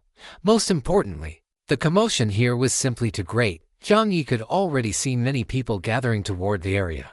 Not wanting to waste any more time, Jiang Yi continued to grab Sean by the collar and sprinted toward the hotel. The corner of Sean's mouth twitched. He wanted to say several times, "Put me down, I can walk." But looking at this guy's expression, it seemed he had no intention of letting him leave. Could it be that he saw potential in him and planned to recruit him? Sean stole a glance at Jiang Yi. The latter's eyes remained cold and indifferent, revealing nothing of his inner thoughts. But Sean thought about it. He was so talented. It would be perfectly normal for someone to want to recruit him. Yes, that must be it. Sean nodded to himself. Reflecting on the current situation, he had to admit that this Sangong Shui was likely the most powerful NPC he had ever encountered. Even when facing the leader of the Sun Art Troupe, who looked incredibly strong, he had appeared to be at ease. If he were to join an NPC faction, perhaps this wouldn't be such a bad choice. Just as the thought appeared, a notification popped up in front of Sean. Detected an opportunity to join a world faction. You have triggered a faction quest. Join any world faction 0/1 description. After joining a world faction, some of your main and side quests will change accordingly. Please make your choice carefully. Time limit. Today's quest reward, 20 vehicle coins. It actually triggered a quest, as expected. He is an important plot NPC. Sean's eyes lit up. In the corner of his eye, Jiang Yi saw Sean's fingers beginning to gesture in the air. As a player, Jiang Yi naturally knew exactly what this action meant. Sean was sending a message. Group chat. District 189, Subdistrict 99. Player shoot 1902. Are there any players on Jiamo Island? Grinwink player Ito Tensei, Jiamo Island. Where is that? Confused player Layered Forest. Seems to be an island belonging to an alliance nation in the east. Player shoot 1902. Yes. Player Layered Forest, never been there. Player shoot 1902. Sean's mouth twitched. If you've never been there, why are you talking? Player Layered Forest. Bean face sticking out tongue emoji. Player Layered Forest. Hey, look at your ID. You're a big shot. Layered Forest took a closer look at the ID that had spoken and instantly remembered the rankings on the *Zonchan* game. Wasn't this the player who had briefly surpassed the big shot melancholy little fries before being kicked back down? Seeing Layered Forest's message, Sean's chest heaved, and he gritted his back teeth. He never received this kind of treatment when he was in the Lighthouse Nation subdistrict. So it's a big shot. Every time he spoke in Subdistrict 56, while he couldn't say he had everyone hanging on his every word, he could always easily spark a discussion. He hadn't expected that in Subdistrict 99, he would be reduced to look at your ID. You're a big shot. It had to be said that the combat power in Subdistrict 99 was a bit stronger than he had imagined. Not to mention that melancholy little fries freak. There were several other players in the subdistrict like Thunderzy, Enies, and others whose combat power was actually quite impressive. In *Zonchan*. He had used up nearly 2/3 of his ammunition reserves just to barely secure second place. Sean let out a frustrated breath, just as his fingers were about to send another message. Jiang Yi's figure leaped high into the air once again. The sudden takeoff caused Sean's afro to shrink back, and one of his hands instinctively grabbed onto Jiang Yi's thigh for dear life. In midair, Jiang Yi almost stumbled because of this thing. Jiang Yi cast a cold glance at Sean. Once Sean realized what he had done, he sheepishly let go and gave a silly grin. Jiang Yi ignored the guy and jumped onto the roof ridge, picking up his speed. More and more people were gathering here. He needed to hurry up and loot the bodies. In front of Jiang Yi, the system had already provided a prompt. The Pirate King identity card possesses a unique characteristic within this instance. Therefore, after activating the identity card, your existence will be no different from an NPC character in this world, and player actions will be rationalized. The meaning of player actions being rationalized was naturally the same as why they, as players, could pull items out of their inventory in front of NPCs without raising suspicion. However, Jiang Yi hadn't expected that within the 5Cs instance, the function of the Pirate King identity card could be utilized to this extent. If he wasn't mistaken, this function was likely designed to serve the King's mission. Jiang Yi blinked and jumped onto another roof ridge. Player Shoot 1902 cupped hands.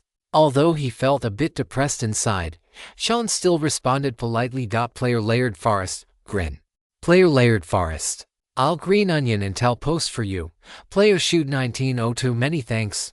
Player Layered Forest, by the way, big shot. Are you looking to form a team or something?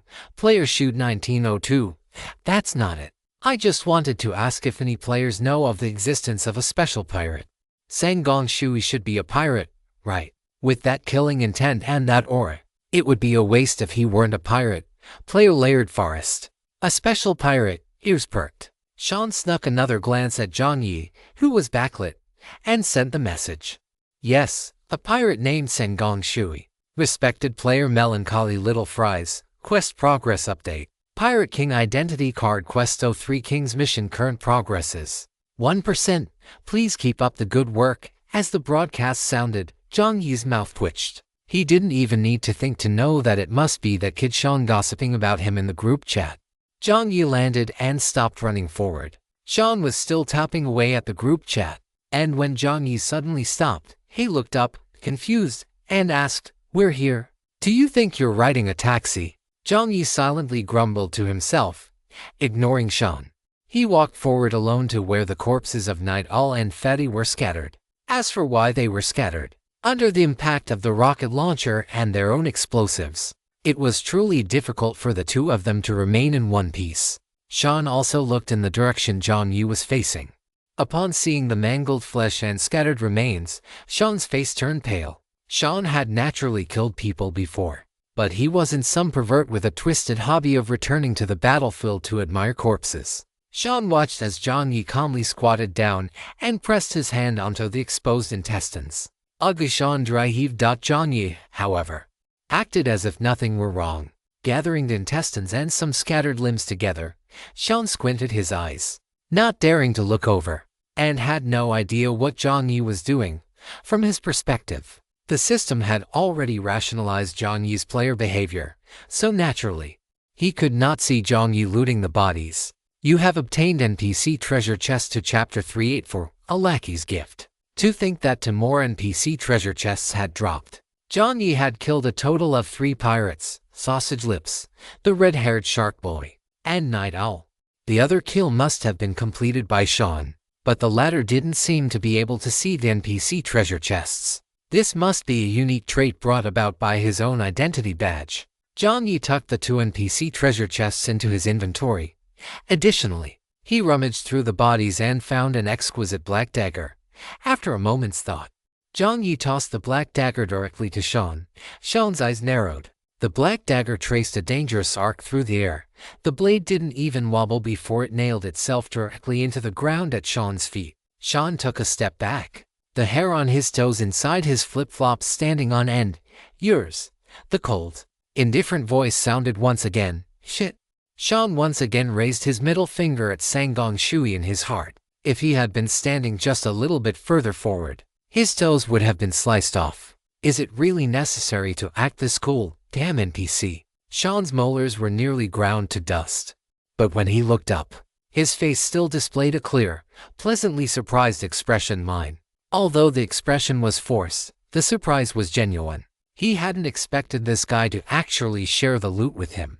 Well, not only did he not dismember him, but he even let him share the loot. Jiang Yi nodded slightly. Sean muttered a few things to himself, but unable to resist the joy of obtaining an item, he walked forward and pulled the dagger out of the ground. After marveling once more at this NPC's terrifying strength, the black dagger appeared in Sean's hand. A mechanical broadcast sounded. You have obtained a special weapon type item, a lackey's gift description. A special weapon type item originating from the King of the Five Seas dungeon.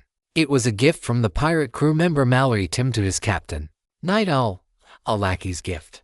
The background of this world is quite well developed. Even the NPCs have backstories. Sean thought to himself casually. He continued to check the system description. Mallory Tim is skilled in gunpowder, forging, and certain dessert-making techniques. The weapons he crafts inherit some of these characteristics.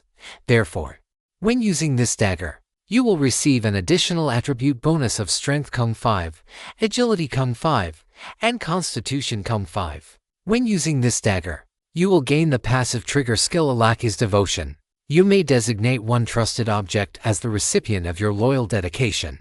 The designated object will receive an intangible shield with 20 durability for a certain period, capable of blocking up to 10 points of true damage. It can be stacked up to 3 times. After 3 times, the shield expires, and this passive skill will enter a 3-day cooldown period. Note: there can only be one designated recipient of loyal dedication, and you cannot select yourself. When using a lackey's gift to dismantle bombs or cut fruit, your operational precision will increase by 50%. You can use this dagger to cut the most perfectly shaped watermelon in the world. What an enviable talent, Sean. Cutting the most perfectly shaped watermelon in the world. What is there to be envious about with something like that? After complaining internally, Sean still tucked the dagger into his inventory. Although he wasn't particularly skilled in melee combat, no one would complain about having more weapons. Moreover, judging by the description, this dagger, which looked plain and even a bit ugly, actually possessed 3 skills. Although the item's grade wasn't given, Sean estimated that a lackey's gift had to be at least a quasi-silver grade weapon. If the second skill was used well, it could probably play a huge role. As expected, following a powerful NPC means having meat to eat in an instant. The way Sean looked at Jiang Yi became much more amicable. In Jiang Yi's eyes, however, it looked much more sycophantic. Jiang Yi clicked his tongue in his heart, seeing Sanggong Shui looking at him. Sean was very savvy. He immediately hunched his shoulders and exposed his collar. He knew the drill. After a battle ends and the supplies are retrieved, it's time to leave the scene. He was already prepared to ride the aerial vehicle again. However, Sanggong Shui only glanced at him before walking past him. A shadow flickered by. Could it be that he has to walk this time? Sean was a bit confused. The sunlight had already climbed onto the walls, and the light was gradually becoming clearer. In the distance, the sun on the horizon had climbed to the position of the ship's bow. The slanted sunlight painted the entire sea surface in shades of light blue and faint purple. The lights on the pier had been extinguished, and the tower guard had awakened. kicking the top of the pier's bell ringer. The melodious sound of the bell traveled from the pier toward the city.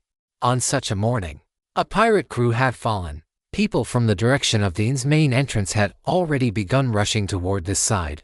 Rustling sounds arose. Sean stood where he was, not knowing whether to run or stay. He didn't understand what Sangon Shu was planning to do.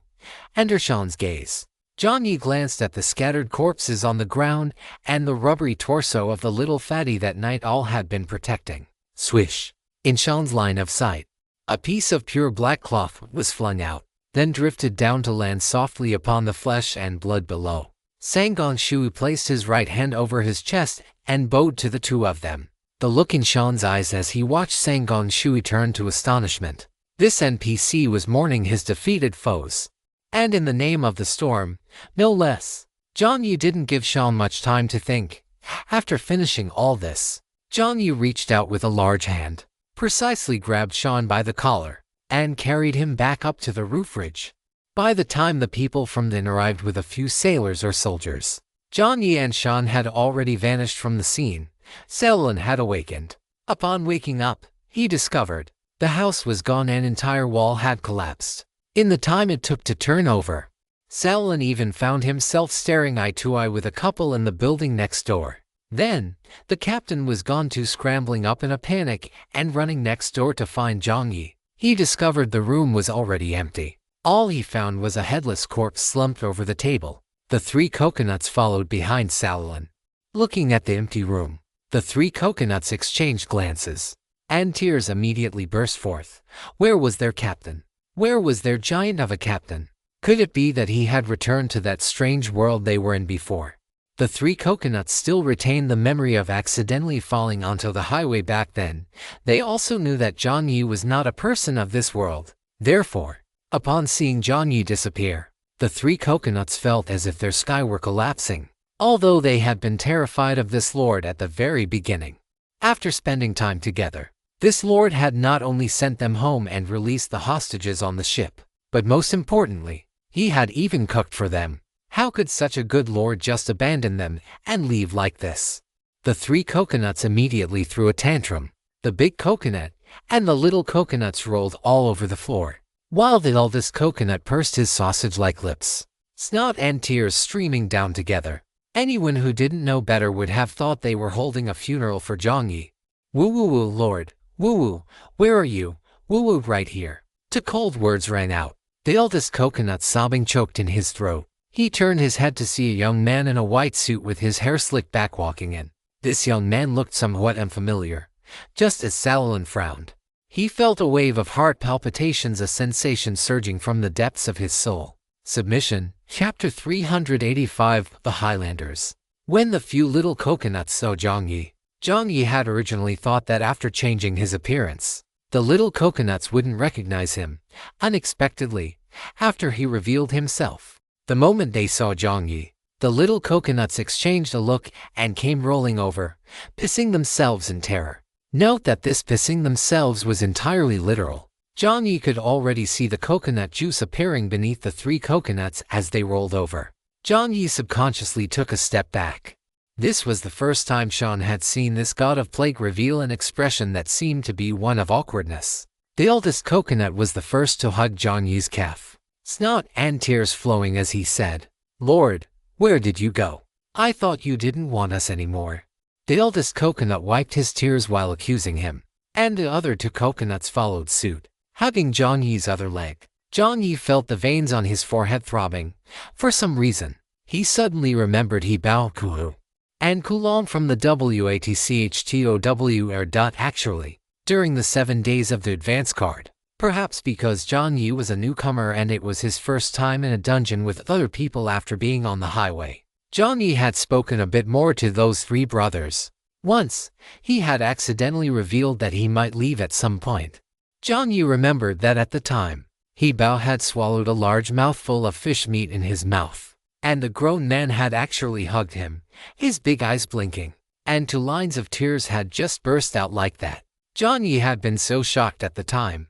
A man shouldn't shed tears easily. It wasn't like he was getting married or having a child. How could he cry like that? At the time, Jiang Yi didn't understand what he meant to those three guys. It wasn't until he saw those three again in a dungeon that Jiang Yi realized in hindsight that he felt a bit moved himself. This was also why, when Jiang Yi saw he bow at that time, he had suddenly changed direction and boarded the truck the three were in perhaps. Jiang Yi himself didn't want to miss out on it completely just like that. The bonds between people are always very strange. Now, seeing the weeping coconuts, another face suddenly appeared in Jiang Yi's mind. The corners of Jiang Yi's mouth subconsciously lifted into a smile, or rather helpless smile. But it also seemed to carry a hint of indulgence. Behind him, the look in Sean's eyes became even more bewildered. This cold-blooded, murderous NPC actually had a side like this. Jiang Yi crouched down slightly and tapped the eldest coconut's bald head with his finger. "Stop crying." The eldest coconut looked up. "If you get my clothes dirty, I'll throw you all out today." Although the words were cold, they seemed to carry a hint of a smile. Hearing this, the eldest coconut stopped crying instantly, holding his breath. His entire coconut face turned red, and he hurriedly wiped away the coconut juice. He looked up, and Jiang Yi used his foot to gently kick the three coconuts aside, releasing his spiritual power. This time, the feeling of submission from the depths of Shaolin's soul was even more pronounced. It really was Sengon Shui, but his appearance. A suspicious look appeared on Shaolin's face, but he still spoke. "Captain?" Jiang Yi gave a hum of acknowledgement. Shaolin paused slightly. Before he could ask what had happened outside, he saw a young man with an afro and blue eyes standing nonchalantly behind the captain. Noticing Shaolin's gaze, Sean even greeted the latter. However, Shaolin ignored Sean directly. Sean's right hand, raised in greeting, hung awkwardly in midair. He didn't know whether to put it down or keep it up. So in the end, he could only move it to his afro to tidy up his messy hairstyle. "Captain, an old man came to look for you last night. He said the things you wanted are ready, and at 9 o'clock this morning, he will be waiting for you at the Blue Windmill Tavern." Shaolin relayed the message word for word. An old man. It seemed Hermes had already handled the qualifications for the pirate selection. As for the bounty, Jiang Yi guessed the old man probably hadn't received it that quickly. Regardless, Jiang Yi would go to see the old man, because he had something more important to do now, that was, to assassinate Duke Gamo. There were no overly complicated plans in Jiang Yi's heart. It was very simple. Reality is not a novel. He only had 7 days to complete this mission.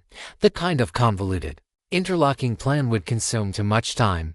Furthermore, in reality, the more complex a plan is, the more prone it is to change.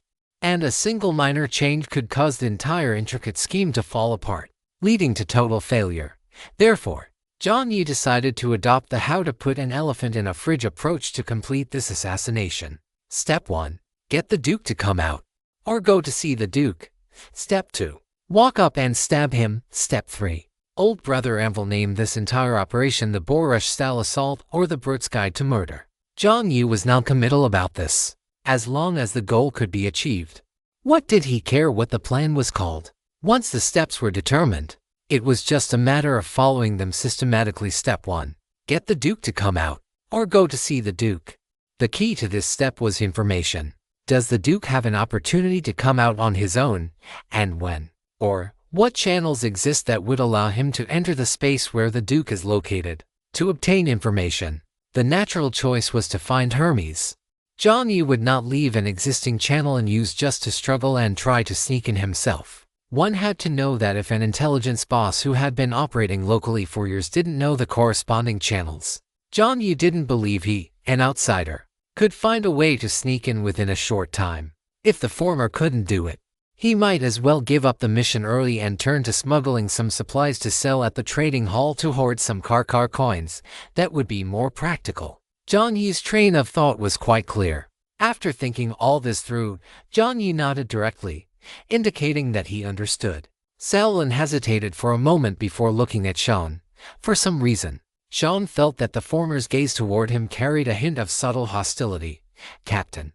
"Who is this?" Just as Sean was about to say partner, Jiang Yi's lips moved, and he spat out two cold words, "A captive, damn your grandfather." The corner of Sean's mouth twitched. Shaolin revealed a just as I thought expression. His gaze lingered on Sean's afro for a second, And he finally offered a pointed warning, "Captain, I've heard that people from the highlands are the most vicious. What they are best at is stealing and disguise." Images of ruined houses and his sister's fearful eyes flashed through Salalin's mind, and his gaze toward Sean became even more guarded. Sean, Highlander, Chapter 386. Soul Crystal seemed pointed at himself, but Salalin only looked at him with wariness, because of past events. His impression of these Highlanders was extremely poor, seeing Salalin's guarded expression. Sean was almost amused to the point of anger. He was truly an NPC who followed Sengong Shui, possessing the same ability as his captain to infuriate people to death. No, buddy, are you kidding me? I just happen to have hair that's a bit charred and black. And maybe my skin is also a bit charred and black. But that doesn't mean I'm some Highlander. Because he had already been exposed to some information in this world, Sean knew what Highlanders looked like. Highlanders actually lived in countries in the west of the Alliance. They resided in high mountains, and in recent years, due to livelihood reasons, they had chosen to come to coastal cities. Because they lived in the highlands, having black, curly hair was their most prominent characteristic. Sean bit his back molars. For a moment, he couldn't even refute it. Because although he wasn't a Highlander, he certainly wasn't a local either. Highlander. Jiang Yi subconsciously wanted to scratch his head, but remembering his persona, he suppressed the impulse. Highlanders. Are they another race here? Forget it. It's not important. Jiang Yi nodded toward Salalin, indicating he understood, and after pondering for a few seconds, said, "We leave in 2 hours." Catching this word, Salalin's gaze toward Sean became even more unkind. The captain was actually going to let this Highlander join them, it must be said. Salalin was overthinking it. Jiang Yi would not let Sean join the withered ship. The reason was simple. If Jiang Yi left Gamo Island, he would naturally go find another player to serve as a witness to the existence of Sengong Shui. To put it bluntly, he just needed a player to witness Sengong Shui's existence.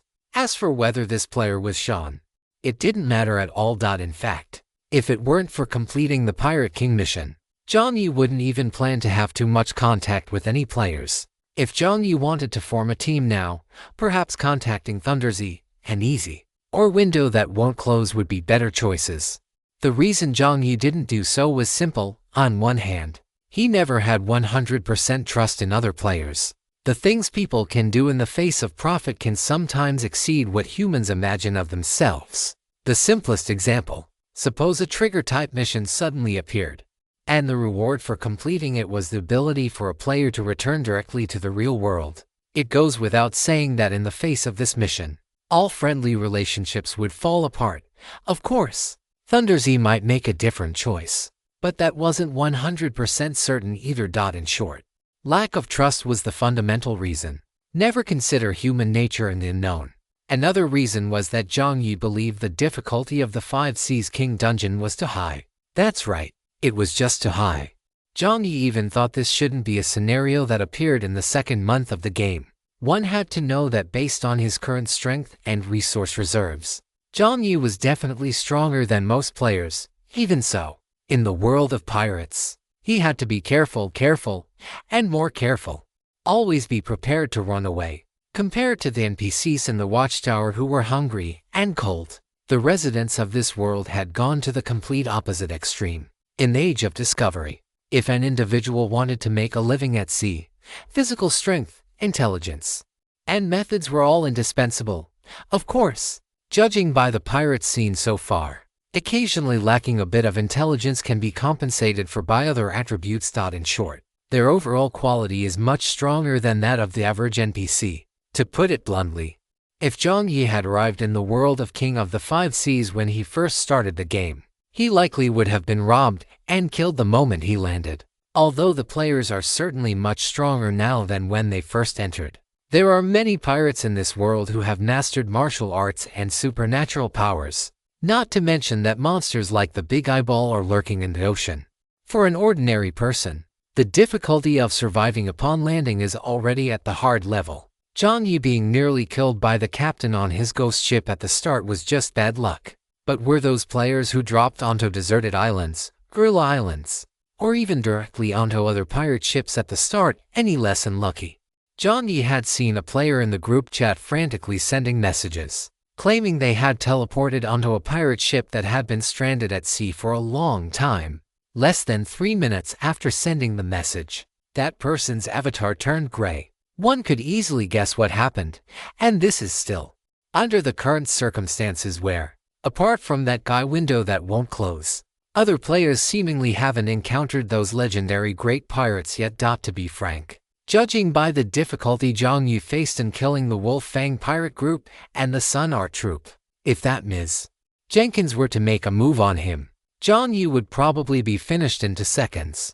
If he himself is in such a state, others will only have it harder. The 5 Seas dungeon is only suitable for playing it safe. He doesn't understand what the system's purpose is in setting up this dungeon.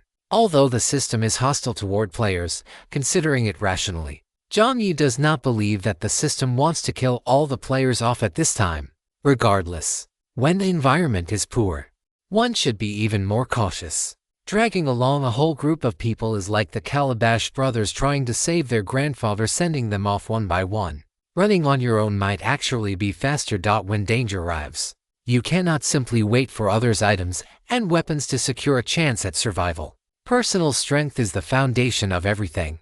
Jiang Yi looked at Saladin and nodded, indicating that he understood. He pondered for 2 seconds. There were still 2.5 hours until 9 o'clock. Although the mission to assassinate the Duke had a 7-day limit, Jiang Yi wouldn't waste a single second. After saying they would set off in 2 hours, Jiang Yi walked to the bedside on his own. He took a match out of his inventory and, in front of the others, snapped his fingers. The match ignited the fuse, which then landed on the headless corpse on the floor. When the headless corpse was burying the bombs yesterday, some gunpowder sparks had fallen onto its body. A tiny bit of flame was enough to set the entire torso ablaze. Jiang Yi opened the window, and soon, the sea breeze blew in. A muffled, small explosion sound occurred above the headless corpse, and it was quickly burned to a crisp. Jiang Yi looked at the two of them, his expression clear. "Why are you two still standing there?" Saladin and Sean exchanged glances. The latter scratched his head and seemed to mutter, "You're just letting me go like this. Aren't you afraid I'll escape and report you?" Hearing Sean's muttering, Jiang Yi's tone was calm. "You can try, Sean. Try and die." Sean curled his lip, gave a middle finger in his heart, and walked out the door, even gently closing it behind him. Before leaving, Jiang Yi seemed to hear someone from the inn coming up, seemingly explaining the unexpected incident that happened last night and asking if Jiang Yi and the others had been affected. All sounds were cut off. Jiang Yi didn't waste time. With a flick of his hand, 3 NPC treasure chests stacked together appeared before him. Jiang Yi narrowed his eyes and first opened the red one, which had a shark hugging a bomb and kissing it painted on the top. "You have opened NPC treasure chest 1. Note: NPC treasure chests are dropped by defeated world characters. NPC treasure chests are guaranteed to be monster-free. Monster-free chests." The corners of Jiang Yi's mouth curled up, and a white light flashed. "You have obtained Bomb Marble 2. You have obtained Red Shark's Canine Tooth 1. Note: Red Shark's Canine Tooth. Native to the King of the 5 Seas dungeon. It is the tooth of the marine creature, the red shark. It has high hardness and sharpness, suitable for use as a forging material. You have obtained Soul Crystal *1 Red-Haired Shark. Note: Soul crystals are the epitome of souls destroyed or contracted in each world. If you have unlocked the interface of this world, you can incorporate the soul into the world interface to obtain the corresponding inheritance. Of course, you can also sell this soul crystal to the system, and you will receive a generous reward. Note: not all souls have recovery value, and not all souls will precipitate into soul crystals unless they are interesting enough. Chapter 387. Learning Explosives. Soul Crystal Red-Haired Shark. Jiang Yi took a look at the red crystal in his hand, under the sunlight. The crystal looked translucent and exceptionally beautiful. Jiang Yi weighed it in his hand again. As the crystal bounced up and down, the system didn't even dare to breathe, fearing that this master might just smash the crystal. Fortunately, Jiang Yi seemed merely curious about the item. After briefly evaluating its quality and volume, he looked back at the main screen. Of course, he had no intention of selling this thing to the system. Based on experience, Anything the system proactively suggests selling is a good item. Chirp chirp. Roasted chicken wing chirped, seemingly responding to Jiang Yi's guess. Roasted chicken wing seemed very sensitive to spiritual power. It could perceive the nearly massive spiritual power contained within this thing. Jiang Yi pondered for a moment. The system had already provided a new prompt.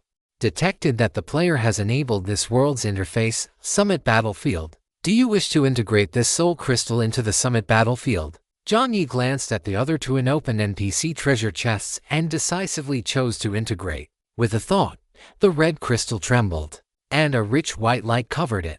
A new prompt popped up. Connecting the new soul requires 100 ecchi coins. Do you wish to proceed?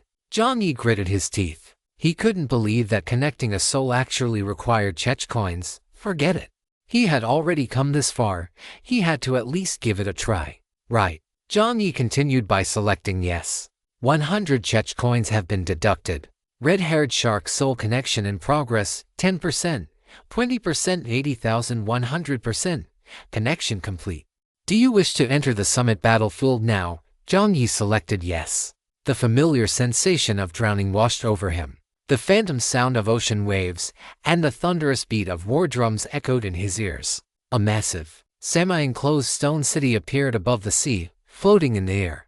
Jiang Yi's spiritual form manifested on the stone steps. A salty, fishy sea breeze brushed past his nose. When Jiang Yi opened his eyes again, he saw the virtual character in front of him already beginning to stir. However, this time, the system hadn't chosen Roronoa Zoro, but rather, a young man with red hair and sharp teeth. Soon, a milky white light condensed, and the soul of the red-haired shark, the one Jiang Yi had killed, reappeared before him. Jiang Yi's spiritual form narrowed his eyes, and the Xiaoyu blade instinctively materialized in his hand. However, the red-haired soul didn't seem to recognize Jiang Yi anymore. After appearing, he bared his teeth at Jiang Yi in a nasty display, turned his nose up at him, and spoke. Who are you? What do you want with me, you brat? Jiang Yi blinked. It seemed the opponent didn't recognize him at all. Jiang Yi let out a thought for a few seconds, and said somewhat uncertainly, I'm here to learn your legacy. Where did you come from? Get lost and go back to where you came from. Do you think my legacy is something you can just learn? After the red-haired youth finished speaking, he kicked out at Jiang Yi. Jiang Yi dodged it easily, his face full of confusion. Wait, what was going on here? Wasn't it supposed to be that once the interface was connected, he could receive the legacy? Why wasn't this red-haired guy cooperating after throwing the kick? The red-haired youth didn't seem to care whether he had landed the hit or not. He just wanted to shoo away this annoying fly. After putting some distance between himself and Jiang Yi, the red-haired youth took a few marbles out of his pocket, sat down on top of the city wall, and started throwing bombs into the sea. The marbles exploded upon contact with the wind, sending sprays of water into the air. A look of pure delight appeared on the red-haired youth's face. Jiang Yi's system, come out here. I spent 100 ecchi coins just to get a moron who only knows how to sit at the village entrance and set off firecrackers. Jiang Yi's face was as dark as charcoal. This was even worse than Zoro. Although that guy Zoro would only chop him to pieces with his 3 swords after announcing his name. At least during the battle, he could still learn a thing or two. What was the deal with this guy playing with firecrackers the moment he showed up? However, the system would never come out. It was never going to come out in this lifetime. It had always been a sell and forget operation, no after-sales service whatsoever. Jiang Yi waited stiffly for a few minutes, realizing that this guy really didn't seem to care about him at all. Moreover, judging by his obsession with bombs, he could probably sit there playing with marbles all day without paying him any mind. Jiang Yi's eyes darted around for a moment, and suddenly, a thought flashed through his mind like lightning. Right. If he wanted to get this guy's attention. Jiang Yi pondered for a few seconds. A flash appeared in his palm, and a familiar aerosol can appeared in his hand. Jiang Yi shook it up and down, then used his consciousness to manifest a cheap plastic lighter. A faint flame appeared. Jiang Yi narrowed his eyes and pressed the nozzle. *PSHHH*. The liquid from the cooling spray shot out and was instantly ignited by the flame. A massive fireball bloomed in the air like fireworks, with waves of fire splashing and tongues of flame spitting out under the sea breeze. The heat wave spread in the scorching temperature. The red-haired shark finally turned around, looking at Jiang Yi with burning eyes. Teach this. What is this thing? The red-haired shark licked his teeth. Chapter 388.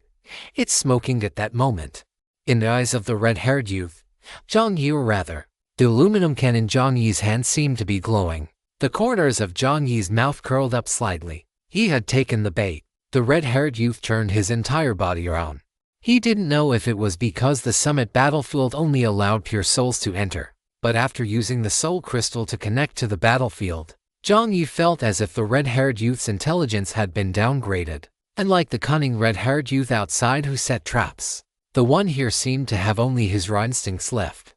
What he was interested in and what he wasn't was clear at a glance. So, after Jiang Yi sprayed a beautiful firework, the red-haired youth's eyes lit up.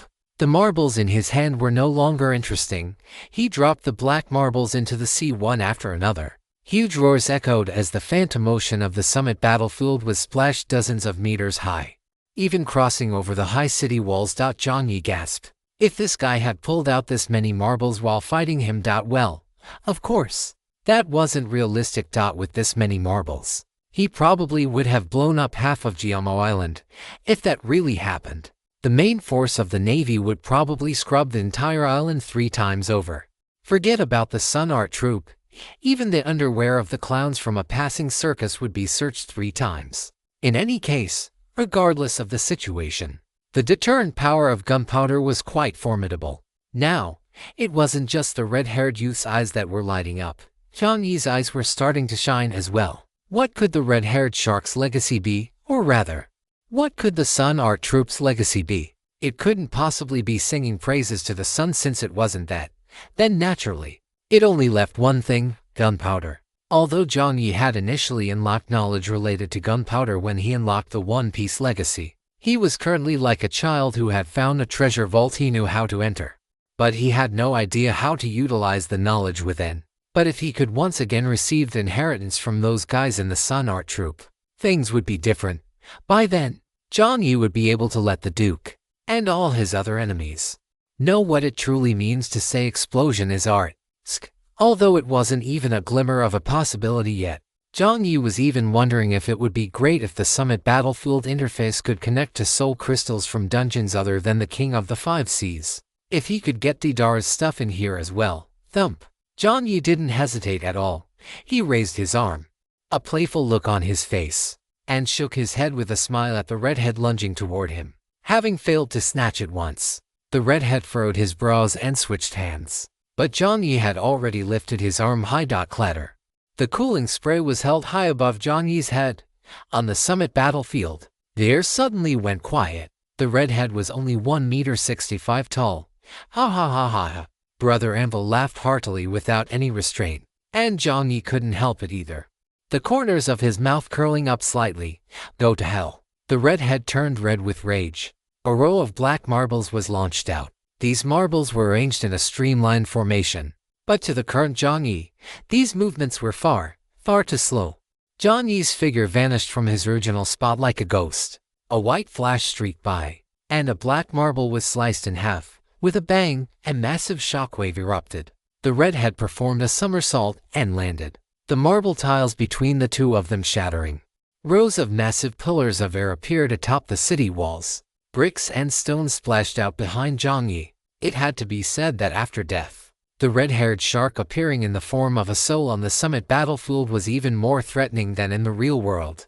On the summit battlefield, just as Jiang Yi could resurrect countless times, the number of marbles was also unlimited. Rows of marbles exploded, and half of the massive city wall collapsed. Both figures surged forward simultaneously. The redhead's speed was decent, but compared to Jiang Yi, it was simply not enough. Consequently, after the redhead had chased behind Jiang Yi for less than 5 minutes, Jiang Yi's figure suddenly turned into a palace and disappeared.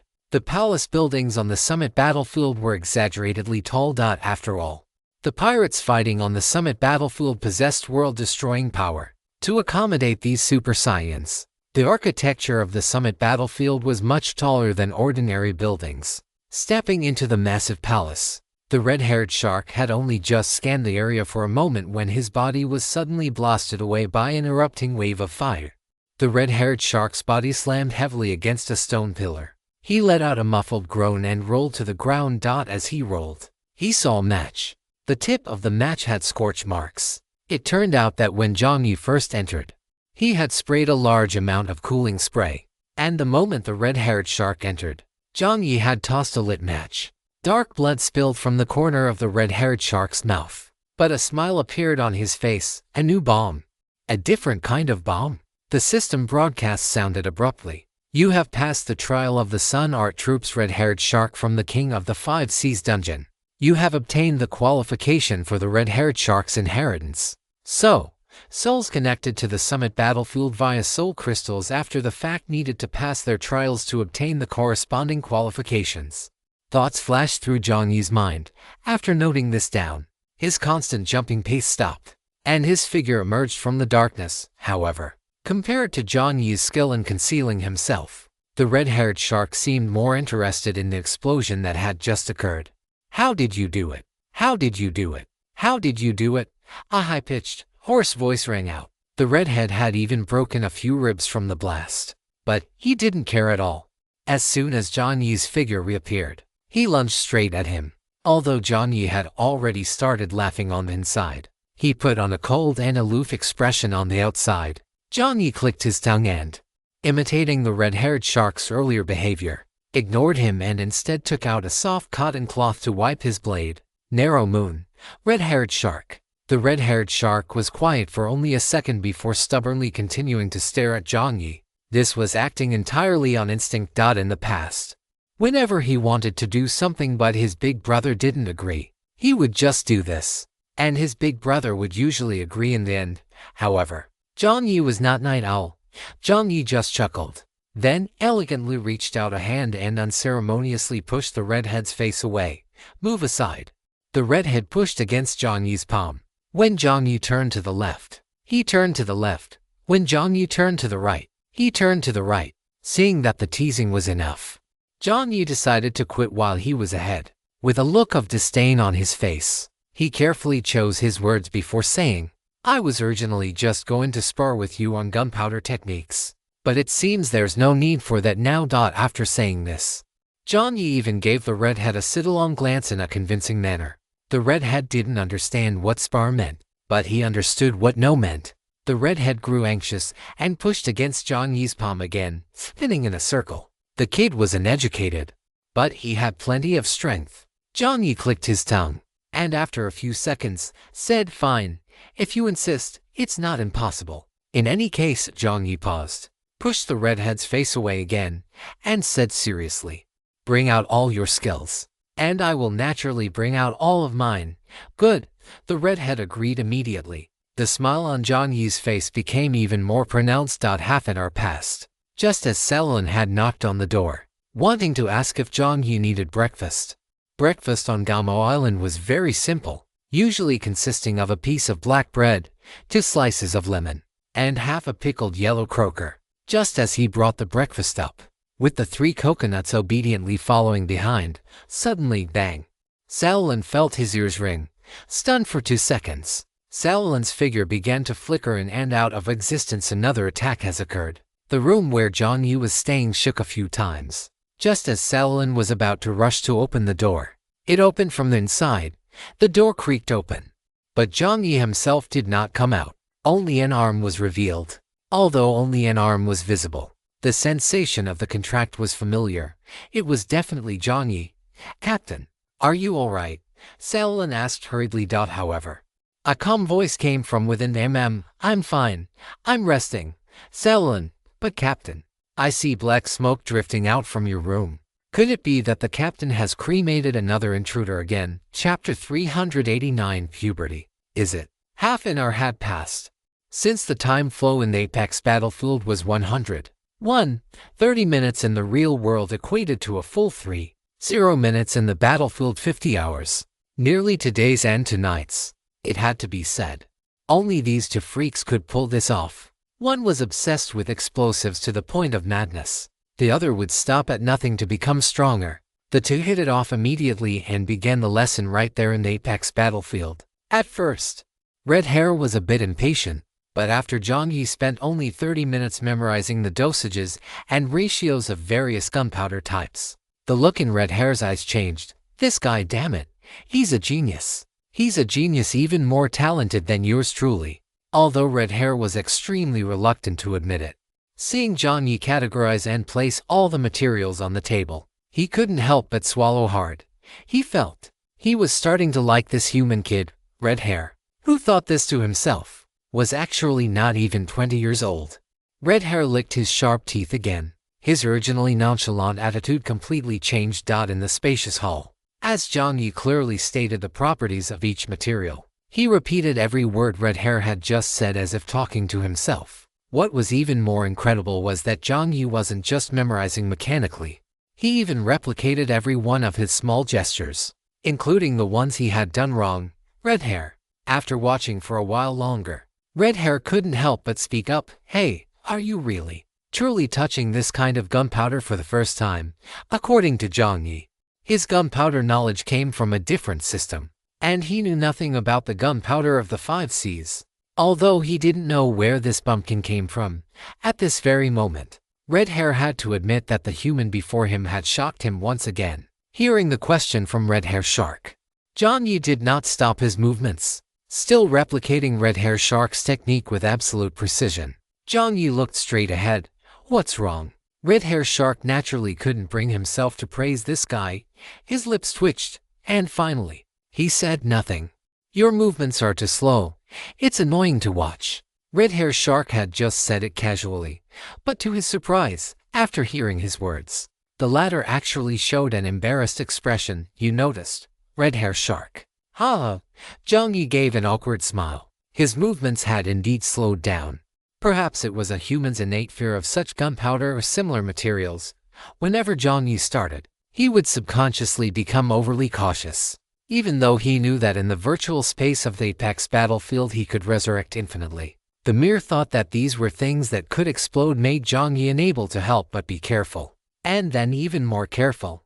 Consequently, his replication of Red Hair Shark's movements was a bit slower. Red Hair Shark's eyes slowly widened. The way he looked at Jiang Yi was as if he were looking at a monster. He couldn't help but ask Jiang Yi again if he really had no prior knowledge of the gunpowder of the 5 Cs. And then, he received the same affirmative answer from the latter once more.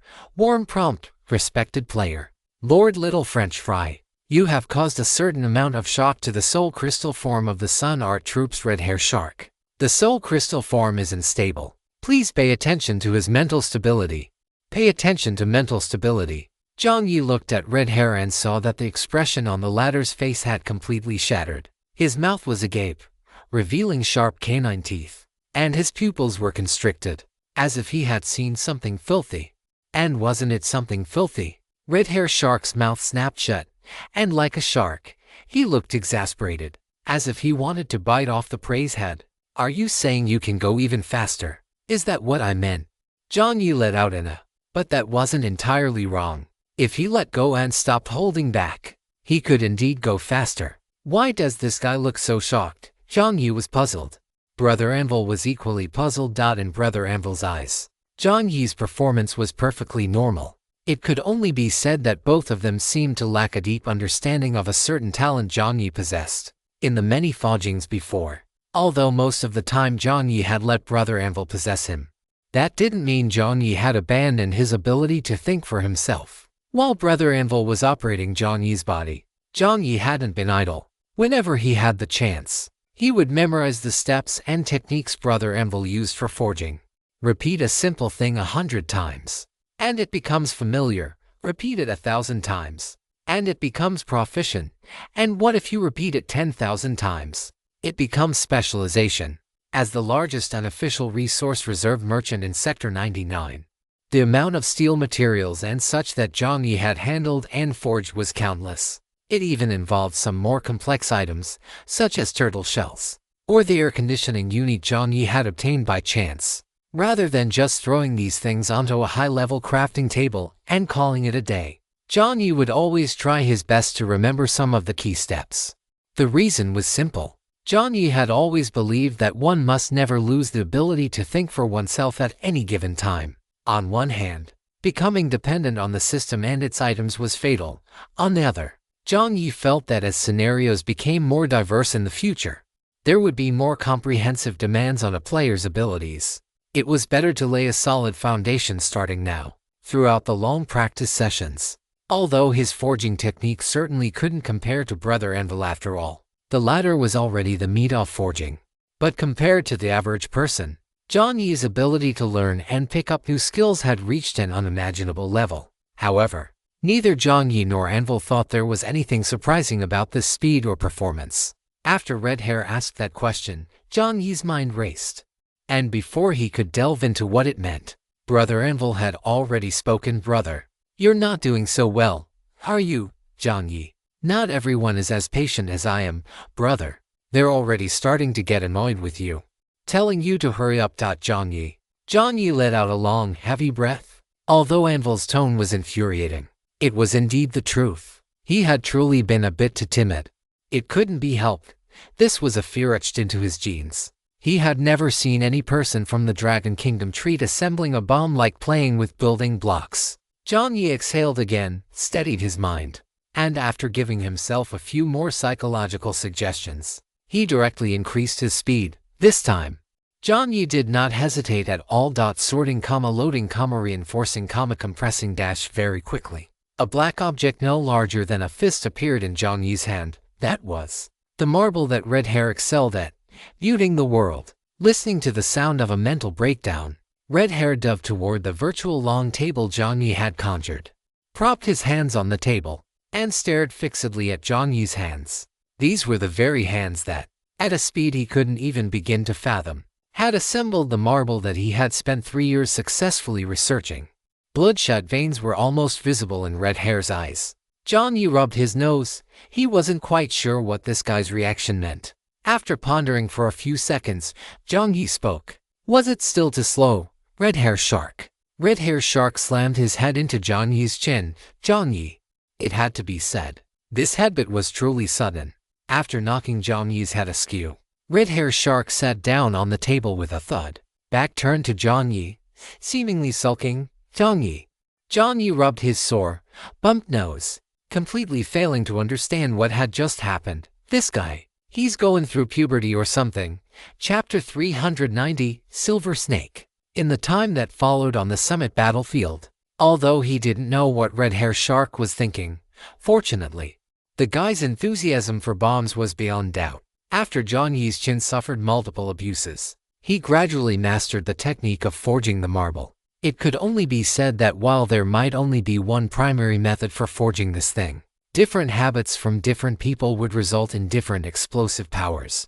Once Jiang Yi had learned enough, he estimated the time and handed the cooling spray to Red Hair. After Red Hair received the cooling spray, all his previous displeasure vanished, and he happily began to hug the spray and study it. Jiang Yi pondered for a moment and logged out of the summit battlefield. It had to be said, having high mental strength had its benefits, even after not sleeping for 2 days and 2 nights. Jiang Yi didn't feel particularly exhausted. As soon as he exited the summit battlefield and his consciousness returned to the real world, Jiang Yi quickly handcrafted a miniature marble. It could only be said that the real-world marble was still somewhat different from the one in his consciousness. The marble exploded upon contact with the wind. Its speed too fast. By the time Jiang Yi reacted, a layer of black soot had already been blasted onto Aclier's exterior. And thus, the scene from earlier occurred. Jiang Yi reached out to signal that he was fine, then closed the door again. Jiang Yi glanced at the main screen. Only half an hour had passed since just now. There was still time to spare. Without hesitation, Jiang Yi directly opened the second NPC treasure chest. The second NPC treasure chest was overall black-gray in color, with a small red shark carved on the top, along with a round chubby tempura. Jiang Yi said uncertainly. This looked like it should be Night Owl's NPC treasure chest. With a bang, the chest opened. This time, after the white light dissipated, no soul crystals appeared like before. A mechanical voice broadcasted. "You have obtained banana asterisk to Jiang Yi." Jiang Yi's face went blank for a second as 2 large bananas appeared before him. These were definitely the largest bananas Jiang Yi had ever seen. Item description: a banana with excellent elasticity. You can't chew it upon entry, and your stomach can't swallow it if you don't believe your bite force can compare to that of a hyena. Please do not try it lightly. Jiang Yi's mouth twitched. He weighed the banana and suspected that what was inside wasn't banana pulp, but actual rubber. Just as Jiang Yi was about to toss the thing into his inventory, 2 lines of prompts suddenly appeared. Note: although this banana holds no appeal for humans other than human infants, for certain rodents and some growing animal cubs, this might be a rare toy. Jiang Yi's movements paused. He looked suspiciously at the banana in his hand, then looked at roasted chicken wing, who was standing on the table curiously staring at the banana. Could it be? Jiang Yi skeptically picked up the banana and placed it in front of roasted chicken wing. Roasted chicken wing tilted its head, first poking the banana with its claw. The banana's texture, somewhere between soft and hard, made the little one quite happy. It stepped on the banana with both claws and pecked straight at it. You must understand, in delicious private kitchen, roasted chicken wing could finish off an entire roasted suckling pig in less than 30 seconds. Yet now, under this peck, the surface of the banana only showed a shallow indentation, and it even bounced back to its original shape very quickly. Understood. This thing is a teething stick. Jiang Yi's eyes lit up. He placed both bananas directly on the table, and roasted chicken wing happily began pecking away at them. It looked quite happy, and most importantly, roasted chicken wing's strength and stamina values seemed to be increasing at a slow pace. After all, every time roasted chicken wing took a peck, it was using its full strength. This was practically the same as aerobic exercise. It's still somewhat useful. Jiang Yi's brows relaxed, and he continued to inspect the treasure chest rewards. From what he could see so far, the treasure chests dropped by NPCs likely wouldn't contain car coins or item upgrade fragments, but would only drop items related to that specific character. This was quite reasonable. A white light flashed, and Jiang Yi harvested a pair of pants with excellent elasticity. After giving them a tug, with a pop, a small square object fell out of the pants pocket. Jiang Yi instinctively crouched down. The square object had fallen to the edge of the long table, and as the sea breeze blew in from the windowsill, the object actually unfolded just like that. To say it unfolded wasn't quite accurate. It was more like it opened page by page. This was actually a book. Congratulations. You have obtained the diary of the master craftsman of the Wano country's Shimotsuki clan. Shimotsuki Kazuburo's diary. Note: there is no need to worry about not understanding the text if you haven't watched One Piece. This text will not involve any One Piece plot points. The Gambler's Fireline is simply a weapon type item that needs to be acquired, nothing more. Shimotsuki Kazuburo. Isn't that the creator of the Gambler's Fireline? Jiang Yi instantly looked at the broken cane-style long sword at his side. Without any hesitation, Jiang Yi picked up the small booklet held in his hand. It was barely a quarter of the size of Jiang Yi's palm. The corners of Jiang Yi's mouth twitched slightly. He had to admit, it was quite consistent with the habits of those eccentric master craftsmen. Who writes a diary if they're a normal person? Who uses such a miniature booklet to write a diary if they're a normal person? Jiang Yi flipped through the first few pages. The first few pages were filled with gibberish that Jiang Yi couldn't understand. And if Jiang Yi wasn't mistaken, Kazuburo had drawn his own father to look like a pile of dog shit. Jiang Yi. He flipped almost to the end of the diary, and finally, onto specific pages. Jiang Yi's movements came to an abrupt halt. Those were the design blueprints for the Gambler's Fireline.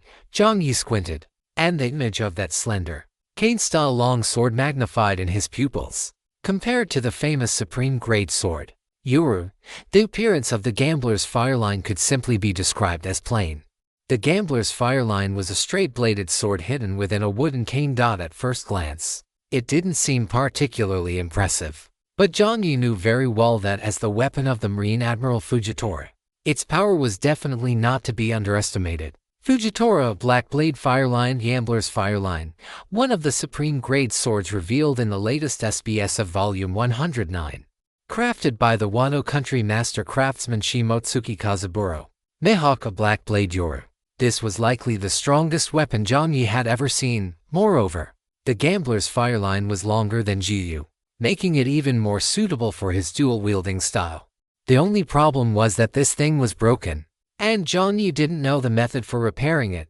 It seemed to involve some kind of rule. But now, There was a turning point. Jiang Yi's eyes glowed as he looked at the diary in front of him. It clearly listed the details of the gambler's fire line, and in the latter part of the diary, Kazaburo even listed methods for improving a supreme grade sword. That was something hard to imagine even in the world of One Piece. According to Kazaburo, the gambler's fire line was incomplete. The fine toughness of the gambler's fire line was a unique characteristic, but in terms of sharpness, it seemed it could form a complement with a new weapon. However, if one wanted to achieve a balance between the two, it required a more sophisticated forging method. At the very least, with his current strength, he couldn't do it. Even Kazaburo's strength couldn't achieve it. Jiang Yi's gaze dimmed for only a brief moment before the image of a person suddenly popped into his mind. Unimaginable forging prowess, combined with all sorts of exotic materials. The optimization that Kazaburo couldn't achieve, if it were out, would it be possible? As if sensing it, the main screen in front of Jiang Yi vibrated. Jiang Yi instinctively looked over and saw that in the private chat channel, a default avatar had sent him a message. Jiang Yi, there is an order. Jiang Yi replied in a split second. Jiang Yi, coming. The corners of Jiang Yi's mouth curled up, and in less than a second, he sent the message out. Seeing Jiang Yi reply so quickly, instinctively let out a low grunt. Then his thick fingers tapped on the voice message location mentioned by the raccoon cat Xiaoqi. Good. Are you coming now? Now probably won't work. He had an appointment with the old man at 9 o'clock. And delays lead to complications. After you arrive, I will give you the contract. The contract requires a personal signature and cannot be sent. Once the contract is received, the order will officially begin. Seeing this line, Jiang Yi let out a sigh of relief. If it was just receiving the contract and signing it, that was fine. Jiang Yi immediately replied with a good. A white teleportation card was sent over. Jiang Yi didn't think much of it and focused his intent on the card. It wasn't until the main screen lit up that Jiang Yi realized something was wrong. Wait a minute. This thing didn't seem to be a location card, but rather a teleportation card. And, before losing consciousness, Jiang Yi saw a silver snake pattern flash across the card. Chapter 391. Silver Ring Auction House. Silver Ring Auction House. Inside the massive, streamlined circular building. After finishing his message, Oko lowered his finger. The auction house was silent at this moment. Those who didn't know better might have thought everyone had come not to attend an auction, but to sit in a classroom for a lecture. The reason for everyone's behavior was simple. The name of the guy who was currently standing up without saying a word was Legendary Craftsman Oko. For the monsters, there were two existences in the game that one absolutely must not defy. One, of course, was the faceless system, which distributed car coins and held the power of life and death over the service areas, or rather, over their own lives.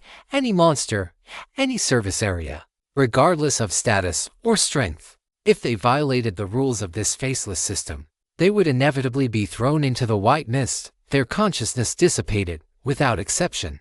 And as for the second one, it was not the mysterious boss of the legendary Daydream Pavilion, nor was it the director who was rumored to have lived in the nursing home longer than the game itself. It was this person, Legendary Craftsman Oko.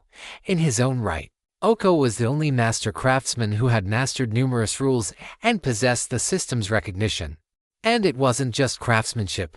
Oko's own strength was also renowned throughout the highway. This was why, within the Daydream Pavilion, Oko was one of the few existences at all V20. His monopolistic craftsmanship and formidable strength made most monsters hold this artisan in the highest regard. At least, that was how it appeared on the surface. And now, at the scene of the auction, Silver Ring Auction House was a long-established high-level service area, let alone players. Even more than half of the monsters didn't even have the qualifications to enter the auction house. One must know, the entry asset threshold for the auction house was at least 1,000 car coins. 1,000 car coins was the entire year's revenue for some small service areas. The interior of the auction house had originally been quite lively, with most monsters waiting for today's auction to begin. As a VIP, Oko had naturally taken his seat early. However, 10 minutes before the auction was set to start, this legendary craftsman suddenly raised his head, his eyes looking silently toward the stage. The little snake responsible for the auction on the stage didn't know what had happened or why Mr. Oko was suddenly looking at him. The silver ring snake's body coiled slightly. Could it be that the auction hadn't started yet, and Mr. Oko was getting impatient waiting? Just as the little snake was about to speak, he saw Mr. Oko stand up abruptly. Hiss, hiss, hiss. The little snake subconsciously took a step back, suppressing the panic in his heart. Just as he was about to open his mouth to soothe the situation, he saw this half-giant extend his finger, seemingly tracing something in the air. Then, as if pressing something, Oko lowered his head and began to speak. Jiang Yi. In a daze, the little snake seemed to hear Oko utter such a name. The content that followed seemed to involve some kind of contractual rule, and it became unclear. Jiang Yi. The little snake's tail subconsciously relaxed. Mr. Oko didn't seem to be talking to him. It appeared he was operating something. The little snake felt a sense of relief. Good.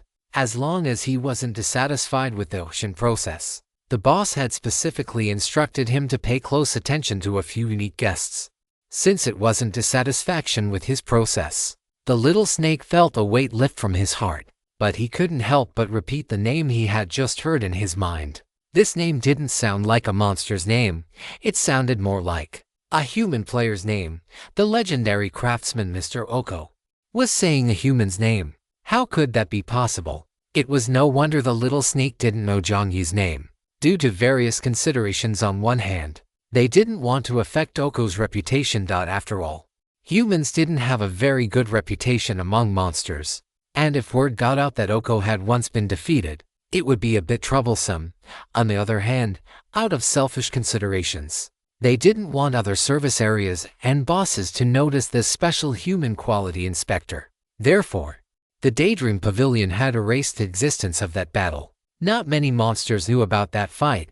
Out of professional conduct, the little snake kept the name in his heart. When Oko stood up to send a message to Jiang Yi, out of respect for Oko, the other monsters also remained silent. They couldn't hear what Oko was saying, and they assumed by the same logic, their voices wouldn't be recorded either. But to show their respect and leave a good impression on Oko, staying quiet for a while was nothing.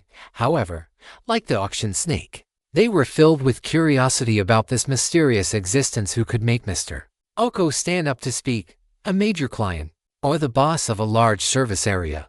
These two thoughts had just flashed through their minds before being cast aside. No. Even if it were a client, this Mr. Oko would still retort without hesitation. It was said that the boss of the bull service area had previously ordered a battle axe from Oko, but because he was impatient, he had repeatedly run to where Oko was staying at the Daydream Pavilion to rush the order. After being turned away twice, he managed to get in on the third time, but he didn't get his weapon. Instead, Oko had snapped off one of his bull horns. They still remembered the epic giant with orange-red hair, who looked as if he had walked out of the Middle Ages, looking down and saying, "The order time is 7 days. Everything melt." After saying that, the already formed battle axe was melted into a puddle of liquid right in front of the Iron Bull. The Iron Bull was so terrified that he fled all the way out of the Daydream Pavilion on the spot. Although the latter did receive a refund of all materials and blueprints from the Daydream Pavilion, from then on, he lost the qualification to enter the Daydream Pavilion and its 50 subordinate service areas. The service area where the Iron Bull was located also fell out of the high-level service area rankings because it lost many suppliers and partners. If you place an order with Oko, you are arrogant. If you rush an order with Oko, your life and death are uncertain. Oko was not actually a volatile existence by nature. For the vast majority of orders, he could guarantee both quality and quantity, and often even exceed expectations. When he was in a good mood, he might even waive the Chech coins and a series of service fees. The only thing to be wary of was that one must never cross Mr. Oko's bottom line, that is, never rush an order, never joke about the forging process, and one must have a sense of punctuality. These were lessons learned in blood. Just then a white light flickered, signaling the arrival of another guest.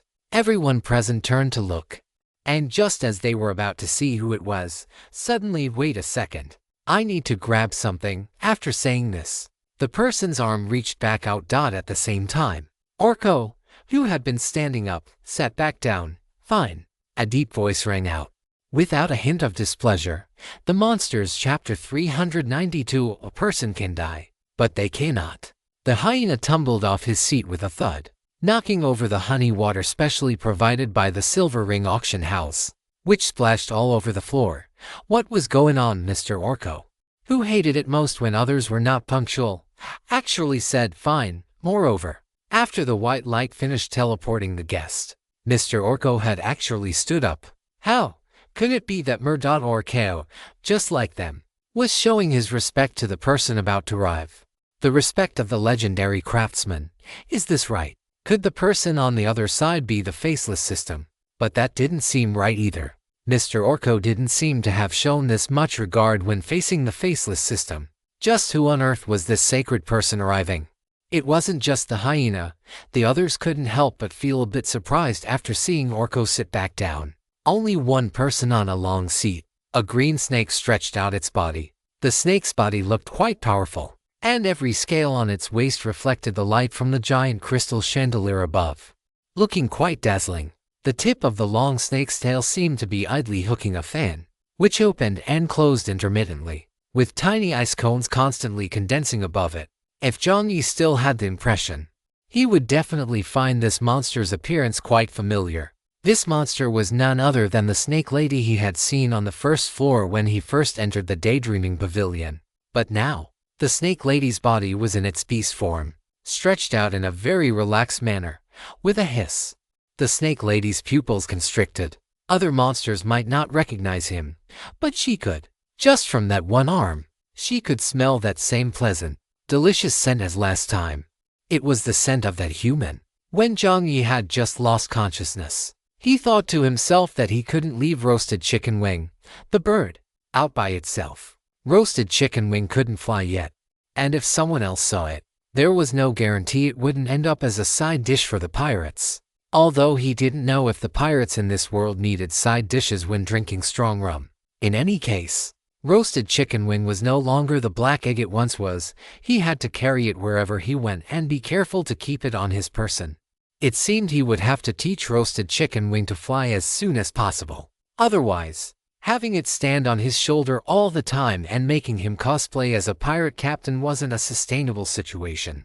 Thinking of this, Jiang Yi quickly turned back, grabbed roasted chicken wing and the big bananas, and his figure disappeared once again. And so, inside the massive circular plaza, amidst the pervasive, cold fragrance, under the gaze of numerous monster bosses with assets exceeding 1,000 Chech coins, because he saw that Orko had already taken off his eye mask, Jiang Yi, dressed in a fairly decent white suit, with a plump, round-bellied gray bird perched on his head, and carrying two huge, brightly colored yellow bananas in his left and right hands, appeared in the center of the hall. When he appeared in the center of the hall, Jiang Yi still had a gentle, ingratiating smile on his face. Could he afford not to be ingratiating? He was planning to ask Orko for help in modifying the gambler's fire line, wasn't he? In the words of the Dragon Kingdom people, this was a case of needing a favor from someone, so naturally, he had to lower his posture and be ingratiating.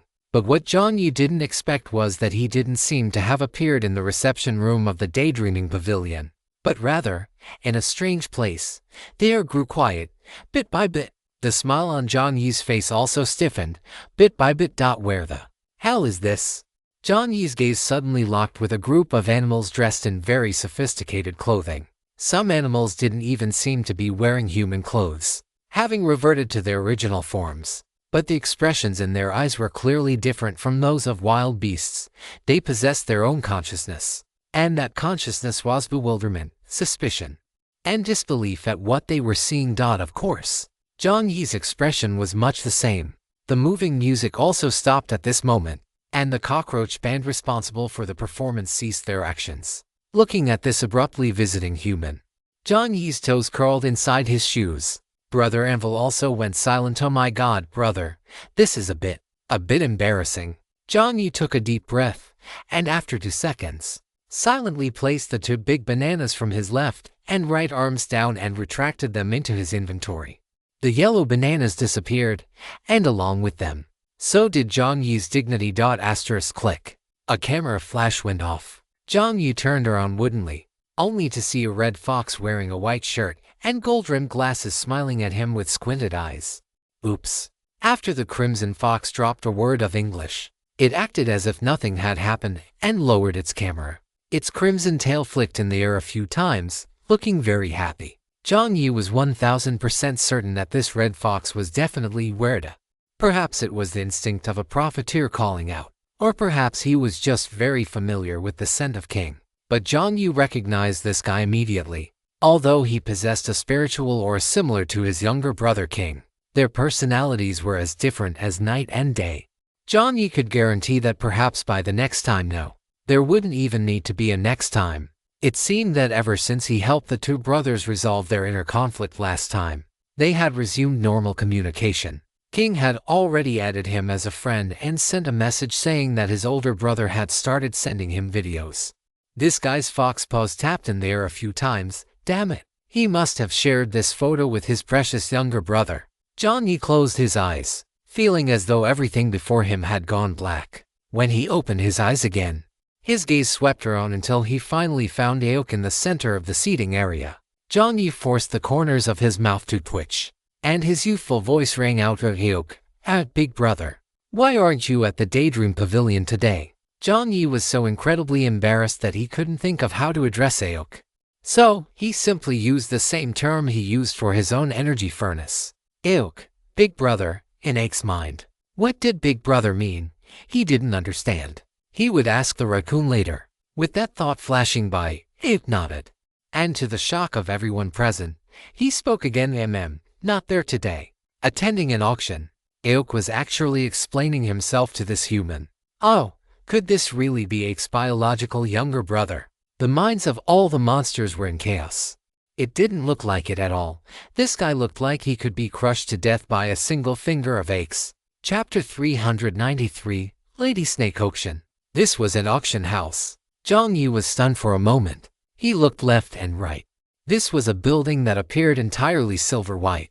The interior of the structure looked like a giant snake coiled on the ground, and his current position seemed to be in the center of the auction hall. To his left and right, besides Uyerda and Aok, there were many other monsters Jiang Yi had never seen before. There were hyenas covered in small brown spots, a monster with a row of spikes on its back that looked like a hedgehog. A faint hissing sound arose. Just as Jiang Yi turned his head, he felt something soft and cold brush against his arm. The sensation of this mollusk-like creature. If a player who was afraid of such things had been here, they probably would have jumped up by now. Jiang Yi turned his head and locked eyes with a pair of snake pupils. This appeared to be a lady, and furthermore, a lady who seemed to be a bit interested in him. It wasn't that Jiang Yi was narcissistic, but as he stared at her, the other party charmingly flicked her snake tongue. Jiang Yi himself didn't have much of a reaction. However, Anvil, brother, damn it, her tongue, it's forked, brother, stay away, brother. Jiang Yi touched his ear, his mouth twitching slightly. Brother Anvil was most afraid of snakes. Right now, this guy was calling him brother every other word, practically using him as a comma. It was clear he was terrified. Brother Anvil wasn't just terrified. Upon seeing those vertical snake pupils, a layer of tiny bumps had formed over his massive iron body. According to humans, this was called goosebumps. If it weren't for their binding, Brother Anvil would have wanted to jump right out of Jiang Yi's body on the spot. The little snake they had opened from a treasure chest before was enough to scare him. Not to mention, the snake in front of him was almost as tall as Jiang Yi. Brother Anvil felt as if his vision was starting to go white. When Brother Anvil spoke weakly, he discovered that his brother not only didn't back away, but actually leaned even closer to the giant snake. Brother Anvil had clearly underestimated his brother's greed for Chech coins. Oh no, his favorability toward all potential monsters. Although he didn't understand exactly where he was, Jiang Yi had heard the word auction clearly. The monsters that could appear here were clearly not simple. A communicable monster equals can farm favorability equals farming favorability unlocks benefits and profits equals Chech coins. Standing in front of him was a giant snake. That was a nearly 1.8-meter tall pile of Chech coins, and for some reason, apart from this lady snake, the other monsters were all keeping their distance. Jiang Yi hesitated for only a second, Then a harmless, innocent smile appeared on his face as he nodded toward her. His expression was as pure as could be, so polite. Lady Snake's eyes blinked. Lady Snake was a lady with extremely high confidence in her own appearance and posture. However, when encountering human players before, most of them, upon seeing her beautiful scales and exquisite makeup, not only failed to offer praise but would even spew profanities and flee in terror. This made her very unhappy. She even remembered when she encountered a somewhat handsome human male. She had just used a friendly gesture to coil her body around him, and the human male had fainted from fright. He had actually started blowing bubbles in her embrace. At that time, Lady Snake's face had turned black, and she had tossed that blonde brat out of the service area. For the players who arrived in the following days, she had impatiently ordered other snakes to scare them away. Entering the hot spring resort where Lady Snake resided required an entrance fee of 20 chech coins. Many players, upon seeing the snakes, would flee regardless of the cost. Some even reported her to the system, claiming the service area didn't provide the expected services after she had kindly let them escape. Lady Snake's disgust for humans had deepened. Those wretches who didn't know how to appreciate beauty, they didn't deserve to enter her manor. And to think she had even prepared delicious grapes for these little things. She was not happy. Memories flooded his mind. Lady Snake glanced at Jiang Yi with hesitation. After a moment, she extended her tail. It wasn't a polite greeting by any standard, but it was the best gesture of goodwill she could offer a human in her current state. The slender snake tail swayed lightly before his eyes. Jiang Yi had worked in a pet shop before, although this snake was significantly larger. He couldn't help but feel that her original form was very similar to the green baron snake he had once kept. Snake tails are highly sensitive. Jiang Yi didn't touch it, instead carefully avoiding the lady's outstretched body, and offered a sincere compliment. "Your scales are beautiful. They are the most stunning lake green scales I have ever seen." The Hot Spring Villa's Lady Snake's favorability toward you come 5. The Hot Spring Villa's Lady Snake's current favorability is favorability increased. Does this snake like being complimented on her beauty? Jiang Yi quickly noted this piece of information in his mind. The corners of Lady Snake's mouth curled up slightly. She lazily moved her tail away and, in the process, pushed the drink that had been in front of her toward Jiang Yi. The Silver Ring auction house provided exclusive snacks for every guest. Since Jiang Yi had just arrived, there was naturally nothing in front of him. Jiang Yi looked at the glass of fruit juice on the table and thanked her sincerely. Jiang Yi took his seat. No one came to verify his assets. After all, he was a distinguished guest brought in via a teleportation card provided by Mr. Aok, so they naturally wouldn't dare to offend him. 3 minutes until the auction began. Jiang Yi sat next to Aok. Compared to the giant like Aok, Jiang Yi's figure indeed appeared quite small. As he sat down, Jiang Yi realized there seemed to be a group of monsters to his right as well. In front of this group of monsters stood floor-standing microphones. Looking closely, Jiang Yi finally saw what was standing behind them. It was actually a group of brown-haired twin tails. This time, it was Jiang Yi's face that turned pale instantly. No human could resist the power of twin tails. No one. The lead twin tail saw Jiang Yi looking at them and bowed to him very elegantly. Jiang Yi smiled stiffly and sat down, gripping the edge of the sofa. Chapter 394. Level up. 3 minutes until the auction began. After Jiang Yi, guests continued to arrive one after another. Being in the center, Jiang Yi felt a bit awkward when he first appeared carrying 2 large bananas. But now that he was seated, it was fine. Not to mention anything else. With Aok's massive frame sitting there, Jiang Yi couldn't even be seen, which provided a great sense of security. After sitting down, Jiang Yi greeted Aok. Aok nodded slightly and took a contract paper from his backpack. Aok said in a low voice, "This is the order. You need to sign at the bottom." Jiang Yi said okay and took the contract paper. The weapon to be forged this time was similar to the symbiotic hammer from before, also a hammer, and the materials were quite similar. It seemed that the Daydream Pavilion was also quite cautious, not letting Jiang Yi take on complex forging orders right away. After all, even though Jiang Yi had defeated Aok in the arena, that didn't mean that in the eyes of those at the Daydream Pavilion, Jiang Yi's forging skills were necessarily superior to Aok's. A competition involved too many coincidences. Weather, luck, and hand feel were all important. Only after sufficient observation would they open up more orders to Jiang Yi. This was their professional standard as a top-tier service zone. Jiang Yi had no objections to this arrangement. It was all about making money. No idiot would go looking for trouble. After reviewing the requirements, Jiang Yi didn't hesitate and signed his name directly. Seeing this, Aok nodded. As if remembering something, he placed his hands on his knees and said, "The raccoon said the materials will be sent to you when you return to the main game. They even know my game status." "Yes," Aok said in a low voice. Jiang Yi, after raising the prestige of the Daydream Pavilion in his mind once more, a white light flashed. The last guest to attend the auction had arrived. Jiang Yi had only glanced over casually, but he didn't expect that upon seeing this figure, his expression would suddenly freeze. Fan-shaped ears, a long nose, and the familiar badge on the chest. This is the Elephant Quality Inspection Company. Jiang Yi's pupils shrank instantly. Within his dark gaze, a name appeared on the familiar inspector ID tag. Level 1 Inspector Simon. Isn't this the name of the inspector who sealed the delicious private kitchen back then? Jiang Yi frowned slightly. The arrival of the elephant caused many animals to let out a tsk. Although the sound wasn't loud, the atmosphere instantly became subtle. Jiang Yi still remembered what the people at the Tiger Tooth training ground had said about these inspectors. Inspectors are all parasites. Inspectors are a bunch of trash. Originally, Jiang Yi thought this might just be the impression some exploited service zones had of the elephant inspectors. But now it seemed that, well, most monsters didn't have any good feelings toward inspectors. While it couldn't be called hostility, it certainly wasn't friendly. However, this also had to do with the essential nature of the profession. Auditors and shop owners were naturally at odds with each other. Thoughts flashed through Jiang Yi's mind. Simon's frame was also quite massive. He walked directly past the group of monsters without any intention of greeting them, only nodding slightly toward Aok when he saw him. The latter did not respond.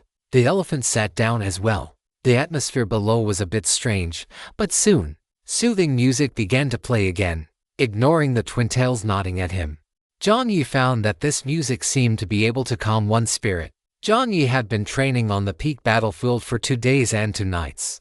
Although his spirit wasn't particularly exhausted, it certainly couldn't compare to his normal state.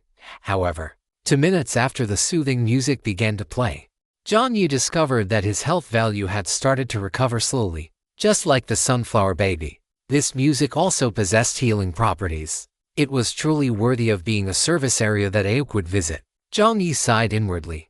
He had originally intended to sit for a moment and then quickly make his escape. But after casually glancing at the ranking list in front of Aok, his movements came to a halt. Silver Ring Auction House. Today's auction items. 01 The Strength Pill. Description. The pill is exactly as its name suggests. After consumption, you can gain a Kung 5 strength bonus. Friendly reminder, after taking it, you might become a little bit smelly. Starting bid, 10 vehicle coins. Note: each bid increment must be as greater than or equal to 5 vehicle coins. Note: the maximum transaction quantity cannot exceed 202. Jiang Yi didn't even bother looking further down. He stopped his butt from leaving the seat entirely. Strength pill. They were actually selling strength pills here. This was an item Jiang Yi had obtained before, and even with his luck bonus, he had only managed to get one. But at this auction house, this thing was selling for only 10 vehicle coins, and what's more, it could be purchased in bulk. That's right. The purchase limit was 20, which was basically saying you could buy 20 of them at once, right? Although it was an auction, based on Jiang Yi's experience from reading so many novels and manga, there would definitely not be many people bidding on the first item. Have you ever seen Xiaoyan and his potential cannon fodder opponents fighting to the death over the very first auction item? Jiang Yi even saw Lady Snake yawning at the strength pill on the first page. Jiang Yi's eyes lit up instantly. He wasn't in a rush to leave anymore. This was a good place, a really good place. Jiang Yi continued to look through the list, and the more he saw, the more excited he became. There were even vehicle upgrade magic squares appearing here, and the price was quite cheap. Vehicle upgrade magic squares, aside from certain monsters interested in niche collectibles, or perhaps some monster merchants, really held no attraction for these monsters. The starting auction price for a vehicle upgrade magic square was even as low as 10 vehicle coins for 2 magic squares. In other words, the price of one vehicle magic square was 5 vehicle coins. 1 vehicle upgrade magic square equals 10 vehicle upgrade cards equals 100 vehicle upgrade fragments. 5 vehicle coins for 100 vehicle upgrade fragments. If other players were here, they would probably go insane on the spot.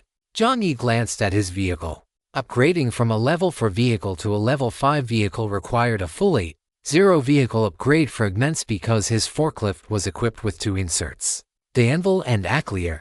Even with Jiang Yi's level of resource reserves, he had only collected a little over 3,000 vehicle upgrade fragments. Although it wasn't impossible for Jiang Yi to upgrade if he was determined to, he would have to sell other resources to exchange for the fragments. But if he did that, he would lose the advantage of balanced development. And that was not what Jiang Yi wanted. Jiang Yi didn't have much of an obsession with being number 1 on the leaderboard or getting server-wide announcements. He had originally planned to develop steadily and wasn't pursuing rapid vehicle upgrades. But now, a ready-made opportunity was being shoved right in front of him. It would be completely unreasonable to refuse. Chapter 395, Treating People with Sincerity Inside the Auction Hall. Aok felt as if the temperature beside him was rising. Aok himself held the authority and rules over fire, capable of manifesting his mental energy into flames. The mental energy in the surroundings was simply too scorching, to the point that, at a certain moment, there was a pop. Jiang Yi felt a heat on the top of his head. Was his head on fire? Jiang Yi cursed inwardly. Fortunately, Aok reacted in time, poking Jiang Yi's forehead with his finger to draw the flames back. "You're on fire," Aok said in a calm voice. "I have asterisk king know that." Jiang Yi roared in his heart. Damn it. How was he supposed to know that getting close to Aok would cause him to catch fire? He already didn't have much hair left on his head due to staying up late every day. After this burning, who knew how many of his loyal soldiers had been lost here? Although the flames were attracted, it had to be said that the human body did indeed have some combustible components. There were still a few sparks on Jiang Yi's head. Aok thought for a moment and was just about to blow on them when Jiang Yi's mouth twitched, and he pulled away from Aok. "Please, don't blow on it." Lady Snake chuckled softly. Ice crystals flashed over her snake tail, and cold air blew across the top of Jiang Yi's head, finally bringing the temperature down. Jiang Yi let out a long sigh of relief and thanked Lady Snake beside him. His brain was no longer buzzing with excitement. This little interlude passed in a flash. Simon just glanced over here, and upon seeing a human sitting next to Aok, he subconsciously frowned. He didn't have any particular opinion on humans. Such lowly creatures were even worse than small animals. So naturally, he wouldn't pay them any mind. The reason he looked over was, on one hand, because of Aok. On the other hand, it was because he always felt that this human was exuding an aura that he found repulsive. On the stage, the little snake looked at Jiang Yi, whose head had been on fire, and felt like he was about to faint. Who could tell him? Why was his distinguished guest's head on fire? Why did a normal auction have so many twists and turns? The little snake hissed. Finally, under his terrified gaze, the countdown reached its end. The auction officially began. The soothing music slowly faded out, replaced by a relatively exciting and energetic movement. 2 twin-tailed figures walked out from the group. They were a large drummer and a trumpeter, perhaps because Jiang Yi was one of the few beings who would greet them. The 2 cockroaches looked at each other and, with great tacit understanding, began to perform directly toward Jiang Yi. Their long antennae trembled slightly, with a 1.7 meter cockroach standing right in front of him. Jiang Yi gripped the sofa even tighter. "Respected gentlemen and ladies, welcome everyone to the 321st auction of the Silver Ring Auction House. As notarized in every auction, all items presented today have been verified by the system, and this venue declares itself responsible for the quality of the lots. This auction only accepts sketch coins. No other asset collateral is accepted. Please be advised, all items from this auction will reach you, our esteemed patrons, within 1 business day at the latest. Should any force majeure occur, we ask for your understanding." After the little snake finished speaking, it raised its tail. This little snake was, surprisingly, a rattlesnake. A crisp sound rang out, the floor cracked open, and the first lot was brought onto the stage. The first item was naturally the strength bill that Jiang Yi had been longing for. Although this strength pill didn't have any special effects, the mere fact that it increased the strength attribute was enough to drive players crazy, to say nothing else. For players at the current stage, gaining 5 or 10 points in the strength attribute would generally propel their overall combat power into a whole new level. And what made it even more rare was, the strength pill had no obvious side effects, although the body would emit a slight stench after consuming it. Compared to a Kung 5 increase in strength, that was nothing worth mentioning. Of course, no rational person would eat too many of these at once. The reason was simple. The human physique simply couldn't withstand it when receiving attribute bonuses.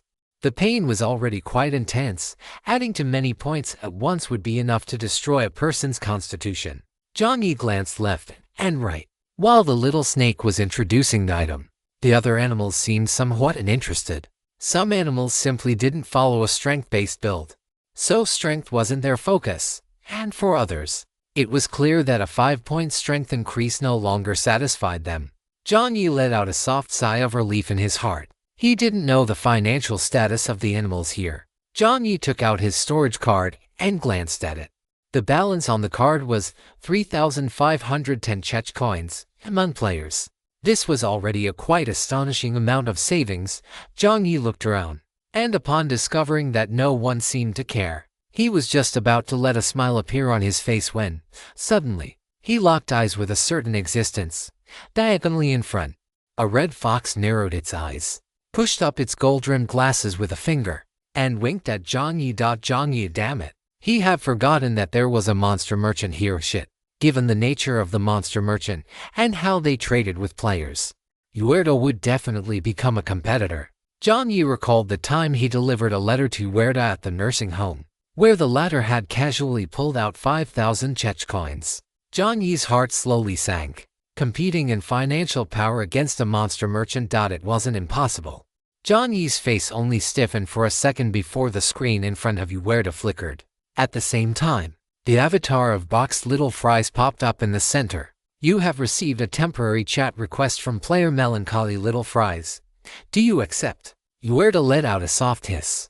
Right in front of Jiang Yi, its claw was about to press the red X, but Jiang Yi simply smiled at Yahello, and incidentally, something that looked like a letter appeared in his hand. Yahello, a letter. Yahello's eyes rolled around, and its claw finally pressed accept. Melancholy Little Fries, shared file with you. A few things about communicating with adolescents. Melancholy Little Fries, shared file with you. United we stand, divided we fall. Melancholy Little Fries, shared file with you. The mission of an older brother.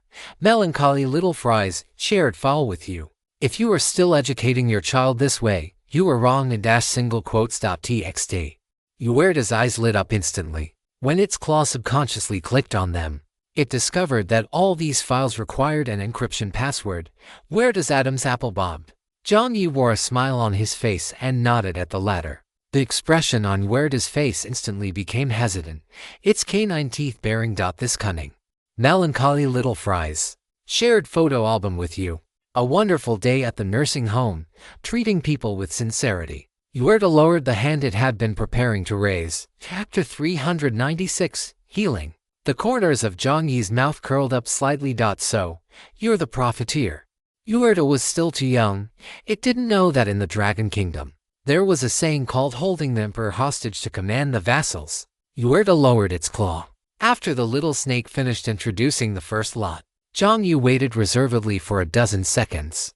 As monsters one after another bid 11 chech coins to win a strength pill, Jiang Yi waited a few more moments before raising the sign in front of him. Since the VIPs present were all registered at the auction house, and only Jiang Yi had been brought in temporarily by Oak, the little snake had asked an assistant to draw one for him on the spot. Jiang Yi raised the sign.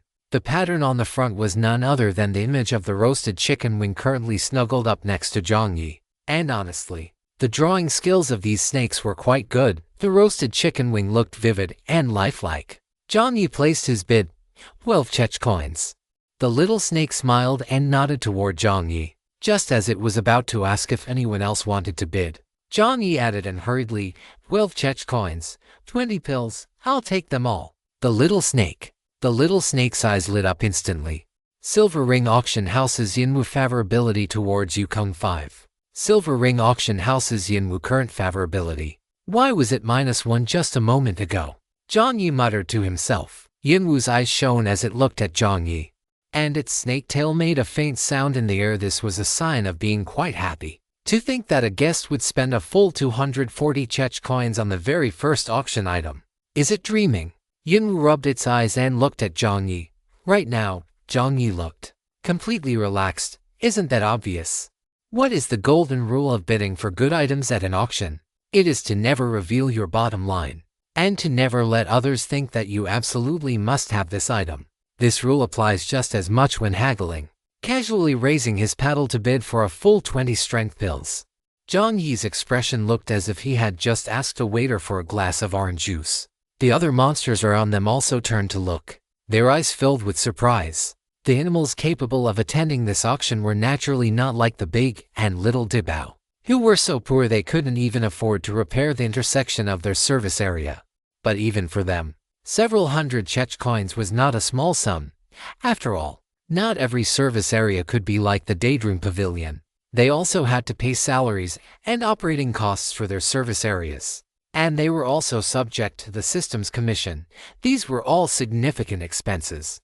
To think someone would pay such a high price for these pills that weren't even really needed. Note: to avoid inflation, the asset threshold for entering the Silver Ring auction house is 1,000 chech coins.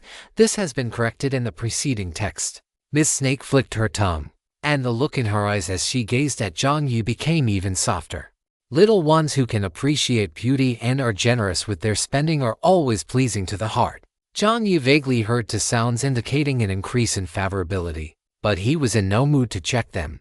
Only the anvil knew how panicked his brother was at this moment, and it quickly dropped the hammer. The current balance on the card is 3,510 chech coins, and we still need to reserve a portion for the quest failure penalty, at least 500 chech coins, so the available funds are roughly 3,000 chech coins. You've already spent 240 chech coins. Jiang Yi, take it easy. Although Jiang Yi didn't show it on his face, Aok clearly sensed that the air had become scorching hot once again. Aok hesitated. He kind of wanted to ask if Jiang Yi was suffering from internal heat. 1 second. 2 seconds. Just as Jiang Yi felt his expression starting to stiffen, the sound of heaven finally reached his ears. Yinwu curled up the auction hammer and tapped it lightly on the auction table. Sold. Congratulations to this gentleman. Jiang Yi's fingers, which had been gripping the sofa, finally relaxed. Yinwu's face blossomed into a smile. Yinwu used its tail to pat the table again, signaling for a slightly more miniature cockroach nearby to deliver the purchase contract to Jiang Yi. When Jiang Yi saw that round-headed, round-brained cockroach wriggling its antennae and heading toward him, he almost performed a sliding tackle. Cold sweat instantly broke out on Jiang Yi's back. Jiang Yi parted his lips, and the young man's voice rang out. His voice sounded as gentle as a human's, like a breeze brushing past. No need. Everyone is already busy with the performance and must be exhausted. I'll come get it myself. The round-headed, round-brained little fellow heard this, let out a soft "oh," and its twin tails nodded toward Jiang Yi again. Thank you. A hideous smile appeared on Jiang Yi's face. If anyone ever told him again that there is no such thing as true empathy in this world, he would make that person stand still in front of those twin tails for 30 seconds and let them experience what it means to be in despair. The fear of this thing had nothing to do with gender, nothing to do with sex, and didn't even recognize national borders. Jiang Yi closed his eyes, and with a thought, the roasted chicken wings nearby moved, taking the contract from one of the twin tails' pairs of arms. As long as one used their consciousness to cover the contract, they could exchange coins and receive the items simultaneously. Jiang Yi took the contract, not daring to look at the twin tails' faces, smiled, and swiped his savings card across the contract. The sharp-eyed Yinwu caught a glimpse of that savings card, and it was actually the unlimited savings card of the Daydream Pavilion. The sound of favorability increasing rang out again. Could he really have such good luck? One must know that there were 9 auctioneers in the Silver Ring auction house, and each auctioneer was responsible for 1 to 2 auctions. The higher the level of the auctioneer, the higher the value of the items they were responsible for. Yinwu's own rank was decent, but it hadn't been promoted in a long time. Could it be that the arrival of this mysterious guest was its turning point? Regardless, even if this guest didn't bid frequently in the future, Yinwu's impression of Jiang Yi was quite good. This guest even cared about the performing staff. This was truly the most thoughtful guest it had ever seen. The smile on Yinwu's face became even more sincere, while Jiang Yi, sitting opposite, wished he could kneel and beg the other party to keep the twin tails away from him. Orchestra, adjust your positions.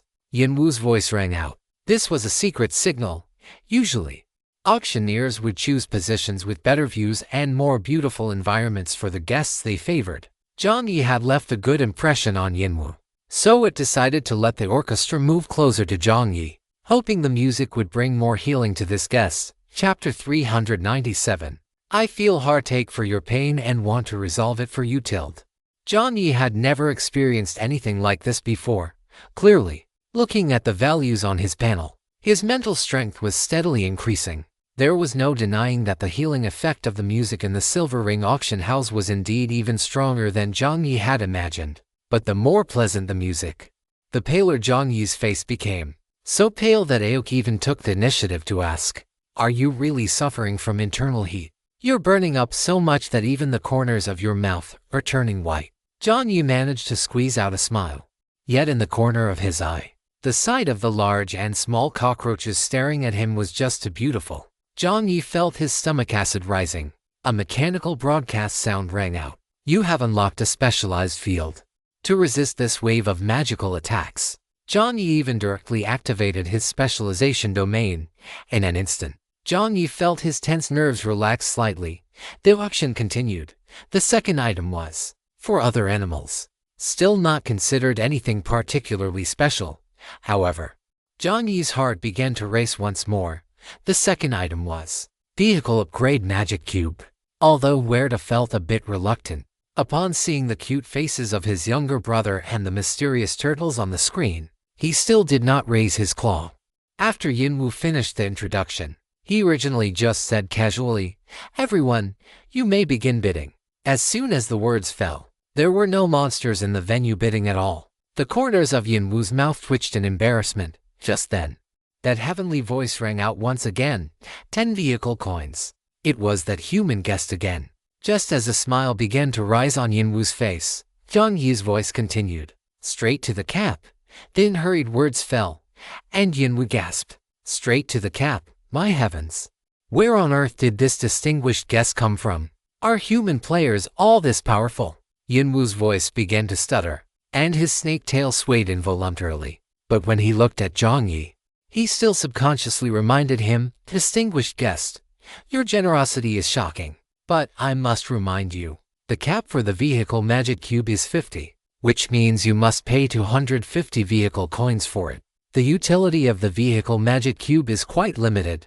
Hearing this, Werda spat internally. The utility of the vehicle magic cube was only limited for animals. As a monster merchant, he knew all too well how important these little cubes were to human players. Seeing Werda's expression, Jiang Yi's face remained unchanged. The corners of his mouth lifted slightly, and he said gently, I don't believe this is a transaction that requires much deliberation. Jiang Yi rephrased his statement. I have great confidence in the items at this auction house. I trust you won't let me down, Yinwu.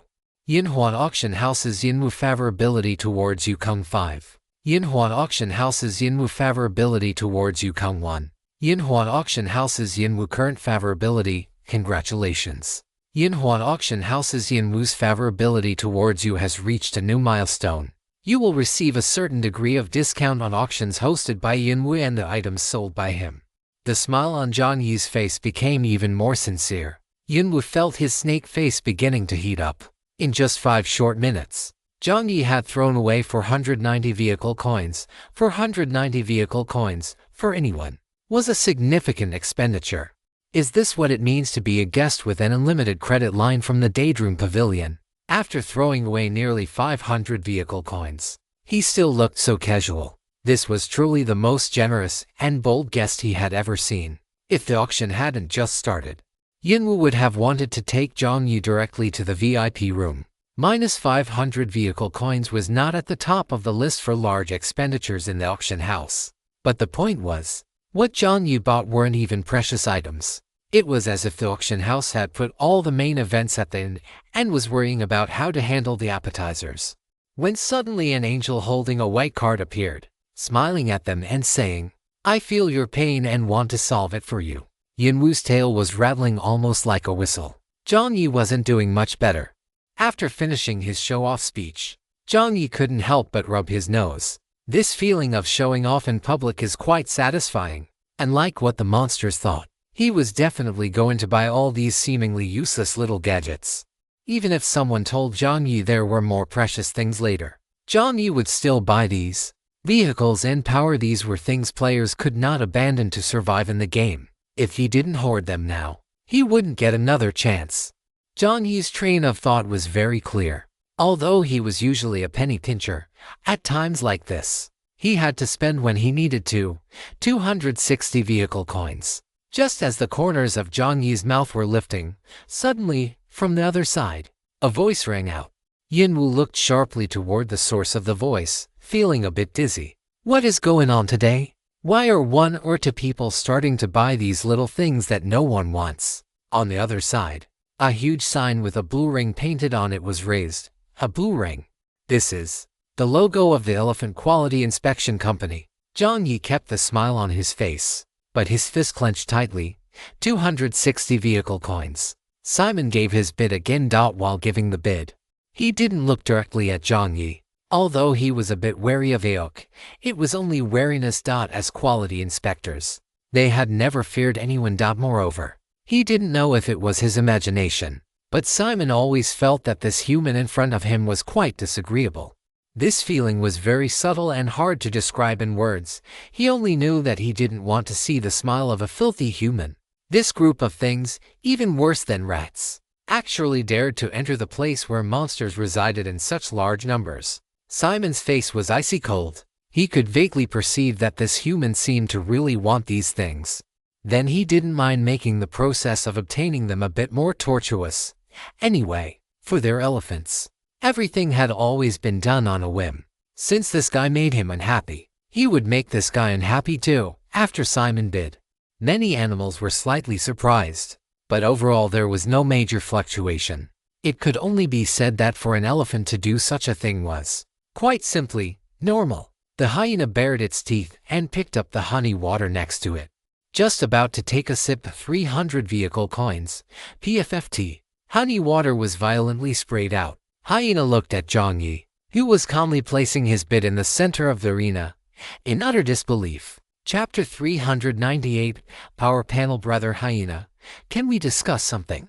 You were to wipe the liquid that had splattered onto his fur, his face looking weary. Upon hearing this, Hyena didn't even think about it and rolled his eyes directly. Who was your brother? You stinking fox. Give back the lambskin you took from me earlier. As the words fell, Yuerta pushed up his glasses and chuckled. That's easy to talk about, easy to talk about. Hyena rolled his eyes again. He knew this damn monster merchant all too well. The subtext of easy to talk about was not happening. Not wanting to lower himself to the level of this damn fox, Hyena looked at Jiang Yi, his face full of shock. That was 300 vehicle coins. Just to buy these magic cubes, one could only say. As expected of a human, the way he called out his bid was quite shocking. Is it really this easy for humans to earn vehicle coins now? It wasn't just Hyena who thought this. The other monsters had similar thoughts. He had jumped straight from 260 vehicle coins to 300. And judging by his expression, he didn't feel like this was a major expenditure at all. Moreover, they realized something else, and their expressions suddenly turned strange, and like them, humans seemed perhaps, maybe, possibly not quite as wary of the quality inspectors. After Jiang Yi bid 300 vehicle coins, Simon's expression froze. He was just about to raise his paddle, but upon seeing Jiang Yi's calm demeanor, Simon became a bit uncertain. Although he wanted to make things difficult for this human. What if this human decided not to buy it anymore? Would these items end up stuck in his own hands? Even as the thought flashed through his mind, Simon still raised his paddle directly. He was a quality inspector. What did he have to fear? 310 vehicle coins. A playful smile appeared on Simon's face. Jiang Yi's expression remained calm, but his tone grew slightly colder. He had to have those vehicle upgrade magic cubes. Jiang Yi thought for a moment and decided not to bid in small increments. Bidding in small increments was a rather irrational move. On one hand, it would expose how much he cared about the item. On the other hand, it would allow others to gradually figure out his bottom line. It was a simple principle. A millionaire wouldn't haggle over 10 or 20 bucks. Although Jiang Yi wasn't a millionaire, if he wanted to increase his favorability with the auction house and keep other bidders from gauging his limits, it was best not to bid in small increments. With a clear mind, Jiang Yi waited 5 seconds. Just as Yinwu was about to drop the gavel, and the elephant was secretly nervous, Jiang Yi spoke. 350 vehicle coins. Yurda had stood up from his seat in anticipation, but the fresh honey water hadn't even been brought to Hyena yet. Hyena gasped, adding another 50. Was this the legendary rounding up of the human world? Did their units only come in fives? Hyena's tail stood straight up in a state of stress. 350 vehicle coins. Silver Ring Auction House's Yinwu's favorability toward you come 3 Yinwu's current favorability. Favorability increased by another 3 points. A smile appeared on Simon's face, and he actually nodded at Jiang Yi with a grin. Having swindled Jiang Yi out of a full 100 vehicle coins, Simon sat back down, feeling satisfied. A smile also appeared on Jiang Yi's face, but it held no warmth. Damn it, that cursed quality inspector. He finally understood why these quality inspectors were so disliked. They were nothing but absolute troublemakers. Jiang Yi lowered his paddle, with the price at 350 vehicle coins. No other animals participated in the bidding. With a bang, Yinwu dropped the gavel. Jiang Yi had ultimately traded 350 vehicle coins for 50 vehicle magic cubes. The cost was higher than Jiang Yi had imagined, but it was still within an acceptable range. 50 vehicle magic cubes meant 5,000 vehicle upgrade fragments. He had now gathered all the fragments needed to upgrade to a level 5 vehicle. Once the other materials were ready, he could upgrade his vehicle as soon as possible. If all went as expected, he should be the first player to upgrade to a level 5 vehicle. He hoped the rewards would be satisfying. After spending 350 vehicle coins on the magic cubes, Jiang Yi didn't really bid on the remaining items. He took a cursory look, but they were mostly things used for service areas. Although he was slightly interested, he had no scenario to use them in, so he had to pass. One of the items, the development rights for a new service area, even sold for a high price of 600 vehicle coins. The one who won the development rights was Ms. Snake. It had to be said that most guests were quite cautious in their bidding process, with increments usually being 10 or 20 vehicle coins. Someone like Jiang Yi, who jumped by 50 at once, was quite rare. After obtaining the rights, Ms. Snake smiled with satisfaction as she sat down gracefully. Jiang Yi whispered a word of congratulations. Ms. Snake nodded slightly. Although her favorability didn't increase, her attitude toward Jiang Yi became friendlier. The auction continued. Just as Jiang Yi thought there might be nothing else he needed, Yinwu's tail rang again. In the center of the auction floor, the base split open, and a tablet-like object rose up. The tablet was about 50 centimeters long, and its width was likely no more than 2 coins, giving it a very futuristic, high-tech feel. Yinwu tapped the gavel and began the introduction. Plot No. 8 high-efficiency solar power panel. Produced by Snake Machinery and certified by the system, its main function is an integrated power generation and storage unit. Under visible sunlight, it can provide 5 Warner units of power per hour, enough to power a small service area for about 1 day. Without visible sunlight, i.e., in the dead of night, it can provide 1 Warner unit of power per hour. The starting bid for the high-efficiency solar power panel is 80 vehicle coins, with each increment no less than 5 vehicle coins. His high-efficiency solar power panel. A light bulb went off in Jiang Yi's mind.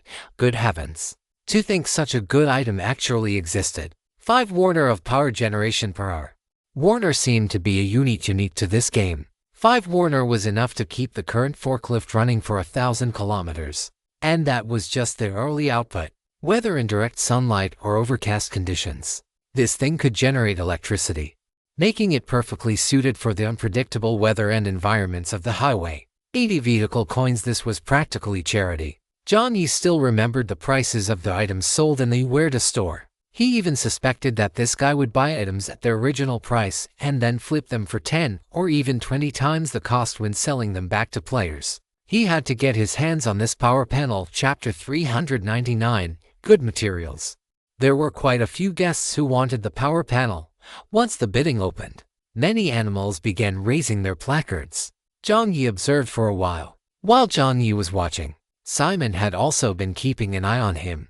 For some reason, and it was the same feeling as before, Simon felt that this human was naturally at odds with him. It felt like finding a rat in his own office. It was disgusting. It made him feel like there was something filthy in the air. Come to think of it, this feeling had persisted for quite some time now. Ever since he received that report from the system last time, it had been like this. He didn't know what had gotten into the Daydream Pavilion, suddenly casting doubt on his quality inspections. He admitted that he had indeed subjected certain service areas to overly rigorous inspections in the past. Wasn't that normal? Wasn't that standard procedure? Besides, his report on the Daydream Pavilion was perfectly valid. The Daydream Pavilion was still worth keeping an eye on. That was something the boss had instructed. He truly couldn't fathom why the other party would suddenly question the validity of the report. Who exactly was the blind fool who had provided the evidence? Service areas could challenge an inspector's report, but the key was that they had to provide credible evidence. The regulatory bodies had long been bought off by them, so it was impossible for them to provide information detrimental to him. This would only be possible if their own inspectors reported on them. But was that even possible? In Simon's mind, one colleague after another who was at odds with him appeared, but he couldn't determine who had teamed up with the Daydream Pavilion to try and take him down. In any case, after that report, he had been demoted from a level 2 inspector to a level 1 inspector. Not only was his salary halved, but even his authority had been slashed. And those damn guys were still mocking him about it. Simon's expression was dark and stormy. Whenever he was in a foul mood, someone inevitably had to pay the price. The power panel was also something he had no use for. As for this thing, he had already confiscated a whole bunch of them when he inspected snake machinery. 120, 200 vehicle coins. The young man's voice rang out again. Cough, cough. Having been beaten to the punch, Simon got a noseful of honey water and nearly choked to death. 200 vehicle coins. Jiang Yi's third bid. It was still the familiar rounding up. Monster Hyena's favorability toward Yukong 1. Monster Hyena's current favorability is Jiang Yi. What kind of favorability was this? And who was the hyena? Jiang Yi looked left and right before spotting an animal with brown fur. Its ears were somewhat similar to those of a cat or a brown bear. Its face was about the size of a human's. Its nose was brownish-black, and its build was similar to a moon leopard, though leaner, with black spots on its fur. The hyena raised a paw and leaned in. Jiang Yi first glanced at Aok, The big brother was resting with his eyes closed. Jiang Yi, forget it. Jiang Yi pointed at himself and asked. The hyena nodded. Jiang Yi leaned in, and the hyena brought its head closer, resting a paw near its mouth, and whispered, 1 × 1 = what? Jiang Yi. Jiang Yi looked up, staring at the dead serious hyena as if it were a complete idiot. Miss Snake also wanted to lean in, but the movement wasn't very elegant, and she didn't like that. She could only glare with her eyes, quietly placing her tail between the two of them. Do you actually know? Was this something worth being shocked about? The hyena leaned closer to Jiang Yi again and said earnestly, Buddy, I thought you only recognized 50 and 100. Jiang Yi. Do I look like a complete moron? The hyena's tail tapped the seat cushion, and it couldn't help but ask, do you humans earn vehicle coins that quickly? Not really. Then why, maybe? Jiang Yi rubbed his chin as if it were a serious matter. It's because I'm number 1 on the leaderboard. After Jiang Yi bid 200 vehicle coins, the other animals gave up on bidding. 200 vehicle coins was already more than double the original price. Moreover, this item wasn't exactly scarce. To integrate the power panel, one would also need to modify the service area's power connection equipment. This item was inherently suited for large-scale, one-time installations. If the cost of modification plus the purchase price was too high, it would be better to just stick with the existing facilities. As the price hit 200 vehicle coins, Yinwu felt his own heartbeat grow much louder. They had originally envisioned the price of the power panel to be around 100 to 150 vehicle coins, with 150 being the absolute maximum. He hadn't expected Jiang Yi to drive the price straight up to 200, although he had said it many times already. Yinwu couldn't help but repeat it in his heart once more. This guest was simply the most generous one he had ever seen. No wonder the Daydream Pavilion had granted the latter an unlimited storage card. Such immense wealth and extravagance, this was exactly what it looked like. Once the price of 200 vehicle coins was announced, the hall fell silent for a moment. The way the guests looked at Jiang Yi changed completely. This was Jiang Yi's third bid, and the combined total of his 3 bids was already heading straight for 10 vehicle coins. Jiang Yi's image in their minds had shifted entirely. The image of him carrying a strange bird and clutching 2 large bananas had been cast to the back of their minds. Now, in their eyes, every move Jiang Yi made seemed to radiate a dazzling golden light. Honey water sprayed out from her nose, and Ms. Snake hissed, shielding her face with her fan. Simon's expression was quite ugly now. He instinctively wanted to raise his paddle, but after seeing Jiang Yi's inscrutable expression, he became uncertain. Raising the price so high all at once, could he be trying to bait him into overpaying? Simon frowned, but Jiang Yi maintained a calm smile, making it impossible for anyone to read his true intentions. Simon hesitated for a few seconds, and in the end, the gavel fell. Simon did not bid again. Jiang Yi let out a soft sigh of relief internally. Thank goodness. Jiang Yi chuckled softly. He had originally set the price for the power panel at no less than 250 vehicle coins. This thing might not have enough appeal for monsters who needed to operate an entire service area, but for him, it was simply too useful. He didn't have employees, no storefront to maintain. He was a lone wolf traveling the world in a single vehicle. The power panel was practically tailor-made for players like him. Didn't you see where to clutching his clothes in heartache? Jiang Yi chuckled to himself and once again accepted the contract for the solar power panel. Regardless of anything else, he had already broken even on this auction. Although he had been swindled by that damned elephant, overall, he was still making a profit. If he ever got the chance, he would definitely get his revenge. Just as Jiang Yi accepted the contract, Auk, who had been resting with his eyes closed, suddenly opened them. At the same time, Jiang Yi felt a faint heat emanating from his waist. Jiang Yi instinctively reached toward his waist. It was none other than Xiaoyu.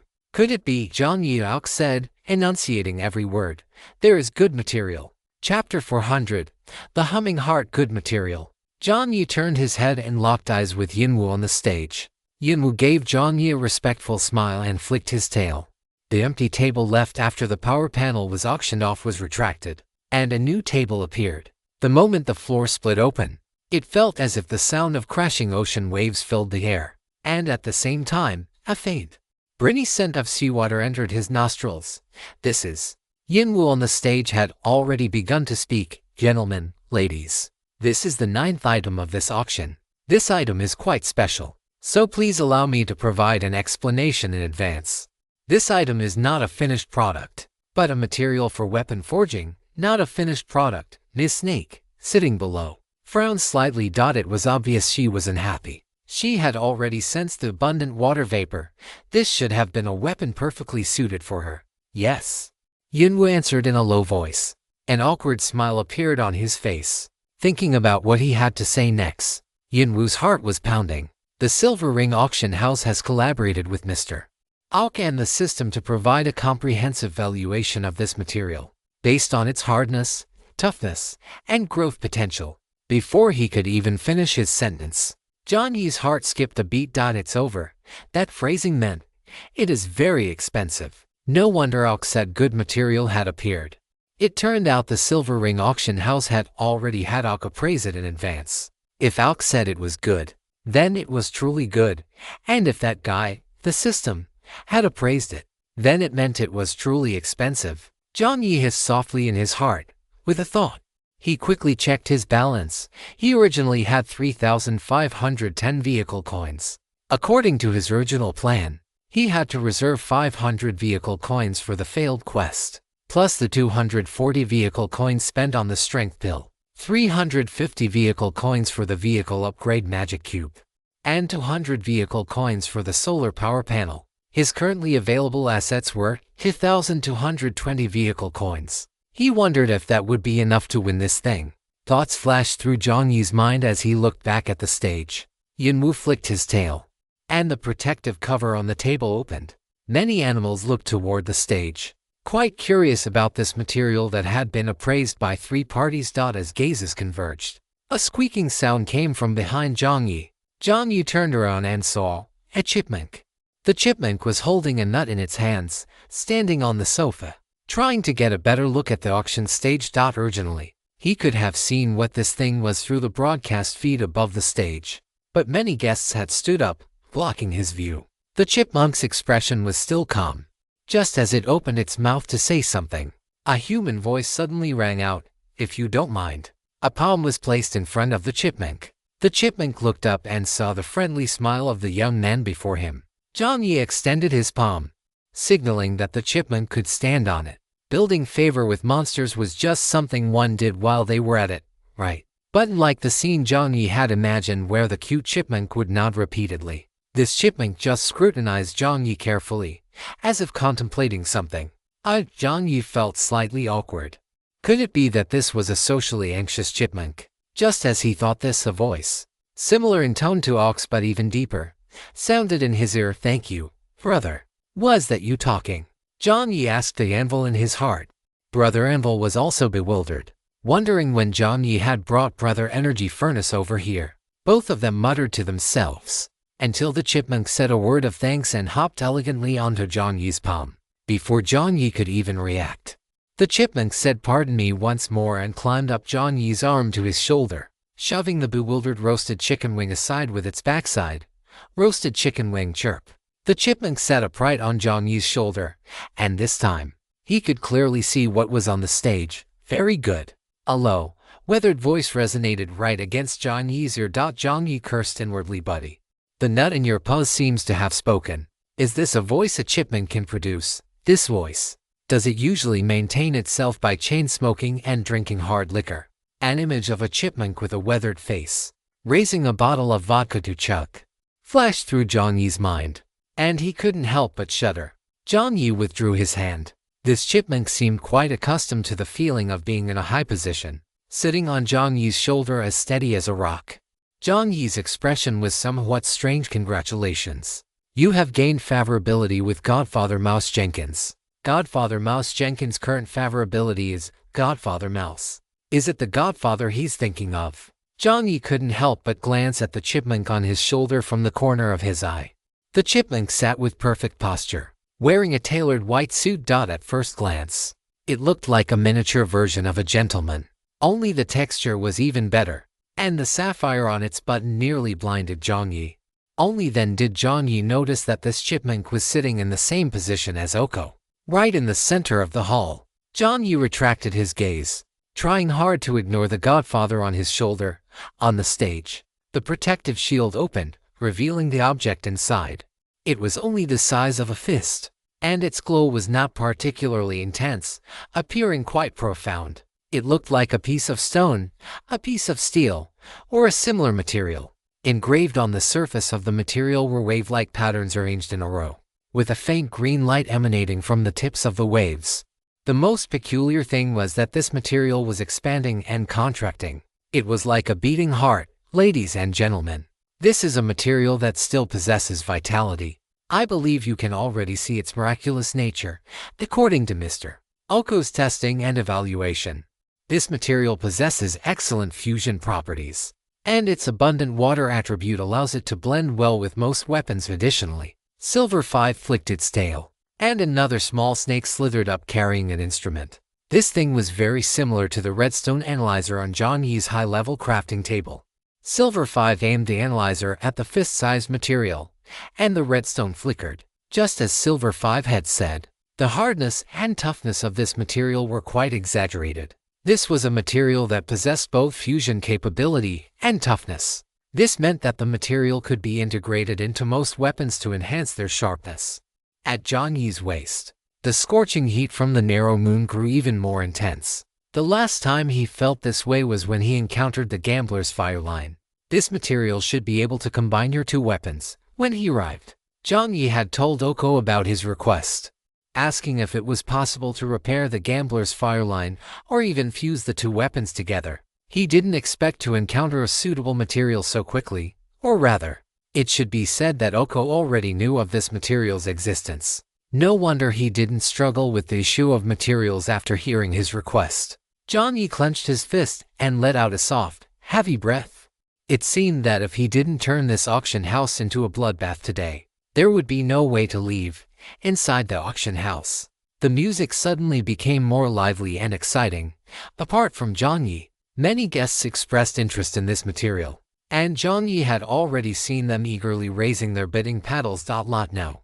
9. Humming Heart. Starting bid is 500 chech coins. Each increment must be no less than 50 chech coins. Chapter 401. Successive bids. Once the starting bid of 500 was announced, the hyena brother sat back down. In fact, the dog's entire demeanor became more relaxed. His price was already of no concern to him. His gains this time were quite decent. Among the previous lots, he had managed to bid for an exposure card, which could increase the refresh frequency of his service area for 1 natural month. This was already a quite satisfying harvest, though it had cost him 230 chech coins.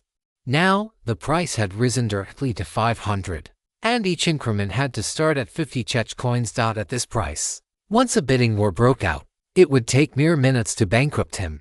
Now it was just a matter of seeing how the big shots in the room would bid. If it were in the past, the hyena's gaze would have turned toward Ms. Snake, Mr. Lionheart, the white team from the Daydream Pavilion who appeared occasionally, and perhaps an additional Yorda, who always wore an expression that made the dog want to bare his teeth. As for Godfather Mouse, he didn't dare to look. The hyena worried that his gaze might offend this person, and the next day his body would end up on a dinner plate. Thinking of this, the hyena glanced at Yorda, who hadn't made a single bid until now. Curious, he leaned over, but before he could speak, he heard Yorda grinding his teeth under his breath. If you're trying to ask why I haven't bid on any items, I advise you not to open your mouth, Yorda said with a fake smile. He was already in a foul mood. If it weren't for those materials, he should have already listed new products by now. He should have already been raking in the profits. Why, I insist.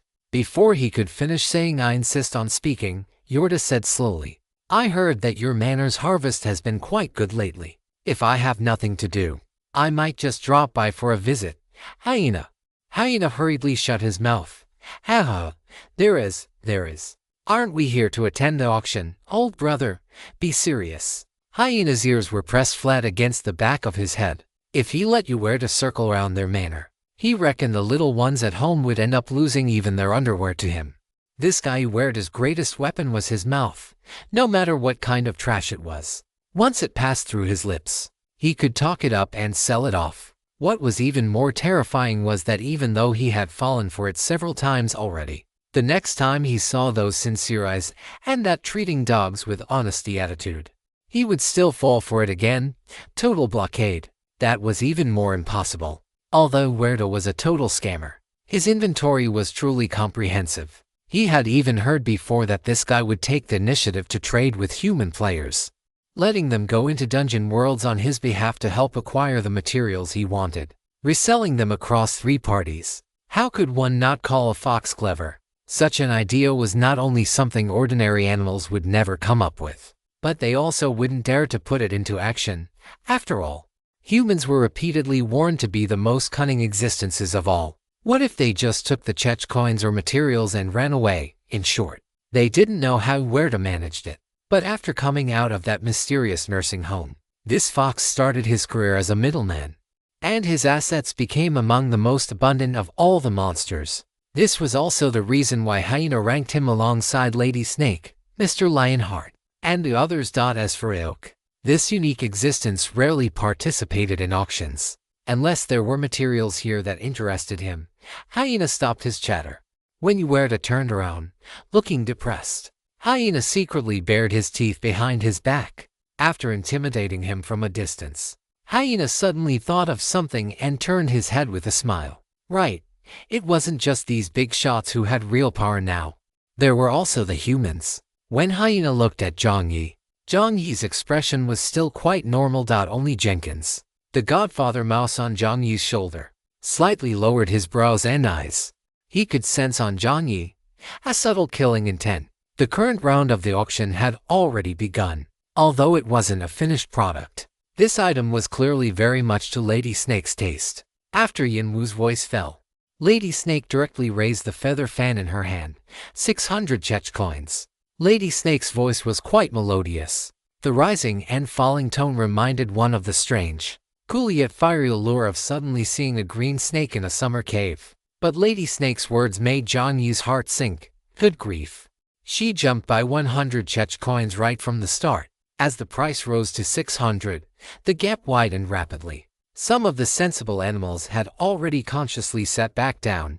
This was undoubtedly a signal. Bidders without enough assets could automatically withdraw. After Lady Snake announced the price, she waited for a second or two before a powerful voice sounded again. 650 Chech coins. It was that lion. The white lion sat upright. After stating his price, Lady Snake glanced at him, but the lion didn't spare her a single look. Lady Snake narrowed her eyes. 700 Chech coins. Hyena's tail perked up again. How exciting. This was it. Although he couldn't shout out prices like the big shots sitting here, experiencing the feeling of Chech coins skyrocketing was exactly the charm of the auction house. Hyena's mouth curled up, and he couldn't help but glance at Jiang Yi. The latter's expression remained calm, and no emotion could be read in those unique human eyes. Has he not bid yet? Is he not interested in this lot? Is he out of Chech coins? Although Jiang Yi's bidding style just now had been quite generous, his lack of understanding of humans left Hyena unsure of the true gold content of the #1 human on the leaderboard. It wasn't as if he hadn't seen people at auctions who would puff themselves up to look bigger than they were. Hyena leaned in, his paw pressed against his mouth, just about to stir up trouble, when he heard a low voice. Distance. This low voice was very familiar. The fur on Hyena's face stood on end, and his eyes widened. Only then did he realize that, at some point, the Godfather mouse had appeared on Jiang Yi's shoulder. When Hyena leaned over, his big face had been shoved right in front, blocking the Godfather mouse's view. Even so, the Godfather mouse had only reminded him in a calm voice. Distance. Cold sweat dripped down Hyena's back. After tucking his tail and bowing his head several times to express his apology, he sat back in his seat. The price soared all the way to 700. After 2 seconds of silence, Simon spoke. 800 Chech coins. Gasps of surprise echoed throughout the room. The look in Simon's eyes as he stared at the humming heart was equally fervent. If he could refine it into a weapon, his combat power would double once again. In that case, his ranking in the Daydream Pavilion's arena would rise once more. 850 till 900 Chech coins. 1,000. Just as a smile appeared on Simon's face, 3 bids followed in succession.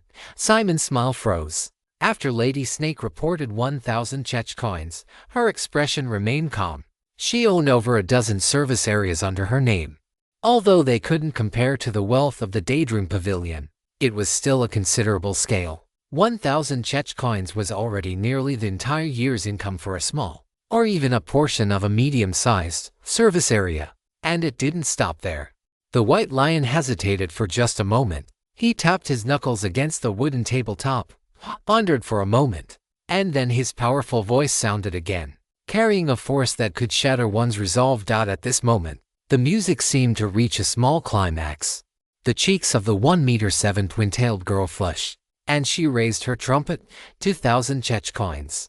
Jiang Yi felt his heart skip a beat. Chapter 402. Not a lone wolf. Jiang Yi nearly clawed the edge of the sofa to shreds. 2,000 Chech coins. He had still underestimated the net worth of these monsters. Damn it, this was a recipe for his bankruptcy. Jiang Yi still wore a smile on his face, but his heart was already bleeding. Jiang Yi tapped his fingers lightly on the edge of the sofa. After the white lion offered the bid of 2,000, a series of sharp gasps echoed throughout the venue. Yinwu was stunned for a moment, and then a look of wild ecstasy appeared on his face, as expected of Mr.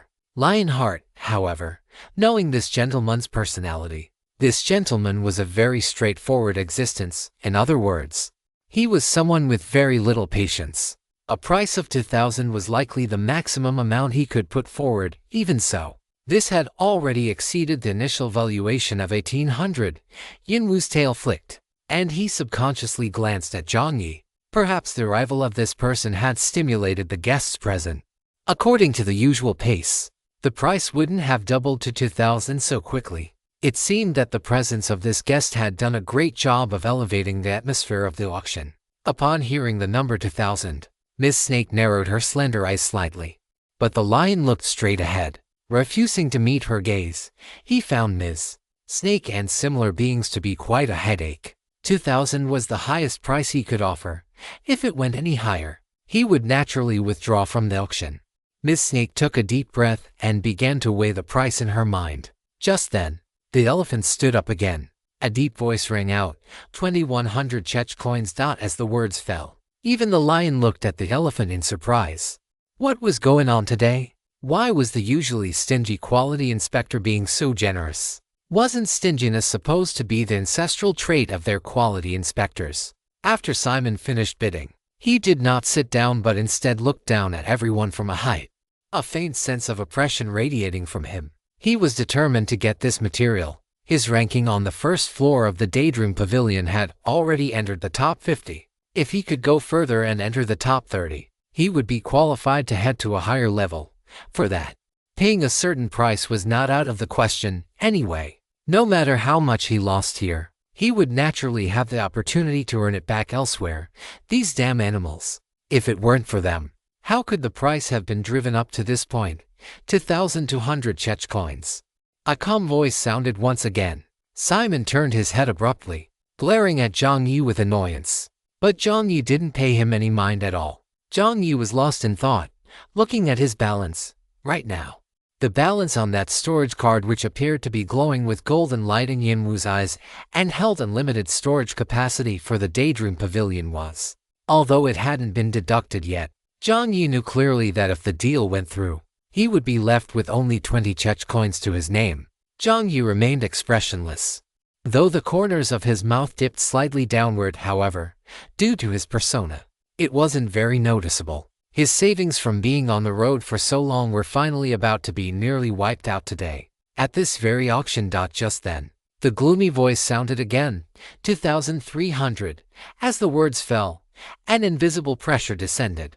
Jiang Yi felt as if a tremendous weight was pressing down on his shoulders, and his scalp felt as though it had been struck by a heavy hammer. He was on the verge of being crushed into the ground. The sudden pressure made Jiang Yi's nasal cavity sting, and a streak of bright red blood rolled down. Before Jiang Yi could react, out beside him had already stood up. His massive frame loomed over them, and the air around Simon began to grow scorching hot. Simon's movements stalled, and the two sides actually entered a stalemate. This. Yinwu on the stage immediately panicked to Mr. Auk. Mr. Simon, please, calm down. Calm down. Yinwu was almost ready to jump off the stage and cut out to these two. The monsters present, however, had a completely different reaction from Yinwu. Their faces were full of anticipation, wanting them to fight. They had never seen Mr. Auk intervene in this kind of dispute before. The hyena's face had just started to show a smile, but upon seeing Jenkins, who was holding nuts on Jiang Yi's shoulder, he forcibly held it back. Since this one hadn't spoken yet, it was best not to court death. With the two sides confronting each other on the field, Simon saw Auk stand up, thought for a moment, and slowly withdrew his aura. The suffocating atmosphere gradually dissipated. Even so, seeing Jiang Yi painfully clutching his nose, Simon sneered and muttered, "Is the human body still so fragile?" The meaning behind these words was actually to explain to Auk that he hadn't intentionally done anything to Jiang Yi, but rather that Jiang Yi's own constitution was too weak, and he couldn't even withstand the mere release of his aura. Auk frowned. A hand reached out from the side, stopping Auk, and a thick, nasal voice sounded, "Big brother, sit down." "I'm fine." Auk sat back down. Bloodstains appeared in the center of Jiang Yi's palm, and his head felt dizzy. He was absolutely certain that the wave of pressure just now had been aimed directly at him. Jiang Yi's eyes turned completely cold.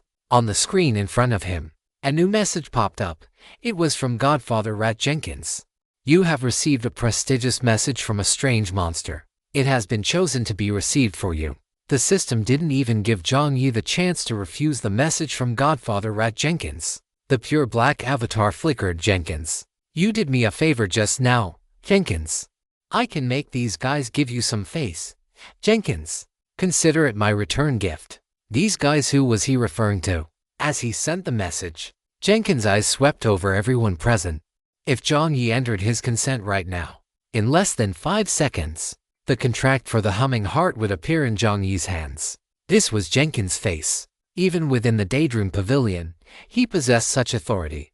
If it were an ordinary person, they might have already chosen to accept the message upon seeing it, and begun to feel deeply grateful to Godfather Rat Jenkins. But Jiang Yi only thought for a second before decisively shaking his head. Does this mean a refusal? No one can refuse Godfather Rat.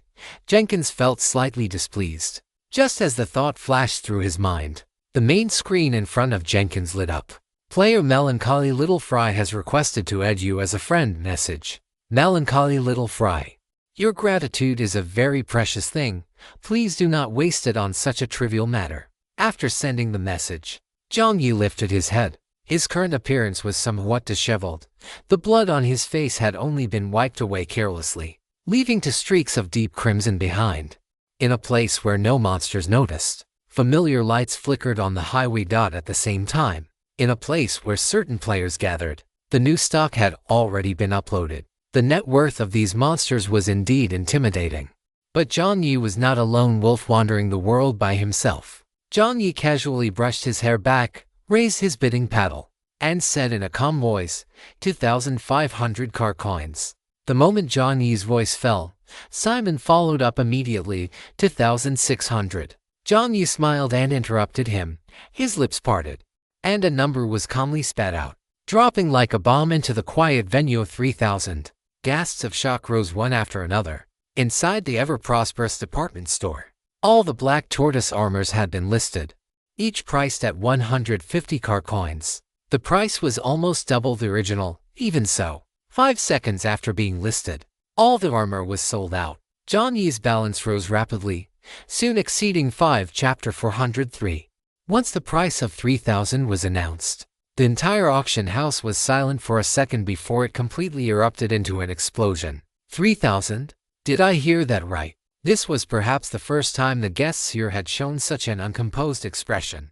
It wasn't that 3,000 had reached the peak of historical auction prices. It was that there had never been an existence like Jiang Yi, who threw around 50 or 100 at a time, and in the end, jumped the price by several hundred car coins, rounding it straight up to a clean 3. Moreover, judging by Jiang Yi's expression, the price of 3,000 did not seem to be a difficult burden for him to bear, because they saw that the paddle Jiang Yi held up had not been put down, but was resting casually on his knee.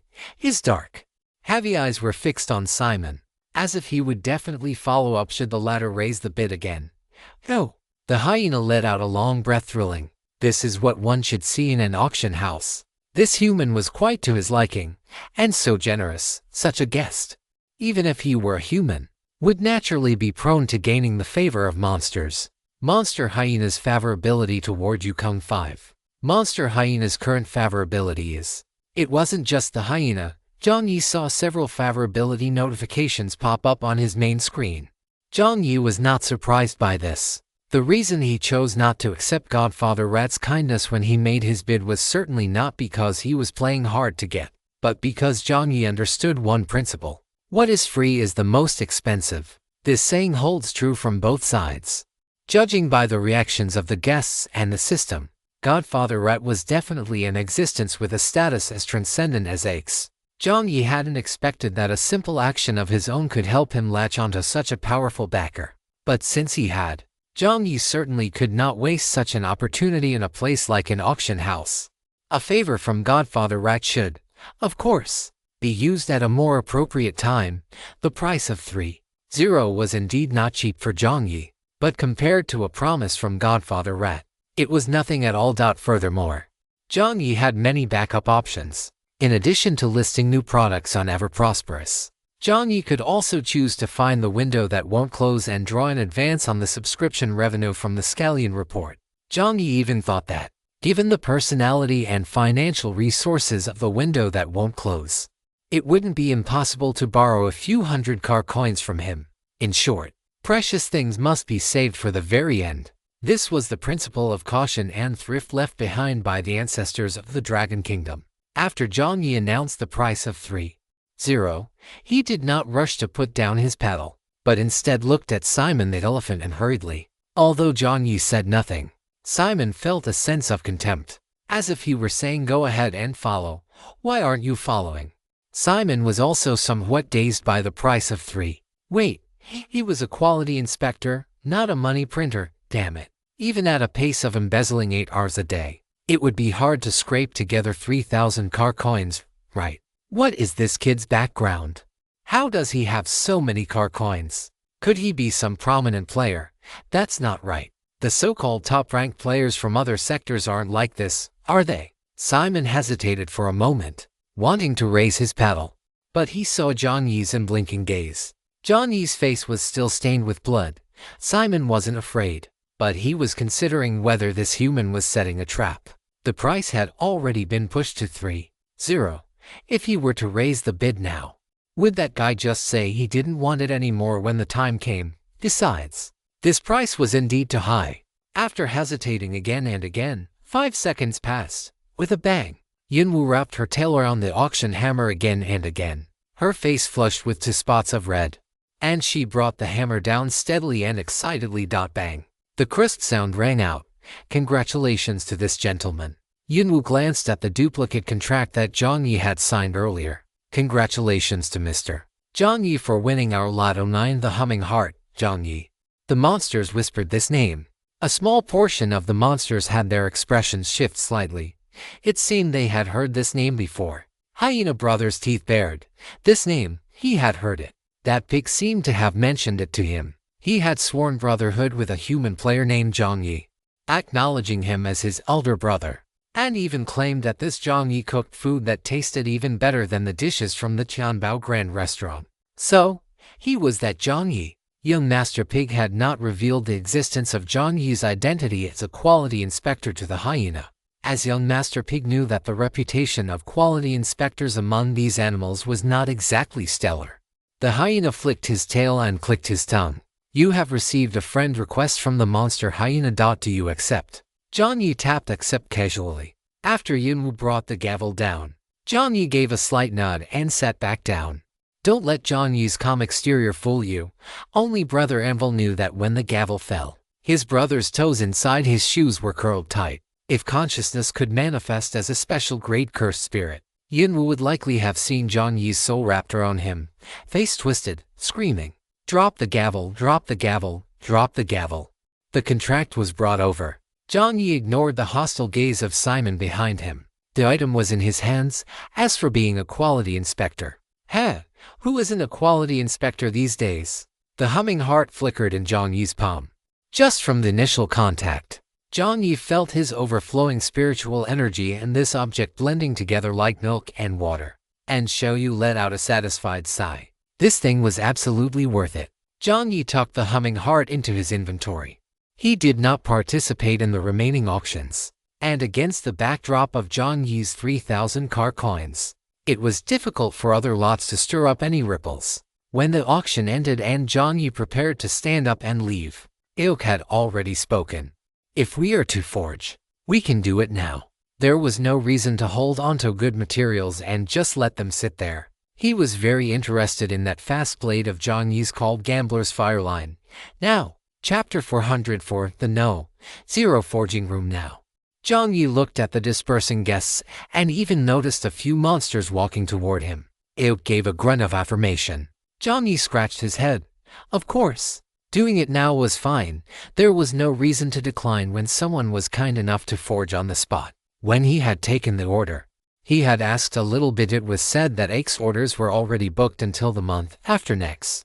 Should his order be considered a cut in line? Of course. Jiang Yi wasn't so arrogant as to think Aok was doing him a favor. He reasonably suspected that Aok was definitely interested in Gambler's Fireline. Although Jiang Yi had defeated Aok in the arena, he wasn't stupid enough to think he had truly surpassed Aok in forging technique. First, that was the effect of having Brother Anvil possess him. Second, taking a step back, Aok and Anvil each had their own strengths. It wasn't necessarily certain who would win in this regard. Aok was undoubtedly a legendary craftsman. This could be seen from the latter's ability to casually forge quasi-gold tier weapons, high-level crafting tables, and his own Xiaoyu. Such a master of forging, and Gizaburo, the creator of Gambler's Fireline, could, to some extent, be considered kindred spirits. After thinking it through, Jiang Yi agreed straightforwardly. He wasn't worried about the progress in the 5 Seas world anymore, anyway. With that heaven-defying difficulty, he would just be throwing his life away if he went up without sufficient combat power. It was better to let Aok try to improve his combat power here first. With a clear mind, Jiang Yi agreed. Alright, 300 car coins for the forging fee. Material costs are calculated separately. Jiang Yi nodded again. This 300 car coin fee was definitely Aok giving him a discount because he recognized his decent forging skills. After finishing the discussion with Jiang Yi, Aok waved his palm at Yinwu on the stage. Seeing his two biggest gods of wealth, one providing weapons, materials, and appraisals, and the other throwing car coins around like crazy, Yinwu flashed off the stage almost instantly. Yinwu's speed was so fast that even the current Jiang Yi couldn't track it. Mr. Aok, Mr. Jiang Yi, may I ask what you need? Yinwu's tail whistled like a flute, and his expression was nothing short of sycophantic. The No. 8 forging room. Aok spoke as if he were in his own home. All right. Yinwu was just about to nod when a voice, even raspier than Aok's, sounded from the side. Use the No. 0 forging room. Yinwu was startled, but the Godfather rat, clutching his nut, simply nodded at Jiang Yi and Aok before walking out of the auction house without looking back. The No. 0 forging room had an hourly opening fee of 500 car coins. It is no exaggeration to say that using the No. 0 forging room was no different from burning money. Hearing No. 0 forging room, even Aok's eyes lit up, and wisps of fire began to swirl around him. Clearly, even Aok rarely had the opportunity to enter the auction house's No. 0 forging room. Not every employer had the strength of the Godfather rat. He hadn't expected the Godfather rat to open the No. 0 forging room directly for Jiang Yi to use. Yinwu was going crazy with joy today. If it weren't for the fact that his superiors had repeatedly told him that some guests had eccentric tempers and didn't like them being too familiar, Yinwu would have wanted to wrap himself around this god of wealth right now and offer the most beautiful song and dance with his tail. It would be best to call in a symphony orchestra. He had to give this human gentleman the most wonderful, happy, and attentive experience possible. Yunring Auction Houses. Yinwu's favorability toward Yukong 10. Yunring Auction Houses. Yinwu's current favorability is, ever since Jiang Yi started raising his bids, Yinwu's favorability had been rising continuously, and now it was on the verge of breaking the 20-point mark. Although Jiang Yi did not know what the No. 0 refining room signified, the moment he saw Aok's eyes light up, he understood everything. He had definitely struck gold. Sure enough, the best way to treat such a big shot is not to exhaust their favors as quickly as possible, but to demonstrate one's own value in front of them. Even demonstrate isn't quite right. The fundamental principle is actually to win the other party's curiosity and respect. If he had used the Godfather rat's gratitude back then, perhaps the Godfather rat wouldn't have offered this favor today. The corners of Jiang Yi's mouth curled up slightly. Seeing Yinwu's eager gaze, Jiang Yi smiled as well. Please lead the way. Certainly. Please follow me. Yinwu hurriedly turned around, personally escorting Jiang Yi and Aok toward the depths of the Silver Ring auction house. Normally, this would have been the job of other attendants, but now, Yinwu was serving the two of them with complete sincerity. No one can refuse a generous and well-mannered guest. No one. Passing through the silver-white corridor, Jiang Yi could clearly hear the cheers of guests and the sound of gavels striking as they passed certain areas. It seemed that the Silver Ring auction house held multiple auctions simultaneously. This was definitely another high-end service zone. As this thought crossed Jiang Yi's mind, 5 minutes later, the three of them boarded a lift. Though calling it a lift wasn't entirely accurate, the entire Silver Ring auction house was actually a massive, hollow, ring-shaped structure. resembling a silver-white snake coiled upon itself. Each transit lift moved toward the central section. The smaller the number, the closer it was to the center. Jiang Yi watched the numbers tick up from 5, quickly arriving at a spot outlined in silver-white marked with a 0. The lift opened, and a soft white light emerged. Inside the silver-white structure, various small snakes appeared in Jiang Yi's line of sight. These snakes had different patterns and scales. Upon seeing the guest center, the snakes paused for only a second before white light shimmered over their bodies, transforming them into neatly dressed figures. Welcome to the Ringcore. This was the very heart of the Silver Ring auction house. Because the guests seemed relatively hurried, Yinwu did not waste time on a tour. He quietly led Aoka and Jiang Yi through the crowd of snakes, and after a retinal scan, a pure white door opened from the outside. Crossing the barrier, the temperature instantly became scorching. Snakes are cold-blooded animals and could not withstand such high heat. After apologetically nodding to the two gods of wealth, Yinwu prepared to leave. As he turned, Jiang Yi called out to him. A jar of honey appeared before Yinwu. Jiang Yi smiled slightly. Thank you for the explanation today. It was very thorough. Also, thank you for the temporary auction paddle you made. Roasted chicken wing chirped twice. It was as if it were saying thank you too. Yinwu looked at the jar of honey, momentarily unable to react. How could a guest give them something like this if it were currency? He had certainly received that before, but something so thoughtful and considerate. Thank you, Mr. Jiang Yi. His favorability rating rose once again, breaking the 20-point mark. A card was handed over. According to Jiang Yi's current spending, he shouldn't have been able to unlock a discount card yet, but Yinwu's tail flicked, quietly curling around the honey. Regardless, this was clearly a high-quality customer who strictly followed the rules. This is a 10% discount card for the Silver Ring auction house. We look forward to your next visit. Yinwu tucked the honey behind his tail, bowed respectfully once more, and left. Inside the zero refining room, waves of scorching heat surged upward, and like ordinary heat, Jiang Yi faintly felt that his own spirit seemed to become more active. Aoka had also been to the zero refining room before. Well, the first weapon, or rather, magical item he had forged inside the zero refining room was, perhaps, that nut in the hands of the Godfather rat. Where exactly did the last 3 chapters start repeating? The naming of this chapter is correct. Let me go back and count the other chapters. Chapter 405, Blue Gold. Inside the zero refining room. Jiang Yi looked around, not noticing anything particularly special. Judging by the equipment in the refining room, it was even smaller than the stage setup at the Daydream Pavilion Arena. Jiang Yi looked suspiciously at the opening on the floor. If he wasn't mistaken, this was the floor furnace that people had to bring up back then because he couldn't lift the hammer. In a whole room, there was only one floor furnace. Jiang Yi muttered to himself. After pondering for a few seconds, he suddenly realized something and placed his hand on the side opening. Could it be? Jiang Yi applied a little force with his palm, but he couldn't lift the thing at all. Although Jiang Yi's strength couldn't be compared to someone like Spider-Man, it had at least reached a supernatural level. With a single punch, he could dent even steel. Yet he hadn't expected that even with such strength, he still couldn't open the door. Jiang Yi's mouth twitched. He placed both hands on top and used all his might. Veins bulged on his forehead, and cords of muscle stood out on his wrists. He shifted his center of gravity downward, and finally, the seemingly weightless white floor door lifted just a little. Whew! Jiang Yi exhaled a breath of stale air, his arms trembling slightly. A crimson flame appeared in his line of sight. Jiang Yi's pupils constricted slightly. The surrounding temperature rose sharply. A lustrous glow appeared on the mysterious turtle shell plates inside Jiang Yi's gentleman's character. But it was useless. This temperature had long since exceeded the limits of the shell plates. Jiang Yi focused his energy into his dantian and opened the door completely in one go. A deep red flame kissed his face, almost brushing against him.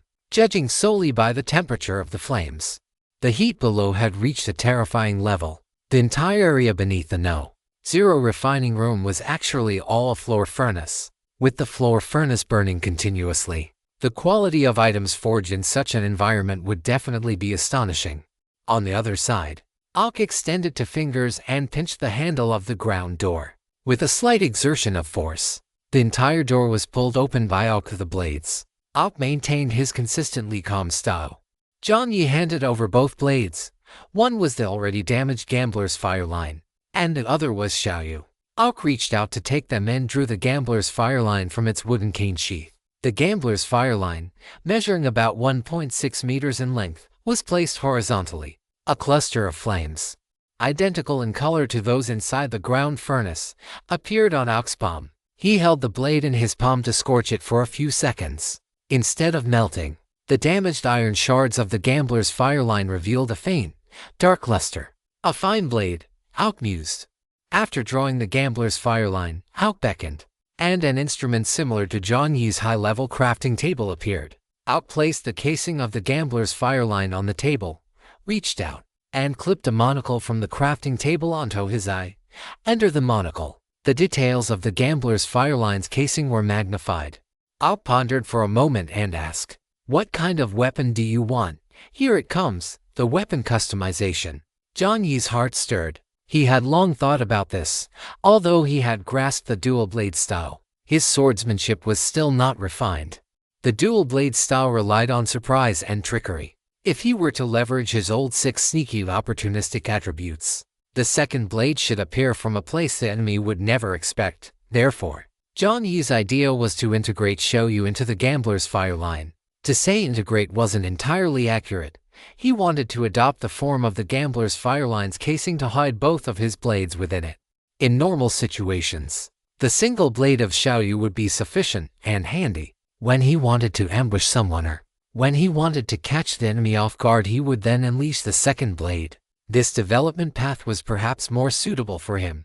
After organizing his thoughts, Jiang Yi stated his idea. He had originally thought Auk would say this idea was unrealistic, but to his surprise, Auk only pondered for a few seconds before speaking. "A mother and son blade, a mother and son blade." Jiang Yi repeated the name in his heart. Yes, it seemed that was exactly what it was. "Which blade will be the primary one?" Without any hesitation, Xiaoyu. Legendary Craftsman Auk's favorability toward Yukon 3. Legendary Craftsman Auk's current favorability. This was almost the greatest affirmation for a craftsman. Jiang Yi had blurted it out. Not to farm Auk's favorability, he truly loved Xiaoyu. The gambler's fireline was indeed a good blade, but perhaps because he was already accustomed to the length and sharpness of Xiaoyu, compared to the potential additional attributes of the gambler's fireline, what Jiang Yi preferred was sharpness. Xiaoyu had almost no bonuses, but sharpness was enough to define the essence of a blade. Auk said in a deep voice, "Good. Then we shall use the remaining materials of this blade to refine it into a short blade." Auk's voice was quite calm, and Jiang Yi's mouth fell open. Auk's judgment was actually identical to Brother Anvil's. Brother Anvil had also said that if the gambler's fireline were used as a long blade, he could give it a score of 90, but if used as a short blade, he could give it a score of 1000. Although a rookie like Jiang Yi had memorized some forging knowledge, compared to the eye of a true master craftsman, the difference was worlds apart. Brother Anvil clicked his tongue. Although he didn't say anything, Jiang Yi could vaguely see the corners of Brother Anvil's mouth curling upward. What did he say back then after hearing that? "Brother, you can't slander someone just because they forged it well." He had been slapped in the face. Jiang Yi took a deep breath, ignored Brother Anvil's snort, and asked, "A short blade?" "Yes." Auk nodded, his expression slightly puzzled. "You shouldn't be the original owner of this blade, right?" Jiang Yi didn't hide anything regarding this and nodded. This was originally a reward he had obtained. The original owner should have been the Navy Admiral Fujitora. A sturdy, massive figure appeared in Jiang Yi's mind. Only then did Jiang Yi realize something was off. Yes, that's right. With Fujitora's physique and speed, a long blade could certainly leverage his advantages. But if it were a heavier short blade, it would be more in line with the combat habits of someone with such a massive build. Auk's finger tapped on the side of the long blade. Because the original owner had immense strength and focused on vertical slashes, here, Auk's finger rested on a certain part of the long blade, due to uneven stress. The damage is most severe here. If we change it into a short blade and add the materials from earlier, the toughness will become twice what it is now. Twice the power of the gambler's fireline. Jiang Yi felt his heart thumping wildly. Also, Do you have blue gold? Auk asked. A material diagram appeared before Jiang Yi. Auk was only asking out of habit. The Daydream Museum also had blue gold, but the price wasn't cheap, 800 Chech coins. If Jiang Yi had it, he could save that expense.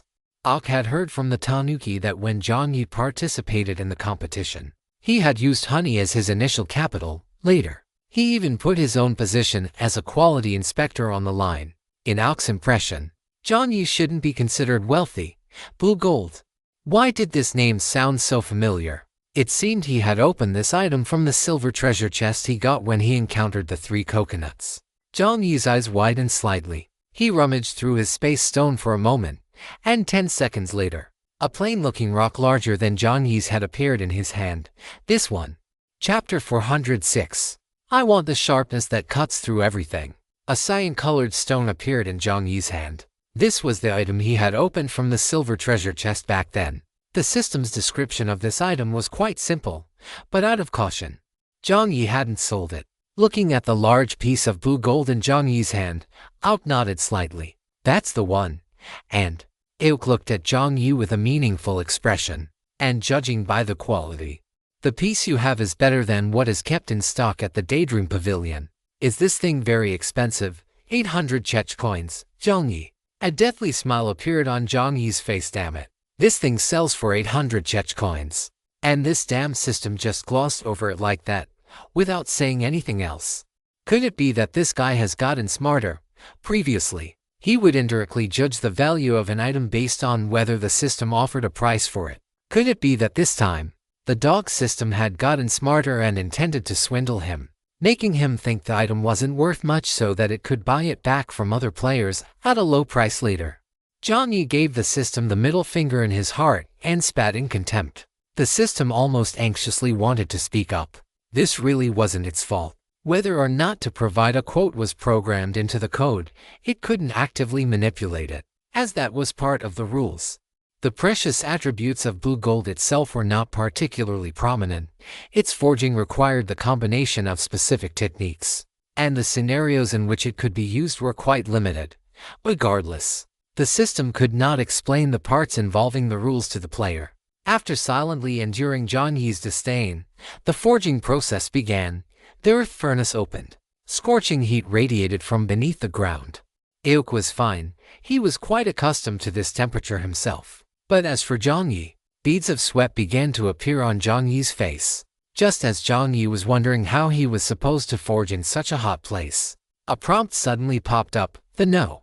0 forging room has detected excessively high temperatures. Do you wish to activate the temperature control mode?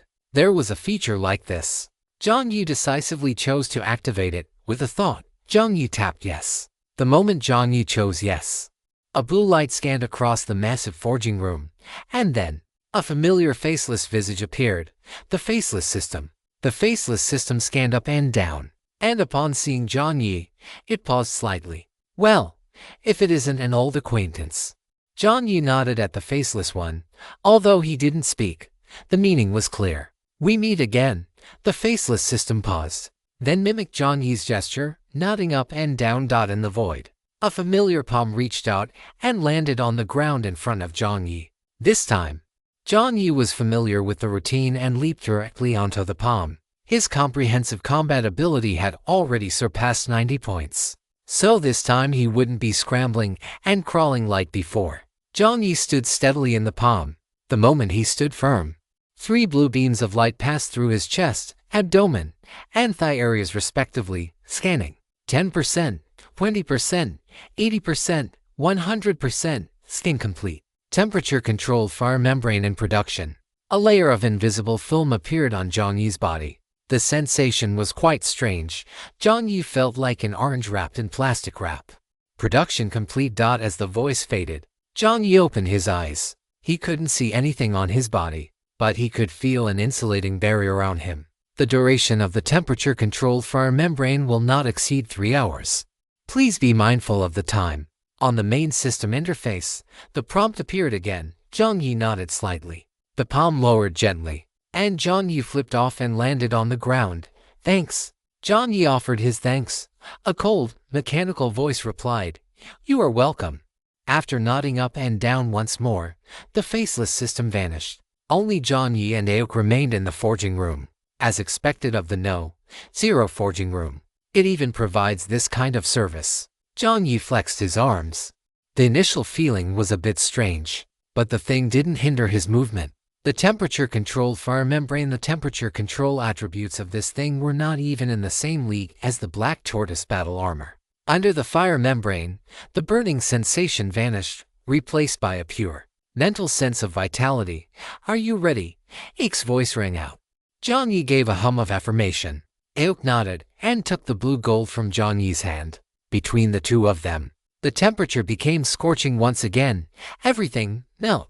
The genuine everything melt appeared. Jiang Yi's eyes widened slightly. Aok's body rose, and his massive half-giant form appeared in the center of the forging room. A mechanical humming sound echoed. Jiang Yi looked up, his dark eyes reflecting Aok's figure. Aok raised his hand as if an ancient giant were summoning lightning. Above the forging room, gears turned, and the walls split apart in Jiang Yi's field of vision. Crystals, some large and some small, appeared in his sight, shining like stars. These were all red stones. Aok spread his palms, and a massive fire dragon condensed. The dragon's head crouched before Aok, while its body and tail coiled in the air. With the enhancement of the red stones, every inch of its skin possessed the ability to melt steel. The energy furnace brother only had one red stone installed, and it already possessed the ability to melt most materials, but here, there were 9. The entire No-Zero forging room was a massive furnace combined with 9 red stones. Anything that appeared in this forging room possessed world-destroying capabilities. The 300 Chech coin forging Fiaflima were here. He would probably be vomiting blood by now. The forging fee for the nut forged for the Godfather rat had soared to over 10,000. 300 Chech coins. This wasn't just a broken leg discount. This was completely breaking Limao's legs. If the higher-ups found out about this, Limao's performance bonus would probably be deducted for 9 lifetimes. Regardless, Jiang Yi didn't know about this. He only felt heat, overwhelming, all-encompassing heat. The fire membrane that had felt so effective just a moment ago could only barely suppress the temperature to the limit of what Jiang Yi could withstand here. Sweat appeared once again, and Narrow Moon was carried by the flames back into Jiang Yi's hand. "What attributes do you want to add?" Aok, hovering above, asked. Jiang Yi was a work from his youth. Back then, he was sharp and unreserved. When forging Jiang Yi, he had barely incorporated any special attributes or materials. His thought process was simple: I'd just cut through everything. Any addition of attributes was unnecessary. Sharpness was the only value this blade possessed, but now, his own state of mind seemed to have changed. Although he personally felt that Jiang Yi might be better off remaining pure, he would listen to his client's opinions. While Aok was stubborn, he was not despotic, as long as one didn't waste materials or rush the order. He was actually quite easy to communicate with. Jiang Yi looked at the long blade in his hand and pondered for a moment. The image of the flame-wrapped long blade belonging to the Wild King flashed through his mind, and Jiang Yi's lips moved: fire, frost, poison, lightning. Aok's mind was already prepared with the corresponding materials, yet Jiang Yi spoke: sharpness. "I want the sharpness that cuts through everything." Chapter 407. Do you trust me? After Jiang Yi's words fell, the fire dragon circling in the air let out a roar. On the dragon's body, scale after scale became more vivid, and upon every single scale, light flowed. Did Aok seem happy?